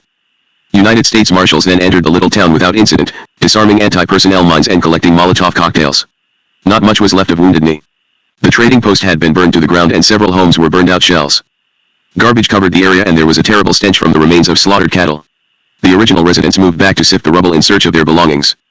They had been the real losers in a series of events that could have been prevented had the government moved swiftly and decisively. Why did the AIM Indians give up? Time was a factor. But other factors were even more important. Public opinion had shifted away from the militant AIM occupiers and they were no longer viewed as innocent civil rights demonstrators under siege by a heartless government. Even Senator McGovern changed his mind and called for the forcible ouster of the occupiers. "We cannot have one law for a handful of publicity-seeking militants and another for the ordinary citizen," he said. Lack of food was another contributory factor. By the end of April, the occupiers were down to a daily diet of oatmeal for breakfast and boiled beef for dinner. And the single electric transformer serving Wounded Knee had been knocked out by a stray bullet, cutting off electric power. Hot plates used to cook food were useless. The water supply was low since the town's pumps were electrically operated. There was no radio or television to help the AIM members pass the time. And sanitation was almost non-existent, so that the occupiers were increasingly suffering from viral infections. Of all the AIM members and sympathizers arrested in connection with the siege, only a handful were convicted of violating federal laws on a government Indian reservation. The two leaders, Dennis Banks and Russell Means, were not in Wounded Knee at the time of the evacuation, but they were charged with assaulting federal officers, burglary, and larceny. Their trial lasted for more than 8 months, radical lawyers William Kunstler and Mark Lane appearing as the principal defense attorneys. The trial ended suddenly on September 16, 1974, when one of the jurors suffered a stroke. The government, for reasons best known to it, refused to continue with 11 jurors, and United States District Judge Fred J. Nichols dismissed the case, alleging government misconduct, illegal involvement of the military, and failure to produce material on discovery. The alleged government misconduct? The Bison State Telephone Company, at the direction of the U.S. Marshal, had installed 3 telephones on one party line leading from Pine Ridge to Wounded Knee. 2 of the phones were installed inside the trading post at Wounded Knee and a third, on the same line but with a different number, connected with the principal government roadblock. The purpose of the phone line was to allow AIM members to communicate with the outside world as well as with FBI agents at the roadblock. Agents testified that they listened in on some of the conversations between AIM members and their sympathizers. There was no testimony that any evidence had been gathered in this fashion. The phone bill run up by AIM was $1,400. The government paid it? This was the alleged government misconduct. Illegal involvement of the military was because agents and marshals used equipment borrowed from the military. And Army officers had been present at the scene to assess the situation in case military intervention had proved necessary.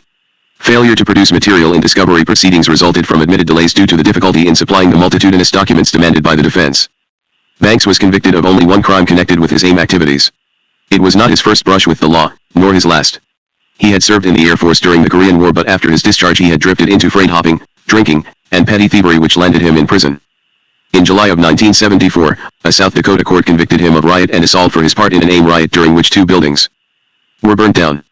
Banks then skipped town, forfeiting $10,000 bail, $9,000 of which had been put up by United Methodist Church agencies. He was arrested by FBI agents in January 1975 at the home of a Costa Mesa College professor in Northern California. By that time he was also wanted in Oregon, where authorities alleged that he was one of the men in a camper who had fired at a state trooper. 2 men had fled after the shooting. They were identified as Banks and Leonard Pelletier, who was wanted for the murder of 2 FBI agents on the Pine Ridge Reservation on June 26, 1974. The 2 FBI agents, Jack R. Kohler and Ronald Williams, had been ambushed while searching for a federal fugitive on the reservation. Pelletier was later tried and found guilty of these murders in a Fargo, North Dakota, federal court. One of the legacies of Wounded Knee to the Pine Ridge Reservation was to give it the highest murder rate in the country, 23 killings in 1974, many of them attributable to fights between AIM members and reservation Indians. But there was a second legacy that was entirely within the FBI. Gray's popularity with the rank and file, which had declined considerably in the wake of the Watergate investigation, plummeted during Wounded Knee when agents blamed him for failure to protect the Bureau's interests and agents' wives blamed him for unnecessarily exposing their husbands to the hazardous and bitter cold conditions of the Pine Ridge winter. One agent, Sack Herbert Hoxie, was at the command post and exposed to the weather so long that he contracted pneumonia and almost died. Chapter 20 let him twist slowly in the wind. John Ehrlichman. The record amply demonstrates that President Nixon made Pat Gray the acting director of the FBI because he wanted a politician in J. Edgar Hoover's position who would convert the Bureau into an adjunct of the White House machine. Before becoming president, Mr. Nixon had applauded Hoover's independence from political direction, but once in the Oval Office he saw the possibilities of making the FBI a White House police force. What Nixon did not foresee was that the Bureau's professional staff would fight this tooth and nail. What Gray never understood was that his impact on the FBI would be minimal if he spent so much of his time away from actively directing Bureau activities while he traveled the land making speeches. His long illness and his longer convalescence after abdominal surgery, together with his lack of experience with FBI operations, all combined to make him an ineffective leader. And no sooner did he return from one speech-making tour, than he would be off again, beating the drums more for the Nixon administration than for the FBI. But for all of this, he was never really trusted by the White House, which felt that he was not adequately handling the job to which he had been appointed. As the days after Nixon's second inauguration passed, Gray became less and less confident that he would be given the permanent appointment as FBI director. One by one, others named to varying federal jobs on a temporary basis were given permanent status by the president, but there was no word about Gray. Suspecting that he was being shunted aside, he confided to me that he was seriously considering dropping his government career and returning to the practice of law in New London. Finally, on February 15, 1973, the White House seemed ready to drop the second shoe. Gray received a phone call summoning him to the White House the following morning. When he returned, he described to me his lukewarm reception by a blank-faced John Ehrlichman and his brief meeting with the president. During his 15 minutes with Ehrlichman, he was grilled on his ability to handle the post of FBI director and questioned about his health. Nixon was no more sympathetic. "Pat," he said, "you're not ruthless enough in getting polygraphs to stop those leaks. Get tougher." Gray promised that he would, but he left the White House not knowing whether he would get the appointment. On Friday, February 17, however, Ron Ziegler, Nixon's press secretary, announced that Gray had been named the permanent head of the FBI. Noting that Gray would be the first FBI director to require Senate confirmation, Ziegler added that he was confident that there would be no difficulties. This was gainsaid by the Senate Democratic whip, Robert C. Bride, who let it be known that he would oppose Senate confirmation because Gray was a bone of contention and a source of division within the Bureau. This should have been a warning to Gray. But instead of turning for assistance to seasoned veterans in the Justice Department who were wise to the ways of Capitol Hill, he relied on the amateurs of his personal staff for the preparation he badly needed. It was not a good time for any FBI director to face the Senate. Political bombs were bursting in Washington. Time had just disclosed that the FBI had been wiretapping White House personnel and certain members of the press at the request of presidential aides, and Wounded Knee was making unpleasant headlines. Nevertheless, Gray was supremely confident that he could handle the Senate Judiciary Committee. Things started off well when Gray was presented to the committee by Connecticut's 2 senators, Democrat Abraham Ribikoff and Republican Lowell Weaker. Gray read a statement outlining in glowing terms his accomplishments during his 10 months as acting director. And then, in his inexperience, he took a step which almost guaranteed his downfall. He offered to make the entire Watergate file available to any senator who wished to see it. The files, he added, would be available to senators alone and not to staff. Attorney General Kleindienst was aghast, and the White House, which knew what those files contained, was furious. Even the senators were startled. "Do you mean the entire file, lock, stock, and barrel?" an incredulous Senator Byrd asked. "Yes, sir," Gray answered. "We are proud of that investigation." His opening statement completed, Gray was pressed by Senator Sam J. Ervin, Jr. for an explanation of a speech he had delivered the previous August before the City Club of Cleveland. Ervin along with others felt the speech had been political. Gray insisted that the invitation had come directly from the City Club, but he was later forced to admit that it had been set up by the White House. Senator Ervin then asked about the congressional cards which the FBI kept on senators and congressmen. Gray answered that the practice had been discontinued by him. "What?" the senator asked, about the incident in September 1972, when the FBI had been used to collate criminal justice information for the political use of the White House. Gray answered that he had been out of town at the time but that he had admonished those responsible for acceding to the White House request. This answer came as a surprise to us at the Bureau, for it was the first time that anyone in the FBI learned that he had been admonished. Urban next referred to newspaper reports that Donald Segretti, the inept dirty tricks expert, had been shown transcripts of 2 interrogations of himself that had been conducted by the FBI. Gray opened a Pandora's box with his reply. He described how, at John Dean's request, he had ordered the preparation of a detailed summary of the investigation. Since it was his duty to keep the Attorney General fully informed, he had had the summary sent to the Justice Department, knowing full well that it would be sent to the White House. So far so good. But like many inexperienced witnesses, Gray could not let it go at that. He had to elaborate. Later, he told the committee, Mr. Dean asked to review the interview reports of the Federal Bureau of Investigation, and I submitted these to him. This was like saying that he had admitted the fox into the henhouse. What is being driven at is this. The allegation that FBI interview reports were shown to Segretti is really directed toward Mr. Dean having any of those reports and showing it to Mr.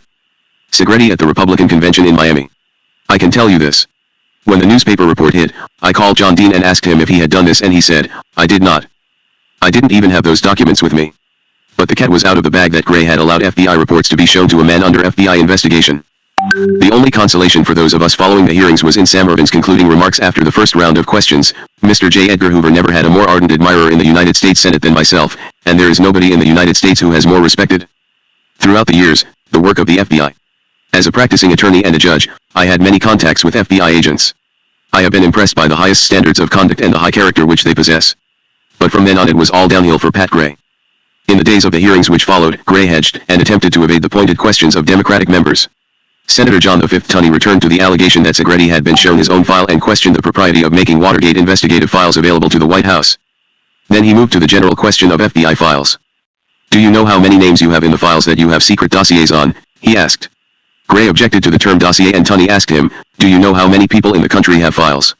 It was perfectly clear that Tunney was talking about investigative files, but Gray went into a long discussion of fingerprint records and so on for the next 25 pages of the record. Tunney was finally able to ask, did you personally give or authorize the giving of the Dita Beard Memorandum to the ITT Corporation? No, I did not. Do you have any idea how the Dita Beard Memorandum ended up in the hands of the ITT Corporation? Reversing his field, Gray admitted that John Dean had requested access to the memorandum so that it could be turned over to ITT. And it was made available. It was made available to him by me.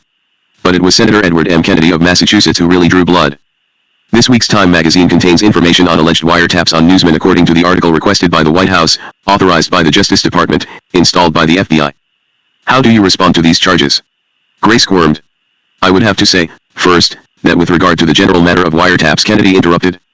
No, just on these charges. How do you respond specifically? How do I respond to these charges? When I saw this particular article and checked the records and indices of the Federal Bureau of Investigation, and I am also told that the Department of Justice checked the records of the Internal Revenue Division, there is no record of any such business here of bugging news reporters and White House people. Gray had expected this question and he had thought out an answer that was technically true but completely misleading. There was no official record of the so-called Kissinger wiretaps in the FBI because Assistant Director Sullivan had personally sequestered the wiretaps in his own files, along with the records, logs, and letters of authorization from Attorney General John Mitchell. Sullivan had then secretly turned them over to Assistant Attorney General Mardian, who later delivered them to the White House. Therefore, there was nothing in FBI files to indicate the existence of the Kissinger wiretaps. But Gray had unofficial knowledge of their existence, though he had absolutely nothing to do with them. Had he admitted this, he would have been home free. But as President Nixon's man in the Bureau, and out of political loyalty, he resorted to a circumlocution which led him deeper and deeper into trouble as Senator Kennedy pressed relentlessly for unequivocal answers. Gray was not prepared for this kind of cross-examination, in effect a psychological assault, and matters became worse when Kennedy directed his fire at the FBI's handling of the Watergate investigation. Perhaps, had he been at his desk more often, Pat Gray might have been able to avoid the pitfalls and also to defend the Bureau adequately. With only a smattering of knowledge, however, he blundered, and it did not take Kennedy very long to expand the scope of his questioning and drag Herbert W. Kalmbach, Nixon's personal attorney, and Dwight Chapin, the White House Appointments Secretary, into the picture in a way that damaged Gray. In fact, Gray was compelled to answer some of Kennedy's questions about Chapin and Kalmbach in a written statement. It read, in part, as follows: after checking the records, I have found that Mr. Kalmbach was interviewed on September 4, 1972, in Los Angeles. This interview was conducted at the request of Assistant U.S. Attorney Silbert, who directed the grand jury inquiry. Mr. Silbert wanted us to find, from Mr. Kalmbach, details concerning payments of money to Segretti, such as how much was paid, where the money came from, and whether reports were made by Segretti. Mr. Kalmbach said that in either August or September, 1971, he was contacted by Mr. Dwight Chapin and was informed that Captain Donald Henry Segretti was about to get out of the military service and that he may be of service to the Republican Party. Mr. Chapin asked Kalmbach to contact Segretti in this regard, but Mr. Kalmbach said he was not exactly sure what service Chapin had in mind other than he believed he would be of service to the Republican Party. He said he did not press Chapin in this regard. He did contact Segretti and agreed that Segretti would be paid $16,000 per year plus expenses, and he paid Segretti somewhere between $30,000 and $40,000 between September 1, 1971 and March 15, 1972. He said he had no knowledge of what Segretti was doing to justify these expenses or to earn his salary. He said the money he used to pay Segretti came out of campaign funds. In the give and take of questioning, Gray might have been able to gloss over many of the details, but his written statement had invidious overtones which infuriated an already angry White House.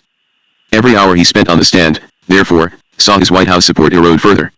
His offer to open the FBI's Watergate files to the senators, moreover, put him in a damned if you do damned if you don't situation when the American Civil Liberties Union submitted a letter to Chairman Eastland which strenuously raised the question of violation of privacy. Said the ACLU. These files contain information about individuals which should not be disclosed without careful consideration of their rights. We, therefore, request that you take steps to ensure that safeguards along the lines we have suggested be established to protect individuals who may be mentioned in any FBI documents prior to transmittal to Congress of any additional FBI information. This left Gray under hidden but real attack by the White House for having offered the files in the first place, under pressure from the members of the committee to allow staff members to see them, and under criticism from the ACLU for being ready to violate the privacy of individuals under investigation. With Gray subjected to this crossfire, the senators haggled for hours. But there was no respite for the acting director when the senators shifted to other subjects, some already covered but now rehashed with some vehemence. Why had Gray acceded to John Dean's demand that he be present when the FBI was conducting its interviews? Why had Gray not acted when he learned that Dean had taken possession of the contents of E. Howard Hunt safe at the White House? Why was Dean allowed to retain some of the contents of that safe? How was it that he had no knowledge of the Kissinger wiretaps? And then Gray made his most serious mistake. While another witness was testifying, Gray called John Ehrlichman about a terrible secret in his closet known only to himself, Ehrlichman, and John Dean. As he was subsequently to admit to Senator Lowell Weicker of Connecticut, Gray had destroyed 2 folders of material which Dean had removed from the White House safe of E. Howard Hunt. The material had been withheld by Dean from FBI agents. Gray was naively unaware that the call was being recorded, and even had he known, who could have guessed that it would subsequently be made public during the Watergate hearings which were to follow? The call was a major indiscretion, first because it delivered Gray into Ehrlichman's hands, and second because it hinted at matters which would eventually kill any chance of Gray's confirmation. Gray's first comment was, "The thing I want to talk to you about is, I am being pushed awfully hard in certain areas and I'm not giving an inch.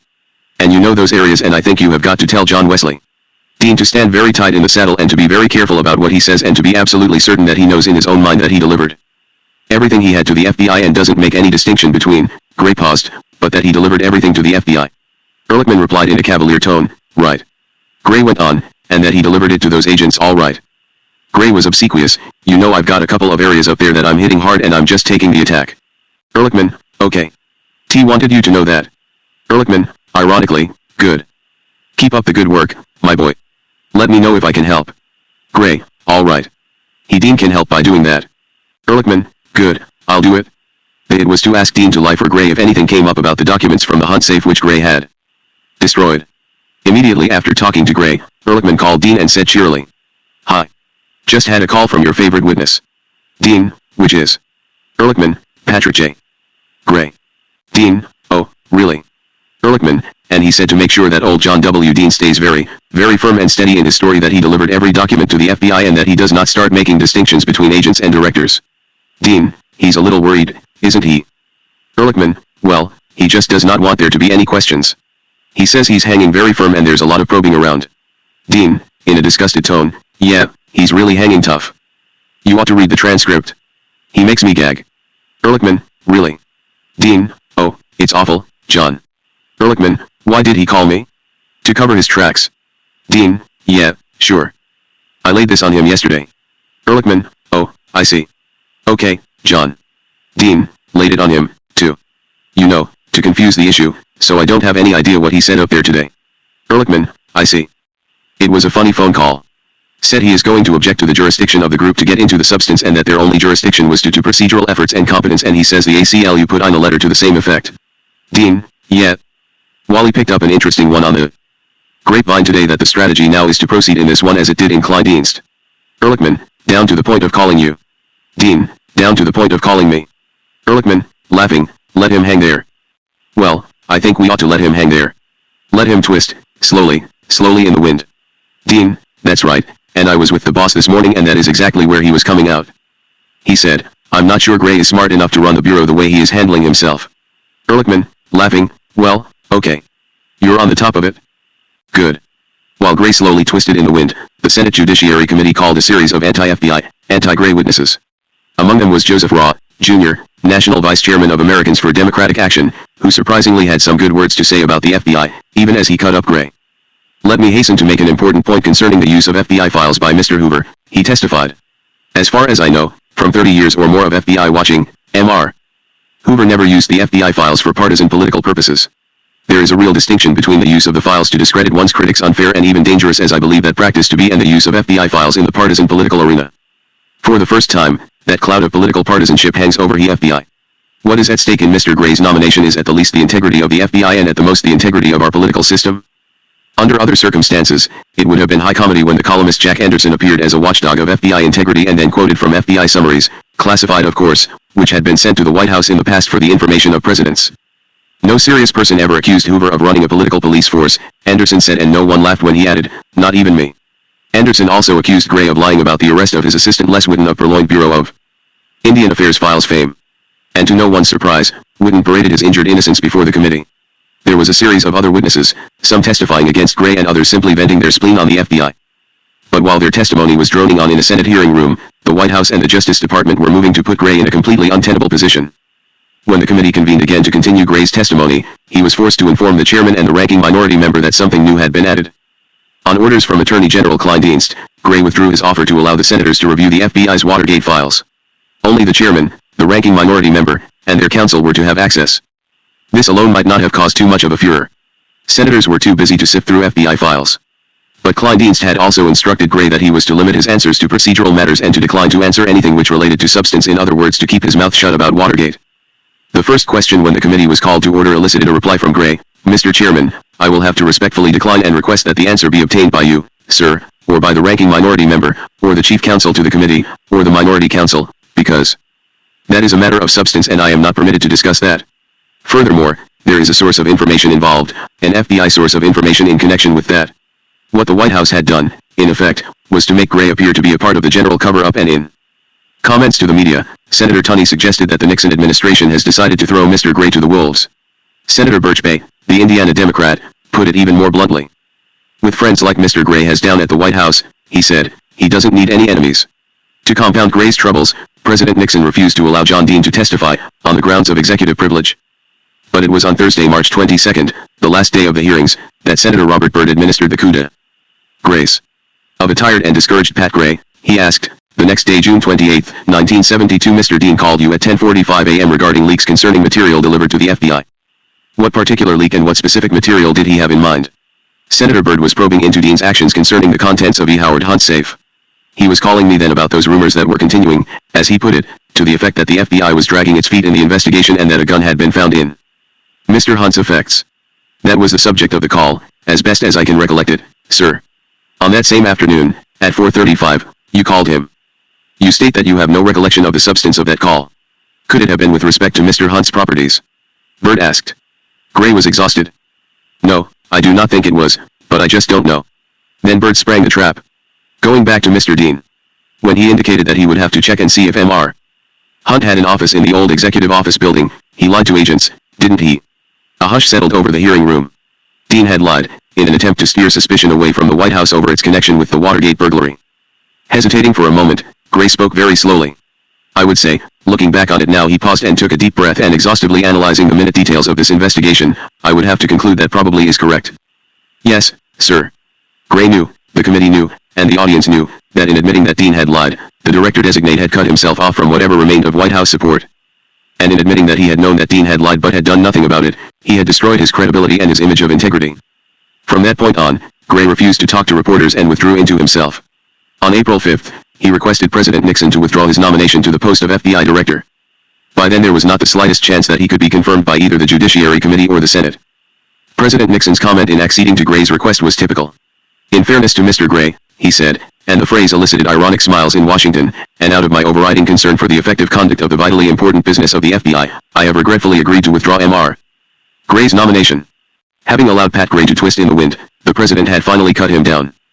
@_A/A/PA net AE7OY_SE7A FEDVP at DSSP Howley Raid B Latch RIWRT is 195 pass RI equals we __ 777 _7BG 7A _ET degree SSAV _SSS 771 Chapter 21B. But he's the president. William Ruckelshaus, as he entered his office on the morning of April 25, 1973, Senator Lowell P. Wicker, the Connecticut Republican, was stopped by his secretary. Acting Director Gray of the FBI, then sitting out his days until President Nixon appointed a successor, had called urgently 3 times, Wicker was told. Somewhat surprised, the senator and Gray came from the same state, but they were hardly close friends. He returned the call immediately. When Gray came on the line, he said, "Senator, it is very urgent and very important that I see you right away. Can you come down to my office?" 20 minutes later, Wicker was in the acting director's office. For a while, Gray talked despondently about his problems with the White House and the difficulties of the confirmation hearings. Then he exploded a bomb. On June 28, 1972, just 11 days after the Watergate break-in, Gray said he had been summoned to the White House for a conference with John Ehrlichman. When he arrived, he was surprised to find John Dean there. Ehrlichman had come directly to the point. "Pat," he said, "John has some files he wants to turn over to you." Dean had then handed Gray 2 folders.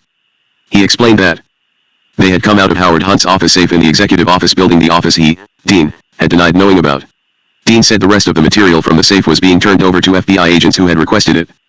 Dean added that the folders had nothing to do with Watergate and contained highly sensitive, classified national security material with political overtones. They shouldn't see the light of day and they must never become part of the FBI's own files because they are political dynamite, Dean had told Gray. Then he left the office. Ehrlichman had been more explicit. Gray told Wicker that Ehrlichman had ordered him to deep six the documents. Ehrlichman later denied the statement. Gray then told Wicker that he had kept the documents in his office for 2 weeks and then taken them to his home in Connecticut. He solemnly assured the senator that he had retained them until December, then had burned them in his fireplace. He denied having read the documents, something which Wicker found hard to believe. The facts would come out much later, on August 3, 1973, when Gray testified before the Senate Watergate Committee. In his testimony he admitted that he had looked at the documents before burning them and that they had appeared to be top-secret State Department papers. "I read the first cable," he told the Watergate Committee. "I do not recall the exact language, but the text of the cable implicated officials of the Kennedy administration in the assassination of President Ngo Dinh Diem of South Vietnam. I had no reason then to doubt the authenticity of the cable and was shaken by what I read. I thumbed through the other cables in this file. They appeared to be duplicates of the first cable. I merely thumbed through the second of the 2 files and noted that it contained onion-skin copies of correspondence. I did not absorb the subject matter of the correspondence and do not today, of my own knowledge, know what it was. Neither *E. Howard Hunt later admitted that some of the material, including the cablegram, was forged by him for possible political use if Edward M. Kennedy had become the Democratic presidential candidate. The committee nor the public could quite believe that Gray had burned the contents of the folders without having carefully read them. But on that April day of 1973, Senator Wicker, without any knowledge of what the 2 folders contained, realized the seriousness of Gray's confession. Already angered by White House tactics in the Watergate case, he knew that he now possessed a lethal weapon. "Don't do anything about it right now," he told Gray. "Let me think it over and decide what you should do." Naive as usual, Gray agreed. It did not, however, take Wicker very long to come to a decision. The following day, without consulting Gray, he gave the story to a reporter friend on the New York Daily News and it broke dramatically in that paper. The wire services immediately picked up the account of Gray's malfeasance and the media across the country gave it tremendous coverage. Wicker made no secret of the fact that he was the source of the story but insisted that he had released it to protect Gray. The furor at FBI headquarters and in every FBI field office was such that Gray could no longer remain in office. On April 27, 2 days after his confidential discussion with Wicker, the acting director resigned and the news was flashed to President Nixon as he was returning from Key Biscayne on Air Force One. Hours later, Nixon publicly accepted the resignation. The terse announcement made no mention of a successor. "I talked with Gray shortly after that and we discussed what the president might do. I recommended that you be designated director," Gray told me, "but I don't know whether those White House people will pay any attention to what I say." I gathered that his recommendation had been made either to John Ehrlichman or John Dean, which was just about the worst thing that could have been done to advance my candidacy. In my dealings with the White House troika, I had always put the interests of the FBI first and had never been forgiven for it. Certainly I would have wanted the appointment. But uppermost in my thoughts was the state of mind at the FBI. Tension was mounting among a staff already in a state of shock over the disclosure that Gray had destroyed Watergate evidence. Could we keep the Bureau on course? The FBI had always been a closely knit and dedicated organization. Now it was confronted by another major change and the possibility that a new outsider would be brought in. I kept thinking, if only the president sees the light and appoints a new director from the ranks this time. Several of the top officials were well qualified. My own chances should have been good since I was next in line as associate director and had been running the bureau while Gray was learning the ropes and delivering speeches. When one of the wire services reported that I was to be named director, I thought the problem had been solved and my secretary spent a busy half-hour assembling photos and biographical data. Then, as suddenly as it had started, the rumor subsided. Was left again to sit at my desk wondering, but not for long. At 2:50 p.m., the president announced, without consultation with anyone at the bureau, that he was appointing William B. Ruckelshaus to succeed Pat Gray. Cut off from the White House, we got the news from the wire services. Now that I have carefully reviewed the White House tapes, I know that there was never a possibility that Nixon would appoint anyone from the professional staff to head the FBI. He believed that the bureau was out of control and that it had pushed the Watergate investigation too hard. He was still looking for someone who was politically malleable to direct what had once been the world's greatest law enforcement agency. Nixon's feelings about me are clearly revealed in an Oval Office discussion with John Dean on February 28, 1972. Dean was briefing the president on a story which had appeared in Time, disclosing for the first time the existence of the Kissinger wiretaps. The other person who knows and is aware of it is Mark Felt, Dean said, and we have talked about Mark Felt before. Let's face it, Nixon answered. Suppose Felt comes out now and unwraps. What does it do to him? He can't do it, Dean said. How about his career? Nixon asked. Who is going to hire him? Let's face it, the guy who goes out, he couldn't do it unless he had a guarantee from somebody like Time magazine who would say, look, we will give you a job for life. Then what do? He would get a job at life, and everyone would treat him like a pariah. He is in a very dangerous situation. These guys, you know, the informers. Look what it did to Chambers *, they finished him. This was not the only Oval Office conversation about me, and the tenor of all of them was that I would not cooperate with White House schemes. I never quite made the enemies list, but I think I came pretty close to it. Whatever Nixon, Dean, and Ehrlichman may have thought about me, I was and am proud of my FBI record and of the fact that I am the only insider ever to have climbed to the top of the FBI pyramid, if only for 2 hours and 50 minutes. By law, the associate director takes charge of the FBI during any period when it is without a designated director. From a practical standpoint, I made good use of those nearly 3 hours. This was time enough to make some new rules and to abolish some of the burdensome and unnecessary administrative procedures imposed by Gray. The most onerous of these rules grew out of the White House phobia about leaks, ironically, since the leaks were for the most part coming out of the White House. This phobia caused even the most trusted people to be viewed with suspicion. Gray's response was to direct that an accountability log accompany each sensitive document as it made its way up and down the various levels of authority until it reached the action point whereafter it would be filed along with the log. This sounded like a good security system, but it proved absolutely unworkable in the FBI. I tried to talk Gray out of implementing this plan, but Whittaker Chambers, a Time senior editor, had been forced to resign after testifying that Alger Hiss was a Soviet espionage agent. In times of trouble for himself, Nixon frequently drove out secretly to the Chambers farm in Maryland to seek his advice and always professed a deep friendship and loyalty to Chambers. Without success. He just could not understand that the tremendous volume of sensitive documents circulating at FBI headquarters made the plan a bottleneck. Many secretaries, clerks, and messengers handled documents in addition to supervisors and other officials, and as a result each log would soon look like a nominating petition. Gray remained adamant, but he never knew that we applied his rule only at headquarters and not in the field. When I rescinded the plan, there was a great sigh of relief. Looking back, it is too bad that I did not take greater advantage of my tenure as acting director. Ruckelshaus did not come aboard for some days, so I had plenty of time. When we learned, again through the press, that Ruckelshaus had announced that he was coming to the FBI only until a permanent director was chosen, there was consternation in the bureau. It meant going through all the headaches and controversies of breaking in a temporary caretaker. And that was all Ruckelshaus has proved to be security guards sent to see that the FBI did nothing which would displease Mr. Nixon. 2 days after his appointment, Ruckelshaus arrived at the FBI building in his own limousine, surrounded by the inevitable entourage of personal staff to protect him from the FBI enemy that he had been told about by the White House and the Justice Department. His first instructions to me were to set up a conference of all agents as soon as it can be arranged. I had momentary visions of all 8,500 FBI agents pouring in from all over the country, but I said nothing. Instead, I ordered the special agents in charge of the 59 field offices to report to Washington for a meeting with their new boss. This meeting was held on May 2nd, ironically the anniversary of J. Edgar Hoover's death. For the second time in 12 months, we had to begin the education process. Whereas I had resolved all my doubts in favor of Gray and had greeted him with some enthusiasm, I am afraid that this was not true on that Blue Monday when Ruckelshaus arrived. We gave Gray full support and as much cooperation as he would allow.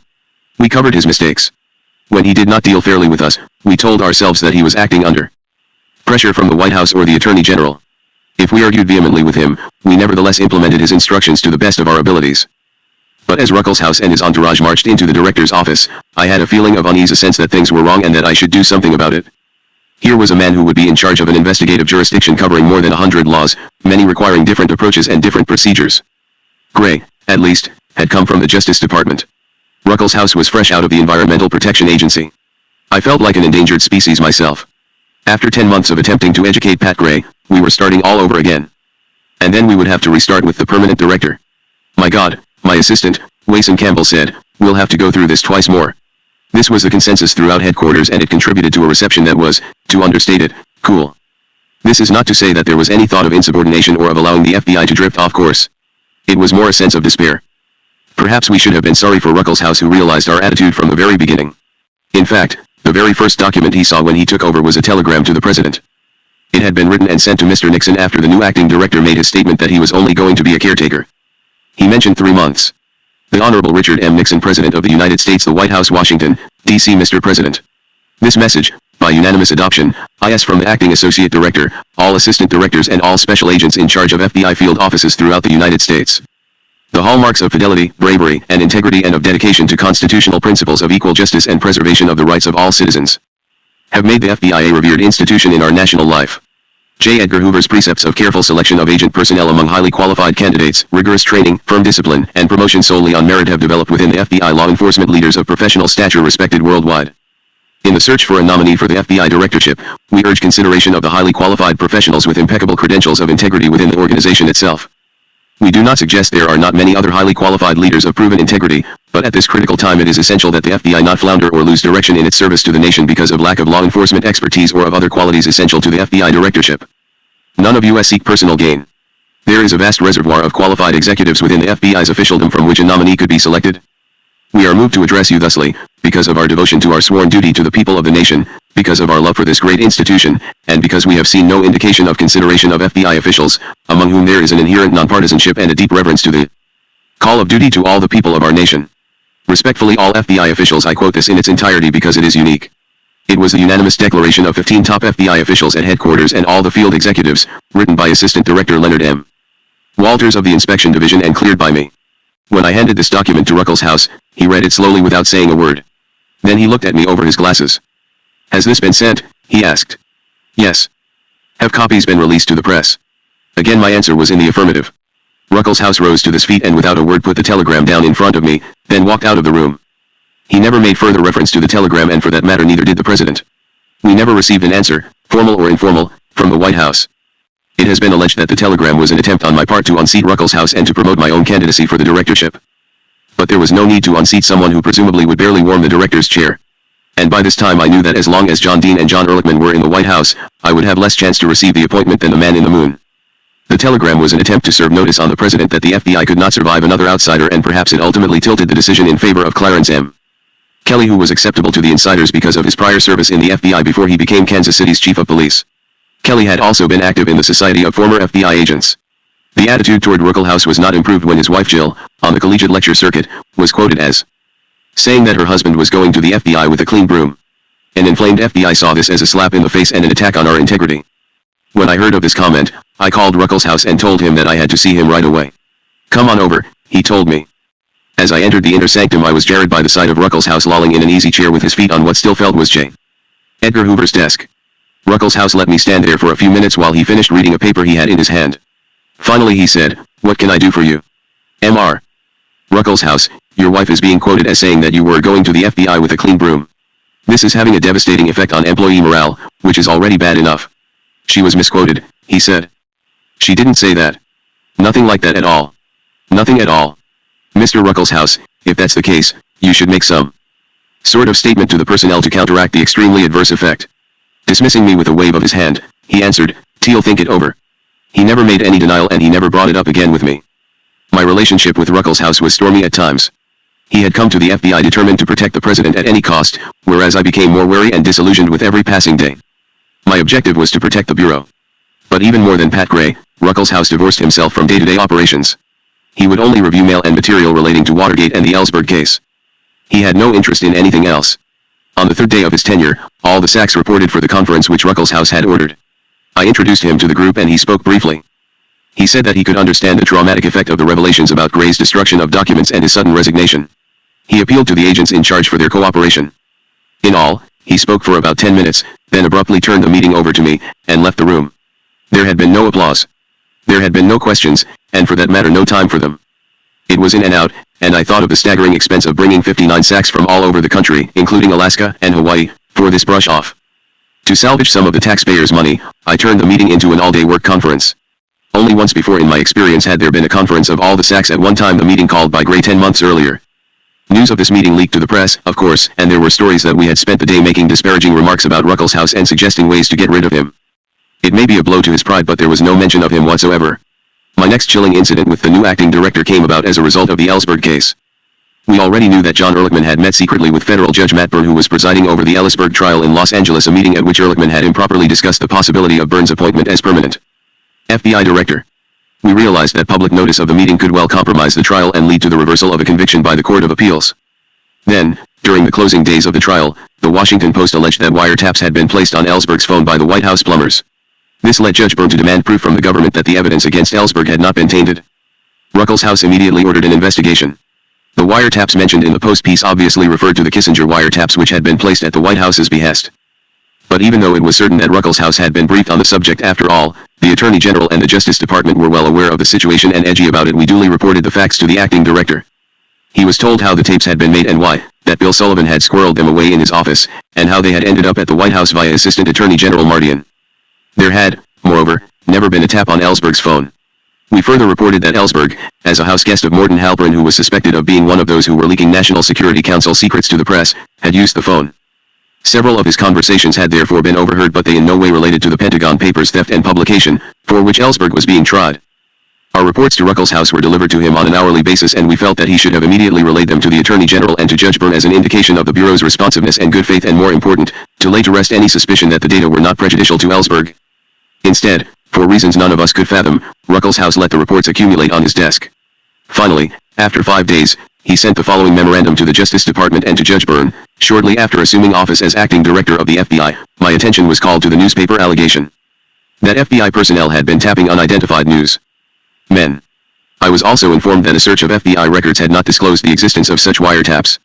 Nevertheless, on May 4, 1973, I initiated an investigation to interview present and retired FBI personnel for the purpose of determining, if possible, whether there had been such taps. This completely misleading statement convinced the FBI that its worst suspicions about Ruckelshaus had been well-founded. The memorandum implied that the FBI had withheld information when, in fact, the exact opposite was true. The Clean Broom, moreover, was clearly attempting to unload blame for the wiretaps on the FBI and to provide a cover for the activities of important presidential aides who were being increasingly embarrassed by the Ellsberg trial, a shabby political maneuver. A clean broom was indeed needed, but to start sweeping at the very top. The roughest sessions I had with Ruckelshaus were over White House instructions to produce specifics on FBI wiretaps made during previous administrations. First, we were asked to furnish a list of the number of wiretaps placed every year beginning with 1941. I explained to Ruckelshaus that no such statistics had ever been kept. Records were kept of each person overheard on wiretaps, but no distinction was made whether or not the individual was a tappy or an uninvolved party. The records, called the Electronic Surveillance Index, consisted of index cards which merely contained a name and file number. The index was maintained to provide the Justice Department with ready reference as to whether a particular person had been overheard on a tap when such information was needed for prosecution purposes. Names of potential defendants in criminal cases were routinely checked against this index. What the White House wanted, for strictly political purposes, was a review of thousands of files to determine whether the index record referred to a person on whom a wiretap had been placed or to the many people who might have called him. Over my strenuous objections, however, the information was compiled and sent to the White House, and the following day Senate Republican leader Hugh Scott of Pennsylvania released it to the media. Ruckelshaus told me that Nixon had personally handled the transmittal of this information to Senator Scott. The second White House request for additional wiretap information brought about an even more violent disagreement with Ruckelshaus. This time the White House wanted the names of all persons who had been wiretapped between 1960 and 1968, the Kennedy-Johnson years. I told Ruckelshaus, look, they have no legitimate use for this information. You know what they'll do with it? Remember what happened the last time. They're desperately trying to show that previous administrations tapped reporters and government officials. Then they'll release it to the news media and the FBI will look bad. It's like a small child saying, he did it first. We shouldn't be a party to this kind of political shenanigan. When Ruckelshaus still insisted that we comply, I said, we have purposely avoided putting all this information into one file for security reasons. For the FBI to consolidate this is bad enough, but to provide a duplicate file multiplies the risks. Ruckelshaus gave me a long look, took a deep breath, and slowly let it out. But he's the president. For God's sake. President or not, just tell him no. I turned on my heel and walked out, hoping that I had convinced him. I had, but only until my retirement a short time later. Then Ruckelshaus ordered the list prepared and sent to the White House. It was politics all the way. My decision to retire undoubtedly pleased the acting director. He regarded me as a thorn in his side because frequently disagreed with what he wanted to do. After I had left, he proudly boasted to reporters that he had forced me and several old Hooverites out of the bureau. It was true that we were forced out, but only in the sense that we retired because we could not accept the politicization of the bureau and because we did not trust him. But we left of our own free will. Perhaps he realized how we felt when, after the Saturday night massacre in which President Nixon fired the special prosecutor in the Watergate case, he himself was forced to resign. William Ruckelshaus finally stood up to the president, but it would be interesting to know what his thoughts were at the time. I had remained in the FBI, as I have already recounted, at considerable personal sacrifice and with the feeling that I would be needed to keep on course the organization to which I had devoted most of my adult life. My inclination had been to resign when Nixon appointed Ruckelshaus, and my experiences with him had convinced me that I could do little more to protect the FBI. Now, having made the decision to retire, my primary concern was to see that my successor would be able to run the bureau, which is essentially what I had been doing. I talked to Ruckelshaus about this, putting it as diplomatically as I could. It is very important for you to select a replacement for me, I told him. When Gray was here, he abolished 2 key positions: assistant to the director administrative and assistant to the director investigative. This means that the associate director has been functioning as chief of staff to coordinate and direct the day-to-day operations of 13 divisions. But I don't want to make such a key decision when I am not permanent, he said, evading the issue. This decision should be left to the director, who is appointed by the president and confirmed by the Senate. That will take weeks, I said. How are you going to direct and control the operations of the FBI in the meantime? Think about it, he said, which meant that he intended to do nothing. I would have stayed on longer, through a transition period, but he did not ask me to do so. The White House was too anxious to get me out. When it became clear that Ruckelshaus was not going to take any action on what I regarded as a vital recommendation, I instructed all the top FBI officials to submit their recommendations for a new associate director directly to Ruckelshaus rather than to me. This they did, and 4 strong candidates emerged as logical replacements.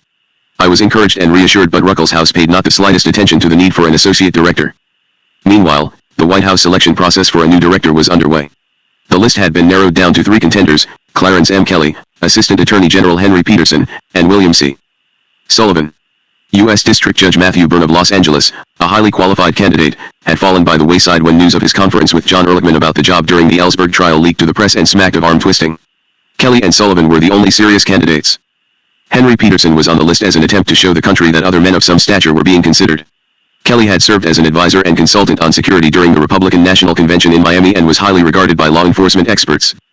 Sullivan was the man the White House really wanted. He had shown himself to be a pliant tool of the Nixon staff, and his thinking about the threat from the new left matched that of President Nixon. Ruckelshaus continued to assure me that President Nixon was giving thought to appointing a career FBI man to the job. To give credence to this, he selected 2 of the names which had been suggested to him for the position of associate director and sent both men to the White House to be interviewed as candidates. They were interviewed by Alexander Haig and other presidential aides. The interviews were perfunctory and designed solely to give the impression that insiders were being considered. It was window dressing and nothing more. Clarence Kelly eventually received the appointment, and we felt that if the new director had to come from the outside, he was a good choice. Insiders would accept him because he was respected and, having served many years in the bureau, he would be no amateur. But the front runner, until the very last minute, was William C. Sullivan. When Ruckelshaus told me that it would be Kelly, he added, but Sullivan came that close to being appointed. He held up his hand, the thumb and forefinger about 1/16 of an inch apart.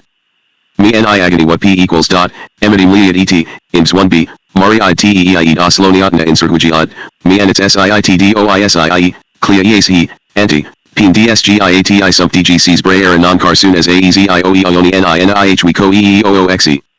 Vipir nea co e is underscore equals smocr and pers ben att ajadil, 7, l temias. AGM 06 Eli Tedgans on AA Mav YD, EAE on GYNI Marfu BP at point 22 VE9, TV, as Yul Ray, T Audi Henti Doge Dare A. Lay CA Hunke YS Ali Weval and Anapad and 8 oft asterisk Horvasan Sate. EGWT Acer by, C25448 IH10 VE Pi Ta on a 7 Pate Bennett Iodpo. AIRI AO 164 PA WA, EAI Jumnatin HIBTE. RMF, 7. Asel Liege Megan ES AIEIWIAG, Sneak Arishani AUT Kanahinane AIOEA EEY Vise AEE Tire 6, Nala 2 RU, SEH 8 Bis Any Revise Net EAESNAOE Say G2 Loss. Igudi, AE Cell LL over Rath K Wikis SL Hay Handle equals. EEVADTLEE Ido L Gene Heine Y Seminal TIAE 7. Satine Heis 2 Bone 94 AESR Sir Beta W7 Shia 2 is A. ESAJ Lurayas IEE Ajiro We MRAE underscore IPOUW Peak Sledge Sidinis IE Pep Hat asterisk AEIES. IHE, TWEESLRU TTTSEEP hit that, 4FHG Istery Ali Pel OEOWSGHT, Il Navi 9 Zivlao DACAI Rari Splat. ITEGIS dies high to FF underscore, at Neely's might LED white at VAE equals. You are lying to protect Gray. J. Horowitz, Office of the Special Watergate Prosecutor. My indictment on April 10, 1978, was only the most recent of my problems with the federal government since my retirement. I was not being allowed to become a private citizen. During the last 6 months of 1973, Watergate and all its ramifications filled the newspapers and overflowed the television tubes. Among those being accused of improper activities was L. Patrick Gray III.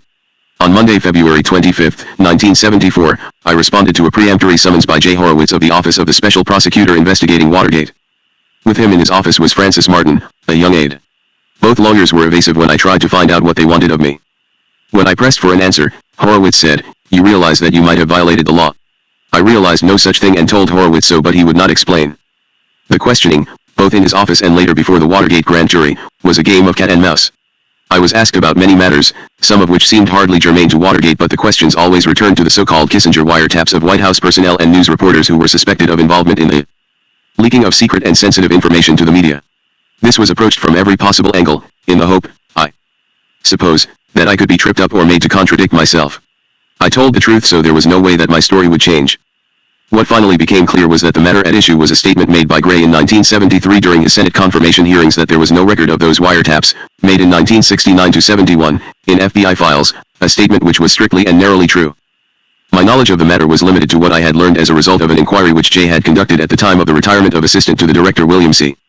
Sullivan. From this I knew that the wiretaps had been conducted and that Sullivan kept all the records in his office. I also knew that when Sullivan had been forced out of the FBI by Hoover in September 1971, for insubordination, he gave the wiretap files to Assistant Attorney General Robert Marr Dion, who took them to the White House, where they ended up in the safe of John Ehrlichman, President Nixon's advisor for domestic affairs. Horowitz hoped to prove that Gray committed perjury when he denied to the Senate Judiciary Committee that FBI files contained any record of the Kissinger wiretaps. My only recollection was that I had discussed the Sullivan affair with Gray, including details of the case of the purloined files. Finally, Horowitz put before me a very faint, almost unreadable document, which appeared to be a photocopy of a carbon copy of a memorandum dated February 26, 1973, 2 days before Gray began his testimony before the committee. There were no initials on the document, neither mine nor those of anyone else, though there would have been had it been an official FBI memorandum. I was barely able to make out that the document briefly described each of the Kissinger wiretaps. It also listed a wiretap on a Navy yeoman, which had also been placed at the request of the White House. This yeoman, an aide to the Navy representative on the National Security Council, had been suspected of leaking sensitive information to columnist Jack Anderson. When I told Horowitz I could not recall having seen the memorandum before, he made no attempt to conceal his anger. Very sharply, he informed me that the memorandum had been prepared in the Domestic Intelligence Division of the Bureau and that Miller had testified he personally brought it to my office on February 26. I had no reason to doubt Miller's word, and I told Horowitz so. The content and the timing of the memorandum, however, made sense because on February 26 Time magazine made the first public disclosure of the wiretaps. It would have been standard operating procedure for the FBI to give the director a detailed memorandum on what a news story was all about. Horowitz, however, would not be denied. Nor would he accept my explanation that I had seen hundreds of documents every day, not a few of which concerned wiretaps. Because of the volume, I had to read hurriedly and could not possibly recall everything I had seen. An exasperated Horowitz would not accept this explanation and tried in every possible way to force me to admit that I remembered having personally given the document to Gray. He wanted me to testify that I personally carried the memorandum to Gray, which was ridiculous because if I could not remember it, how could I possibly testify that I carried it to Gray? Horowitz argued that I should remember the matter because it was unusual. I countered by pointing out that I saw unusual documents every day. I later recalled that February 26 was the day when the Indian uprising at Wounded Knee was exploding, and undoubtedly I could have recalled little else that happened that day. Without testimony from me that I recalled the memorandum. Dumb and, even better, that I personally carried it to Gray, the possibility of a perjury case against Gray was extremely remote.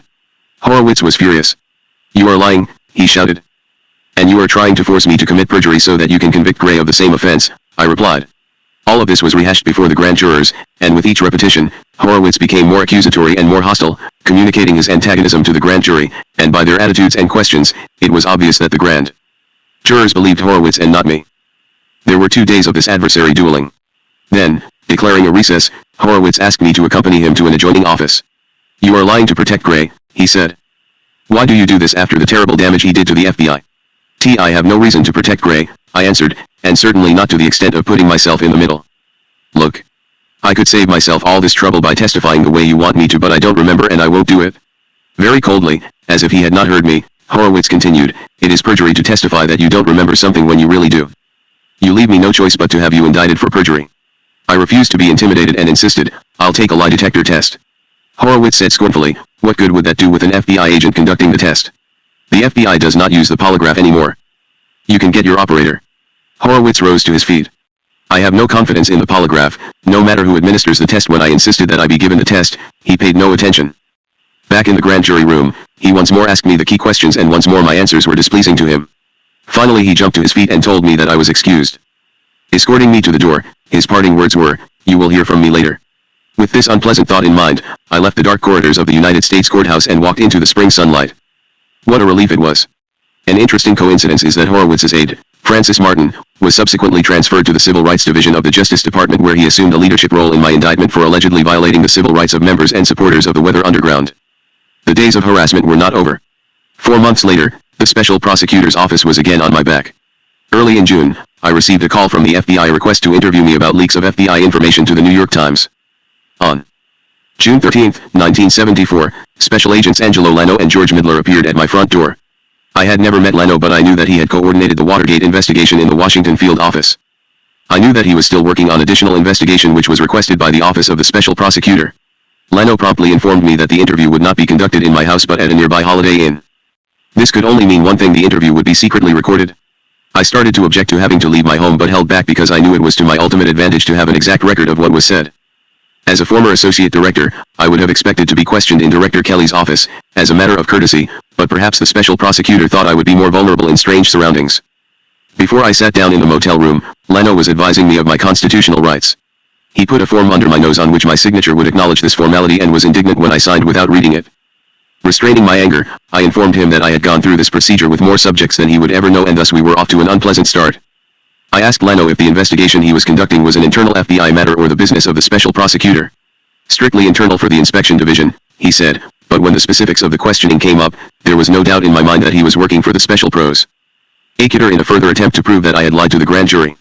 Donald Segretti, who had been interviewed by the FBI concerning some of the alleged dirty tricks of the 1972 campaign, told the agents that he had been contacted by John Crutzen, a Washington correspondent for the New York Times. Crutzen, he said, had shown him a number of FBI documents and he was able to describe them in sufficient detail so that the agents could identify several of them. One was very significant: a copy of the February 26 memorandum which Horowitz had tried so desperately to have me recall. Told Lano and Midler what I had said to Horowitz and to the grand jurors that I had no independent recollection of having seen the memorandum prior to my first interview in the office of the special prosecutor. My only contact with Crutzen had been a long-distance telephone call from him, just prior to my retirement in June of 1973, during which he questioned me about the Kissinger wiretaps. William Ruckelshaus had issued a 5-page public statement about the Kissinger wiretaps on May 14, 1973, and I did not tell Crutzen anything which was not already public knowledge. This hardly made me a prime suspect, but, of course, I did not know that the White House and top Justice Department officials were convinced I was the mysterious Deep Throat. Though I had disclosed nothing to Crutzen, the rumors had already resulted in my being convicted in the eyes of the special prosecutor. I never gave any FBI documents to John Crutzen, or to anyone else outside the FBI, and to this day, I have never met Crutzen, something I repeated to Lano and Midler for 3 hours. But the intent of Lano's questioning was clear. He was not interested in plugging leaks but in getting some sort of an admission from me that I did, in fact, have recollection of the February 26 memorandum prior to the time it was shown to me by Horowitz. I could then be indicted for perjury or forced to testify against Gray. Many hours of FBI investigative time were thus wasted, and I realized how desperately the special prosecutor wanted bodies to haul into federal court.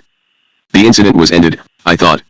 Then, in mid-November, 1974, the Los Angeles Times and the Washington Post carried front-page stories about the leaks to Crutzen and the investigation of W. Mark Felt. An anonymous source was quoted as saying that Crutzen had been seen entering my office with an empty briefcase which was bulging when he left, unobserved by the 3 secretaries in the outer office. This story obviously was leaked from either the office of the special prosecutor or the FBI. Concerning the news story, I can only repeat that I have never met Crutzen and that I never gave him, or anybody else, FBI documents. The balance of 1974 passed quietly enough. But the critics of the Bureau were not to be deterred, and in 1975 I was interviewed on 5 separate occasions by the staff of the Senate Select Committee on Intelligence Operations, an exercise in futility and frustration since most of what I said was ignored and the rest taken out of context. Twice FBI agents, investigating alleged corruption and abuse of power by high Bureau officials, called on me.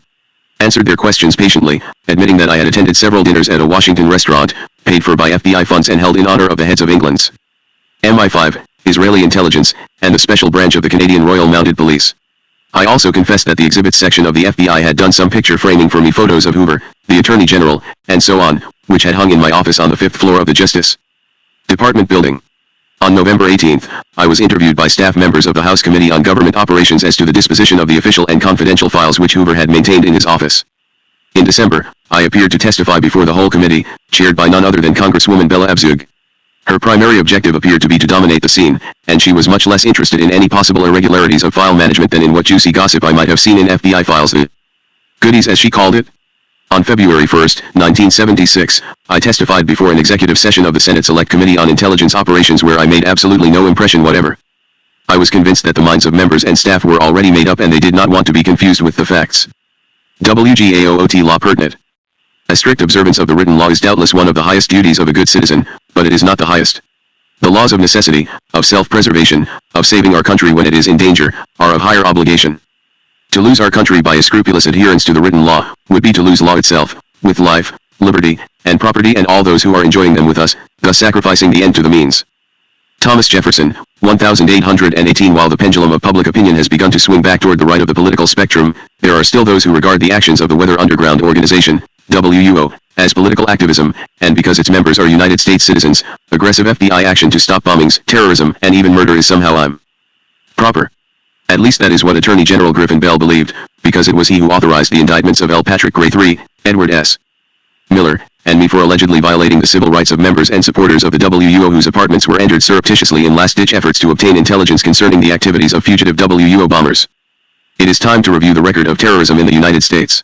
Just what was the situation in the late 60s and early 70s? There were dissidents who talked of kidnapping Dr. Henry Kissinger and visiting heads of state. There were plans to paralyze the nation's capital by widespread sabotage. Policemen were being ambushed and murdered. Heroin and LSD were being pandered to our young people. Hundreds of bombs were exploding all over the country. These terrorists openly bragged of their communist beliefs, their ties to unfriendly foreign countries, and of their intentions to bring down our government by force and violence. Some terrorist groups were small, but they were growing. Some represented hostile foreign governments directly and most were getting support, financial and otherwise, from these very same governments, whose interests were being well served by the disruptions and sabotage which the radicals were able to bring about. To say that I was concerned about the activities of terrorists would be putting it very mildly indeed. And whether formally declared by Congress or not, the United States was at war with North Vietnam. By far the most threatening of these groups was the Weather Underground Organization, which maintained direct ties to foreign governments and organizations, some of which are still decidedly less than friendly to the United States. Originally the WUO members called themselves weathermen, from a leftist folk song carrying the lines, "You don't need a weatherman to know which way the wind blows." When many of the members became fugitives and went into hiding, the name was changed to Weather Underground Organization. Those members who were not fugitives remained in place as the above-ground support apparatus of the fugitives, but all referred to themselves as members of the Weather Underground. Confirmed records show that between 1968 and 1974 members of the WUO made hundreds of visits to Russia, the People's Republic of China, Cuba, Cambodia, North Vietnam, Algeria, to Lebanon for meetings with the Palestinian Liberation Organization, and Libya, which has been notorious for giving sanctuary and financial support to terrorists. These are only the known foreign contacts, and it is estimated that WUO members made thousands of clandestine contacts overseas, which were never detected by our intelligence agencies. It was reported by a reliable high-level source that one of the trips to Algeria was financed by the PLO. There were also credible reports that the WUO was active in smuggling hard drugs into the United States as a means of financing its operations. This illegal traffic reportedly operated out of the Green Mountain Commune at Richmond, Vermont, less than 1 mile from the Canadian border, easily penetrated by both drugs and fugitives. There were alleged contacts with the Mafia in Boston and Providence as well as with the notorious drug dealer of the French Connection. Communique number 4 of the Weather Underground Organization, dated September 15, 1970, claimed the honor and pleasure of arranging the escape of Dr. Timothy Leary from the California State Prison Facility at San Luis Obispo. In his book, Confessions of a Hope Fiend, Dr. Leary gave full credit for his escape to the WUO and intimated that the money used to spirit him out of prison, and from the United States to Algeria, came from dope peddlers. Communique number 4 went on to proclaim, with the NLF, the Vietnamese National Liberation Front, commonly referred to as the Viet Cong, and the North Vietnamese, the Democratic Front for the Liberation of Palestine and Al-Fatah, with Rap Brown and Angela Davis, with all black and brown revolutionaries, the Soledad brothers and all prisoners of war in American concentration camps. We know that peace is only possible with the destruction of U.S. imperialism. The most frequent foreign travel of WUO leaders was to Cuba, where hundreds of visits have been confirmed between 1968 and 1974. These young radicals idolized Fidel Castro, who frequently paid their travel expenses. In Cuba, all their expenses were paid while they received communist indoctrination and training in guerrilla warfare from the Directorate General of Intelligence, DGI, the Cuban intelligence apparatus under the complete domination of the Soviet KGB. Some of the radical young Americans were recruited for espionage and intelligence gathering missions for the Cubans. Some were trained as sleepers to be called upon by the DGI for espionage operations in the United States far in the future. More often than not, these visits to Cuba were followed by serious disruptions in the United States. Mark Rudinsky, alias Mark Rudd, one of the top WUO leaders, went to Cuba for indoctrination and training during the winter of 1968 and returned in the spring of that year to organize and lead radical students in the takeover of Columbia University, where his followers seized the principal buildings, took the senior dean hostage, vandalized classrooms, and closed down the university for 30 days. Enthused by the unprecedented publicity, Rudd went to Chicago, where he helped organize and lead the violent anti-war demonstrations there during the National Convention of the Democratic Party in the summer of 1968. 1 year later, a delegation which included Bernardine Dohrn and Kathy Boudin, two of the most influential WUO leaders, was invited to Cuba as guests of Fidel Castro for a meeting with representatives of North Vietnam and the Viet Cong. The Vietnamese communists were deeply concerned over the lull in anti-war activity in the United States, and the purpose of the meeting was to prod the American radicals into more vigorous opposition to American involvement in Vietnam. The communists demanded action instead of talk, and their objective was to strengthen their bargaining position at peace negotiations. Glad to oblige the communists, Dohrn and Boudin returned to the United States and promptly organized the WUO Days of Rage to protest the trial of the 8 radical leaders who led the disruption of the Democratic National Convention the previous year. Helmeted WUO members attacked the police following a rally at Chicago's Lincoln Park. While it may not have been so intended by the radicals, this stepped-up opposition to the Vietnam War actually delayed the final peace agreement because it promoted North Vietnamese intransigence at the negotiating table. This delay cost many additional lives of American servicemen and probably contributed to the final collapse of South Vietnam and the pathetic refugee situation which confronts the world today. Bernardine Dohrn was the most dangerous member of the Weather Underground organization, and her career of violence would fill a book by itself. Her sadistic nature is well illustrated by a remark attributed to her in the January 10, 1969, issue of The Guardian, a self-described radical newspaper published in New York. The article described Dohrn's reaction on first learning of the gruesome murders carried out by the drug-crazed Charles Manson clan in Los Angeles and quoted her as saying, "Dig it. First they killed those pigs, then they ate dinner in the same room with them. They even shoved a fork into a victim's stomach. Wild." She was referring to Sharon Tate, who was several months pregnant at the time she was murdered. Naomi Jaffe, a radical with similar feelings about the rest of the pigs, visited North Vietnam in the spring of 1968. On her return to the United States she bragged that while in North Vietnam she shot down an American fighter plane with an anti-aircraft gun. Jaffe implied this was part of a training program, and upon returning to the United States she wore on a chain around her neck what she claimed was a small piece of fuselage from the plane she had shot down. In the spring of 1969, another WUO member, Linda Evans, visited North Vietnam. On her return she described an anti-aircraft gun used by Viet Cong female soldiers and was reported to have said that she cradled the gun in her arms and wished for an American plane to fly over. There were reports of wounded American prisoners of war being brutalized by the fanatical young radicals from the United States. These were the people with whom the FBI had to deal. These were the problems which confronted me as an associate director of the FBI. The line between domestic terrorism and foreign subversion was being drawn razor-thin, and in some cases, particularly as it related to the WUO, it did not exist at all. None of this was new to the FBI.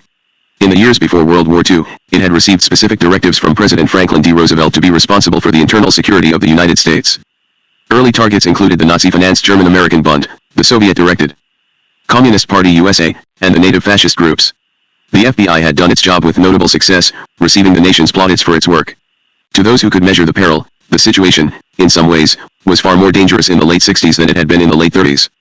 In both periods, the FBI operated on the theory that it is better to anticipate violence, to prevent it wherever possible, and to contain it no matter what the source.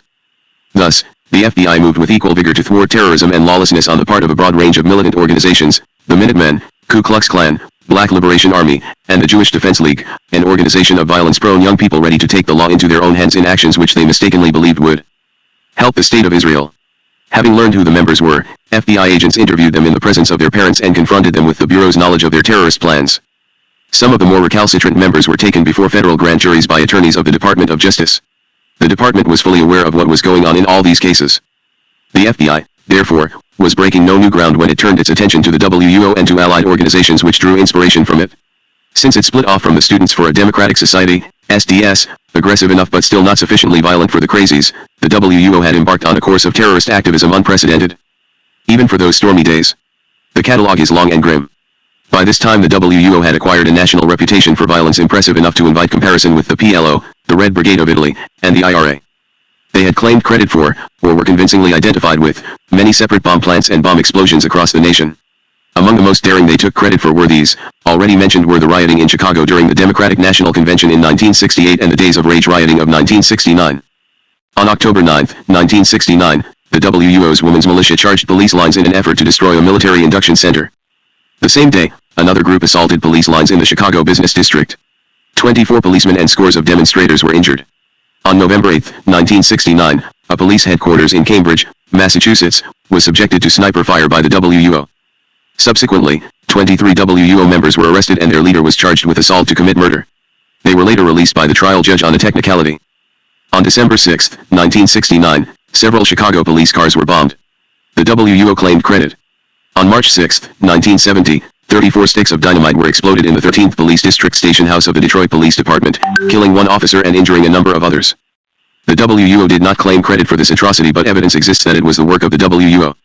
On March 6, 1970, a WUO bomb factory in New York's Greenwich Village, a luxury townhouse, was demolished when anti-personnel bombs consisting of nails tied to sticks of dynamite exploded prematurely. 3 of the WUO were killed. On April 20, 1970, the Illinois Crime Investigating Commission issued a report in which the WUO was described as an immediate and long-range threat to the security of the United States and as having risen beyond revolution to the level of anarchy. The commission reported that, in just one Chicago bank, the underground had funds running into a six-figure amount. On May 10, 1970, the National Guard Association building in Washington, D.C., was bombed. 4 years later, the WUO took credit. On May 22, 1970, the WUO formally declared war on the United States and warned that we will attack a symbol of institution of American injustice. This deliberate misspelling was to cast a fascist slant on the American system. On June 9, 1970, a bomb exploded in New York City Police headquarters, injuring 3 people. 1 day later, the WUO took credit for this crime and stated that it had planted the bomb because the pigs in this country are our enemies. The WUO, the statement continued, was adopting the classic guerrilla strategy of the Viet Cong and the urban guerrilla strategy of the Tupamaros.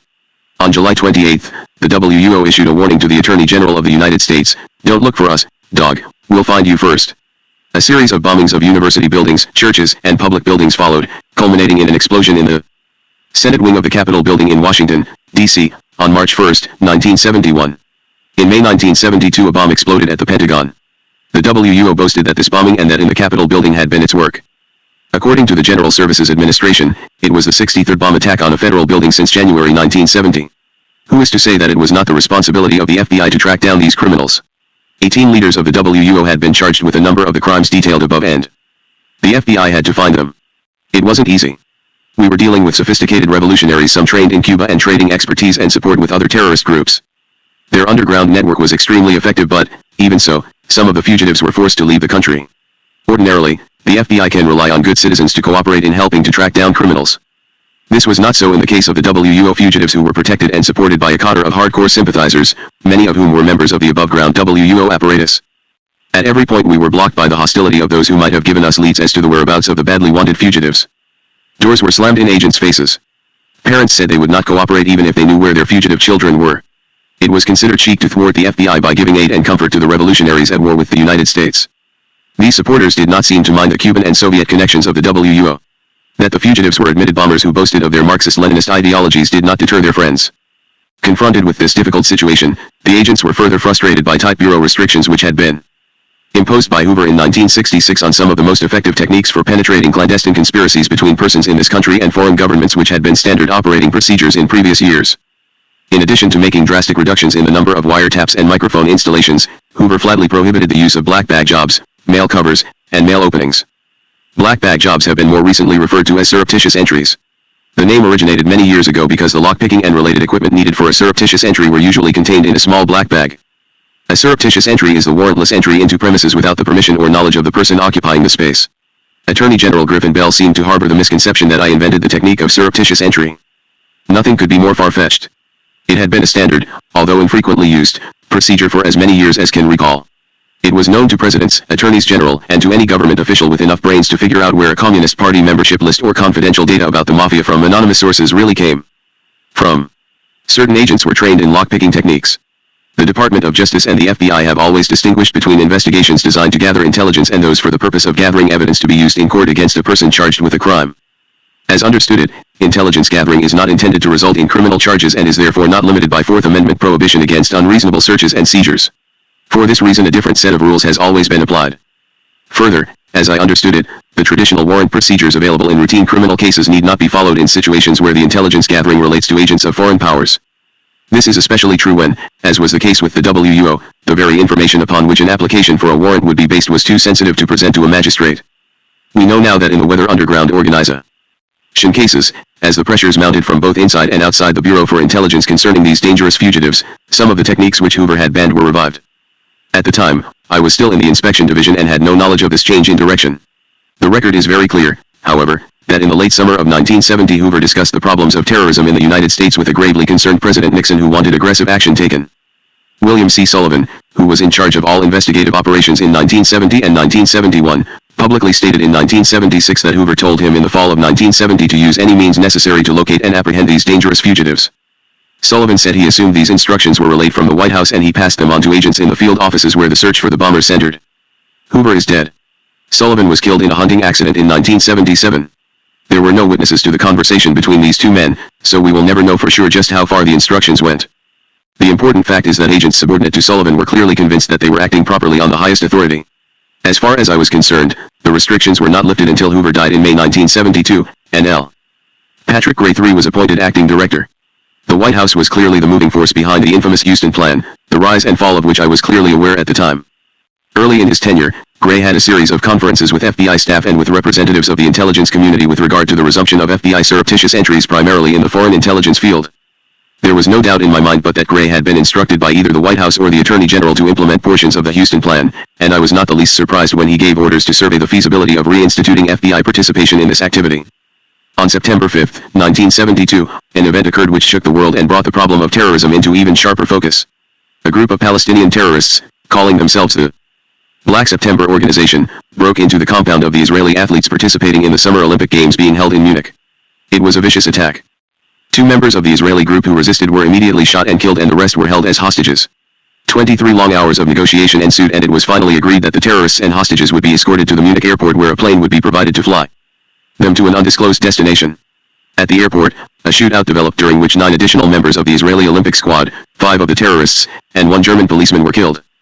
Altogether, 17 persons were killed. The world was horrified. Shortly afterwards, the QJ*FBI office requested headquarters permission to make a surreptitious entry into the offices of a suspected Palestinian terrorist group to learn of any terrorist plans for the United States and to identify any possible terrorists who were residing here. The request was approved by a unit chief in the Domestic Intelligence Division, still in shock, no doubt, from the horror of the Munich incident. The entry was extremely productive but Miller, Gray, and I did not find out until it was a fait accompli. Miller firmly impressed upon the unit chief, who will remain nameless here, that any future requests of this nature should be sent to higher authority. To protect the unit chief, Miller assumed full responsibility in his report to me and to Gray. Subsequently, I made a public statement assuming responsibility for the entry. The ET office found a bonanza the names of numerous persons in the United States suspected of being potential terrorists. Instructions were immediately sent out to interview each one to put them on notice that the FBI knew who they were. When during the interview, they were fingerprinted and photographed. With one exception, mentioned subsequently, this ended the Palestinian terrorist threat of *6 changes were made in this chapter at the request of the FBI. Deletions, such as the above, are known as redactions in the bureaucratic lexicon. Hijacking, massacres, and bombings in the United States. Convinced that the FBI was all-knowing and ever-present, terrorists refused to accept assignments in the United States. Hopefully, foreign terrorists still feel that way about the FBI. Gray seemed very pleased when briefed as to the results. He ordered an all-out FBI effort to prevent terrorism in the United States. At a meeting of a group of special agents in charge of several field offices, Gray spent considerable time discussing the successful operation at Trademark and the Munich massacre in the context of the overall threat of Arab terrorism in the United States. When asked if the technique of surreptitious entries would again be used by the FBI, Gray responded in words to the effect, "Yes, in urgent cases such as this, but you had better be damn sure that you get clearance from Bureau headquarters." Gray now denies making such a statement. It was crystal clear to me that Gray intended to reinstate the use of surreptitious entries, particularly in cases involving terrorists. There was never any doubt about his extreme interest, for in a note to me on July 18, 1972, concerning the WUO, Gray wrote, "Hunt to exhaustion. No holds barred." Subsequently, in another note he said, "I want no holds barred and I want to hunt Weatherman and similar groups to exhaustion." To be absolutely sure as to Gray's meaning, Miller specifically asked him if he intended to apply the technique of surreptitious entries to the WUO. According to Miller, Gray replied, "Yes, but be sure they get approval from you and Felt." This was a one-on-one conversation and Gray denies making these comments to Miller. Speaking for myself, I did not have any further conversations with Gray about techniques to be used in investigating WUO fugitives, but I was convinced from his remarks and by the no-holds-barred orders which Gray had penned to me in his own handwriting that the use of surreptitious entries was to be resumed in domestic terrorist cases, and I proceeded on that assumption. I was positive Gray would not have spoken to the Sachs as he did without prior clearance from a White House which, since 1969, had been demanding stronger and More effective action against all violence-oriented groups in the United States, or without the approval of the Attorney General. There was one bombing attempt by Palestinian terrorists. Acting on a tip from at the FBI alerted the New York City police of a serious bomb plot. Agents working side by side with the police located 3 cars with luggage compartments loaded with dynamite and fuel oil. 2 had been parked in front of the Israeli consulate and an Israeli bank, both in Midtown New York. The third was parked near the cargo terminal of the Israeli El airline. Police explosive experts, who detonated the bombs in a safe and remote place, reported that if the bombs had been triggered, thousands of persons would have been killed or cruelly maimed by the resulting fireballs. As a result of what we sincerely believe to be Gray's authorization, Miller and I developed a procedure for handling authority to engage in black bag jobs. When the infrequent requests came in from the field, they would go to Miller, who would in turn consult me. If we jointly agreed that the operation was feasible and completely justified in the best interests of the United States, Miller would so advise the field office and then confirm the transaction in a memorandum. Dumb to me. On occasion, I learned of the entries after they occurred. In any event, there were only a few such instances when this particular technique was used against the WUO, and each is recorded in FBI files. Since Acting Director Gray had given me complete operational authority, and since he was away from Washington for so much of the time, 5 authorizations for black bag jobs were given by me without consultation with Gray. I felt then, as I do now, that the actions were wise. We know that it was only during Gray's tenure, at least since 1966 when Hoover discontinued the black bag jobs use, that there was any top-level control on such matters. Far more important, we were able to give our country a respite from the atrocities of the WUO. The Weather Underground organization has not given up, and a few isolated incidents have continued.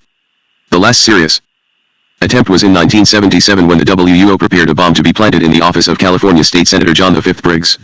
FBI undercover agents who had infiltrated the WUO discovered the plot in time and the perpetrators were arrested. Because of cutbacks in federal domestic security operations, the cases were turned over to the local authorities. The 5 arrested were all members of the WUO and 1 was a long-sought fugitive. 4 pleaded guilty and are now serving sentences. The 5th was scheduled to go to trial in the spring of 1979. On June 22, 1973, I retired from the organization which had been my life for almost all my adult years.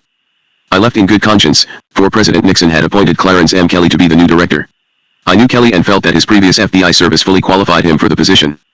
I had already arranged for a series of lectures before college audiences in order to counteract the mounting criticism of the FBI, and I flatly rejected the importunings of booking agents who argued that I could triple my lecture fees if I attacked rather than defended the Bureau.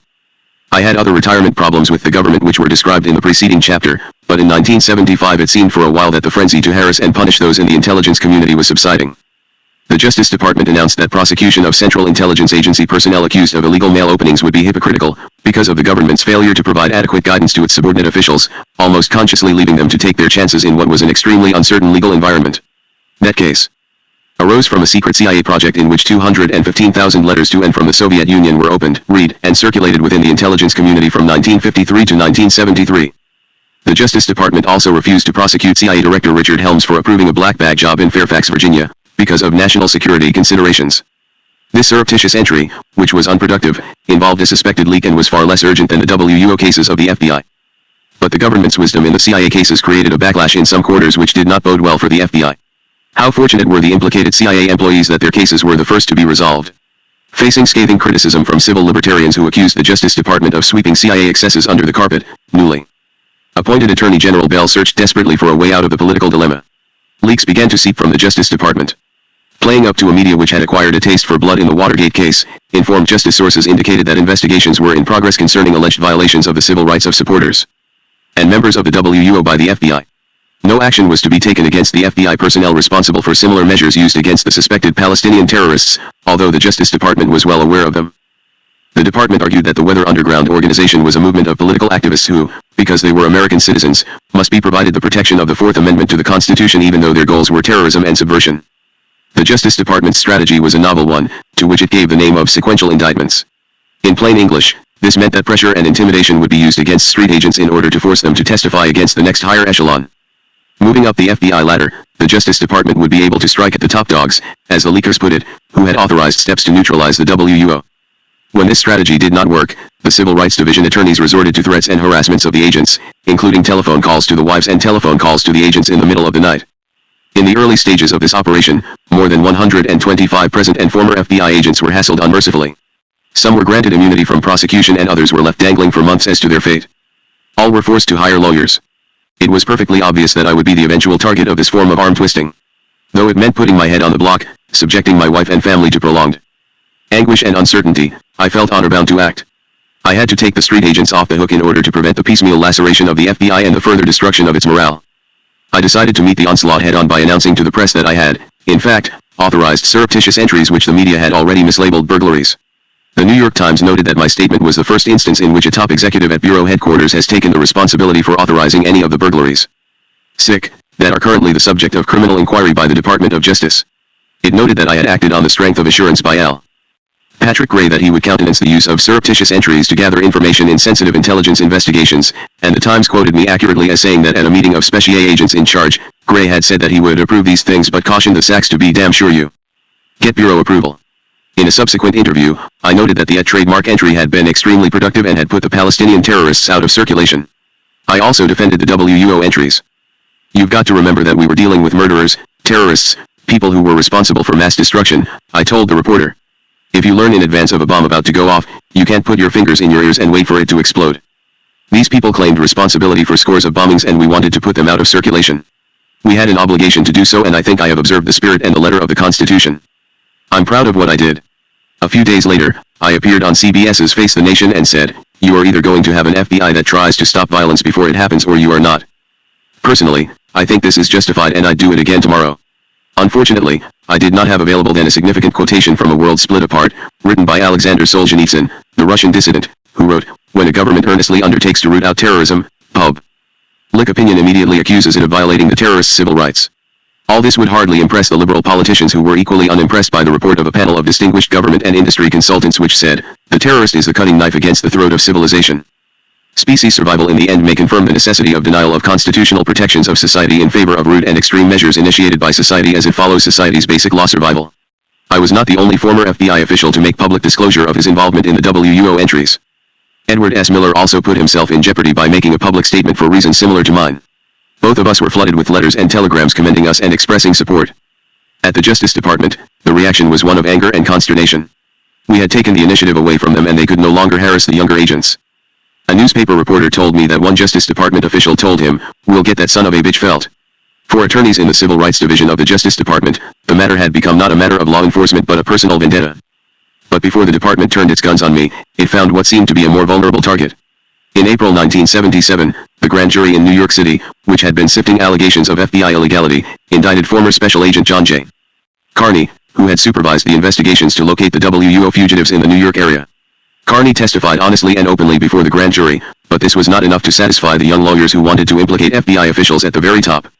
John Carney is a man of character, well known for his personal courage and conviction.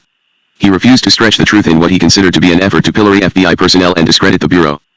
What first seemed like easy pickings for the Civil Rights Division turned out to be a can of worms. FBI agents and former agents rallied to Carney's support.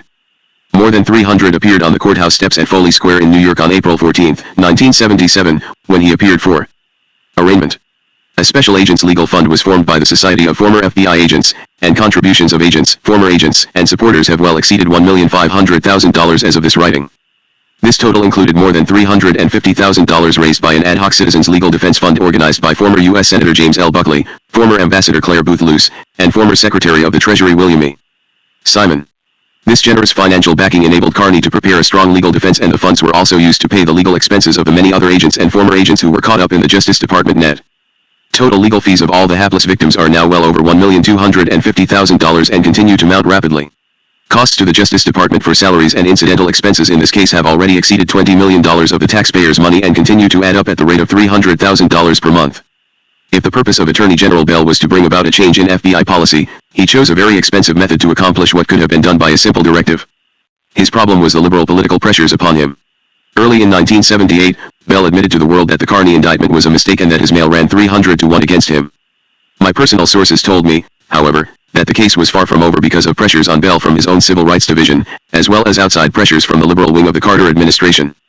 My sources proved to be correct. For a year in which my wife and my family were subjected to the fears and anxieties of what my fate would be, the Carney case inched ahead. Then, on April 10, 1978, Bell, succumbing to the intensity of public opinion, announced that he was dropping the charges against Carney. In the same press release, he also announced the indictment of Gray, Miller, and me. In the exercise of his prosecutorial discretion, the release read, "The Attorney General has determined that in this case the most severe sanction of criminal prosecution should be brought to bear at the highest levels of authority and responsibility at which the evidence will support prosecution. Mr. Kearney's level of authority and responsibility was substantially below that of the officials who are now to be prosecuted, and was below or equal to that of other officials who will not be prosecuted. To allow the Kearney prosecution to continue under these circumstances would violate the basic tenets of fair and equal justice. This non sequitur aside, there were three curious aspects to Attorney General Bell's announcement. To begin with, he stated that the investigation which followed the Kearney indictment had allowed the Justice Department to fix responsibility at higher levels. He completely ignored the fact that Miller and I had publicly taken that responsibility 8 months before the Kearney indictment was returned. Secondly, and most important of all, if General Bell was honestly seeking the highest levels of authority and responsibility, he should have indicted top officials in the Justice Department itself at the time the entries were made, since those officials were most certainly aware of them, or others like them. The third point is that the indictment evaded the question of the legality or illegality of the practice of surreptitious entry by the FBI, a point of law which has never been resolved. The indictment read, from in or about May, 1972, through in or about May, 1973, in the District of Columbia and elsewhere, L. Patrick Gray II, W. Mark Felt and Edward S. Miller, the defendants herein, together with others to the grand jury known and unknown, did unlawfully, willfully and knowingly combine, conspire, confederate and agree together and with each other to injure and oppress citizens of the United States who were relatives and acquaintances of the Weatherman fugitives, in the free exercise and enjoyment of certain rights and privileges secured to them by the Constitution and the laws of the United States, including the right secured to them by the Fourth Amendment to the Constitution of the United States to be secure in their homes, papers, and effects against unreasonable searches and seizures. It was the purpose of the conspiracy to utilize, and to cause other officials and agents of the FBI to utilize, the technique of surreptitious entry into the homes and premises of relatives and acquaintances of the Weatherman fugitives, in the hope of discovering something that might in some way assist the FBI in locating the Weatherman fugitives. 32 overt acts were listed in the indictment alleging conversations between Miller and Gray, speeches by Gray to FBI officials, approval by Gray of the agenda for an in-service training course on the Weather Underground organization, a lecture to FBI agents on how to conduct surreptitious entries in WUO cases, memoranda on conversations between Miller and me and surreptitious entries conducted by FBI agents and reported to me by Miller. This was the conspiracy. We are charged under a 60-year-old statute, as revised in Section 241 of the Civil Rights Act of 1969. Until the present case, this law was used almost exclusively in the South for the prosecution of Ku Klux Klansmen and local authorities who beat up or otherwise harassed voters at the polls, actions having absolutely nothing to do with national security. Attorney General Bell also announced that disciplinary action would be taken against 68 currently employed agents who had been involved in the WUO cases. At the top of the purge list was J. Wallace LaPrati, Assistant Director in charge of the New York FBI office. Civil Rights Division lawyers accused LaPrati of less than full cooperation with their investigation because he could not remember everything that they wanted. Early in April 1978, LaPrati was informally advised that the Attorney General would permit him to retire voluntarily, but that if he did not do so he would be dismissed. LaPrati called a press conference in which he disclosed these developments.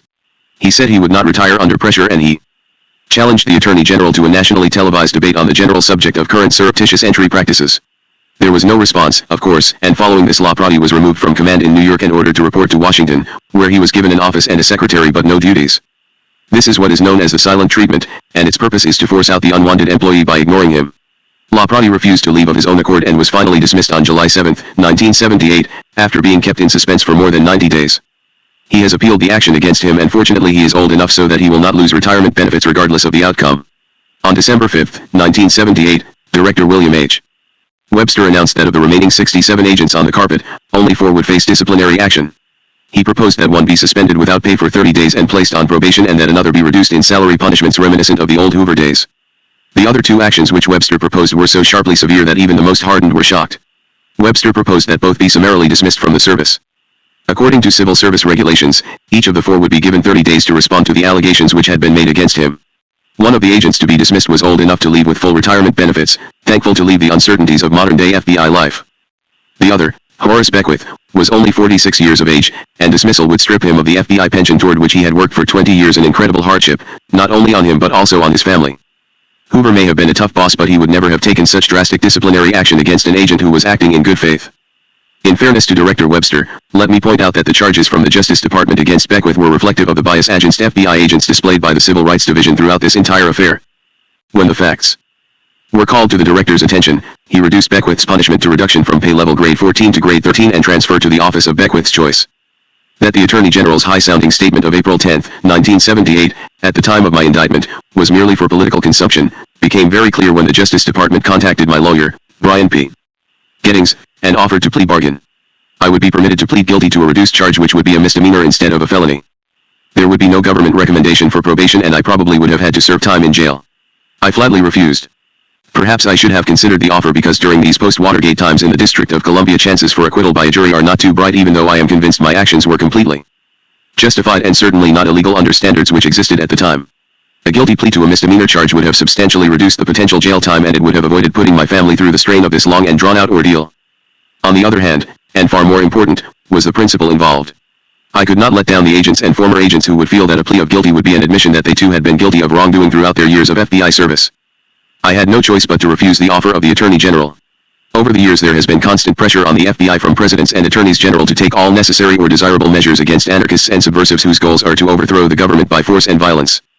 On September 14, 1967, one of our attorneys general most concerned with governmental incursions upon individual liberties, Ramsey Clark, nonetheless ordered Hoover to take such measures against groups fostering riots and insurrections. He said, "It is most important that you use the maximum available resources, investigative and intelligence, to collect and report all facts bearing upon the question as to whether there has been or is a scheme or conspiracy by any group of whatever size, effectiveness, or affiliation to plan, promote or aggravate riot activity." The director was urged to take every step possible in this endeavor, and this was to cover activity before, during and after any overt acts. When you think of it, concern for the rights of all citizens is not inconsistent with these directions given to Hoover by Attorney General Clark. All this was brushed aside by Attorney General Bell in his need to play up to the national media which were howling for FBI blood. The consequences for Gray, Miller, and me could be very grave. But the United States has the most to lose.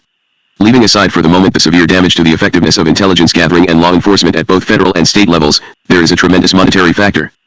By its actions, the Justice Department has literally invited hundreds of civil suits which will cost the taxpayers millions of dollars just to defend. If the suits are successful, the cost to taxpayers will be many millions more. The Socialist Workers' Party, the Trotskyite branch of international communism, is suing the government for $40 million. Members of the Ku Klux Klan, the Black Panthers, and other groups investigated by the FBI have filed suits. Although none of the FBI agents involved in those cases are being prosecuted, there can be no question that these organizations were the targets of the same kind of conduct General Bell claims, through the indictment, to be illegal. In the case of the WUO, members and supporters whose apartments were searched for intelligence on the bomber fugitives have filed suit for $100 million. April 20, 1978, was arraignment day for Gray, Miller, and me. It will certainly be a day to remember, partly because of the trauma and unpleasantness, but much more so because of the tremendous show of support on the steps before the U.S. courthouse in downtown Washington. A group of agents and former agents, estimated by the police at 1,200, was assembled in a silent vigil to demonstrate support for the defendants. There were no signs or placards, but as each defendant walked across the plaza and up the steps there was loud and sustained applause. I am not an emotional person, but tears welled up in my eyes as I walked with my wife, Audrey, through the crowd. As we paused at the entrance to the building, an agent and a former agent read brief statements assuring us of the strong support of both groups. I was asked for a statement, but all could say was, "God bless you all." Some of those present came from as far away as Florida. Also represented were FBI agents from Richmond, Baltimore, New Haven, Boston, as well as Washington, D.C. 3 chartered buses filled with agents of the New York office left at 3 o'clock in the morning for the long ride to Washington. It could not have been more impressive. Proceedings inside the courthouse were brief. We all entered pleas of not guilty and the judge announced that we were to be released on our personal recognizance, which simply means that we promised to appear when ordered. Then there was an unexpected development. The judge said, "You will now be turned over to the United States Marshal for processing." I knew what this meant. We were to be taken to the Marshal's office for fingerprinting and mugshots. I had felt this action would not be necessary because all 3 defendants' fingerprints and photographs were already on file in the FBI. In most cases this indignity is waived when it is not necessary. Many of the Watergate defendants were not fingerprinted at the time of their arraignments. The Justice Department could have recommended that the processing be waived had it been so inclined. There was no doubt in my mind but that it was a deliberate humiliation. As I waited behind the barred door in the fingerprint and photo room and as I saw my wife standing just outside with tears in her eyes, anger welled up inside me. It would have been very therapeutic for me to have punched someone in the nose, yet I knew very well that the deputy marshals were only doing what they had been told. I was frustrated but I had not taken leave of my senses. Gray was fingerprinted first and as he stepped aside I moved forward for my turn. He was right beside me at the wash basin attempting to wash the black printer's ink from his fingers. "Pat," I said, "how many years of service have you given your country?" 26 years. 20 years in the Navy and 6 years with the government, he answered. "This is the reward which your country has for you." Gray did not reply but I knew he shared my feelings of anger and frustration, as did Miller who was waiting his turn to be smeared with printer's ink. Of course, the indictment, trial, and civil suits against me are personal problems and my wife and I will have to bear the strain as best we can. Thank God for the Special Agents Legal Fund and the Citizens Legal Defense Fund for the FBI which are paying my legal costs in connection with the criminal charges against me. Costs for defending the civil suits in which I am involved will have to be met in some other way. I am also deeply grateful for another form of assistance from the Society of Former FBI Agents. Former agents have volunteered thousands of man-hours of service in reviewing documents furnished by the government through the discovery process, locating witnesses and evidentiary material, interviewing witnesses and many other duties. These services would otherwise have had to be done by private investigators and legal assistants in our lawyers' offices, and the extra costs would have exceeded $100,000. This financial and service support to the Washington 3 goes beyond all precedent and is indicative of the caliber of personnel you have had working for you in the FBI through the years. I would like to give recognition by name to all the former agents who participated, but the list would be far too long. Special recognition and thanks is due to J. Allison Conley, who coordinated this work. Imagine, if you can, the impact of these cases upon current personnel of the FBI, the intelligence community, other federal investigative agencies and all law enforcement personnel at the state level. The chilling effect of possible criminal or civil liability next year for something done in good faith today is pervasive, and the impact has already been substantial. The criminal case has moved forward with agonizing slowness. We have encountered still further delays, and you will have to read the concluding chapter in the newspapers. The case has gross political overtones. I will never be convinced otherwise, and one of the best indications is the insistence of the Justice Department that the trial be held in the District of Columbia, when the department knows very well that prospects for conviction in other jurisdictions are practically nil. It has been a period of frustration and trauma which proved to be much harder on wives and families than on the defendants, who by this time were being called the Washington 3. We had expected some delays, and in fact had signed waivers to permit the young lawyers of the Civil Rights Division sufficient time to respond to our requests for documents which we needed to justify and explain to a jury why we had acted as we did. Over a year passed and we still had not received all the documents which the judge had ordered to be produced for our defense. Informed sources in the Justice Department leaked stories to the media that the defendants were engaged in graymail by threatening to expose state secrets. There was even the inference that the life of an informant might be jeopardized by the release of the documents. Sheer nonsense. No state secrets were to be exposed. As a matter of fact, we even agreed to stipulate as to the use of a summary of the information at trial, which would have eliminated the need for exposure of sensitive documents. The simple truth is that the classified intelligence information which the Justice Department tried so desperately to conceal is positive proof of the use and financing by hostile foreign interests of WUO members for espionage and sabotage missions and as agent provocateurs in the United States. The duplicity and double standards of the Justice Department in this case defy belief. While resisting our requests for important documents on the one hand, Civil Rights Division lawyers were leaking selective portions of the same material when it served their purposes. For example, John Carney tried for over a year to obtain the top-secret FBI report on the Weather Underground organization. The Washington 3 waited another year without success. Yet someone in the Justice Department leaked portions of it to Washington reporter Nicholas Horrock, who then wrote a summary article for the New York Times. Fortunately, I had previously requested the same report under the provisions of the Freedom of Information Act. It took 18 months of waiting, but I finally received the report in time to help the defense and, incidentally, to enliven some of the pages of this chapter. Leak of this report to reporter Horrock was only one of many leaks about this case from the Justice Department over a 3-year period. I cannot prove the identity of the leaker. I believe it was either William J. Gardner, chief of the criminal section of the Civil Rights Division, who was by far the most relentless pursuer of the FBI, or J. Stanley Pottinger, former Assistant Attorney General of the Civil Rights Division, who, before his resignation in 1977, had earned for himself the media nickname of Two-Fisted Leaker. In early December 1978, the government proposed to Chief Judge William B. Bryant, who will try our case, a protective order, the scope and breadth of which is probably unparalleled in any other criminal case. Judge Bryant gave the department lawyers most of what they requested. It sharply limited the defendant's use of the documents which the judge had previously ordered produced. Under the order, much of the material already furnished had to be returned to the Justice Department for redacting. You have already seen examples of redacting in this chapter, but now we were confronted with hundreds of pages of redacted documents, with thousands of redactions to the point of total unintelligibility. To be permitted access to further sensitive material, the defendants and their attorneys were ordered to sign a secrecy oath which required, among other things, that there be no disclosure of information at trial unless agreed to by the Justice Department. Witnesses being interviewed prior to trial were also required to sign the secrecy oath. Physical review of the more sensitive material was to be in the Security Information Center, SIC, of the Justice Department, a steel-lined vault on the 6th floor which had been carefully insulated against acoustical intrusion. Gray, Miller, and their attorneys, as well as my attorneys, signed the secrecy oath, but under protest and with the added caveat that it restricted the rights of the defendants to a fair and open trial. I did not sign the oath. To have done so would have required me to submit this book to the Justice Department for censorship prior to publication, which would have involved endless nitpicking and the possibility of being required to turn over to the government all profits and royalties therefrom. I regarded this requirement as a gross violation of my First Amendment rights. Annoyed by the continued prosecutive delays, Judge Bryant ordered the government to produce a certification by March 30, 1979, that it had complied with his orders for the production of documents. He also ordered a separate trial for defendant Gray. On the deadline date, Civil Rights Division lawyer Francis J. Martin, who has been snapping at my heels ever since the days of the special Watergate prosecutor, submitted 2 letters to Judge Bryant, 2 letters, not one. The first letter, which was released to the media, stated that the government had completed the discovery process, had furnished essentially everything to the defendants, and the trial of Miller and Felt could proceed without further delay. In the second letter, which was submitted under seal and never released, the facts were set out. The government was withholding documents which contained state secrets. Martin requested an opportunity to discuss this privately with the judge, defense attorneys excluded. This is where the long, hard hours of work on the part of Brian Gettings, his associate Frank W. Dunham, and his staff of Mark Cummings, a young lawyer in his first year of practice, and Catherine Worthington, a paralegal assistant, really paid off. They were able to establish that Martin was withholding approximately 500 documents. Gettings immediately submitted a motion for dismissal on the grounds of the government's failure to comply with the judge's order and supported the motion with a blistering 40-page memorandum of specifics. The judge has not ruled on the motion as of this writing.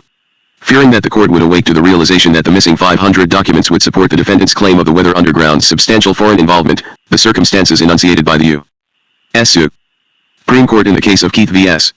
the United States as probably permitting warrantless searches, the government prosecutors came forward with what Brian Gettings described as the flip side of their case. Martin argued to Judge Bryant that proof of foreign involvement of the WUO was irrelevant. The surreptitious entries, he contended, were illegal, even if the WUO members were foreign agents, because there had been no specific approval from the Attorney General. Martin also argued that the technique had never been used in fugitive cases. These arguments were an incestuous mounting of ignorance upon ignorance. Never, during my entire FBI career, was there a requirement for a specific approval from the Attorney General. Of course, many attorneys general and other high government officials were frequently aware, after the fact, of the results of surreptitious entries. Furthermore, hundreds of important fugitives were located on the basis of leads from such entries. Cases exactly in point involved members of the Communist Party USA who became fugitives and went underground after their conviction under the Smith Act in the early 50s. A surreptitious entry by agents of the San Francisco office provided a clue which led to the successful apprehension of several of the fugitives. Specific approval of the Attorney General is required today but only by ruling promulgated by the Department of Justice and not by any statute or even any court decision. Notwithstanding all this, Francis J. Martin wants to apply it retroactively to the Washington 3. It won't wash. Martin's actions highlight the lack of information, deceit, and double-dealing by Justice Department attorneys which have been evident in this case from the very beginning. Further indicative of the ramifications was a conversation which I had with a high-placed friend who has many contacts with members of the media. He told me, "All the reporters I have talked to think you are getting screwed." He paused. "But half of them think you deserve it?" "What do you mean, they think I deserve it?" My friend hastened to reassure me, "No. No. No. It's nothing against you personally. In fact, most of the reporters like you. It's just that they think the FBI needs to be punished for the alleged abuses of the past. You, Miller and Gray are just symbols." I hesitated for a moment before asking, "What does the other half think?" My friend smiled wryly and said, "They feel sorry for you." I sincerely hope that nothing in this chapter sounds bitter. I certainly don't want that. I have tried to be objective and this version of the chapter eliminates some of the stronger language which appeared in earlier drafts. Am angry and frustrated, yes, but not bitter. I offer no apologies for what I have done. I admitted responsibility for actions taken against the Weather Underground and I am ready to accept the consequences. I did what I thought was right and my professional obligation. I am willing to stake my honesty and loyalty and dedication to my country against that of anyone.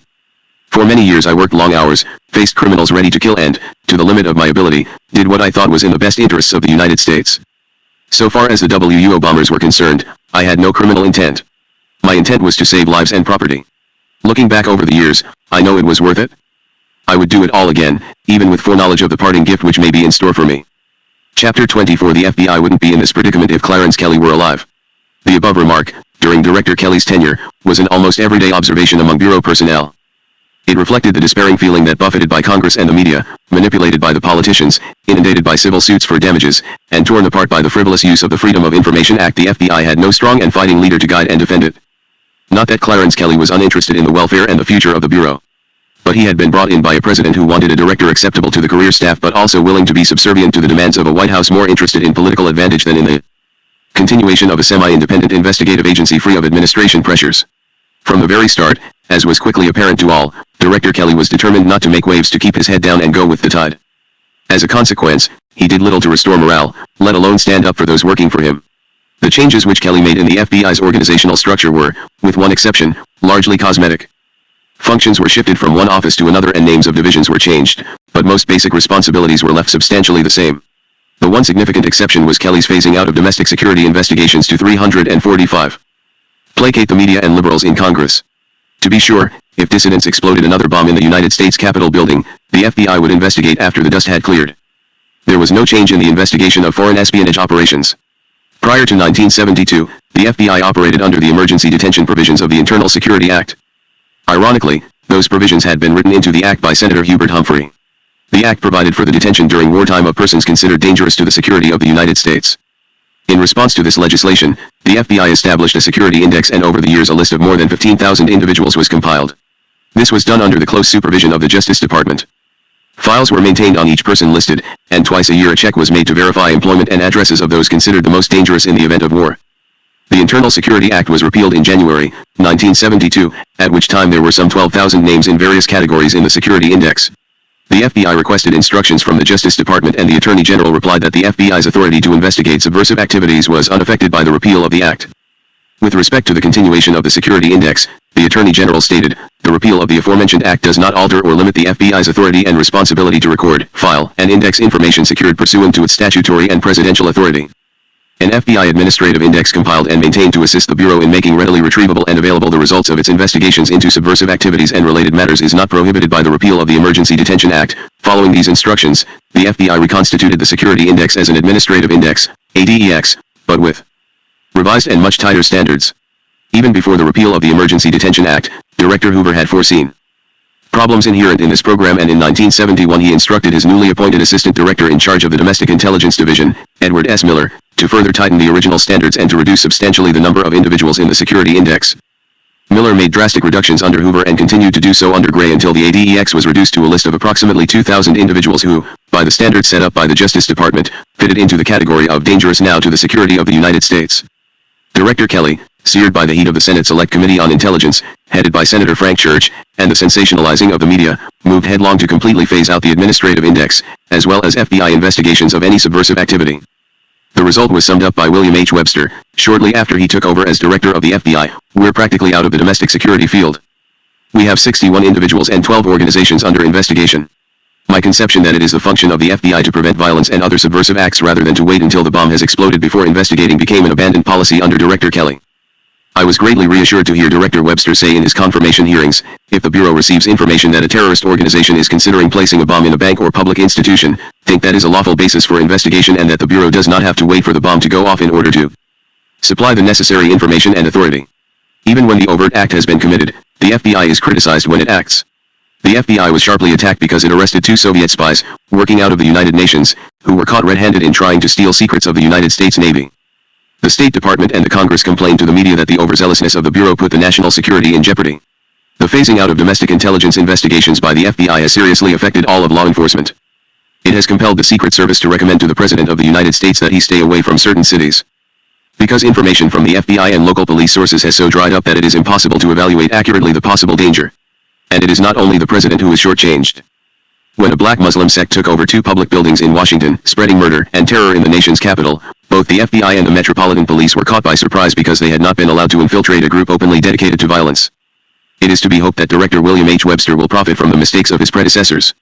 There is every indication that he has. While he need not be as dogmatic and as dictatorial as J. Edgar Hoover, he must be more aggressive than Clarence M. Kelly. The rank and file of FBI employees will respect a leader who will vigorously defend and explain the Bureau's activities. The public will respect and cooperate with a firmly guided FBI. Director Webster does not have an easy path. Shortly after his confirmation, Time magazine ran an article alleging that the FBI was still being run by Hoover loyalists and characterized Webster as a Charlie McCarthy of Hoover holdovers. This was a low blow and completely untrue.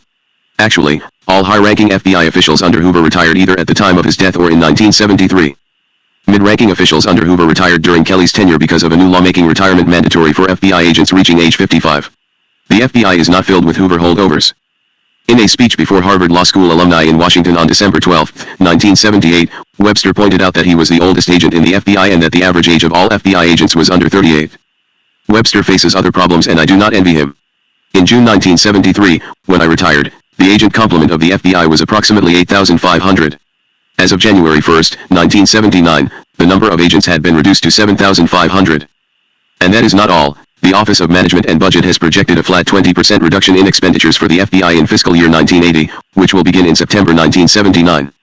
Since most of the FBI budget goes to pay salaries, this will mean an even more drastic cut in personnel at a time when the influx of hostile espionage agents is at an all-time high, when violence and domestic subversion is still a serious problem, when government corruption has become a daily fact of life, and when organized crime thumbs its nose at law enforcement. And even as FBI personnel is cut back, The Bureau is being strangled by the Freedom of Information and Privacy Acts. Under the former, any reporter can go rummaging through the most sensitive of FBI files. Under the latter, any individual must be provided with information from the files about himself, no matter how this may endanger the operations of the FBI or national security. The law provides that the government must respond to these requests within 10 days, but the flood of requests has been so great that it often takes the FBI 18 months to comply. At the inception of the program, the FBI assigned 3 law-trained agents and 5 support personnel to handle requests. This unit rapidly grew to 50 agents and 350 support personnel. At one time, over 200 agents were brought in from the field in an attempt to reduce the ever-growing backlog of requests. The burden on the taxpayer is far greater than the record shows. U.S. News & World Report estimated in June, 1978, that 1 out of every 15 FBI agents was engaged full-time in handling these requests.